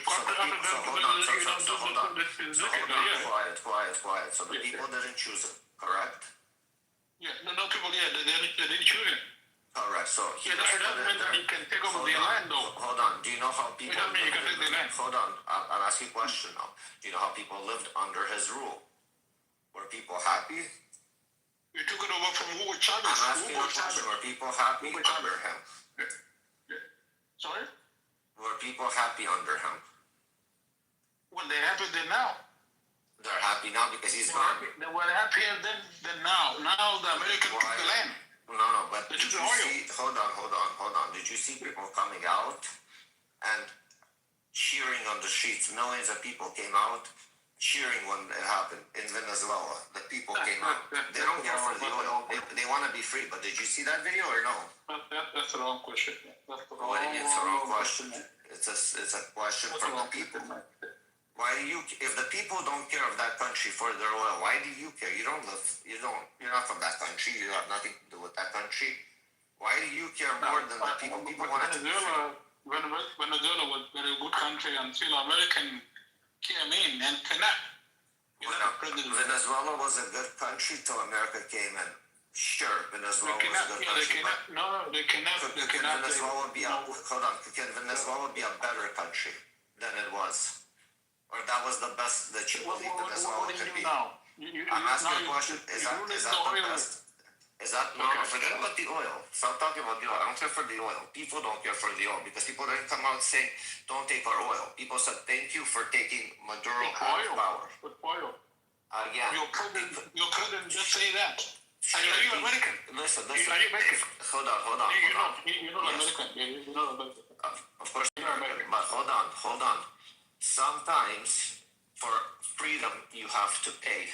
You want to be free, you pay for freedom. So people gave the oil.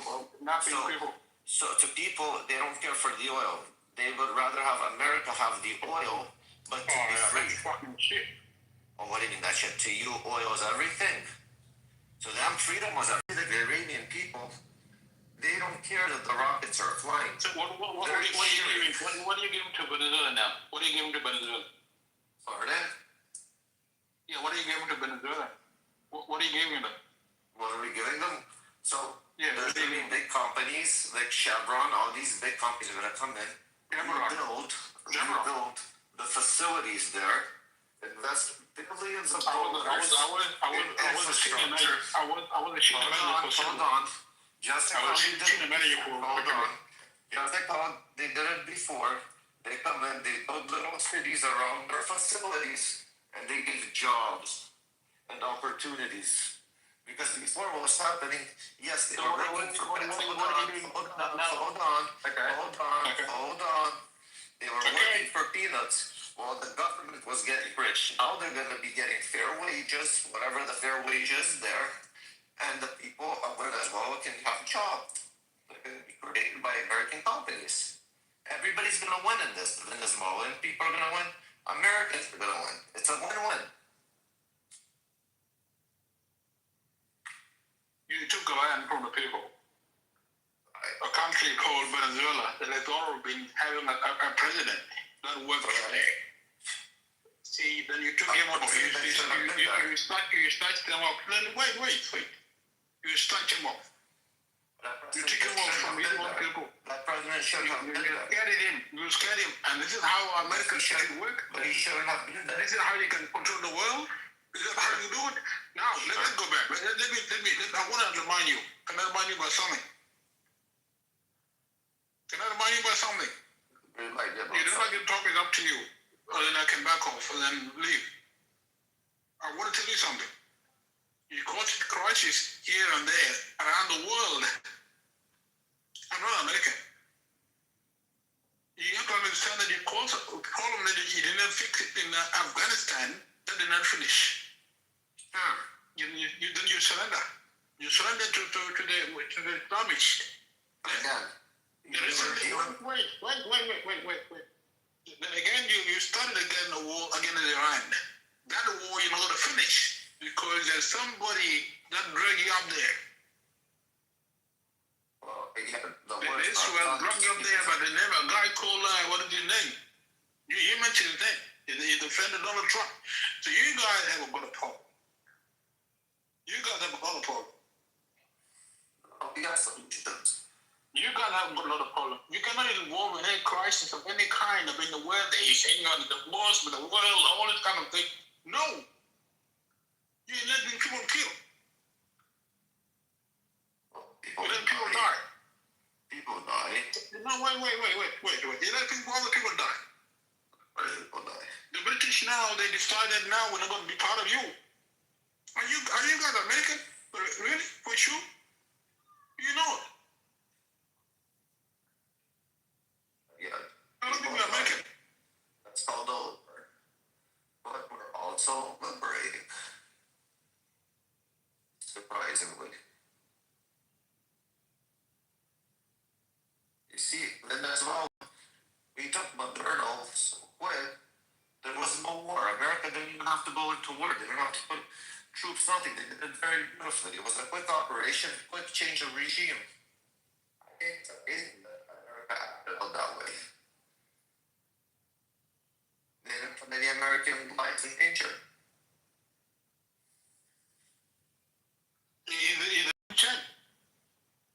It's changing right now, yes. It's not overnight. It doesn't happen. It doesn't. Hold on. It doesn't happen. That's a fucking lie. You cannot do that. But it's changing, yes. 100%. The Iranians are holding on. They're holding on. The Iranians are holding on. Let them hold on. You can hold on, but until they fucking remove their hand, and that's it. You'll see. Wait, I want to ask real group a question. You're talking about regime change in Iran, but you can't even have regime change in Juba because you can't even change that. And you come here, and you're like, oh, Iran is winning, oh, the United States are winning, and everything else, like, they're losing and everything else like that. Why are you going to tell black people that? You know the regime change you won? You should want the one in Juba to have a regime change instead of coming here and talking your BS crap that is never going to happen in actual real life. Do you know why it's so frustrating with group? People like you come here and we're like, oh, well, yeah, we're going to have all sorts of regime change, but we can't even do it back home. You know? We're from the same country. And yet you sit here and you're like, oh, you know, they're losing to the Islamic Republic and everything else like that. What the hell do you get out of this regroup? Tell me. Follow. Maybe you'll understand the more Arabic version. Follow. Jump.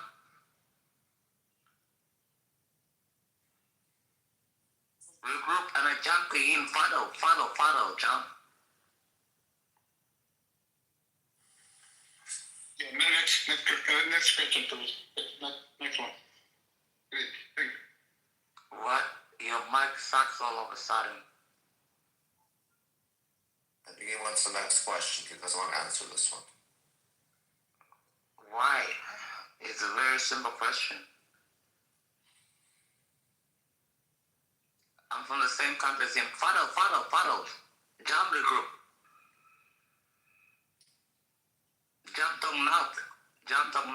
Jump.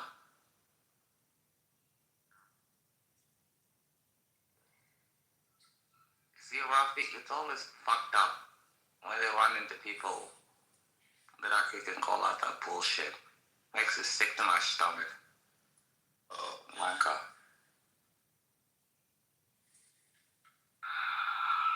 Not bad for that, bro. It's terrible. But you have to deal with that.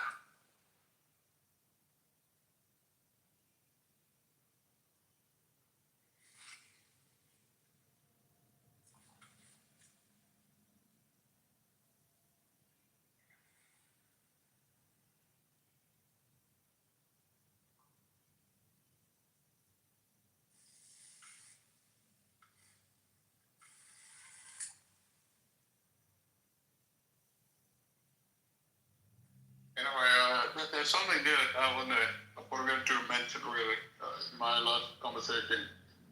So I'm talking to Rocky, and there's a potato. You have to understand. We got Palestine, the land of Palestine has been eliminated. Shut the hell up about Palestine. I don't give a fuck, bro. With the people. No. I don't know if When I was engage with the talking people. into one that you were not talking, I don't care you want to talk about Palestine. You're a Moderator, can you come? I don't know. I don't care. Honest to God, I don't give a fuck. Go talk about other people with Palestine for so-called bullshit and go suck their dick. I don't give a fuck about Palestine. Don't come here with your bullshit. People like you are the reason why we almost lost the fucking war. Shut the fuck up about Palestine. You come in, you talk some bullshit for like 2 seconds. I just spoke to you in our language and you didn't respond for like 2 fucking minutes. And then you want to sign up. And then you want to sign up and be like, well, I want to talk about Palestine. How about you shut the fuck up and go talk to your like some North people and everything else like that, and your liberal friends. You really think I give a fuck? I don't care about Palestine. Don't come here and be like, oh, I'm going to sign up right away. Oh, Robbie, I talk about Palestine. I'm not talking to you. No, you're a sick person. People like you are terrible people. I'm not talking to you. And don't come here. No, I don't give a fuck who you're talking to. Go ahead and go with your hot Can you protect me against this guy? with your hijab. You're too aggressive. Robbie, he's one of those people that has one of those laws and fucks off because he can't speak the languages. He hates Jews. He thinks he's a progressive and everything else like that. And he's a horrible person. You know what I mean? This person is a sick person. I don't mind him hating anybody. It's his life. Yeah, go ahead and deal with him. Yeah. He can hate me as much as he wants. Like again, I don't care. I don't think of him every day. He thinks of me every day. So I don't mind. True. I work. You allow him to speak. If I have to speak back, it's going to be worse. It's going to be worse. I don't want that. Okay? If I had to pick back to what he just said, it would be really worse. I don't want to do it. That's the reason why I'm trying to say to you,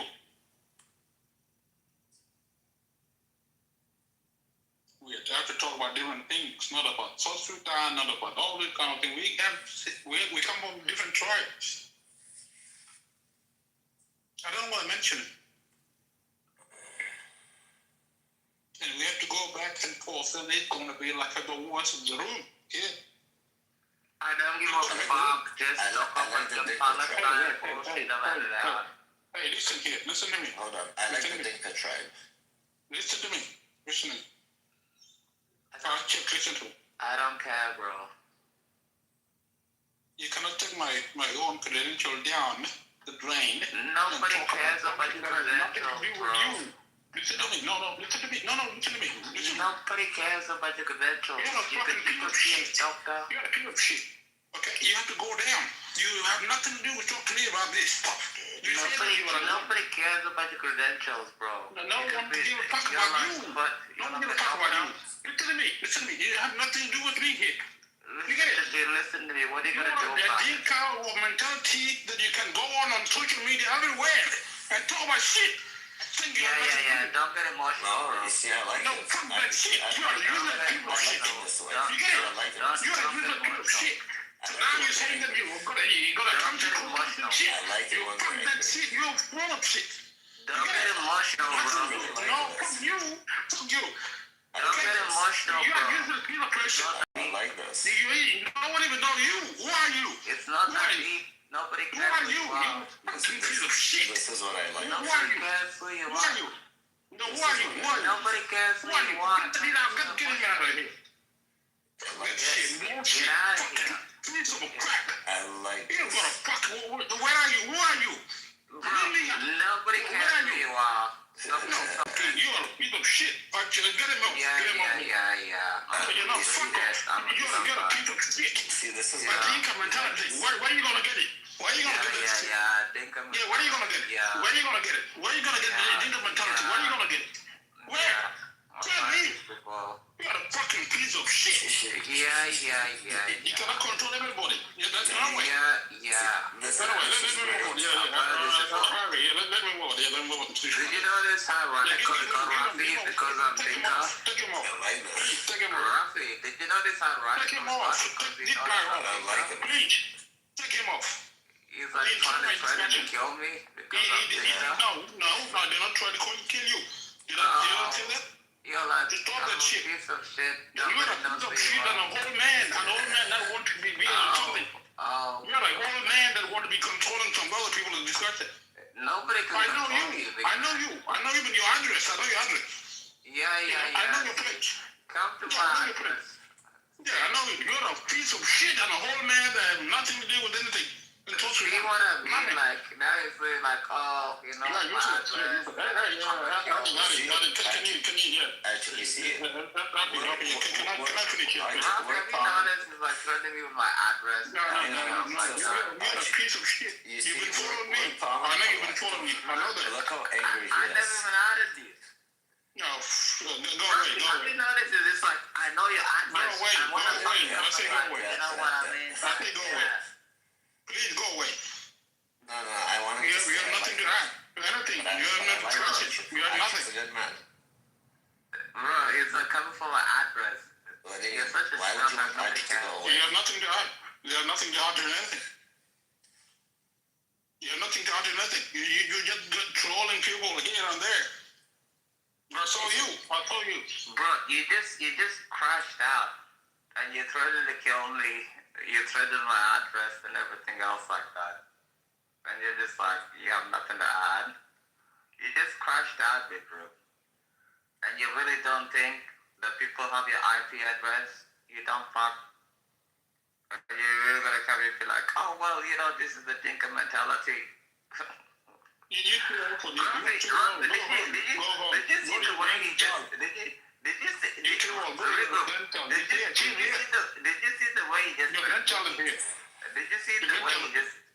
you see the way he just... You go and help. Go to help her.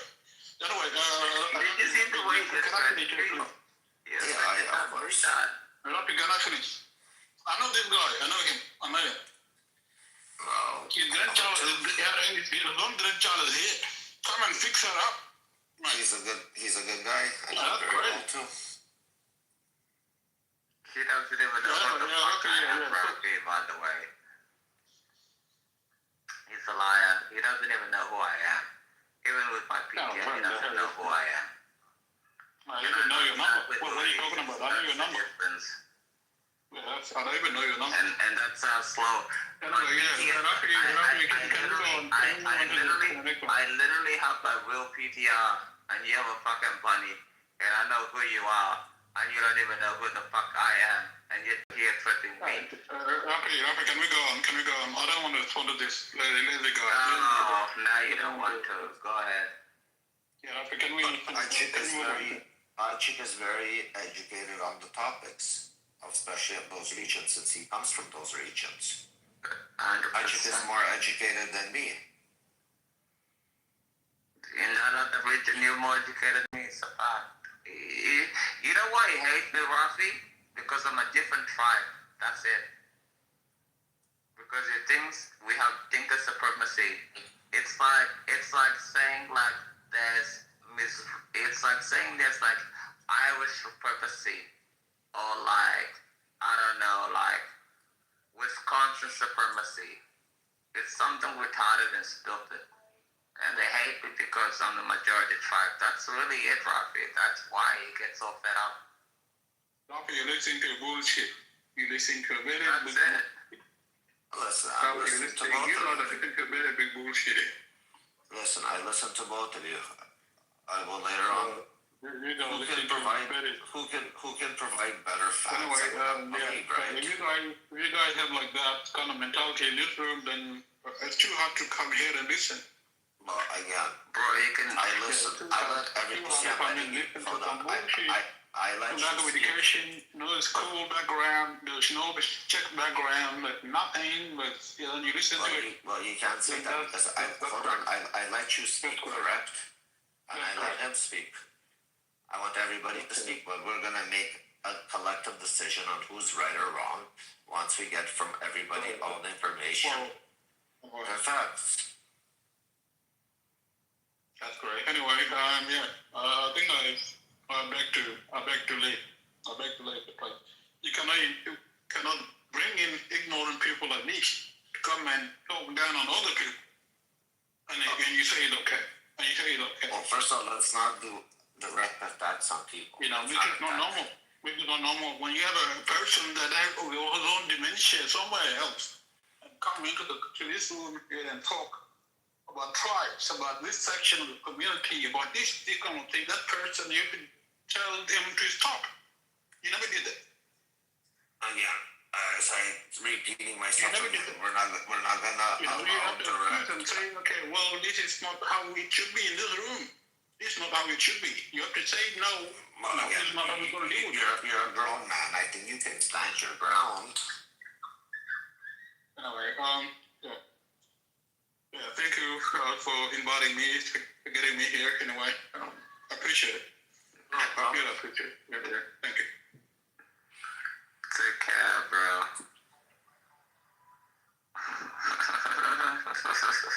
You made him snap. Did you see the crash down? Yeah, he crashed out. Rafi, I'm sorry, I'm not always that bad, but sometimes when it's my people, I have to tell them something in the language, you know what I mean? Listen, he's a grown man. He should have stood his ground. I was surprised he crashed out. So true. Like, you know, Rafi, if your problems in your community, I don't come in halfway and be like, oh, this is what Rafi should say. I'm like, I shut my mouth, I'm like, oh, he has a problem he has to deal with, you know what I mean? And I'm like, you're crashing out, really. Because he knows he was wrong. That's the reason why. It's crazy.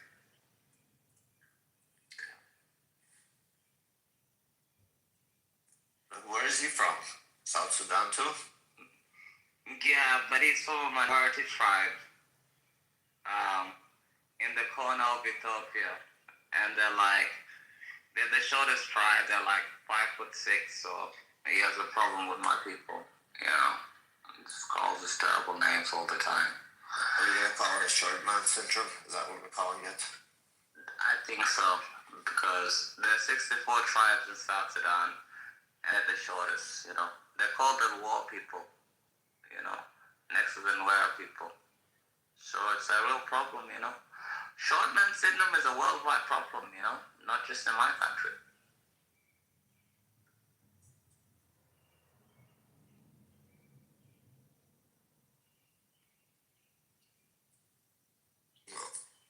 He crashed out pretty hard. Yeah. Just say.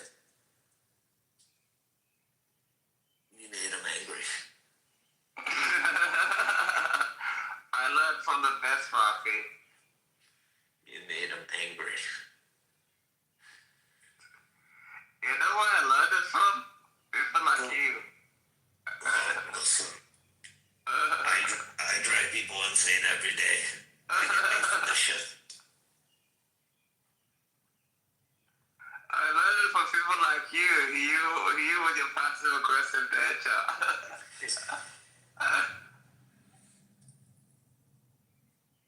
Bro, it actually makes him really upset. Like right now he's messaging me, calling me a cunt, and then he's like, after that we should talk.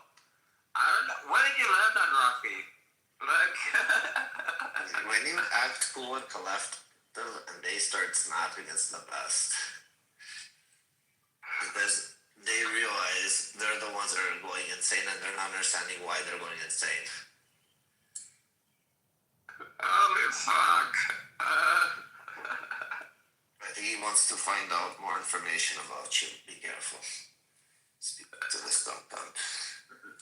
Hey, but you know the thing is, Rafi? I actually know who he is. In the real world? In the real world. Oh, really? Yeah, for real. He's in Melbourne. I actually know who he is from the real world. He doesn't even know who the hell I am. You know? Because his enemies doxed him to me while he was talking. So, Such a retard. It's pretty fucking wild. Yeah. I think that's why he freaked out, because he realized that his enemies were talking to me.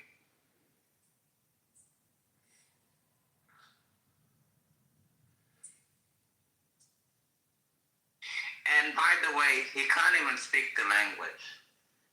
That's why I was testing him on, because one of his enemies DM me was like, ask him in our language, and I was like, yeah, that's definitely him, and that's why he crashed the fuck out.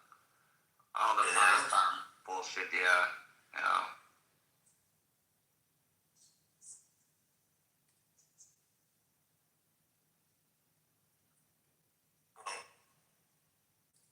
We like driving them insane.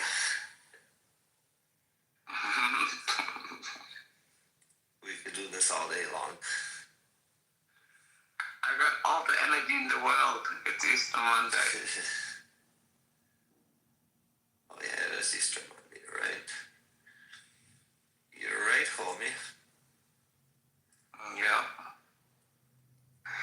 I'm in an excellent mood, Rafi, finally. I was salty the past few days, but I'm in a great mood today. I don't know why, but I'm in a great mood. But we're not letting these bastards win. That's why. Exactly. I think you're right.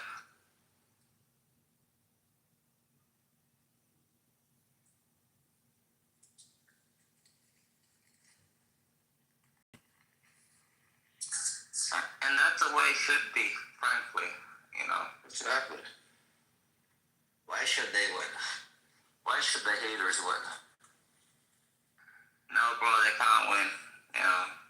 And it's never been the case. Rafi, did I tell you like a month and a half ago, like a drink driver like crashed into me? No. Yeah. So I took my brother to the airport because he's a pilot in Indonesia, and I was driving back home, and it was actually a hijabi, this Muslim chick, drink driving. Really? She broke my fucking leg, yeah. This is recent. Yeah. I'm throwing the book at her, yeah. Like a month and a half, so I've been at home. That's why I've been at Clubhouse more, because I can't really go anywhere, you know? Oh, wow. That's wild, I didn't know that. Yeah, bro. So she fucked my leg, I had to get surgery on it. They put like a plate there. I'm sorry to hear. Nah, it's all good, bro. I'm fine. Like, you know, it's better than... Never say that. You're not fine.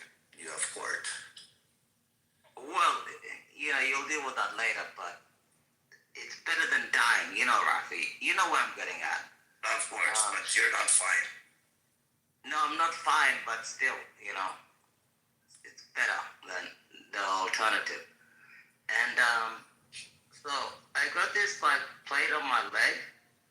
I'm supposed to go to work, like, next week. But the thing is, no, like, I can work from home and stuff. But the biggest problem is it's the showering. You know, they wanted you to wrap it up. Yeah, I know. I had a broken wrist after an accident. It was a pain in the ass. It stinks like shit, right? Stop. Yeah, you gotta cover it up and stuff. But it's okay. It's right now kind of cold, so it's not summer. When it's hot, it's bad.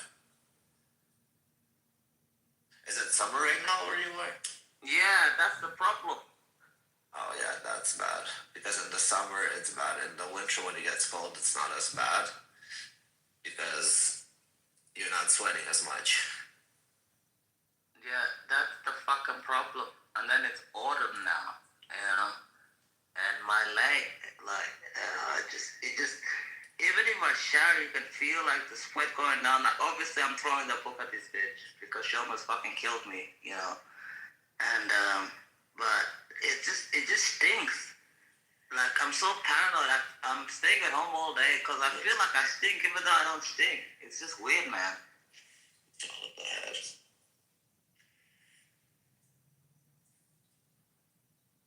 It's like when the Alhamdulillaahs are sitting and hating on Jews, it stinks in their head. It's true. They have a permanent stink in their head. I agree with you. Fair enough. It's true. Yeah, it's a fucking problem. So I got these cast on my leg. But yeah, it should go off soon. How many months already? It's been like a month and a half, and it's supposed to go. They're supposed to take it off already. No, it was broken pretty bad. It wasn't like a normal fracture. You know, it wasn't like, oh, you broke the vertebrae or whatever. There was like some splinters in there, and I had to put some metal shit in there, blah, blah, blah. It was more complicated. You know, a normal one maybe a month and you're good to go, but this one probably fucked my leg, but yeah. It's gotta be good to go. You have to do rehab after too on it. Yeah. I gotta do like physio and swimming, all the bullshit. You know the deal. Plus, that's gonna take time out of your work because you're gonna have to deal with it. Yeah, that's why I got insurance, work insurance. You know? Because I was supposed to go to Tunis, actually. But obviously I can't fly because my leg's fucked. But, yeah, I'll deal with it. But I thought I'd let you know that, yeah, so when they tell you all that, it's bullshit. So it's like you can have a random normal day and then shit just upends you, sort of thing, you know? Yeah, of course.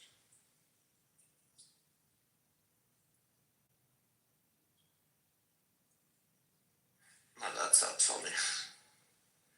I know what you're going through. I had a similar situation. I had it with my wrist, homie. I had a bad accident. It's fucked, isn't it? And especially the hospital food is like dog food. Oh my god. No, I almost had like somebody almost killed me. Again, I went into a car. They were making a left. I was going straight, so. No, but yeah, I had a bad one too. Bad drivers. What are you gonna do? How's the recovery? Did it take long? Almost a year for my. I have issues with it till today, kind of now after the effect too. Like it stays. That's a problem. It doesn't like fully go away.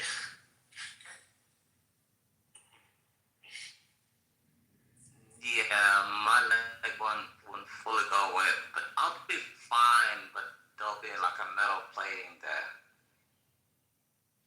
Man. Oh, you're gonna have a metal plate for the rest of your life? I don't even know, but I reckon maybe, you know, because they're that's like crazy. Yeah, because it was like it was almost broken in two. I was in so much pain. I actually passed out. Actually, after the accident, I got to the hospital. Yeah. So I was like in so much pain. I actually passed out. I actually don't remember the end of it. The only thing I remember is basically woke up at the hospital, huh? Yeah, after surgery. Like I remember getting hit, and then the rest is just blank. I don't remember surgery. I don't remember anything. All I remember is the hospital with my family by my side. That's it. But other than that, I have no memory of it at all whatsoever. It's crazy. I hope you feel better, homie. No, feel better, but it makes you frustrated. You know, because you can't do what you want to do. You know, and a lot of plans this year, so they fucked it up. And then the fact you have to go to court, and you know, like the insurance and stuff will deal with it. It's just frustrating. It's going to be about 2 years. You know the deal. Yeah, it's going to be about 2 years with insurance. Yeah, it takes at least 2 years. That's what I mean. It's frustrating. I wanted to do other things. Well, that sucks. That fucking really sucks. I feel bad, homie, to hear that. No, bro, that's life. I'm just glad I'm alive. And I can walk on my 2 feet, you know? It could be worse.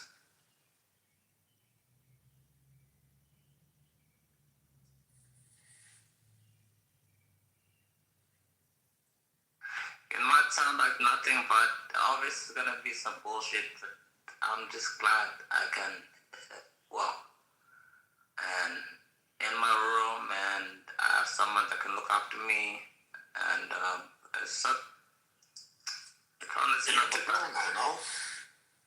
Huh? I said you have a girl now, no? I have a what? You have a wife, girlfriend? Yeah. My Mrs. Quay, she looks after me. Yeah, she's fantastic. Amazing. Yeah, she's phenomenal. You know what I mean? And I think you get blessed in life. You know, they come around at the right time, and she's unbelievable and it's very, very special. So, and she lets it pop on my shift. She goes to work. You know, I do my thing. She's just, women are fantastic, Rafi, when you get the right one. You get a terrible one, your life is terrible. You get a good one, you're blessed. 100%, brother. Sometimes we take that for granted, too. It's true. We don't realize that until it's gone. Very true. As I always say, sometimes you need to break up to understand when you get back together that this is the best. That's so true, bro. Like, you appreciate it more after. It's so true. After Maxine, she had to go to Melbourne for 1 week to see her father. And I was like, I felt so retired, Rocky. I couldn't do anything. And I was like, what the hell is, you don't want to show it, but I was like, every day she'd just wake me up. She'd be like, oh, this is what you have to do, blah, blah, blah. Your leg brace is there, blah, blah, blah. You know what I mean? Go talk to your friends on Clubhouse. I'm going to leave you alone. That's amazing. But, then after that, come have dinner with me sort of thing, log off at this time. We're going to cuddle, you know what I mean? And then when she went away, I'm like, I was lost, bro. I was like, what do I even do? It was fucked up. It was good. Sometimes you need that. You appreciate it more after. It's so true, man. It's honestly so true. And that's why I'll never cheat on her, bro. Never. Well, no, you don't have to cheat on her. For what reason? Yeah. No problems at all whatsoever, It's just unbelievable, And my boys could be like, oh, but I'm just like, you have to find a good one. And eventually we're gonna have babies together and everything else like that. But at the moment, but just doing what you're gonna do, you know what I mean, Rafi? She's from the same faith, right? Yeah. Yeah, she's Catholic. She's Saturdays too, yeah. You guys go to church together or no? 100% we go to church together. Yeah. I'm more religious than she is, but she comes a lot of times with me, but I try to do it alone. You know what I mean? But yeah, we're the same faith. Yeah, she goes because I care about it, honestly.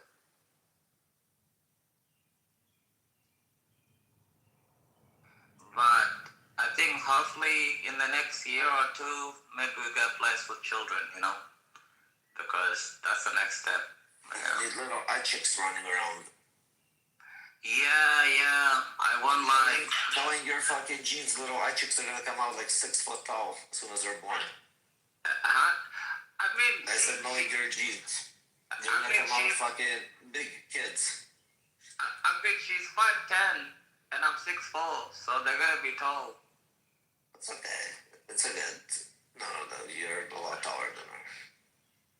Yeah, they're gonna be taller than me, but no, I told her I want like 2 kids, and she's like, I want like 5 kids, you know? But I think she'll win. But who cares? I just gotta make more money. Exactly. That's what motivates you at the end of the day, brother. Exactly. It's what wins you the household.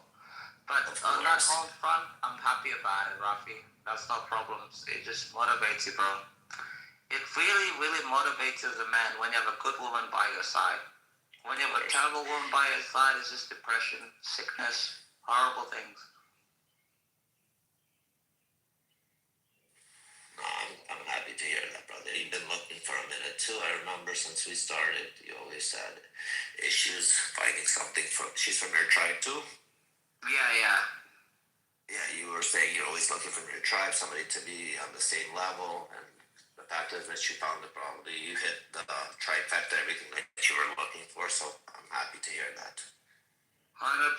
Thank you very much. And my mom, she's very happy about it. Because it's almost like the perfect daughter-in-law she always wanted. Same language. If I may ask, gotcha.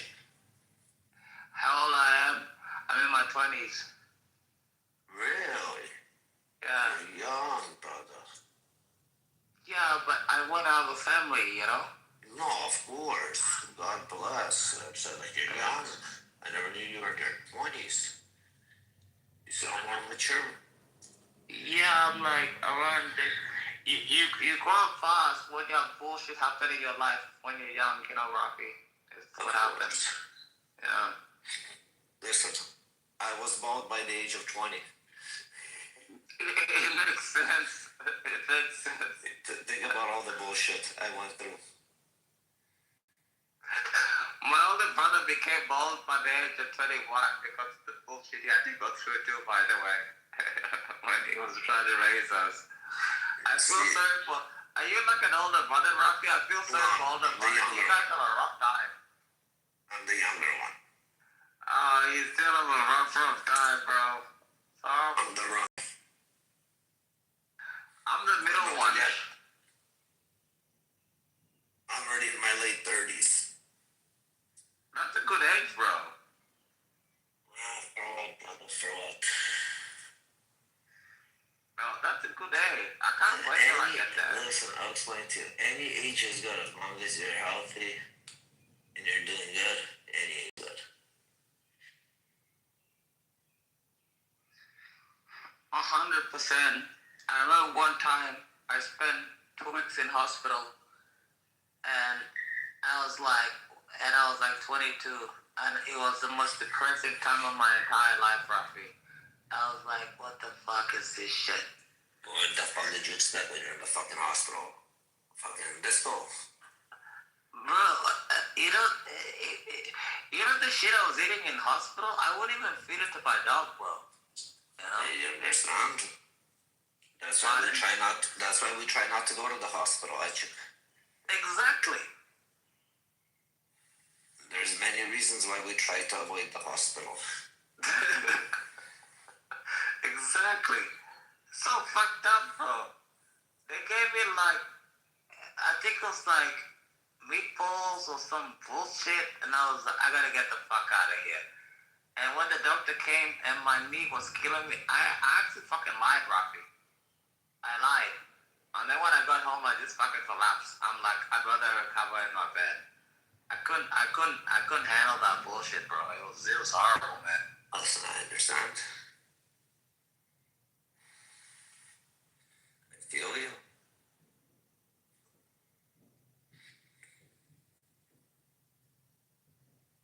I'm not a big fan of doctors either. No, bro. I don't like doctors.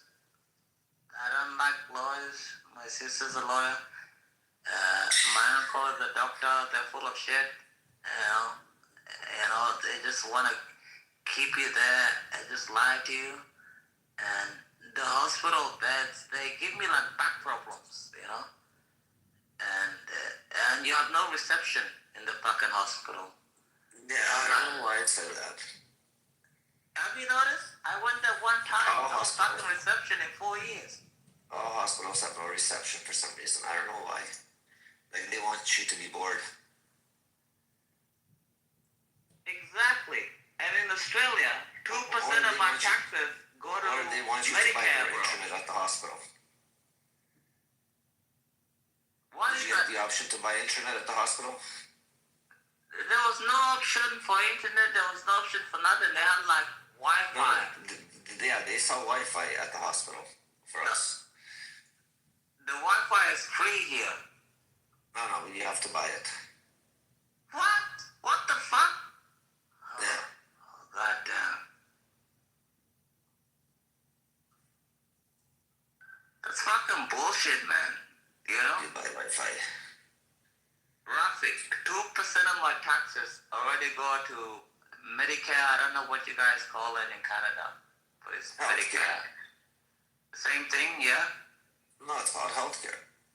Healthcare, okay. We call it Medicare, yeah. 2% of our taxes go there. I was there for 1 week. I haven't been in the hospital for a very, very long time. And that gave me fucking PTSD, Rafi. At least your 2% is paying back. Yeah.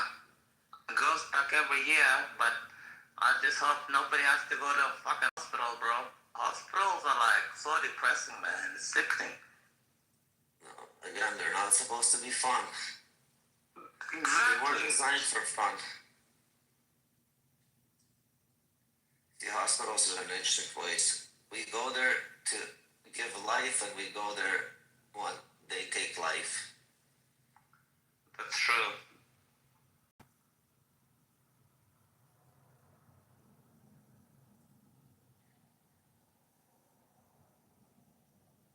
No, I just hope and pray I never have to go back there, you know.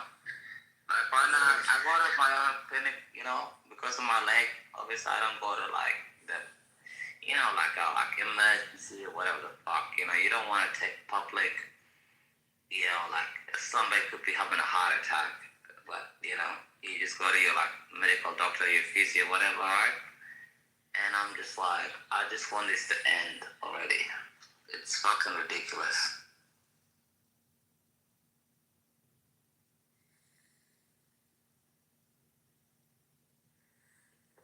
Try to avoid hospitals.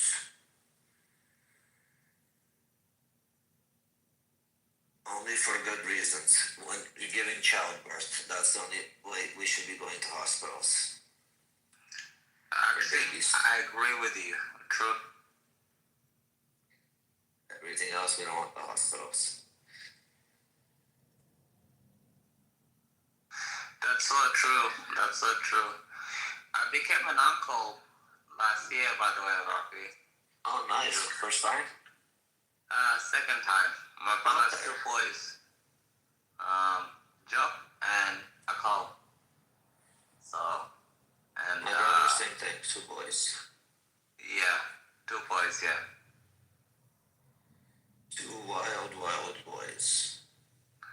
They're pretty messed up. One is like 2.5, and one is about, what's the month? It's April. One is about 5 months. It's pretty fucking cool being an uncle, bro. Yeah, of course.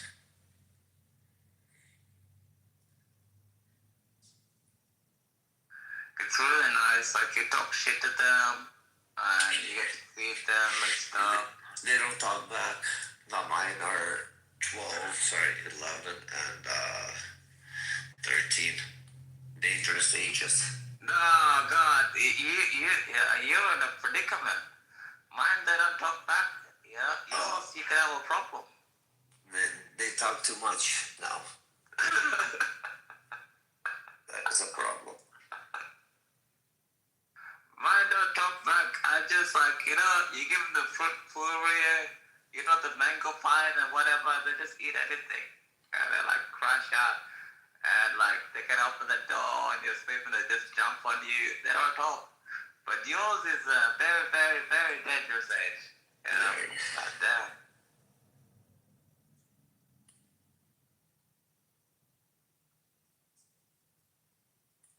And you know what's pretty cool about it, Rafi? Like before, like my brother was like, I need you. I think if anybody wants to come up on stage, just bring them up.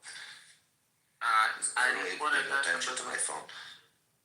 Are you going? No, I said I'm not paying attention to my phone. That's why. I just want to say, like, with my brother, him and my sister-in-law, every time they're like, oh, I want to go, like, to, like, a holiday, whatever, to, like, maybe Europe or Asia or the Pacific or whatever. They got my mom to look after them, dad, whatever. Yeah, but they love that. My sister, you know what I mean? So they got the whole thing. You know, they can do whatever they want. They have the whole village, as we say. Yeah. So they don't need babysitters, sort of thing. So, plus your parents probably love it. Oh, my parents love it, bro. My parents get so upset when they have to leave. Like, you know who gets the most upset? My mom. You know what I mean? Like, the little nephew loves my mom. He runs up to us like, Nana, Nana, Nana. You know what I mean? And, every time he has to leave my mom's house, which is his grandmother's house, he just chucks the biggest fucking fit. You know what I mean? And my grandmother's like, you know what? He just dismisses my brother. It's like, you come back in a week or two. Whatever. You know what I mean? So they can, like, get some easy break. You know? But no, the grandparents, they take it the hardest, bro. Of course.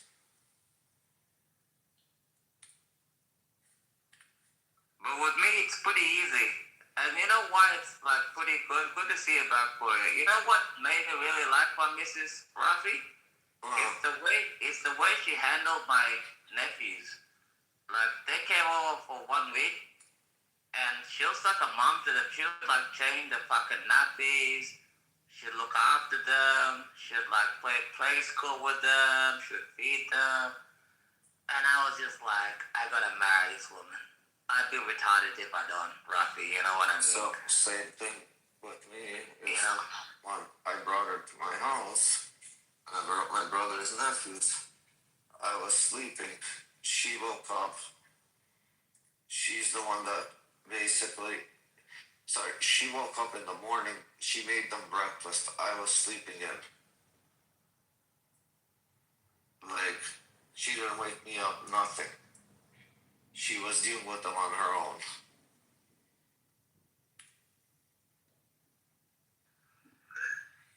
That's how you know. Yeah.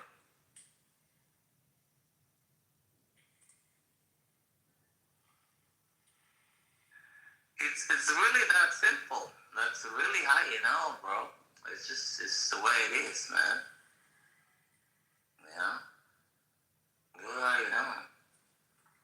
Welcome back, boy. How you doing, bro?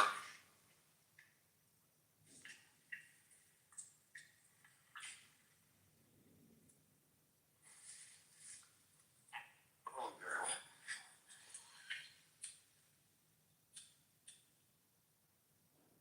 Where is that?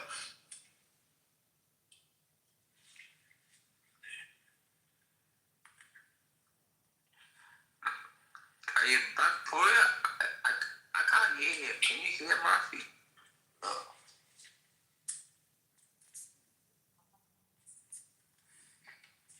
Sorry, thanks for what you say here in Canada. Apparently. I can hear you, Poria. You have shit connection. We can hardly hear you, bro. Poria, did they hit the airport in Tehran? The news you're talking about? Yeah. Yes, They hit the airport. Yeah.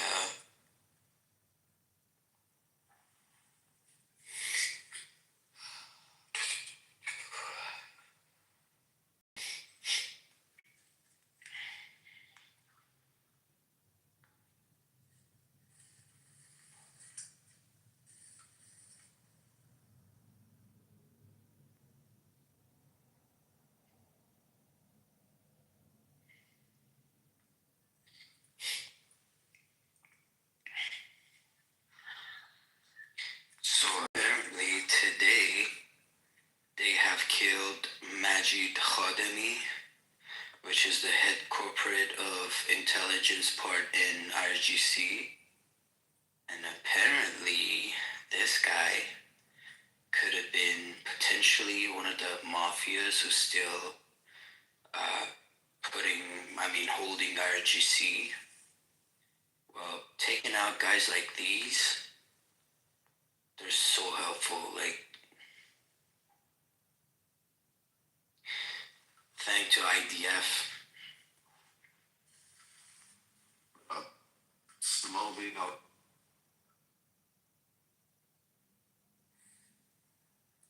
Did you see it?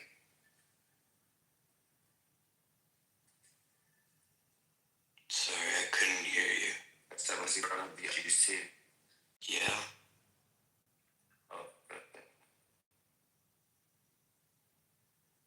Who took them out? Yeah. I apparently IDF, because I think they have more intelligence and knowledge of their locations better than CIA. Because they lived in Iran. Like, they have like literally 6,000 members active inside of Iran. And nobody's even give them credits for that. They're literally inside of our country.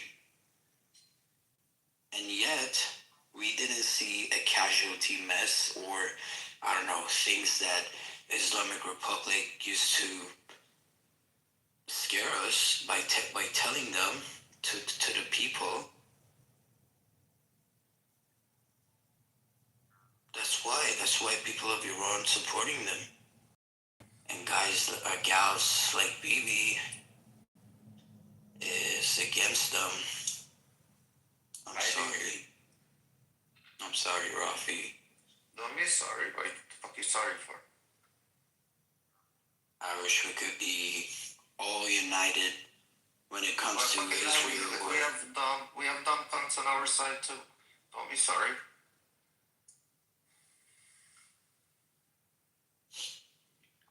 Never apologize for these types of people. You know, Poria, I served when we were getting independence. And my biggest enemies were my own people. It wasn't even the North. You know that? Most people that I arrested that hurt my soul were my own people. You get over it, Poria. You know, I don't think you should apologize for like... No, I don't have any problem with anybody, but for certain topics, I like humans in total, in general. I'm not even talking about Persians, like, none of them. Every color should become to an idea, like, we're all the same, we're all gonna die, we're all gonna fucking be realistic. Like, you gotta enjoy this life every fucking day. Gotta be fucking grateful for what you have achieved. Fast forward. Yeah, me, not with radical Islam. That, like, I play games with. Well, the rest, no problem. I agree, brother. I agree, too. Yeah. The rest, I don't have an issue with. But radical Islam, no. I don't play those games. It's too far.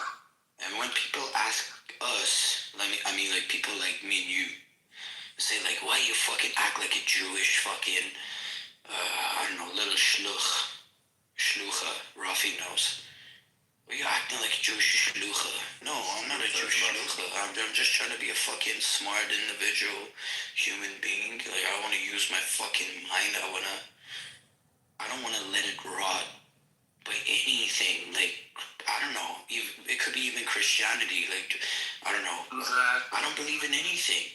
I don't believe in anything, but yet I choose to be good with everybody. Good deeds, good thoughts, and good words. That's it. You don't have to believe in anything to be a good person, man. I don't believe that, but I just think like, don't just be a terrible person, but some of these people are sick people, you know, that you gotta deal with. But in terms of you can be an atheist, you can be anything, as long as you don't want to kill me. I do believe in God. in general. I do believe like there is a bigger power. Certainly is not Allah. Allah could not be any type of God, just a created story. True. And then, but any other God is respected to me. Like if it's Yahweh, if it's, I don't know, Jesus Christ, Mary and Joseph, or whoever else, Moses, they're respected. But Muhammad, no. No. When it comes to him, it's a big no. No, to me, the only God is Jesus Christ. Allah is the Kasumkum. Muhammad is the Kasumkum. Everyone else is the Kasumkum. That's what I believe. It doesn't mean I'm going to hate on you, but I want nothing to do with Islam. Terrible religion, terrible. I want nothing to do with it. You know why I like Jesus personally? Yeah. Because he wasn't a fucking bloodthirsty individual prophet. He was kind. He was preaching like, I don't know, good shit. Like that's just like love thy neighbor. You know. That's good. It wasn't like Ali ibn Abi Talib like fucking killed 700 Jewish people tribe in a single day. And fucking apologizing your sword that say, hey, Zulfaqar, I didn't kill enough with you today. I beheaded too many people and make you actually not sharp anymore. Nah. These guys, bro, I lived in Iran, named as Islamic Republic, ever since 1979. And I fucking, learned everything about Islam. I read Quran, Mafatih Janan, I read Tarikh Tabari, I read 2 Centuries of Silence, which is a great book. Fucking,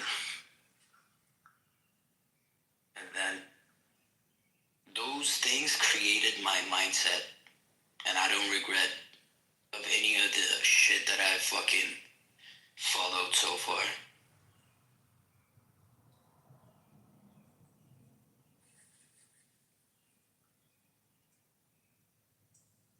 Yeah, to me, Islam is a no.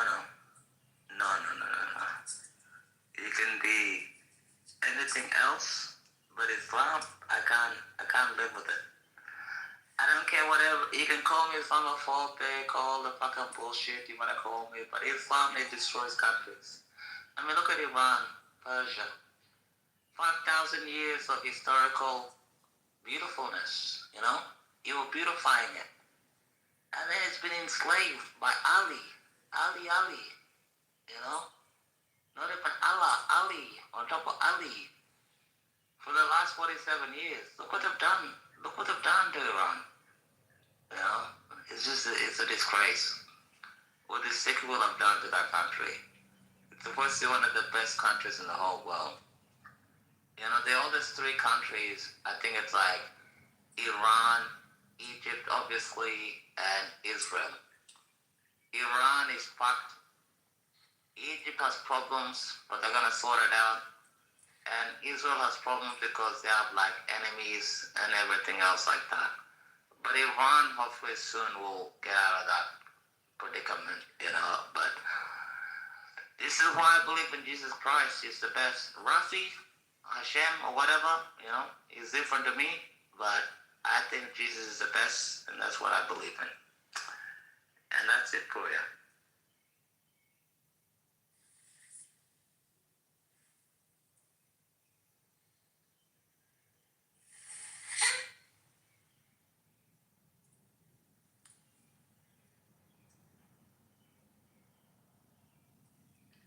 Pura, do you think Iran is going to be secular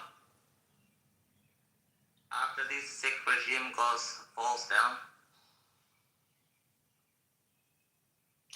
I think the new generation and people in general, they have every kind of potential of putting steps toward a better kind of country with a secular kind of government. They have potential. They showed it. They fucking got massacred for that idea. Like we had people before going to the protests they're like recording videos from themselves and putting their last words, recording them, taping them. As a Persian guy, I see it as in my own language, and I've seen a lot of them. Even BB can approve, and they're telling us that I know I might get killed. I know they're gonna kill me. There is a feeling that I might get killed tonight, but I'm going anyway. I have nothing to lose. No money, no fucking future, nothing. And ignoring those standards that people got awake for them, I don't think it's fair. They gave their life for their wants. So I think we better shut up sometimes out of the country and just follow whatever they are asking us. They don't have any internet. They don't have any connection. Soon enough, maybe they won't even have electricity. They're going to be disconnected totally. Right? And who should speak on behalf of them? I guess people who got massacred, they just literally said what they wanted. King Reza Pahlavi, that was the chant that I've heard in the videos. The flag in the that... videos, they say Javed Shah. So yeah, long live the king. Yeah, they said Javed Shah. Even in university, Islamic Republic never thought that in our best universities in Tehran, the students would have raised against the regime despite whatever they might lose because of that. And then yet they still chose to fucking shout Javid Shah or bringing Lion and Sun flag into the university, fighting with Basiji militias over their ideas, getting beaten up by them savages. No, I also saw in Nauruz, the crown prince said go do your celebrations in your regions or whatever because he doesn't want them to die. And they came out and they're saying Javed Shah, for many years my Persian is terrible. But yeah.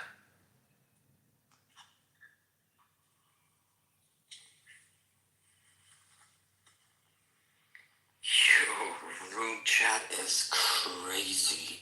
BB, what are you on, my friend? Is she tripping? Dude, she says something about Nigeria and then she jumps into the pillars of history and then she goes to even China beats communism tactics.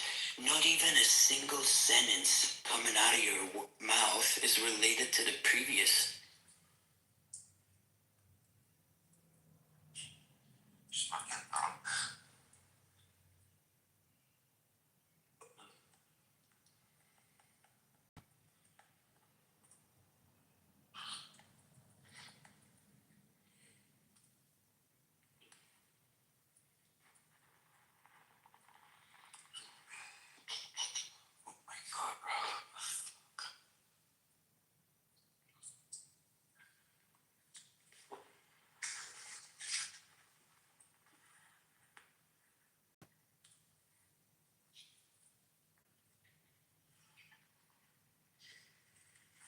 As we speaking, I'm seeing a news.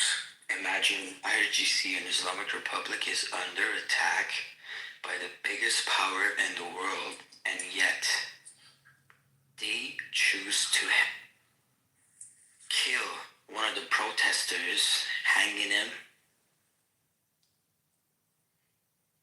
by the crane. You have your enemy above your head. Our sky turned to a fucking highway for F-35s. You don't have any sky, you don't have any fucking defense.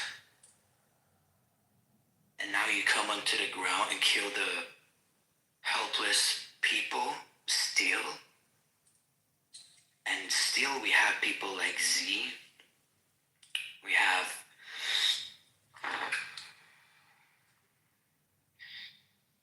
oh god,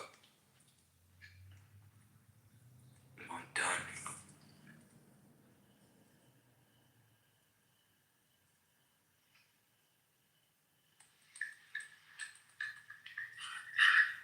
Sir, I got a phone call. That was terrible. Wrong timing. But it's like, baby, what are you saying is that we have a problem with people like you. You know, it used to upset me. When people like that, it's like, it's a bad time that things are gonna happen. I remember as a kid in like 2011. Can you hear me by the way, Rafi? Yeah. Yeah.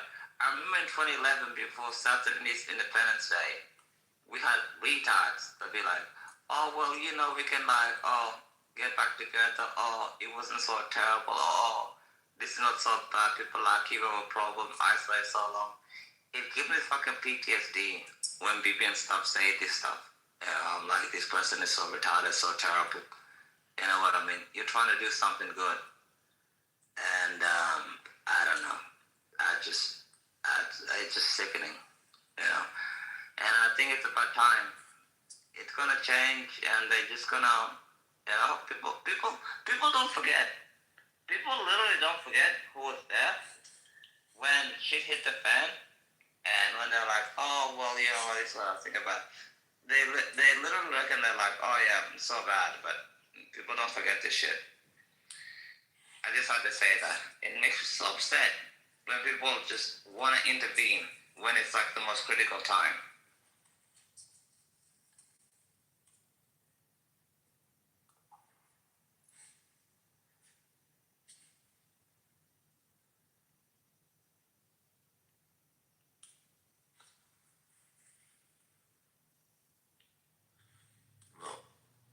Nice.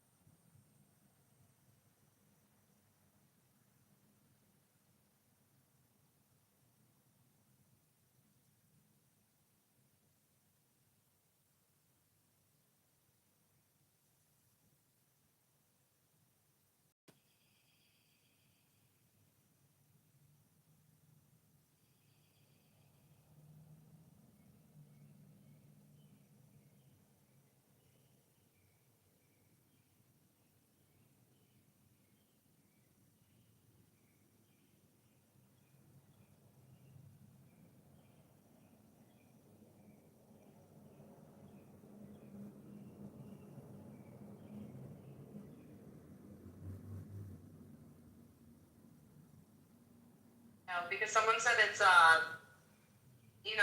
Chops. Nobody's fucking putting you to jail, Danny. Shut up, bro. No, Why would anybody occupy a cell with you, right? With all of your fucking stupidity when you can have an actual qualified criminal in there? I agree. I think who qualifies more to be in a cell than you? No, I don't think so. I think just because he's black. Just because he's black. No. I don't even feel like arguing with this guy. You can argue with me, boy. I can't. If you were in prison, if we were in a jail cell together, who do you think would have the upper hand? Listen, I would get in on this and be like, oh, well, I'm white passing, so I have it better than both of y'all. But Danny, do you support Israel? At the end of the day, I'm a Jew. Danny, do you support Israel? I'm about to go watch a podcast. Fuck this fact. Yeah, watch a podcast about getting your asshole fucked, you know what I mean? Yeah. Anyway, Danny,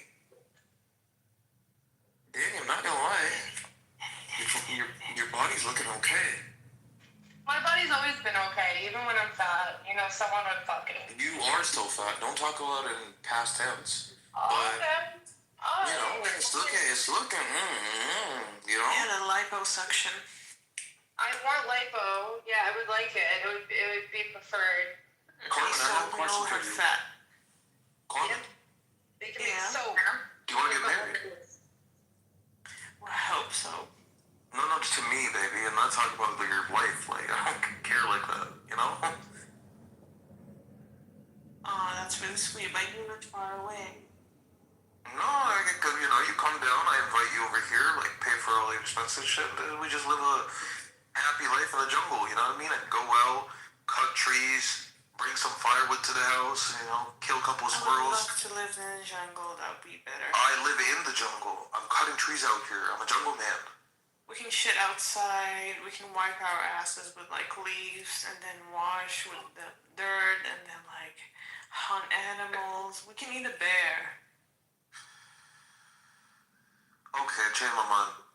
But anyway, right? No, I just say I know. Jungle life is not for me. Rock. No, you could have said anything, but you just right off the bat you said that. Never mind. Danny, don't be Islamophobic, you dumb bitch. Be quiet. I'm just being cute. No, you're not. There's nothing cute about you. You're 45 years old, bro. There's nothing cute about you. That age is long gone. Why the fuck can't I mute her? What is a psyop? These fucking Jews, bro. They control everything. Fucking Jewish bitch. Did you hear? Dude, I'm not friends with those dudes. I was wondering if the Jamaican spot was open. I guess some fridge. And go eat your porridge. Go eat it. Carmen, what's your Snap? I don't have Snap. What's your Insta? I deleted everything because they're planning a psyop. I only have Clubhouse for now. Sweetheart, you need to fucking stop hanging out with Danny, is what I'm gonna tell you. Well, she made me paranoid. She works for them. No, I don't, Danny. Don't get me in trouble. Why is that moving? Oh, I'm passing the Palestinian place. I want them all in my hand. Move. Can dicks move? Yeah, they could control their dicks and do kegels with their dicks. What the fuck is a kegel? It's like when you take your dick and you just move the muscle, so it moves. Oh, you mean kegel? Yeah. Why the fuck would you call it a kegel? For you, Danny. Does it mean to have a dead dick? I don't want to talk about any dicks with you. Why not? What do you want to talk to about? Because, some people say you're 27, and then, Ro tells me you're, 13. And so, I don't know if you really did send pictures with Ro or not. So I'm at the point where I'm like, where does this pictures? start? What do you mean pictures? Okay, so Carmen claims to have seen everybody's nudes on this whole app. The person who keeps the nudes is T-Ville. Oh, the fucking Somali nigger. Yeah, he has everyone's nudes. So they're saying that he has Fiona's picture or something, which is a lie. Fiona's a fucking tranny though. No, Fiona's really a man with a beard. Oh shit! Why the fuck would you have those nudes? has nudes. I think T-Ville just has a picture, but there's You know the problem with like these trolls is that you know what separates me from these regular fucking schmegular people? When I troll, it's tasteful, it's beautiful. You get this like strong, healthy feeling. You showed everyone, Elle's boobs. Danny, when I'm speaking, shut the fuck up, right? So when did police show up to you yet? What police? Yeah, she said she was filing called on you. Oh, baby, I live in the fucking jungle. What are we talking about right now? There's no police. Yeah, but when you come to America, there might be a warrant out for your arrest. Danny, why do you think someone has my pictures and they don't, you dumb bitch? You sneaky little bitch. I thought maybe you were sending nudes, Carmen. I'm not gonna lie. No, I didn't send nudes. No, Carmen's been sending the pictures she got of me around to other people.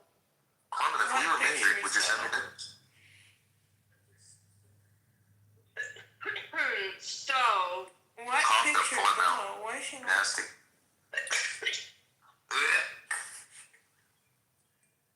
I have no idea. I gotta make sure there's room for me on the other side. Wait, Carmen, if we were married, would you send me nudes? Yes. Fair enough. So you can dox me with it. No, I've never doxed somebody in my entire fucking life. So Carmen claims to have a picture of Boo-Boo's butt with toilet paper on it. What the fuck? Can we not talk about this? Like, I just had a nice frozen coffee latte. I mean, I have Danny's nudes as well. Can you show them to somebody if they ask for them? Yeah, I'd probably show them to everyone because Danny's like trying to expose everyone on this app. So yeah. Danny, are they? I don't know. I don't feel like Danny could take tasteful nudes. I'm not gonna lie. I feel like Danny would look like me when I'm naked, which is not very flattering. I'm not gonna lie. Also, Danny likes to dox people, so she deserves to get doxed herself. I didn't dox anyone. Yeah, she likes to dox people. Danny's not doxing anybody, has she? No. No, she doxed I didn't know Danny had the brain capacity. She tried to dox me too. Oh, but Fractal deserves it though, right? Fractal deserves that motherfucker is a weirdo. I don't trust him one fucking bit. I think Danny's harmless. In my opinion. I don't trust Fractal. I met Fractal twice.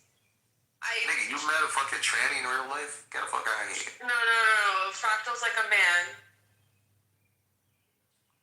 A tranny is a man, dumbass. No. Fractal's a man with glasses. And like, Fractal said I could put the picture up if it's like half of his face. And I just sent it to someone. That was it. And then they were telling me I exposed them, but Fractals put their own picture up too as a PTR the day before. I don't know. I think you know what? This conversation is like so fucking not interesting to me that like it's giving me like a brain aneurysm right now. Do you get what I'm saying? Well, the good I'm a news jungle is man. I'm a ogre. I'm like, out here. I live in the jungle, bro. I hunt to eat. With like a brain aneurysm, so that's the good news. That's not a good news. That's a good news. Like, what are you? Your grammar is fucked. I don't have good grammar. Like, I can tell. It's very obvious. I would never like present myself as someone who had good grammar or maybe stop sending the nude pictures to people and focus on your grammar a little bit. Like, I don't really care about grammar. Like, I'm good at other things. We care about whoa. What did you really mean by that? What? Never mind. Why is someone at the psych ward? Carmen. Oh no, I think that's something else. Baby, how long are you planning to stay single, like? Until Danny vanishes away. Well, Danny's gonna vanish. She's single, but she's already vanished. You know what I mean? You look at her, her little body built like a fucking refrigerator. Like, why are you joking? I'm joking. Doesn't have any definition to her body. Her body's straight. And Carmen. She's a flat ass too. Carmen, you're not like that, right? You're so fucking rude. Okay, 1 second. Carmen, you're not built like that, right? No. I have a small waistline. I have hips. I have an ass. But would you say that if I saw your body, I would like it? Not necessarily. What? Why? Just because I describe my body doesn't mean you would like it. Why wouldn't I like it if you've done a nice body? Look, this seems very wrong. Danny, is anybody fucking talking to you right now? It's close to midnight. And I feel like we need to have a one-on-one, bro. I feel like we need to be, like, this is like a psych ward right now. I can't have, like, a, proper serious conversation with you for, like, around people like I'm gonna totally win that, dude. You should. I need, like, a big iced tea lemonade or something. Tim, come up, Tim. Not Tim, it's Tam. It's Tammy. It's tampon. The tampon. Carmen, we need some alone time at some point. Do you get what I'm saying? No. We need some alone time. We need to discuss some things. We need to go over some things. Will you give me 5 babies? I'll give you. Don't even ask what I'll give you. Don't ask me. I will never ask if you will never tell me. I know you well enough to know you never loved me. Why can't I feel anything? I don't want to tolerate this right now, Carmen. Anyone other than you. Please, Carmen, for the love of God. For the love of God, please. Please, Carmen. And all of this. Engaged It's to all what? your fault. Some weird And all of Egyptian. this. Carmen, that's fine. You need to be engaged. It's okay. I just don't want to bear this music right now. I just want peace and love I just and need life to keep you in line. right now. As something larger than life, I say. Please, Carmen. Can you send me your piss in a bottle? For the simple reason I Fuck. just need to keep you in We mind. talk about that. We could talk about the logistics of my piss being sent over. As something larger than Not like a drug life. test, and I don't want. Please, Danny. For the love of God, please. I love you. Just don't sing.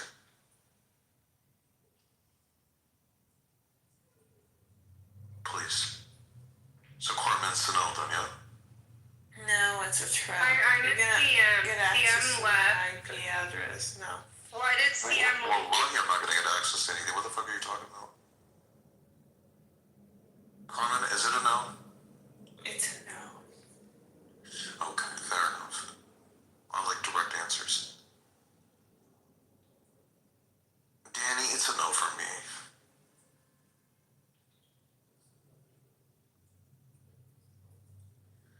But anyway, we got Aziz in the audience. Aziz, if you want to join, you can come up. Enlighten us with your bullshit. Tam, come up. I'm signing my peoples.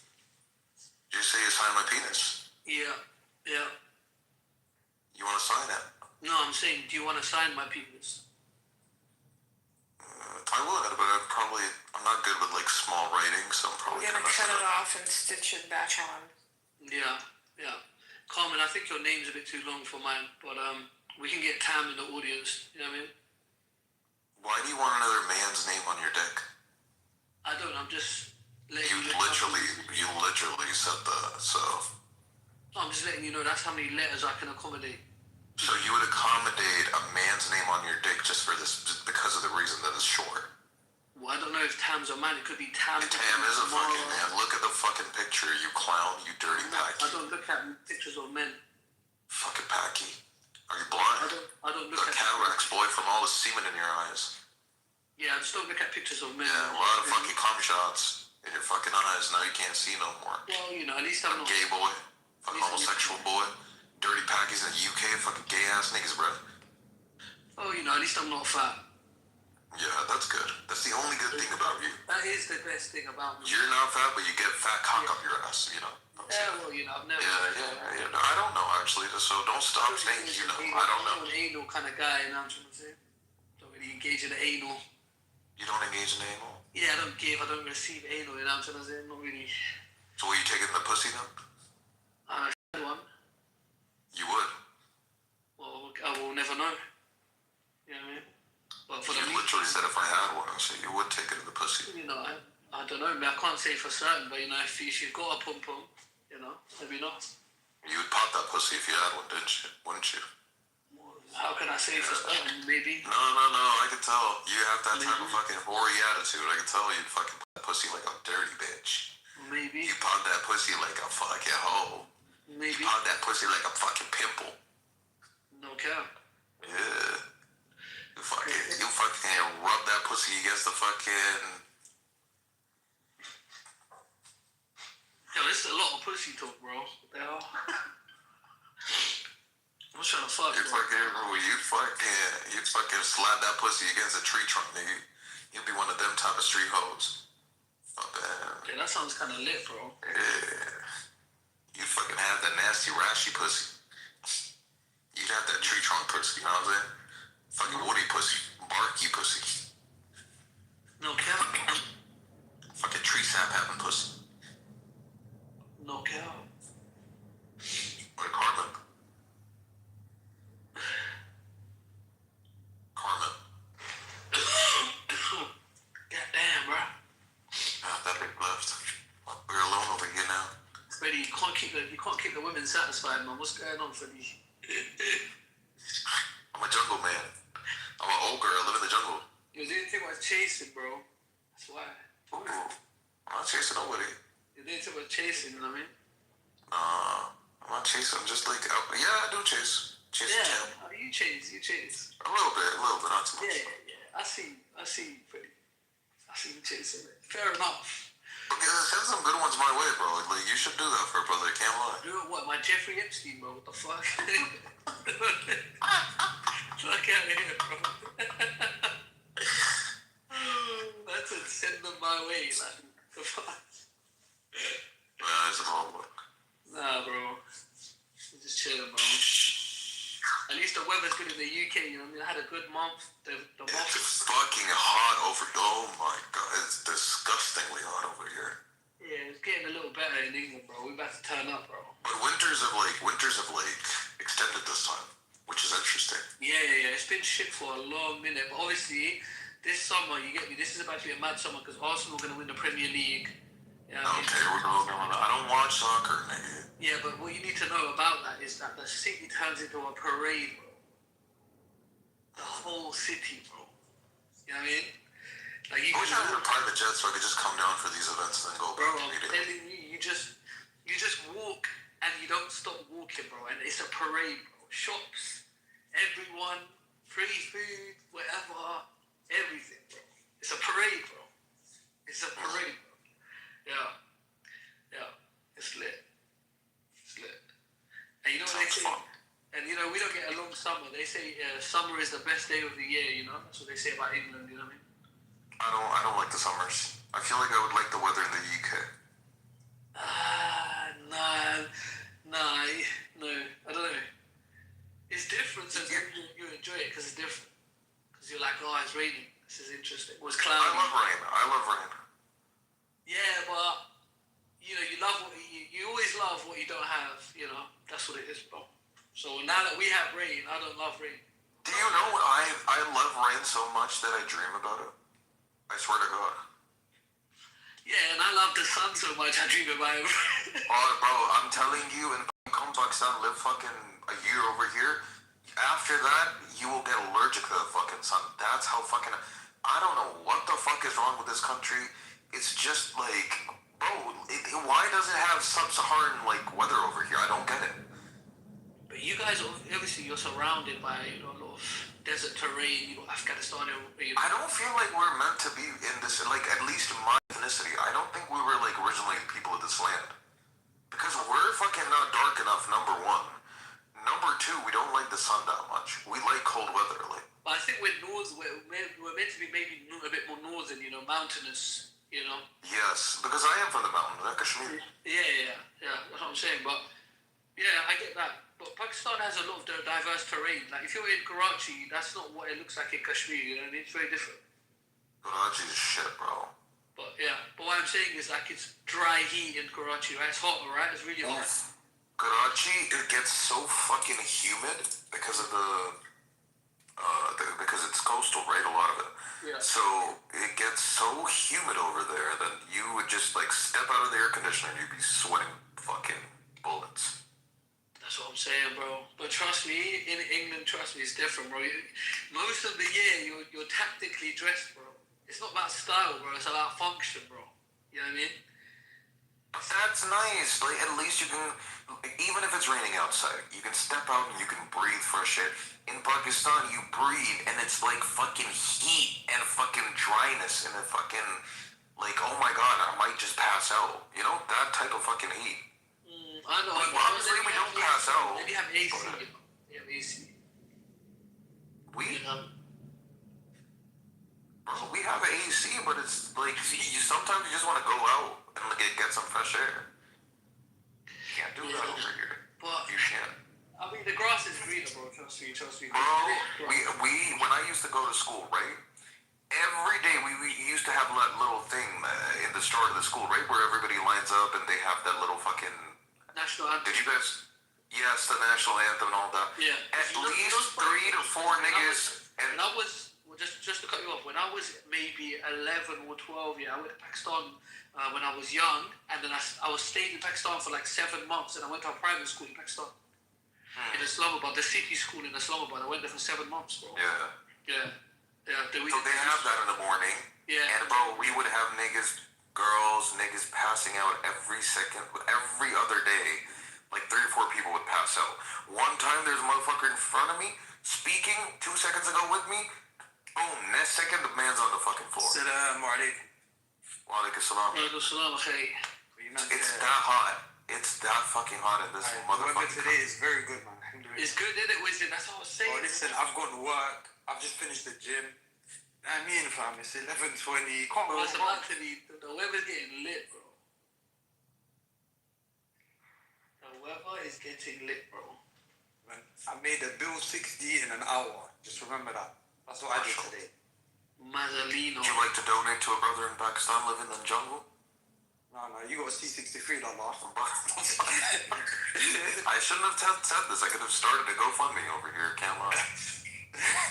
Bro, no one's sending you money, bro. I can't lie. I know, right? You can't ask for money when you be screaming you have a C63. Yeah, that's unfortunate. I should have never said that. Tough times. We say no, isn't Chilling, man. The weather's banging, bro. Oh, weather's bro, stop making me jealous as he's like, bro.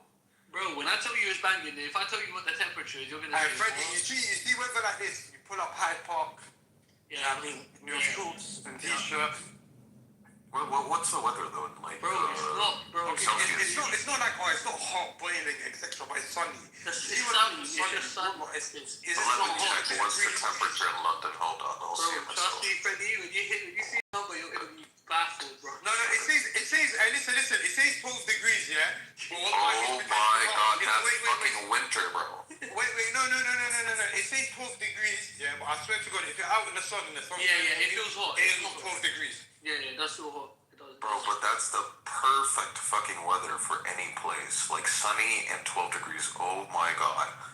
That's a Pakistani's wet dream. Bro, do you get what I'm saying? I'm telling you, it is good. It is nice.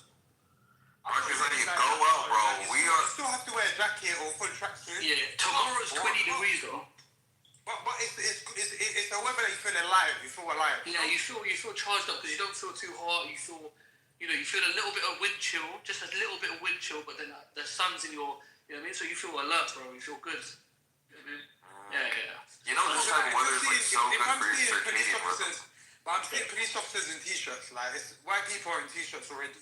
The white. Freddie, you see the white people in England? They come out early with the fucking shorts and with the beards and that. Yes, bro. Crazy. Bro, they'll walk their dog with no t-shirt on already. Like, bro, it's fucking cold outside, bro. Chill out. And then the first day, Freddie, that the sun is out, the girls already have a tan. Obviously, it's fake, innit? But all the girls got tan already in their shorts and that, bro. It's been hot for 1 day, bro. Don't tell me you've been in the sun, bro. You've not been in the sun, bro. UK sounds like a vibe, bro. At some point in my life, I'm definitely gonna come. Aye, but you know, right now in the UK, there's a shortage on hoes, bro. Yeah, yeah. I don't know why. Everyone's complaining. You know that all the man are complaining. There's a hoe drought. We've got a hoe drought. There's a hoe drought right now. Don't even lie. Yeah, fact. Like as in women. Yeah, but I feel like that's because of the weather, though. The weather. No, it's the weather, and you see this time of the year and a few months before, they all wanted relationships, and Yeah. Even like 2 months, they're all single again. In the summer, all the women are single, innit? And then in the winter, they're just cuffed. Even if she has a ring, she's single. Yeah, yeah. Well, I'm talking based on her actions, innit? Stop for the love, bro. What kind of degeneracy do you Bro, it's definitely degeneracy, bro. It's crazy. Hey, you know the West is degenerate. It's crazy, bro. It's like, bro, it's fun. It's fun, bro. It's actually fun, bro. The fuel prices, are they high for you guys? Yeah. Diesel right now is like under £1.90. We're getting cooked out here, bro. If I show you the car that I drive right now because of the fuel prices, you guys would be like, yeah, let's donate something to this motherfucker. Did the fuel prices affect you guys? Bro, Pakistan after Ethiopia has the highest fucking fuel prices. Yeah, because you man try to backstab Iran. Yeah, unfortunately. No, you know what it is? Basically, the supply is because it's so close to Iran. Once the shipping containers arrive, there's no more. But where you have England and America, there's multiple. No. Did you not hear what happened with Pakistan? So I think Iran initially let like 6 ships. Yeah, Pakistan ships go through in it. Yeah, and I think turns out 2 of them were like, a few of them were for America, and then so the next one that went got blown up. You know what our government is telling us right now? They're telling us, please guys, don't use fuel, don't go on vacation, please stay at home. I swear to God, that's what they're saying. Like, bro, we are such a fucking stupid country, I cannot even start to fucking... Well, how much is a litre in pounds right now? In pounds? Yeah. A liter... What, petrol or what? Petrol and diesel, both. A liter of petrol in Pakistan, but convert it to pounds.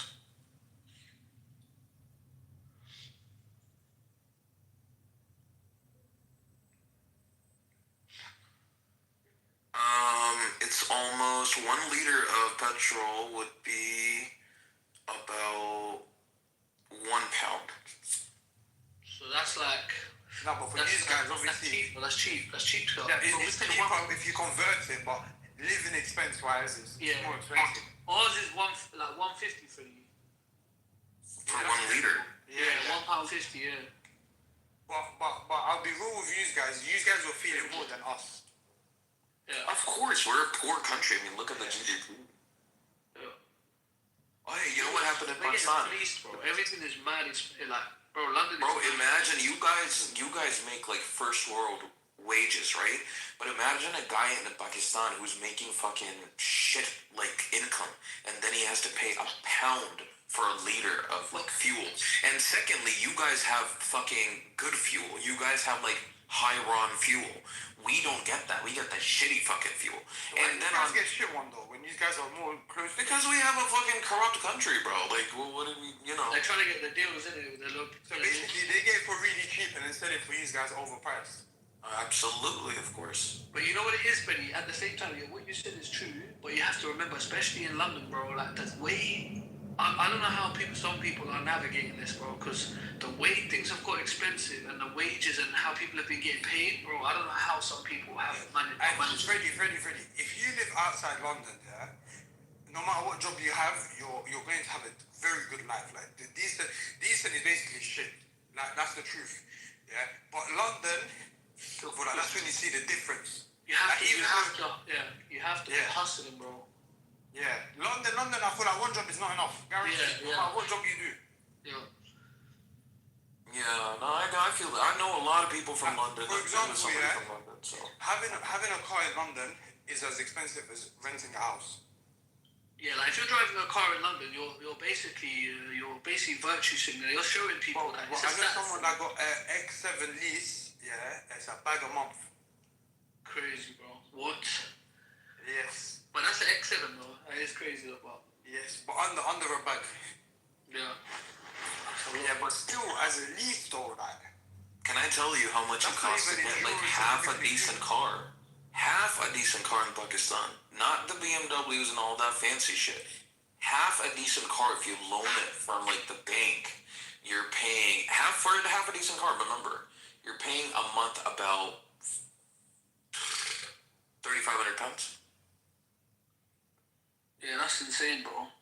I know. Then this is not even a fucking BMW or an Audi or anything. Bro, like in the UK, you can get, if you pay 3,500 a month, I promise you, you can get a Lamborghini. You can buy a Rolls Royce Spectre, the new one. I know.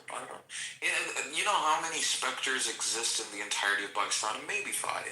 So, you know. With 3,500 pounds, yeah. 3,500. There's nothing. You might as well get the new one. Yeah, you might as well get the maddest. Yeah, there's nothing you can't do. You can get one two super fast Ferrari. You get.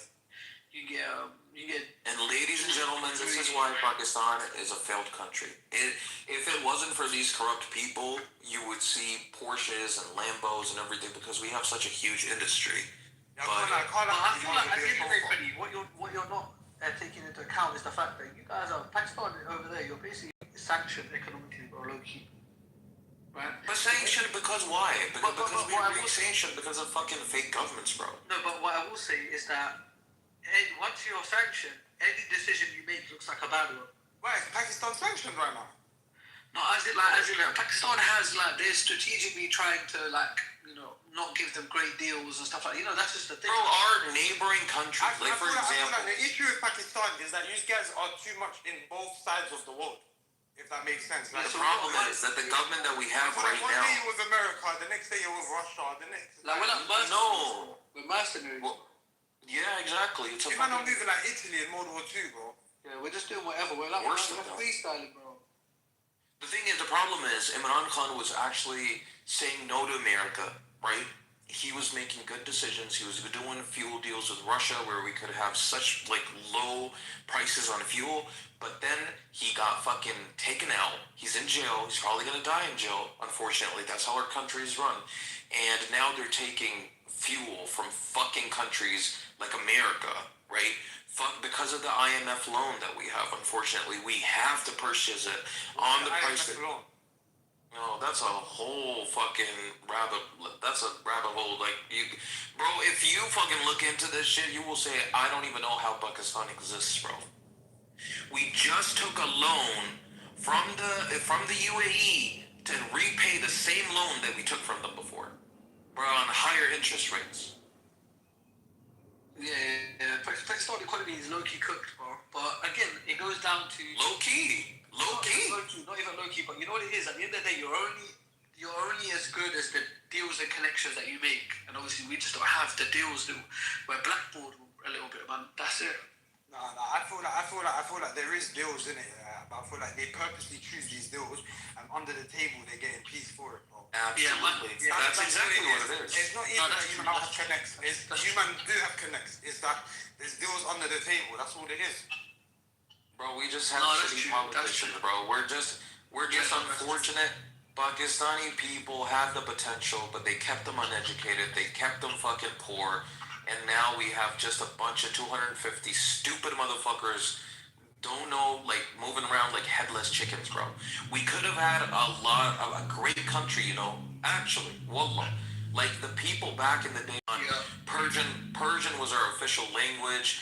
The British destroyed us, bro. And ever since then, we've been a shitty place, bro. It's you know what's funny? They're saying just in Pakistan. This is all over the world.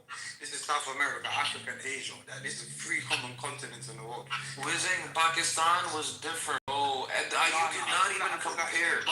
But it's divide and conquer, colonization. This is what it is, bro. They purposely do this. In Africa right now, there's stupid things like this, like petrol getting sold for cheap, gas getting sold for dirt cheap.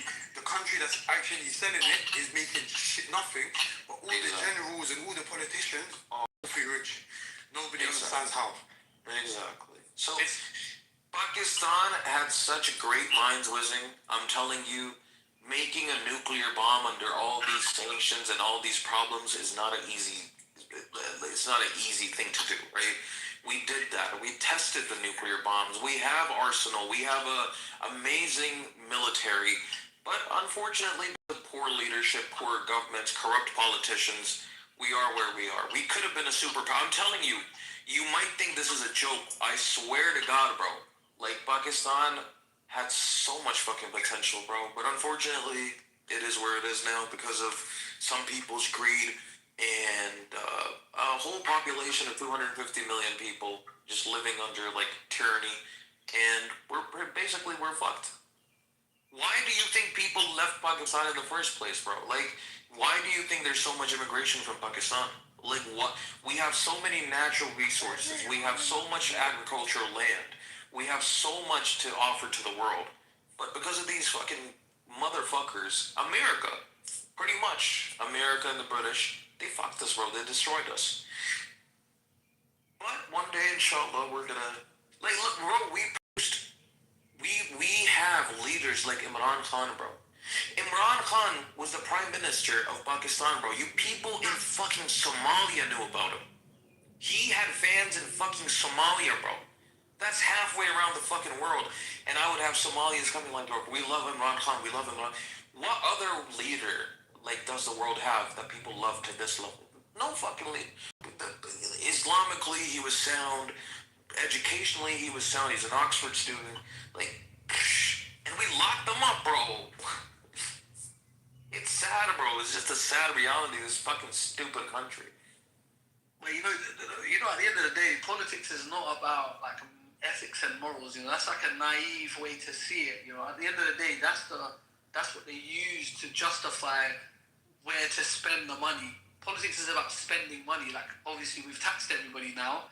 Once you've taxed everyone, politicians' job is to convince you what to do with the money. That's it. And the way you do that is by using some ethic, moral framework. That's it. And so, obviously, with Imran Khan, what he wanted to do with the money did not end up back in the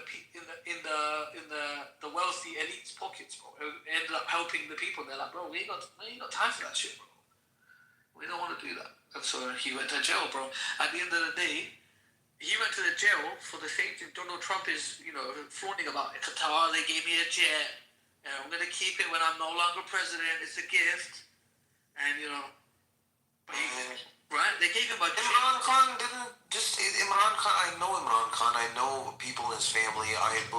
So his brother's son was my friend when I was in college, right? These people do not care about money. They've been wealthy since they were young. Fucking wealthy, bro. Yeah, these people have seen wealth. Imran Khan, he just to do a fucking speech, they'll pay $250,000 pull up, talk to us for an hour. Somewhere. Yeah, that's what I'm saying. So the money was never a problem for him. He could never be bought or sold.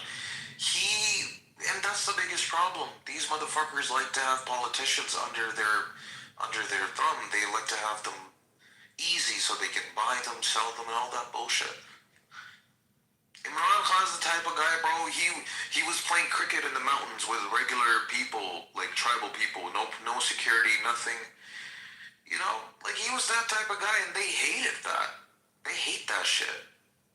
Yeah, because it's unpredictable, Like, what if he actually helps the people, bro? He was.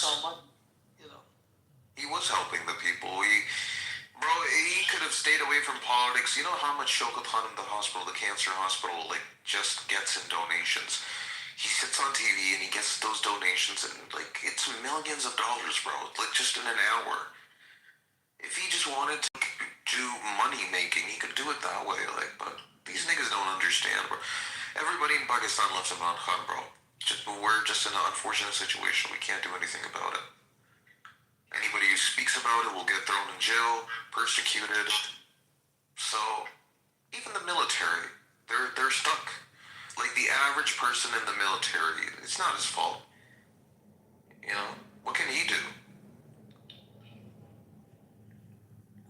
It's some bullshit, bro. It's bullshit, bro. I'm telling you, it's sad. I don't talk about it much, but I live here. It saddens me that we have, or at least we had, so much potential. If Imran Khan was just out of jail when the whole Palestine-Israel war started, I wanted to see what would have happened. I would have loved to see how it would have played out. You see Imran Khan as well, like the way he would have navigated Donald Trump, it wouldn't be like from an ego place. He would be wise enough to keep him happy from an ego place. He would actually find a way to navigate around Trump in such a strategic way.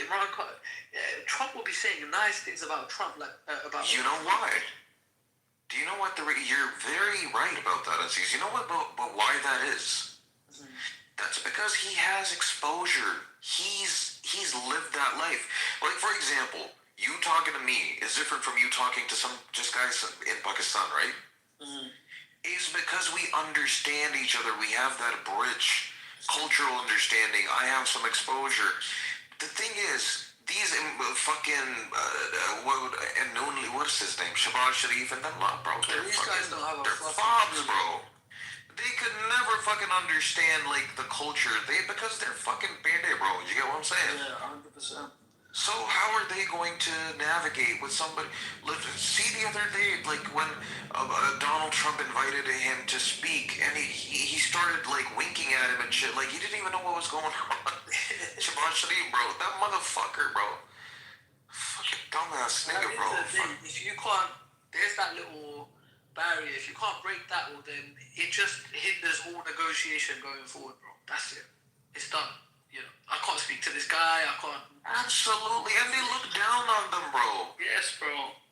How is the reason why they respected Imran Khan is because they didn't look down on it. But these motherfuckers, even if I speak to them, I would look down on them because I know what their like mental status is, what their educational status is. How can I respect somebody who I know is fucking dumb? I can't. It's ridiculous, bro. So the Trump doesn't fucking respect them. He treats them like they're fucking, you know, they're like some fucking Neanderthals. Facts. Sad, bro. Wallahi, it's sad.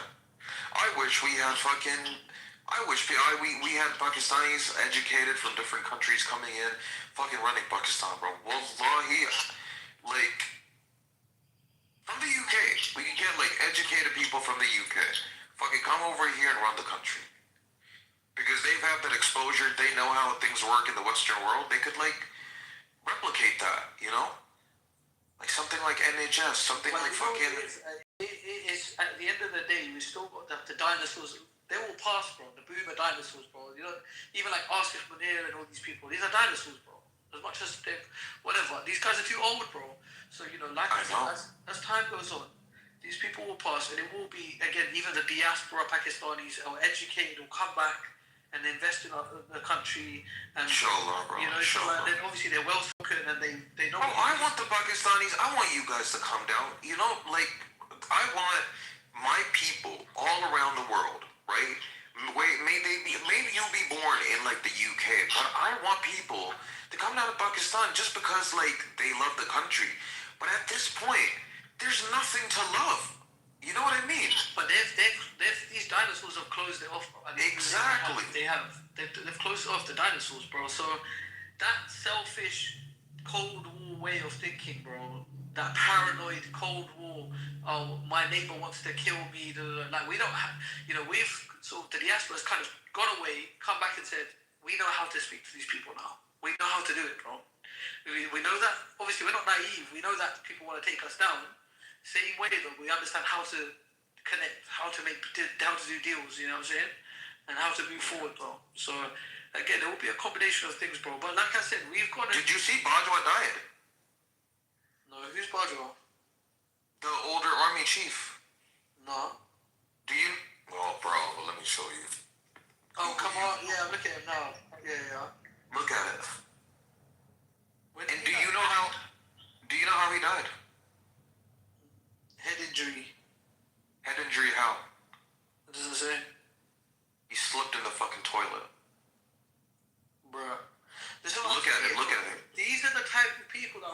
country right now. These motherfuckers are old as fuck, bro, falling over and It's dying. not even about that, bro. Like, these people have killed and done so many deals with motherfuckers. They have so many, like, badwas against them, right? That these people have killed so many innocent people in Waziristan, like KPK, that look at how he died, bro. In an undignified manner, bro. He just slipped in the fucking toilet. Yeah. You know what I'm saying? Like, somebody had to pick up his body naked in the fucking toilet. Yeah. Yeah. So Allah shames you in this life and the hereafter, bro. There's no doubt about that. Like, Allah will shame you in this life and the next, and that's just how it goes. Mirza Ghulam Qadiani died in the toilet, bro. So they get, bro. You know what I mean? Like, he's probably sitting there, like, in his toilet thinking he's the safest man in the world. But you know what? Allah told him, bro, like, you could be an army chief, you could be whatever, but it takes 1 second. Yeah. I will degrade you in this lifetime. Mm. Now his family... Good morning. Morning. Good evening. But, yeah. Bro, my goal is, if I ever have the ability, I will make, like, at least I'll do something in Lahore where, like, it becomes like a tourist attraction. Like, I want people to come down, have a good time, like, you know, open it up to the world. It's a beautiful fucking place. Why are people, you know, But again, it's the dinosaurs, bro. They're extracting resources. When these boomer dinosaurs that run Pakistan go away, then there's a lot of fucking natural sort of beauty in Pakistan. You know what I mean, that can be taken advantage of. You know, and resources, minerals, whatever, cultural. Bro, it's Aziz. It's a vibe, bro. Like, if you come to my area, right? If you come to my area. Like, we have so much freedom, we can do whatever the fuck we want. And that is the beauty of this land. We can do whatever the fuck we want, we can go out, we can go this, that, whatever. But these motherfuckers, if they allowed the economy to grow and stop lining their pockets, Pakistan could be like an epic place to be. I think you're saying that from a place of privilege. Like, you can do that in the capital city, but you can't do that in the small towns and villages. Like, there's so much catching up to do. It's so backward. Yeah, but I mean, I didn't expect sort of the poorer places to be driving around in cars and shit like that. Yeah, and that's like 80% of the nation. So that's not true. But well, even if that is true, let's say that is true. That's the same for China. That's the same for India. That's the same. And these are the emerging. I mean, that's even true for the UK. You have the places which are rural, right? You wouldn't be doing all that over there. So, like, that's why people gravitate towards London. But what I meant with the China, India, Brazil, for example, is the same. Is that these are the emerging economies of the world, if that makes sense. You know what I'm saying? So, yeah. At the end of the day, that infrastructure catches up when the investment comes in, you know what I mean? So, you know, it takes time. At the end of the day, a woman couldn't open a bank account in the United States of America in the 1970s. So, this whole, we've got some standards here, like, no, you kind of just picked that up recently as well. Let's not pretend. You know what I mean? Yeah, but Scapegoat's like a feminist too. No. Who blocked me from the room the other day, Scapegoat? Tell me, please. I can't remember. Oh, I can't remember. I've lost count. I can't remember. It happened like 6 hours ago, bro. I can't remember. I was half asleep. Yeah. I was roasting Scape, right? I was roasting Scapegoat. I'm gonna be dead honest. I was going hard at her. Like, and somebody fucking, like, immediately kicked me from the room. Some fucking simp. It was probably Mona. I 100% guarantee it, bro. Not Mona. This Mona, whatever the fuck she is, bro. Wait, what did you say again? What did you say? I said that you have a big ass forehead, bro. Oh, like, yeah, you did. And then I got crazy. All the girls on this app with like 4-letter names, bro. I cannot remember them. Hold on, you got a 4-letter bloody name. Kira. Yeah, but am I a girl though? Am I a girl? Am I a girl? My name is also 4 letters. Short and sweet. No, but I'm being real. Like the Novas, like they all join the room again. They're like, hey, and they'll say like, hey, do you remember me? I'm like, bro, you've got a 4-letter name, bro. I don't remember you, bro. They'll join after 6 months and they'll like expect us to remember them. Bro, I've spoken to like 6,000 bitches in the meantime. You remember what we spoke about? Like, bro, I did not remember. Like, yeah, we were speaking about like fucking, you know, the temperature in the morning in Sweden. I'm like, bro, what the fuck, bro? Yeah, That tells us more about you than the girls, to be honest. God, what does that tell us? What does that tell us about me? God, that tells us that you speak to. That we're not simps.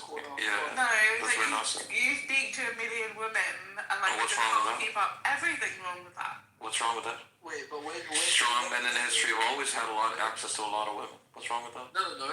First and foremost, I said, what am I saying? It's because of the 4-letter name. So it's not very memorable. So if they have a longer name, I'll probably remember it. Scapegoat. So please. No, but we don't even need to explain ourselves. Like, they want men and women to be equal. And my answer to that, sweetheart, is men are men, and they act like men. And yes, we do speak to a lot of women, and yes, we do have access to a lot of women. I mean, imagine you were me. Imagine you're 6 foot tall, 30-year-old, fucking amazing personality, looks, okay, we'll say maybe 5 out of 10, right? We're not going to go hard on that. But strong, right? Look, that'll be realistic. I'm not a delusional woman, right? So let's say you were all that. Why would you not have access to women? Women want protection. They want a strong, fucking over type of looking nigger to protect them. Why would I not have access to them? No woman wants a man. But now women, but what we have, but there's a lot of women. There's a lot of women though, so that's why I don't want a man who's been around the block. Who's been around the block? I'm a virgin though. No, but like even on the app, if he's spoken to a million. What do you mean? What? She said even on the app. Yeah, it's not attractive. Scapegoat. You know what it is? At the end of the day, right? Like I said, if just because a woman's interested in you doesn't mean you're interested in the woman. So if she, you know what I'm trying to say? So it doesn't mean we're around the block. You're just eligible. You know what I mean? That's not. Imagine, Aziz, me talking to a girl on an app means that I've been around the block, and these girls can go fucking wear whatever they want, show their ass, show their titties, fucking go to clubs, travel alone, do whatever the fuck they want. But God forbid a grown 30-year-old man speaks to a bunch of girls on an app, and all of a sudden the motherfucker's been around the block. The thing is, one is the fact Yeah, I have not seen pussy in real life. We're not hosting orgies on this app. You know? Exactly. These girls, bro, look at look at yourself, and then look at us. We're good, decent men. Where's your job? I'm just saying the rules. Where's your job, sweetheart? Where's your job? Oh, Freddie, don't. Exactly. Go cut a tree or something. I'm over here attacking fucking men who have kept their chastity before marriage. He's never seen pussy in real life. That man's been virgin since fucking day one, bro. This man's fucking 35 years old. He's never had contact with a female, bro. He's never held a hand with a woman. You want to come over here and attack his fucking character? I know he's a good man. I didn't attack anyone, by the way. I'm just making a general. Well, we've been around the block. You called us hoes, bro.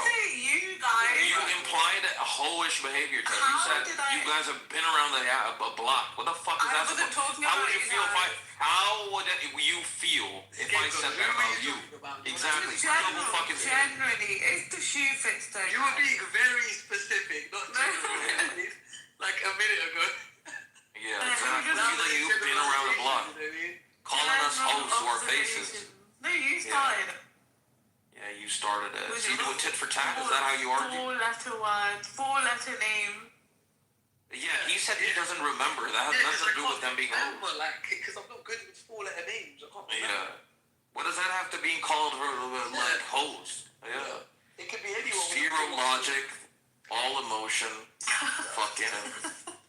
It could be any person, with a 4-letter name. I just don't remember it. Like Nora, Mora, Mira, Kira. Mora?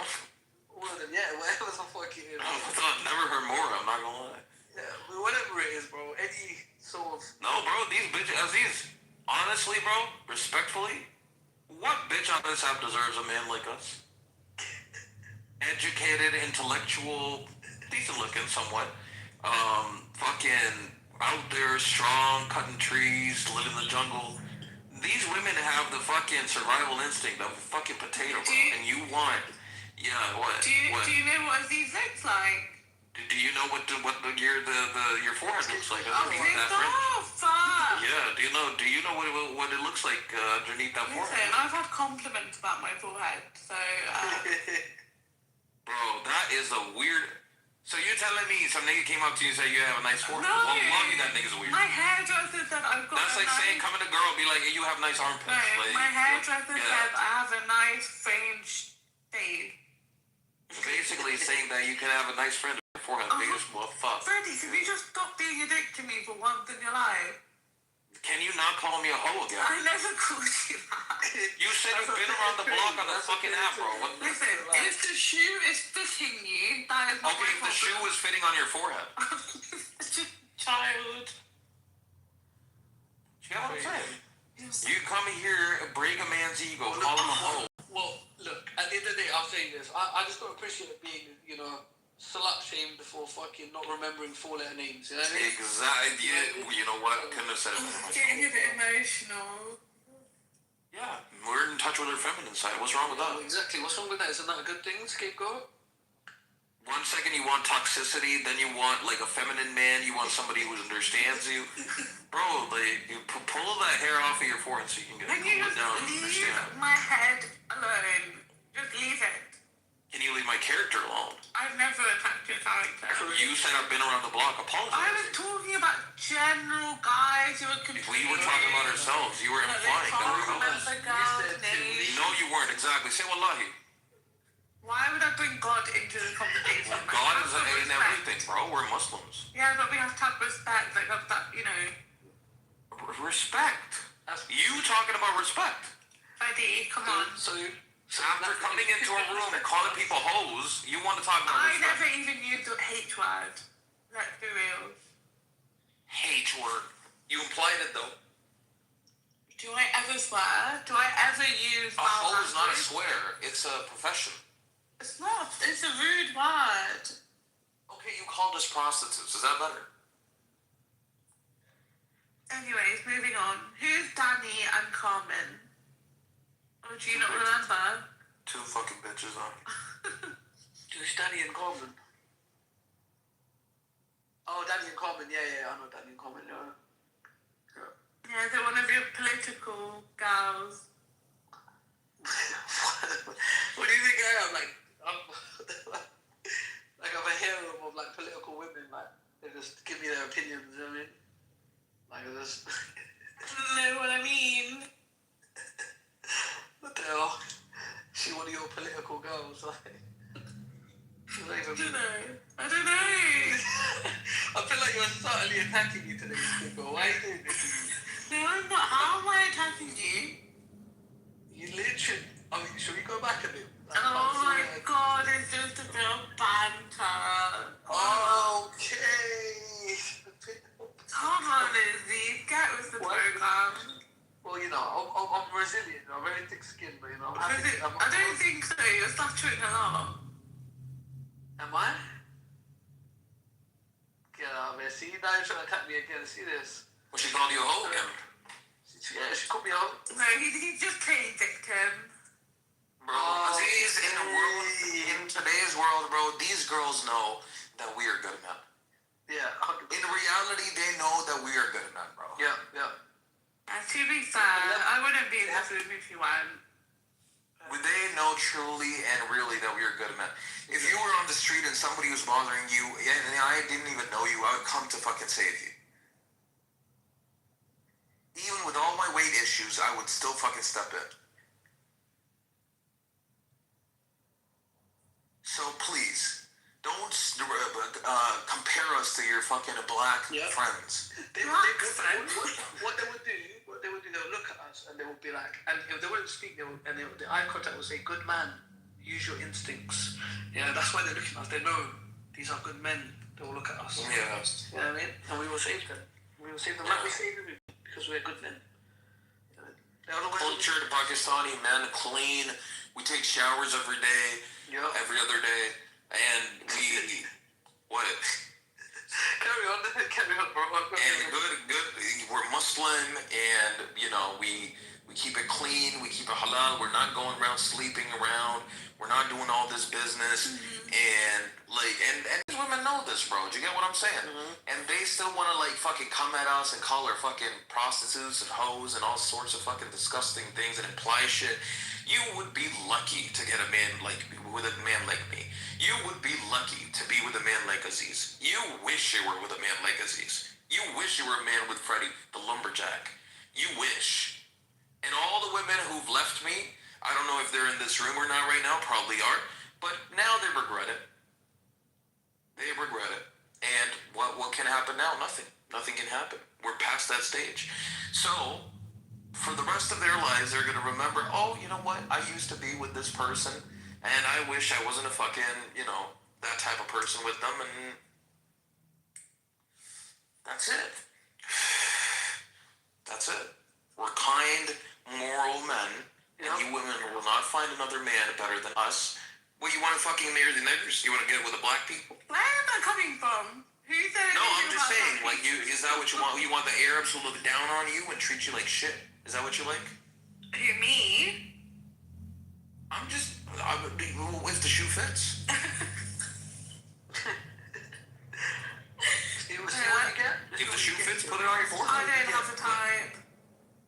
Exactly. This is what you get for attacking. I did not attack you at all. We good men have been silent for far too long. We're gonna speak up now. We've been silent for far too long. If I didn't like you, I would never associate myself with you guys. Ever. And then you wouldn't call us hoes as well. You used that word, not me. Oh, you applied it. So, same thing. It's fine. If that's what you think of us. We won't return the energy because we are good men. You know what I'm trying to say? Mm-hmm. Oh yeah, Aziz, there's no comparison, bro. There's literally, all they can do is talk in Clubhouse. In reality, in real life, where are they gonna find a guy like me or you, for example? Nowhere. You're a scapegoat. You don't know where I am. You'll never find me. We wish for you. We wish the best for you, though. We're not hating. We're not hating type of fucking niggas, you know? Aziz, I wish the best for you. I hope you get married to your cousin. I can find you easily though. I'm sure I can. Hey. Oh, I hope you find a good Bashir. Yeah. We wish well upon you. We don't hate you. We probably seen each other scapegoat somewhere. Maybe, who knows? Yeah, I don't know if you ever have been lucky enough to be blessed with seeing me in real life. Be blessed with that forehead. Yeah. Who knows? Maybe we've been blessed to be in each other's presence, maybe. Who knows? I mean, I don't know about your presence, but my presence, yeah. Well, presence, whoever, No, but scapegoat is a virgin, so that does give her, some value. I'm not gonna lie. I respect that. Yeah. But she. Well, I'm taking a word for it. I don't know. You can't now be a virgin then call everyone a hoe. That's not. You can't. Exactly. For God's sake. You can't just do that. No, but that's having a virginity in the country like the UK. So in Freddie's room, England. I'm sorry, to the stage. Where this is not the fucking brothel, bro. You cannot just walk in here But in my room, you never come up. But in Freddie's room, you come up. See, jealous type of niggas. That's a wild. I do come up. What the hell? Jealousy is prevalent. You know what? I did not remember. Now that you mention it, you never come up in his rooms. I actually wrote that in my diary as well. Yeah. That nigga's probably gonna fucking do some judge on me, fucking Moroccan bitch. Crazy. This is why I can't lose weight.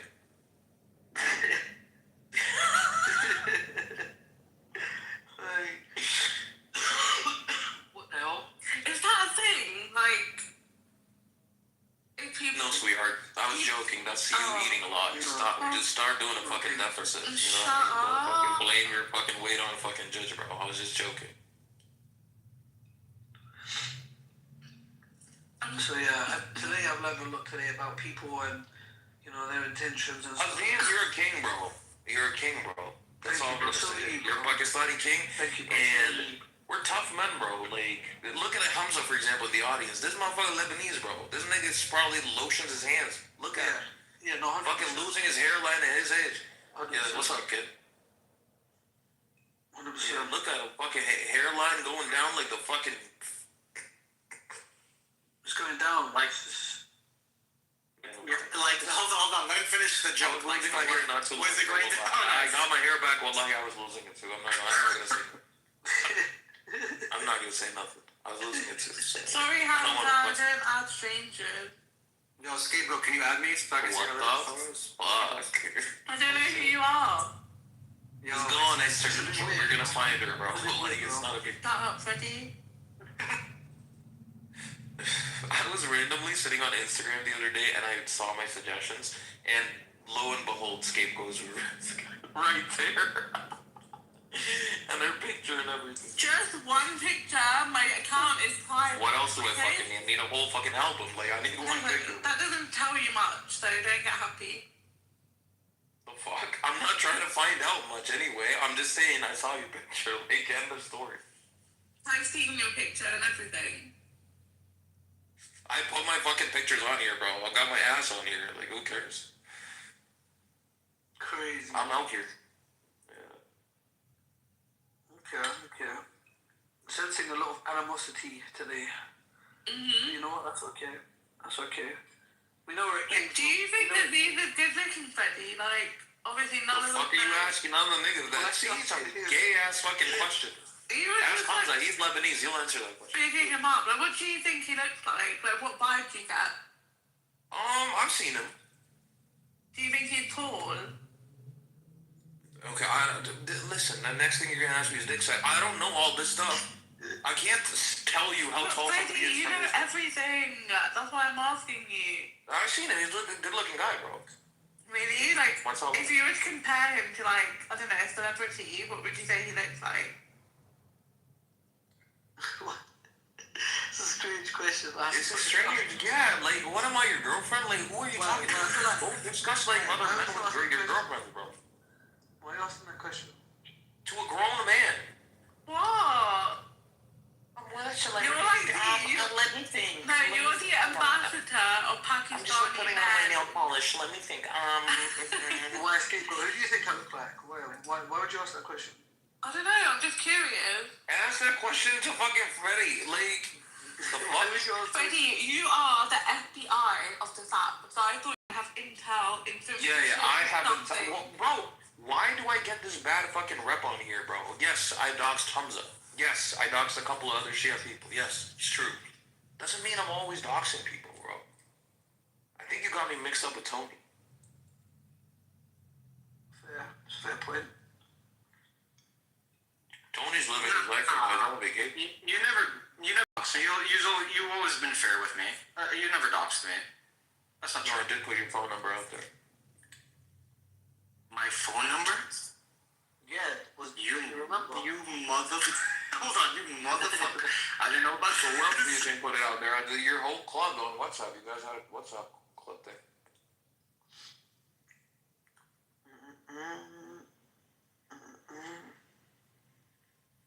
I feel But it was nothing personal.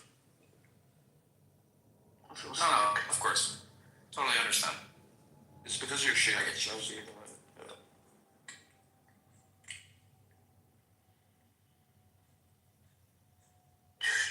These and Scapegoat would make a good couple again, huh? Yeah, we're already a couple. Bro. Yo, Scapegoat, where are you from? Scapegoat. You look like you're not a couple. No. Me and you are totally a couple, but where are you from? Oh, we're definitely not. You look very young, Hamza. Like, how old are you? 20? I took that picture in 2012. How old are you? I'm very old. Very. She's not wrong about that. Are you 35? I'm 31. You're 31? For the sake of the conversation, I'm 32. Nice to meet you. Yeah, I don't really like him. Oh, really? What? Well, okay, let me get there in a second. Are you Moroccan? Because if you're Moroccan, we're gonna have a problem. Nope, I'm not Moroccan. Where are you from? Take a guess. Take a guess.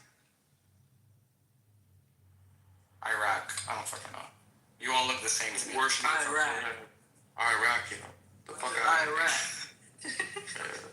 It speaks Arabic as well, and it goes Iraq. Is that like an Apple product? Like what? Iraq. And then where are you from? I don't know where you're from, Scapegoat. Tell me where you're from.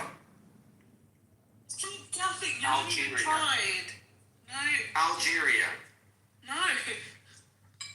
Where are you from? There's more to the world than just North Africa.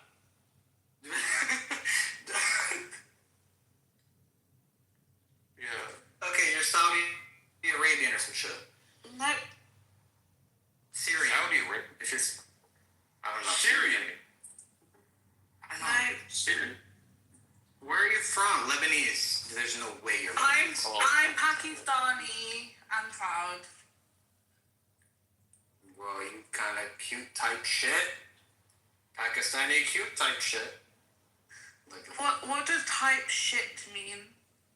it means you're very beautiful. It means that I'm 32, but I'm still trying to be like Gen Z, you know what I'm saying? That's what it Exactly, that's what it means. Trying to be Gen Z type shit.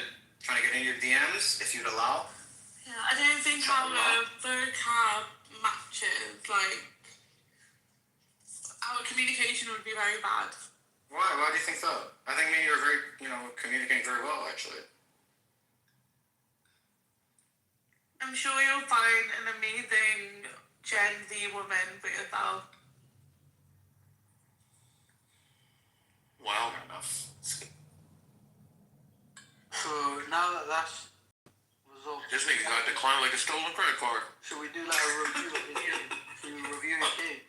Well, look, Freddie noticed. Declined. Fair enough, Skip. Crazy. So should we do like a post-match analysis on the game? Do it. No, I didn't actually want to do it. I just thought it was funny. I'm not feeling well, man. I'm just dying. How would you have approached that?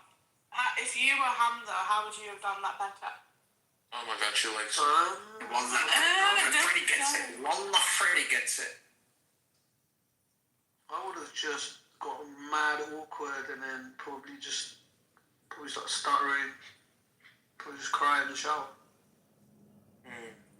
Like, if that happened, or like... It's happened before. It happened the other day, actually. But not the crying in the shower bit. Like, I cried before I got in the shower. I got declined by a packy girl. Fuck me, bro. That's fun. Yeah, it happens. I mean, I don't discriminate, I get declined by all kinds of women, you know what I mean? So... But, You know who I've never been declined by? Who? Trannies. Talents.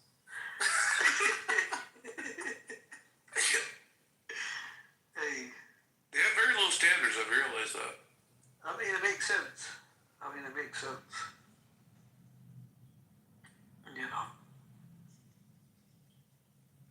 But I have to ask her, like, I mean, to get declined is, you got to be making a request, you know what I mean? So I've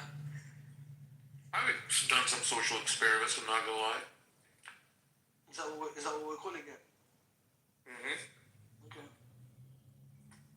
Is that what we're calling it? So if you're constantly getting declined, isn't there a pattern in the type of women you're probably approaching? No, it's just all types of women decline me. Oh, okay. Yeah, just any. As is based. Yeah. So no pattern. In fact, I even tried to go out of my way to go for the women that I thought wouldn't decline me, and even those ones. Yeah. So, but it's okay, Mhm. It's gonna Have be you okay. ever requested customer feedback? No, they just block me. So. Well, that's bad. Yeah. They usually block me. So, but that's okay. Plenty of bitches in the sea. Yeah, exactly. So, yeah, that's what I do. So.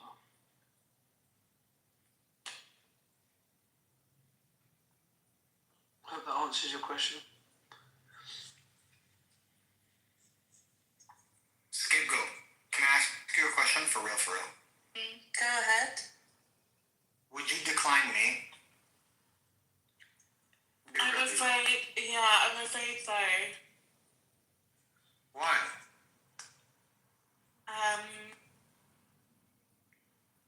I think it's like it's the terminology, like shit, like that's puts me off a little bit. I find it really weird. I like When the I say faster type one. shit?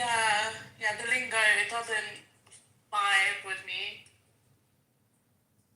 Okay, fair enough. If I switch it type shit, then And you know your name, Hamza, like there's no like the H is meant to be capital H. No, you don't like my... That's actually a good point. That's actually a good point. Yeah, it's a lowercase, like... That's throwing me off a little bit. You don't like my name?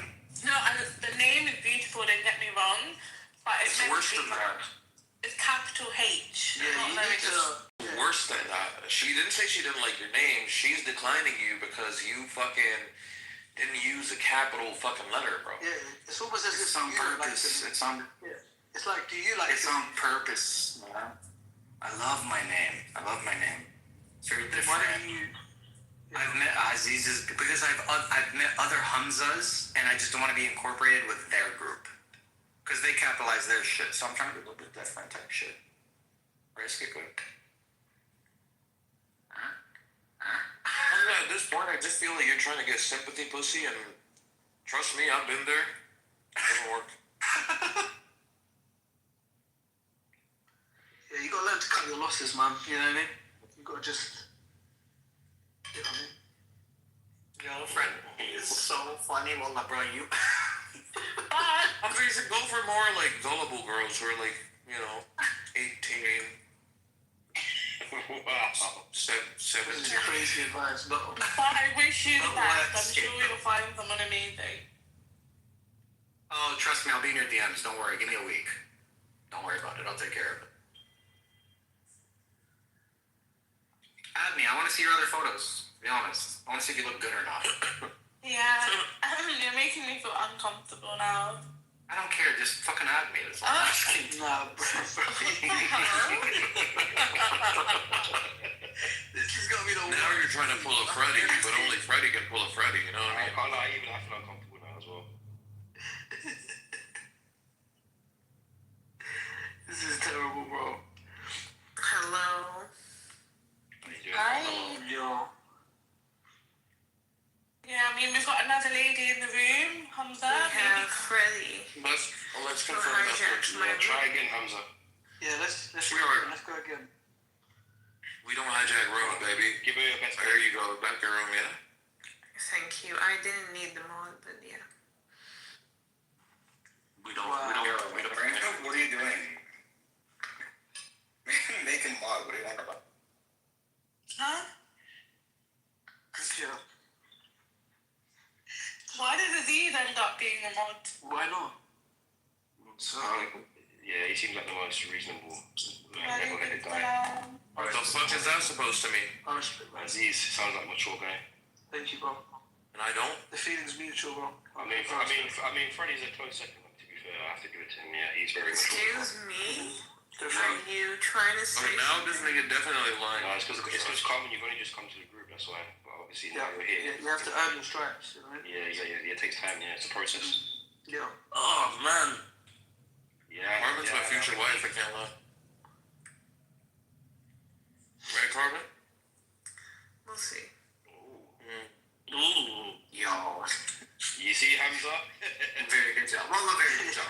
Very good job. Hey, Freddie, teach me, bro. Yeah, I can't, bro. You have to be ready for this. What do you say, sir? Nothing. I need to take notes. I'm just a jungle man. We go with instinct, you know what I mean? So, I've done it.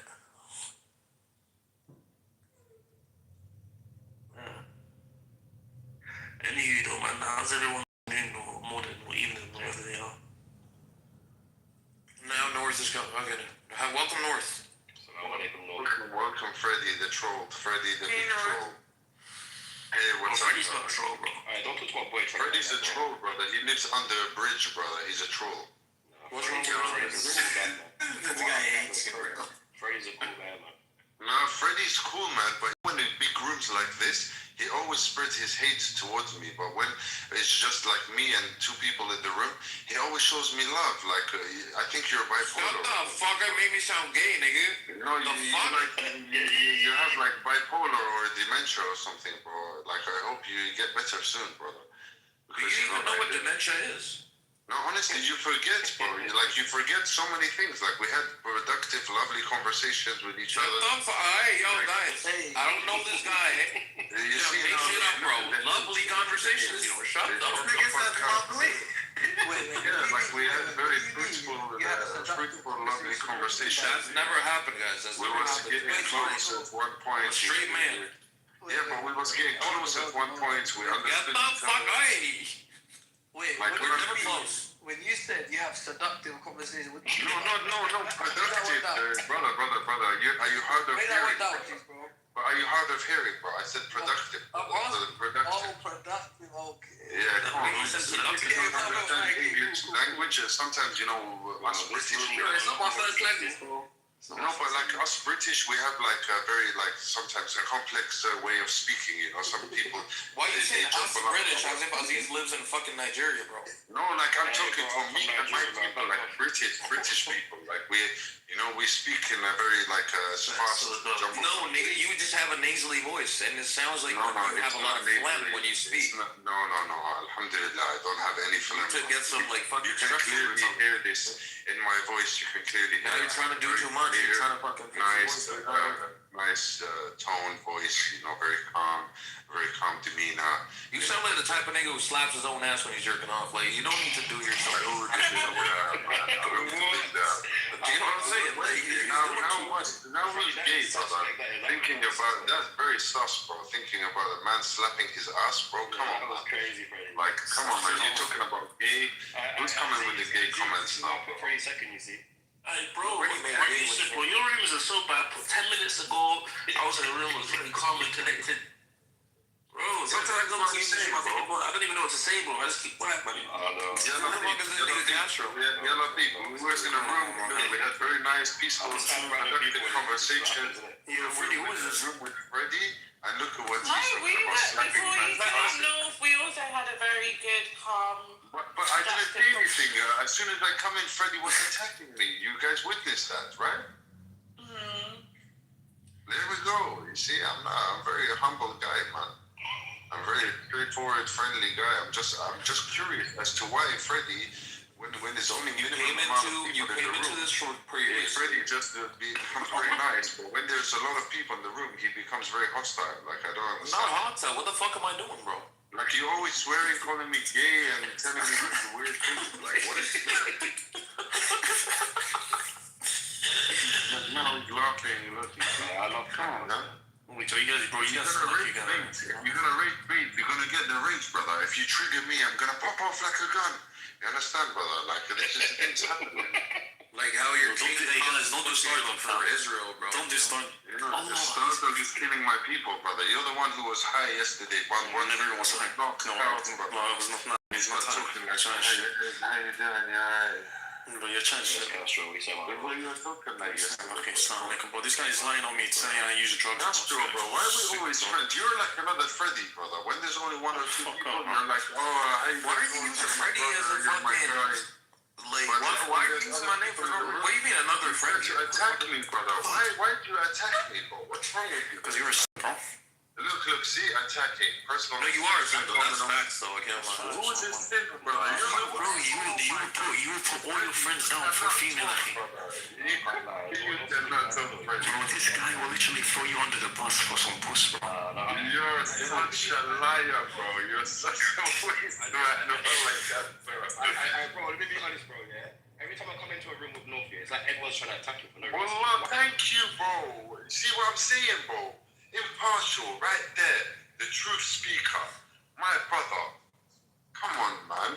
No, but it's true. It's don't like, listen to one guys that's in a private room now, yeah? It's like people got a like, you see? Look, I'm telling you, just go around Clubhouse, ask about Freddy, ask about Castro. They will tell you, these guys are biggest trolls on this app. Bro, you're the biggest troll. I know. Bro, you're like the biggest troll. Let's be honest, he's the biggest simp. He's not. You're a wet youth, bro. You're a wet youth. I know the reason why. Oh wow, he's wet. He's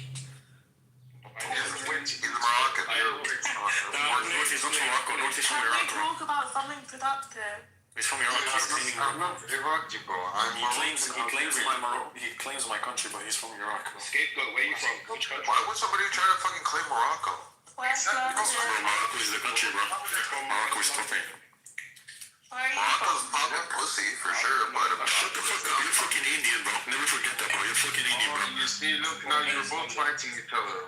They were both. Bro, never forget you're fucking Aki, bro. You guys have grooming eyes in the UK, bro. Shut the fuck up. You were both riding each other, and now you're both fighting. He was making fun of Morocco, nigga. He's a fucking Indian. Do you think I care? You guys. Yeah, but you was wrong with being Indian. Shut the fuck up, bro. Shut the fuck up, bro. Hey, yo, chill, man. Chill, bro. Chill, bro. Shut the fuck up, bro. Ali Shabasa! You fucking wussel. You guys need to chill out, man. Okay, no cussing in Arabic. We only do English in this room. So if you're gonna cuss, Ali Shabasa so much, bro. Just, bro. Moving on. Alright, so Scapegoat, who should I pick first? Freddie, I'm gonna add you back, but behave yourself, please, brother, yeah? Alright, brother. I'll try to be careful from now on. You know, Freddie's one of the most love-hated people I don't understand. Oh my god. Bro, you're delusional. Nah, you're I've absolutely been going for like 5 minutes and he seems quite level-headed. You're You're saying he's the most well-behaved. La ilaha illallah, bro. God, no, that's crazy. It's okay, it's okay. North Africa, day of judgment, they will find out. Like when you. I'm gonna be humble. I'm gonna be cordial and nice and humble with you, brother. Please behave. It's because you know I get clout. You're chasing me for clout. Brother, you're gold digging whore. You want to chase me for clout. That's what you want. Is that true? You don't win. I remember Freddie back in the day. He used to get onto all of the Wahhabiyin, bro. All the Salafis, bro. That's how I know him as a good brother. What's wrong with Salafis? Wait. How are you saying a guy is a good guy for going against Salafi? What the fuck is wrong with you, bro? I just know that he's bro. What are you? Shit, bro. What are you, Shia? Oh, man. Bro, you're Chinese. Shit, here we go again. Shia? If I ever find you in London, bro, speak for you, bro. Castro, you're a fucking midget. You ain't gonna do nothing, bro. He's not from London, brother. Castro. I know he's not from London, but even if I have that picture of you looking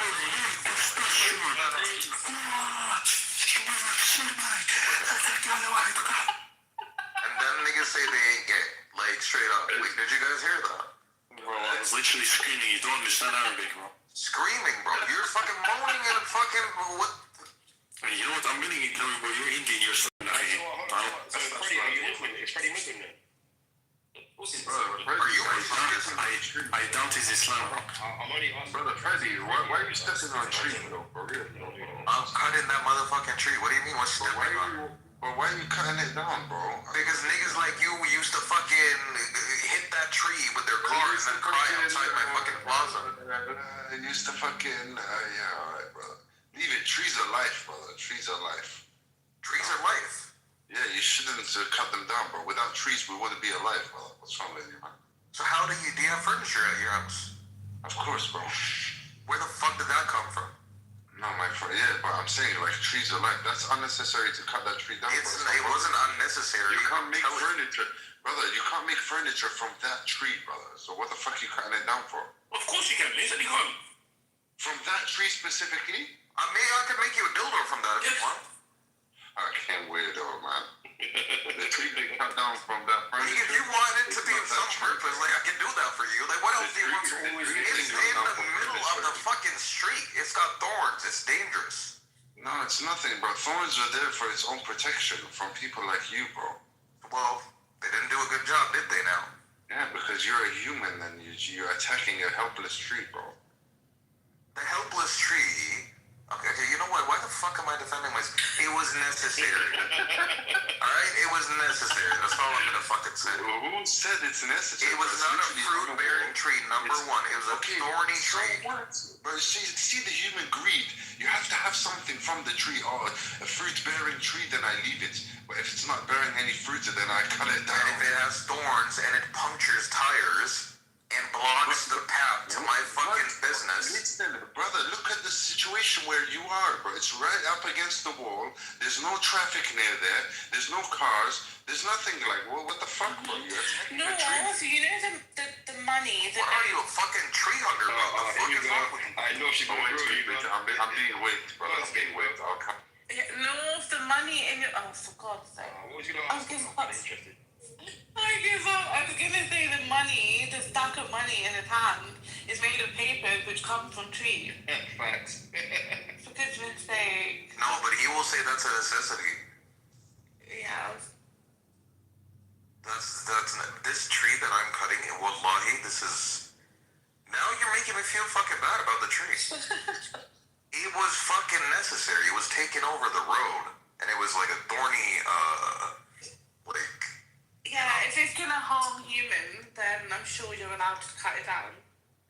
It's forbidden to cut trees which are like fruit bearing and stuff, but if it's like a thorny ass tree that punctures tires and also looks fucking, you know, it was also an aesthetic issue, I'm not gonna lie. So a bunch of different issues altogether. And I cut it in a humane way.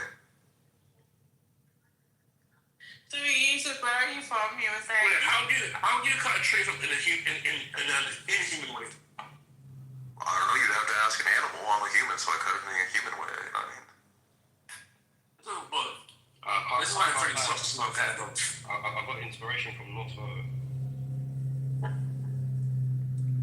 Yusuf, why, as soon as you were speaking to her, she left, bro. Like, what are we gonna do now? She asked me a question. What the fuck? Yusuf looks like a typical Lewisham guy, bro. Yusuf looks like a fucking Teletubby, bro. I'm not gonna lie. Take that hoodie off, boy. How's she gonna ask Where's this guy from? Like Lewisham? Lewisham. Yeah, bro. She asked me, where in London are you from? That's crazy. That's disrespectful. Trust me. How can they go be? You don't trust these like online girls, bro. That's what I'm saying. Like, but Yusuf, you're white, bro. Stop acting like you're black, bro. Like in that picture, you're trying to act like you're like black. I'm trying my best so I don't get bullied. What's that smell? What smell? Oh, I ain't eating food. Ooh. Yes, no. Hey, bro. I got inspiration from my phone, innit? Freddie, did you behave yourself, man? Weren't you arguing about? Oh, you were arguing with the tree, right? About the tree. No, I'm saying like the tree was not bothering anybody, bro. It's against the wall. There's no traffic. What car tires are passing by that wall, brother? It doesn't even look like it's on a road. Like, you know, come on. Well, it was on the road. But that literally like it's against what you're saying, bro. You're saying.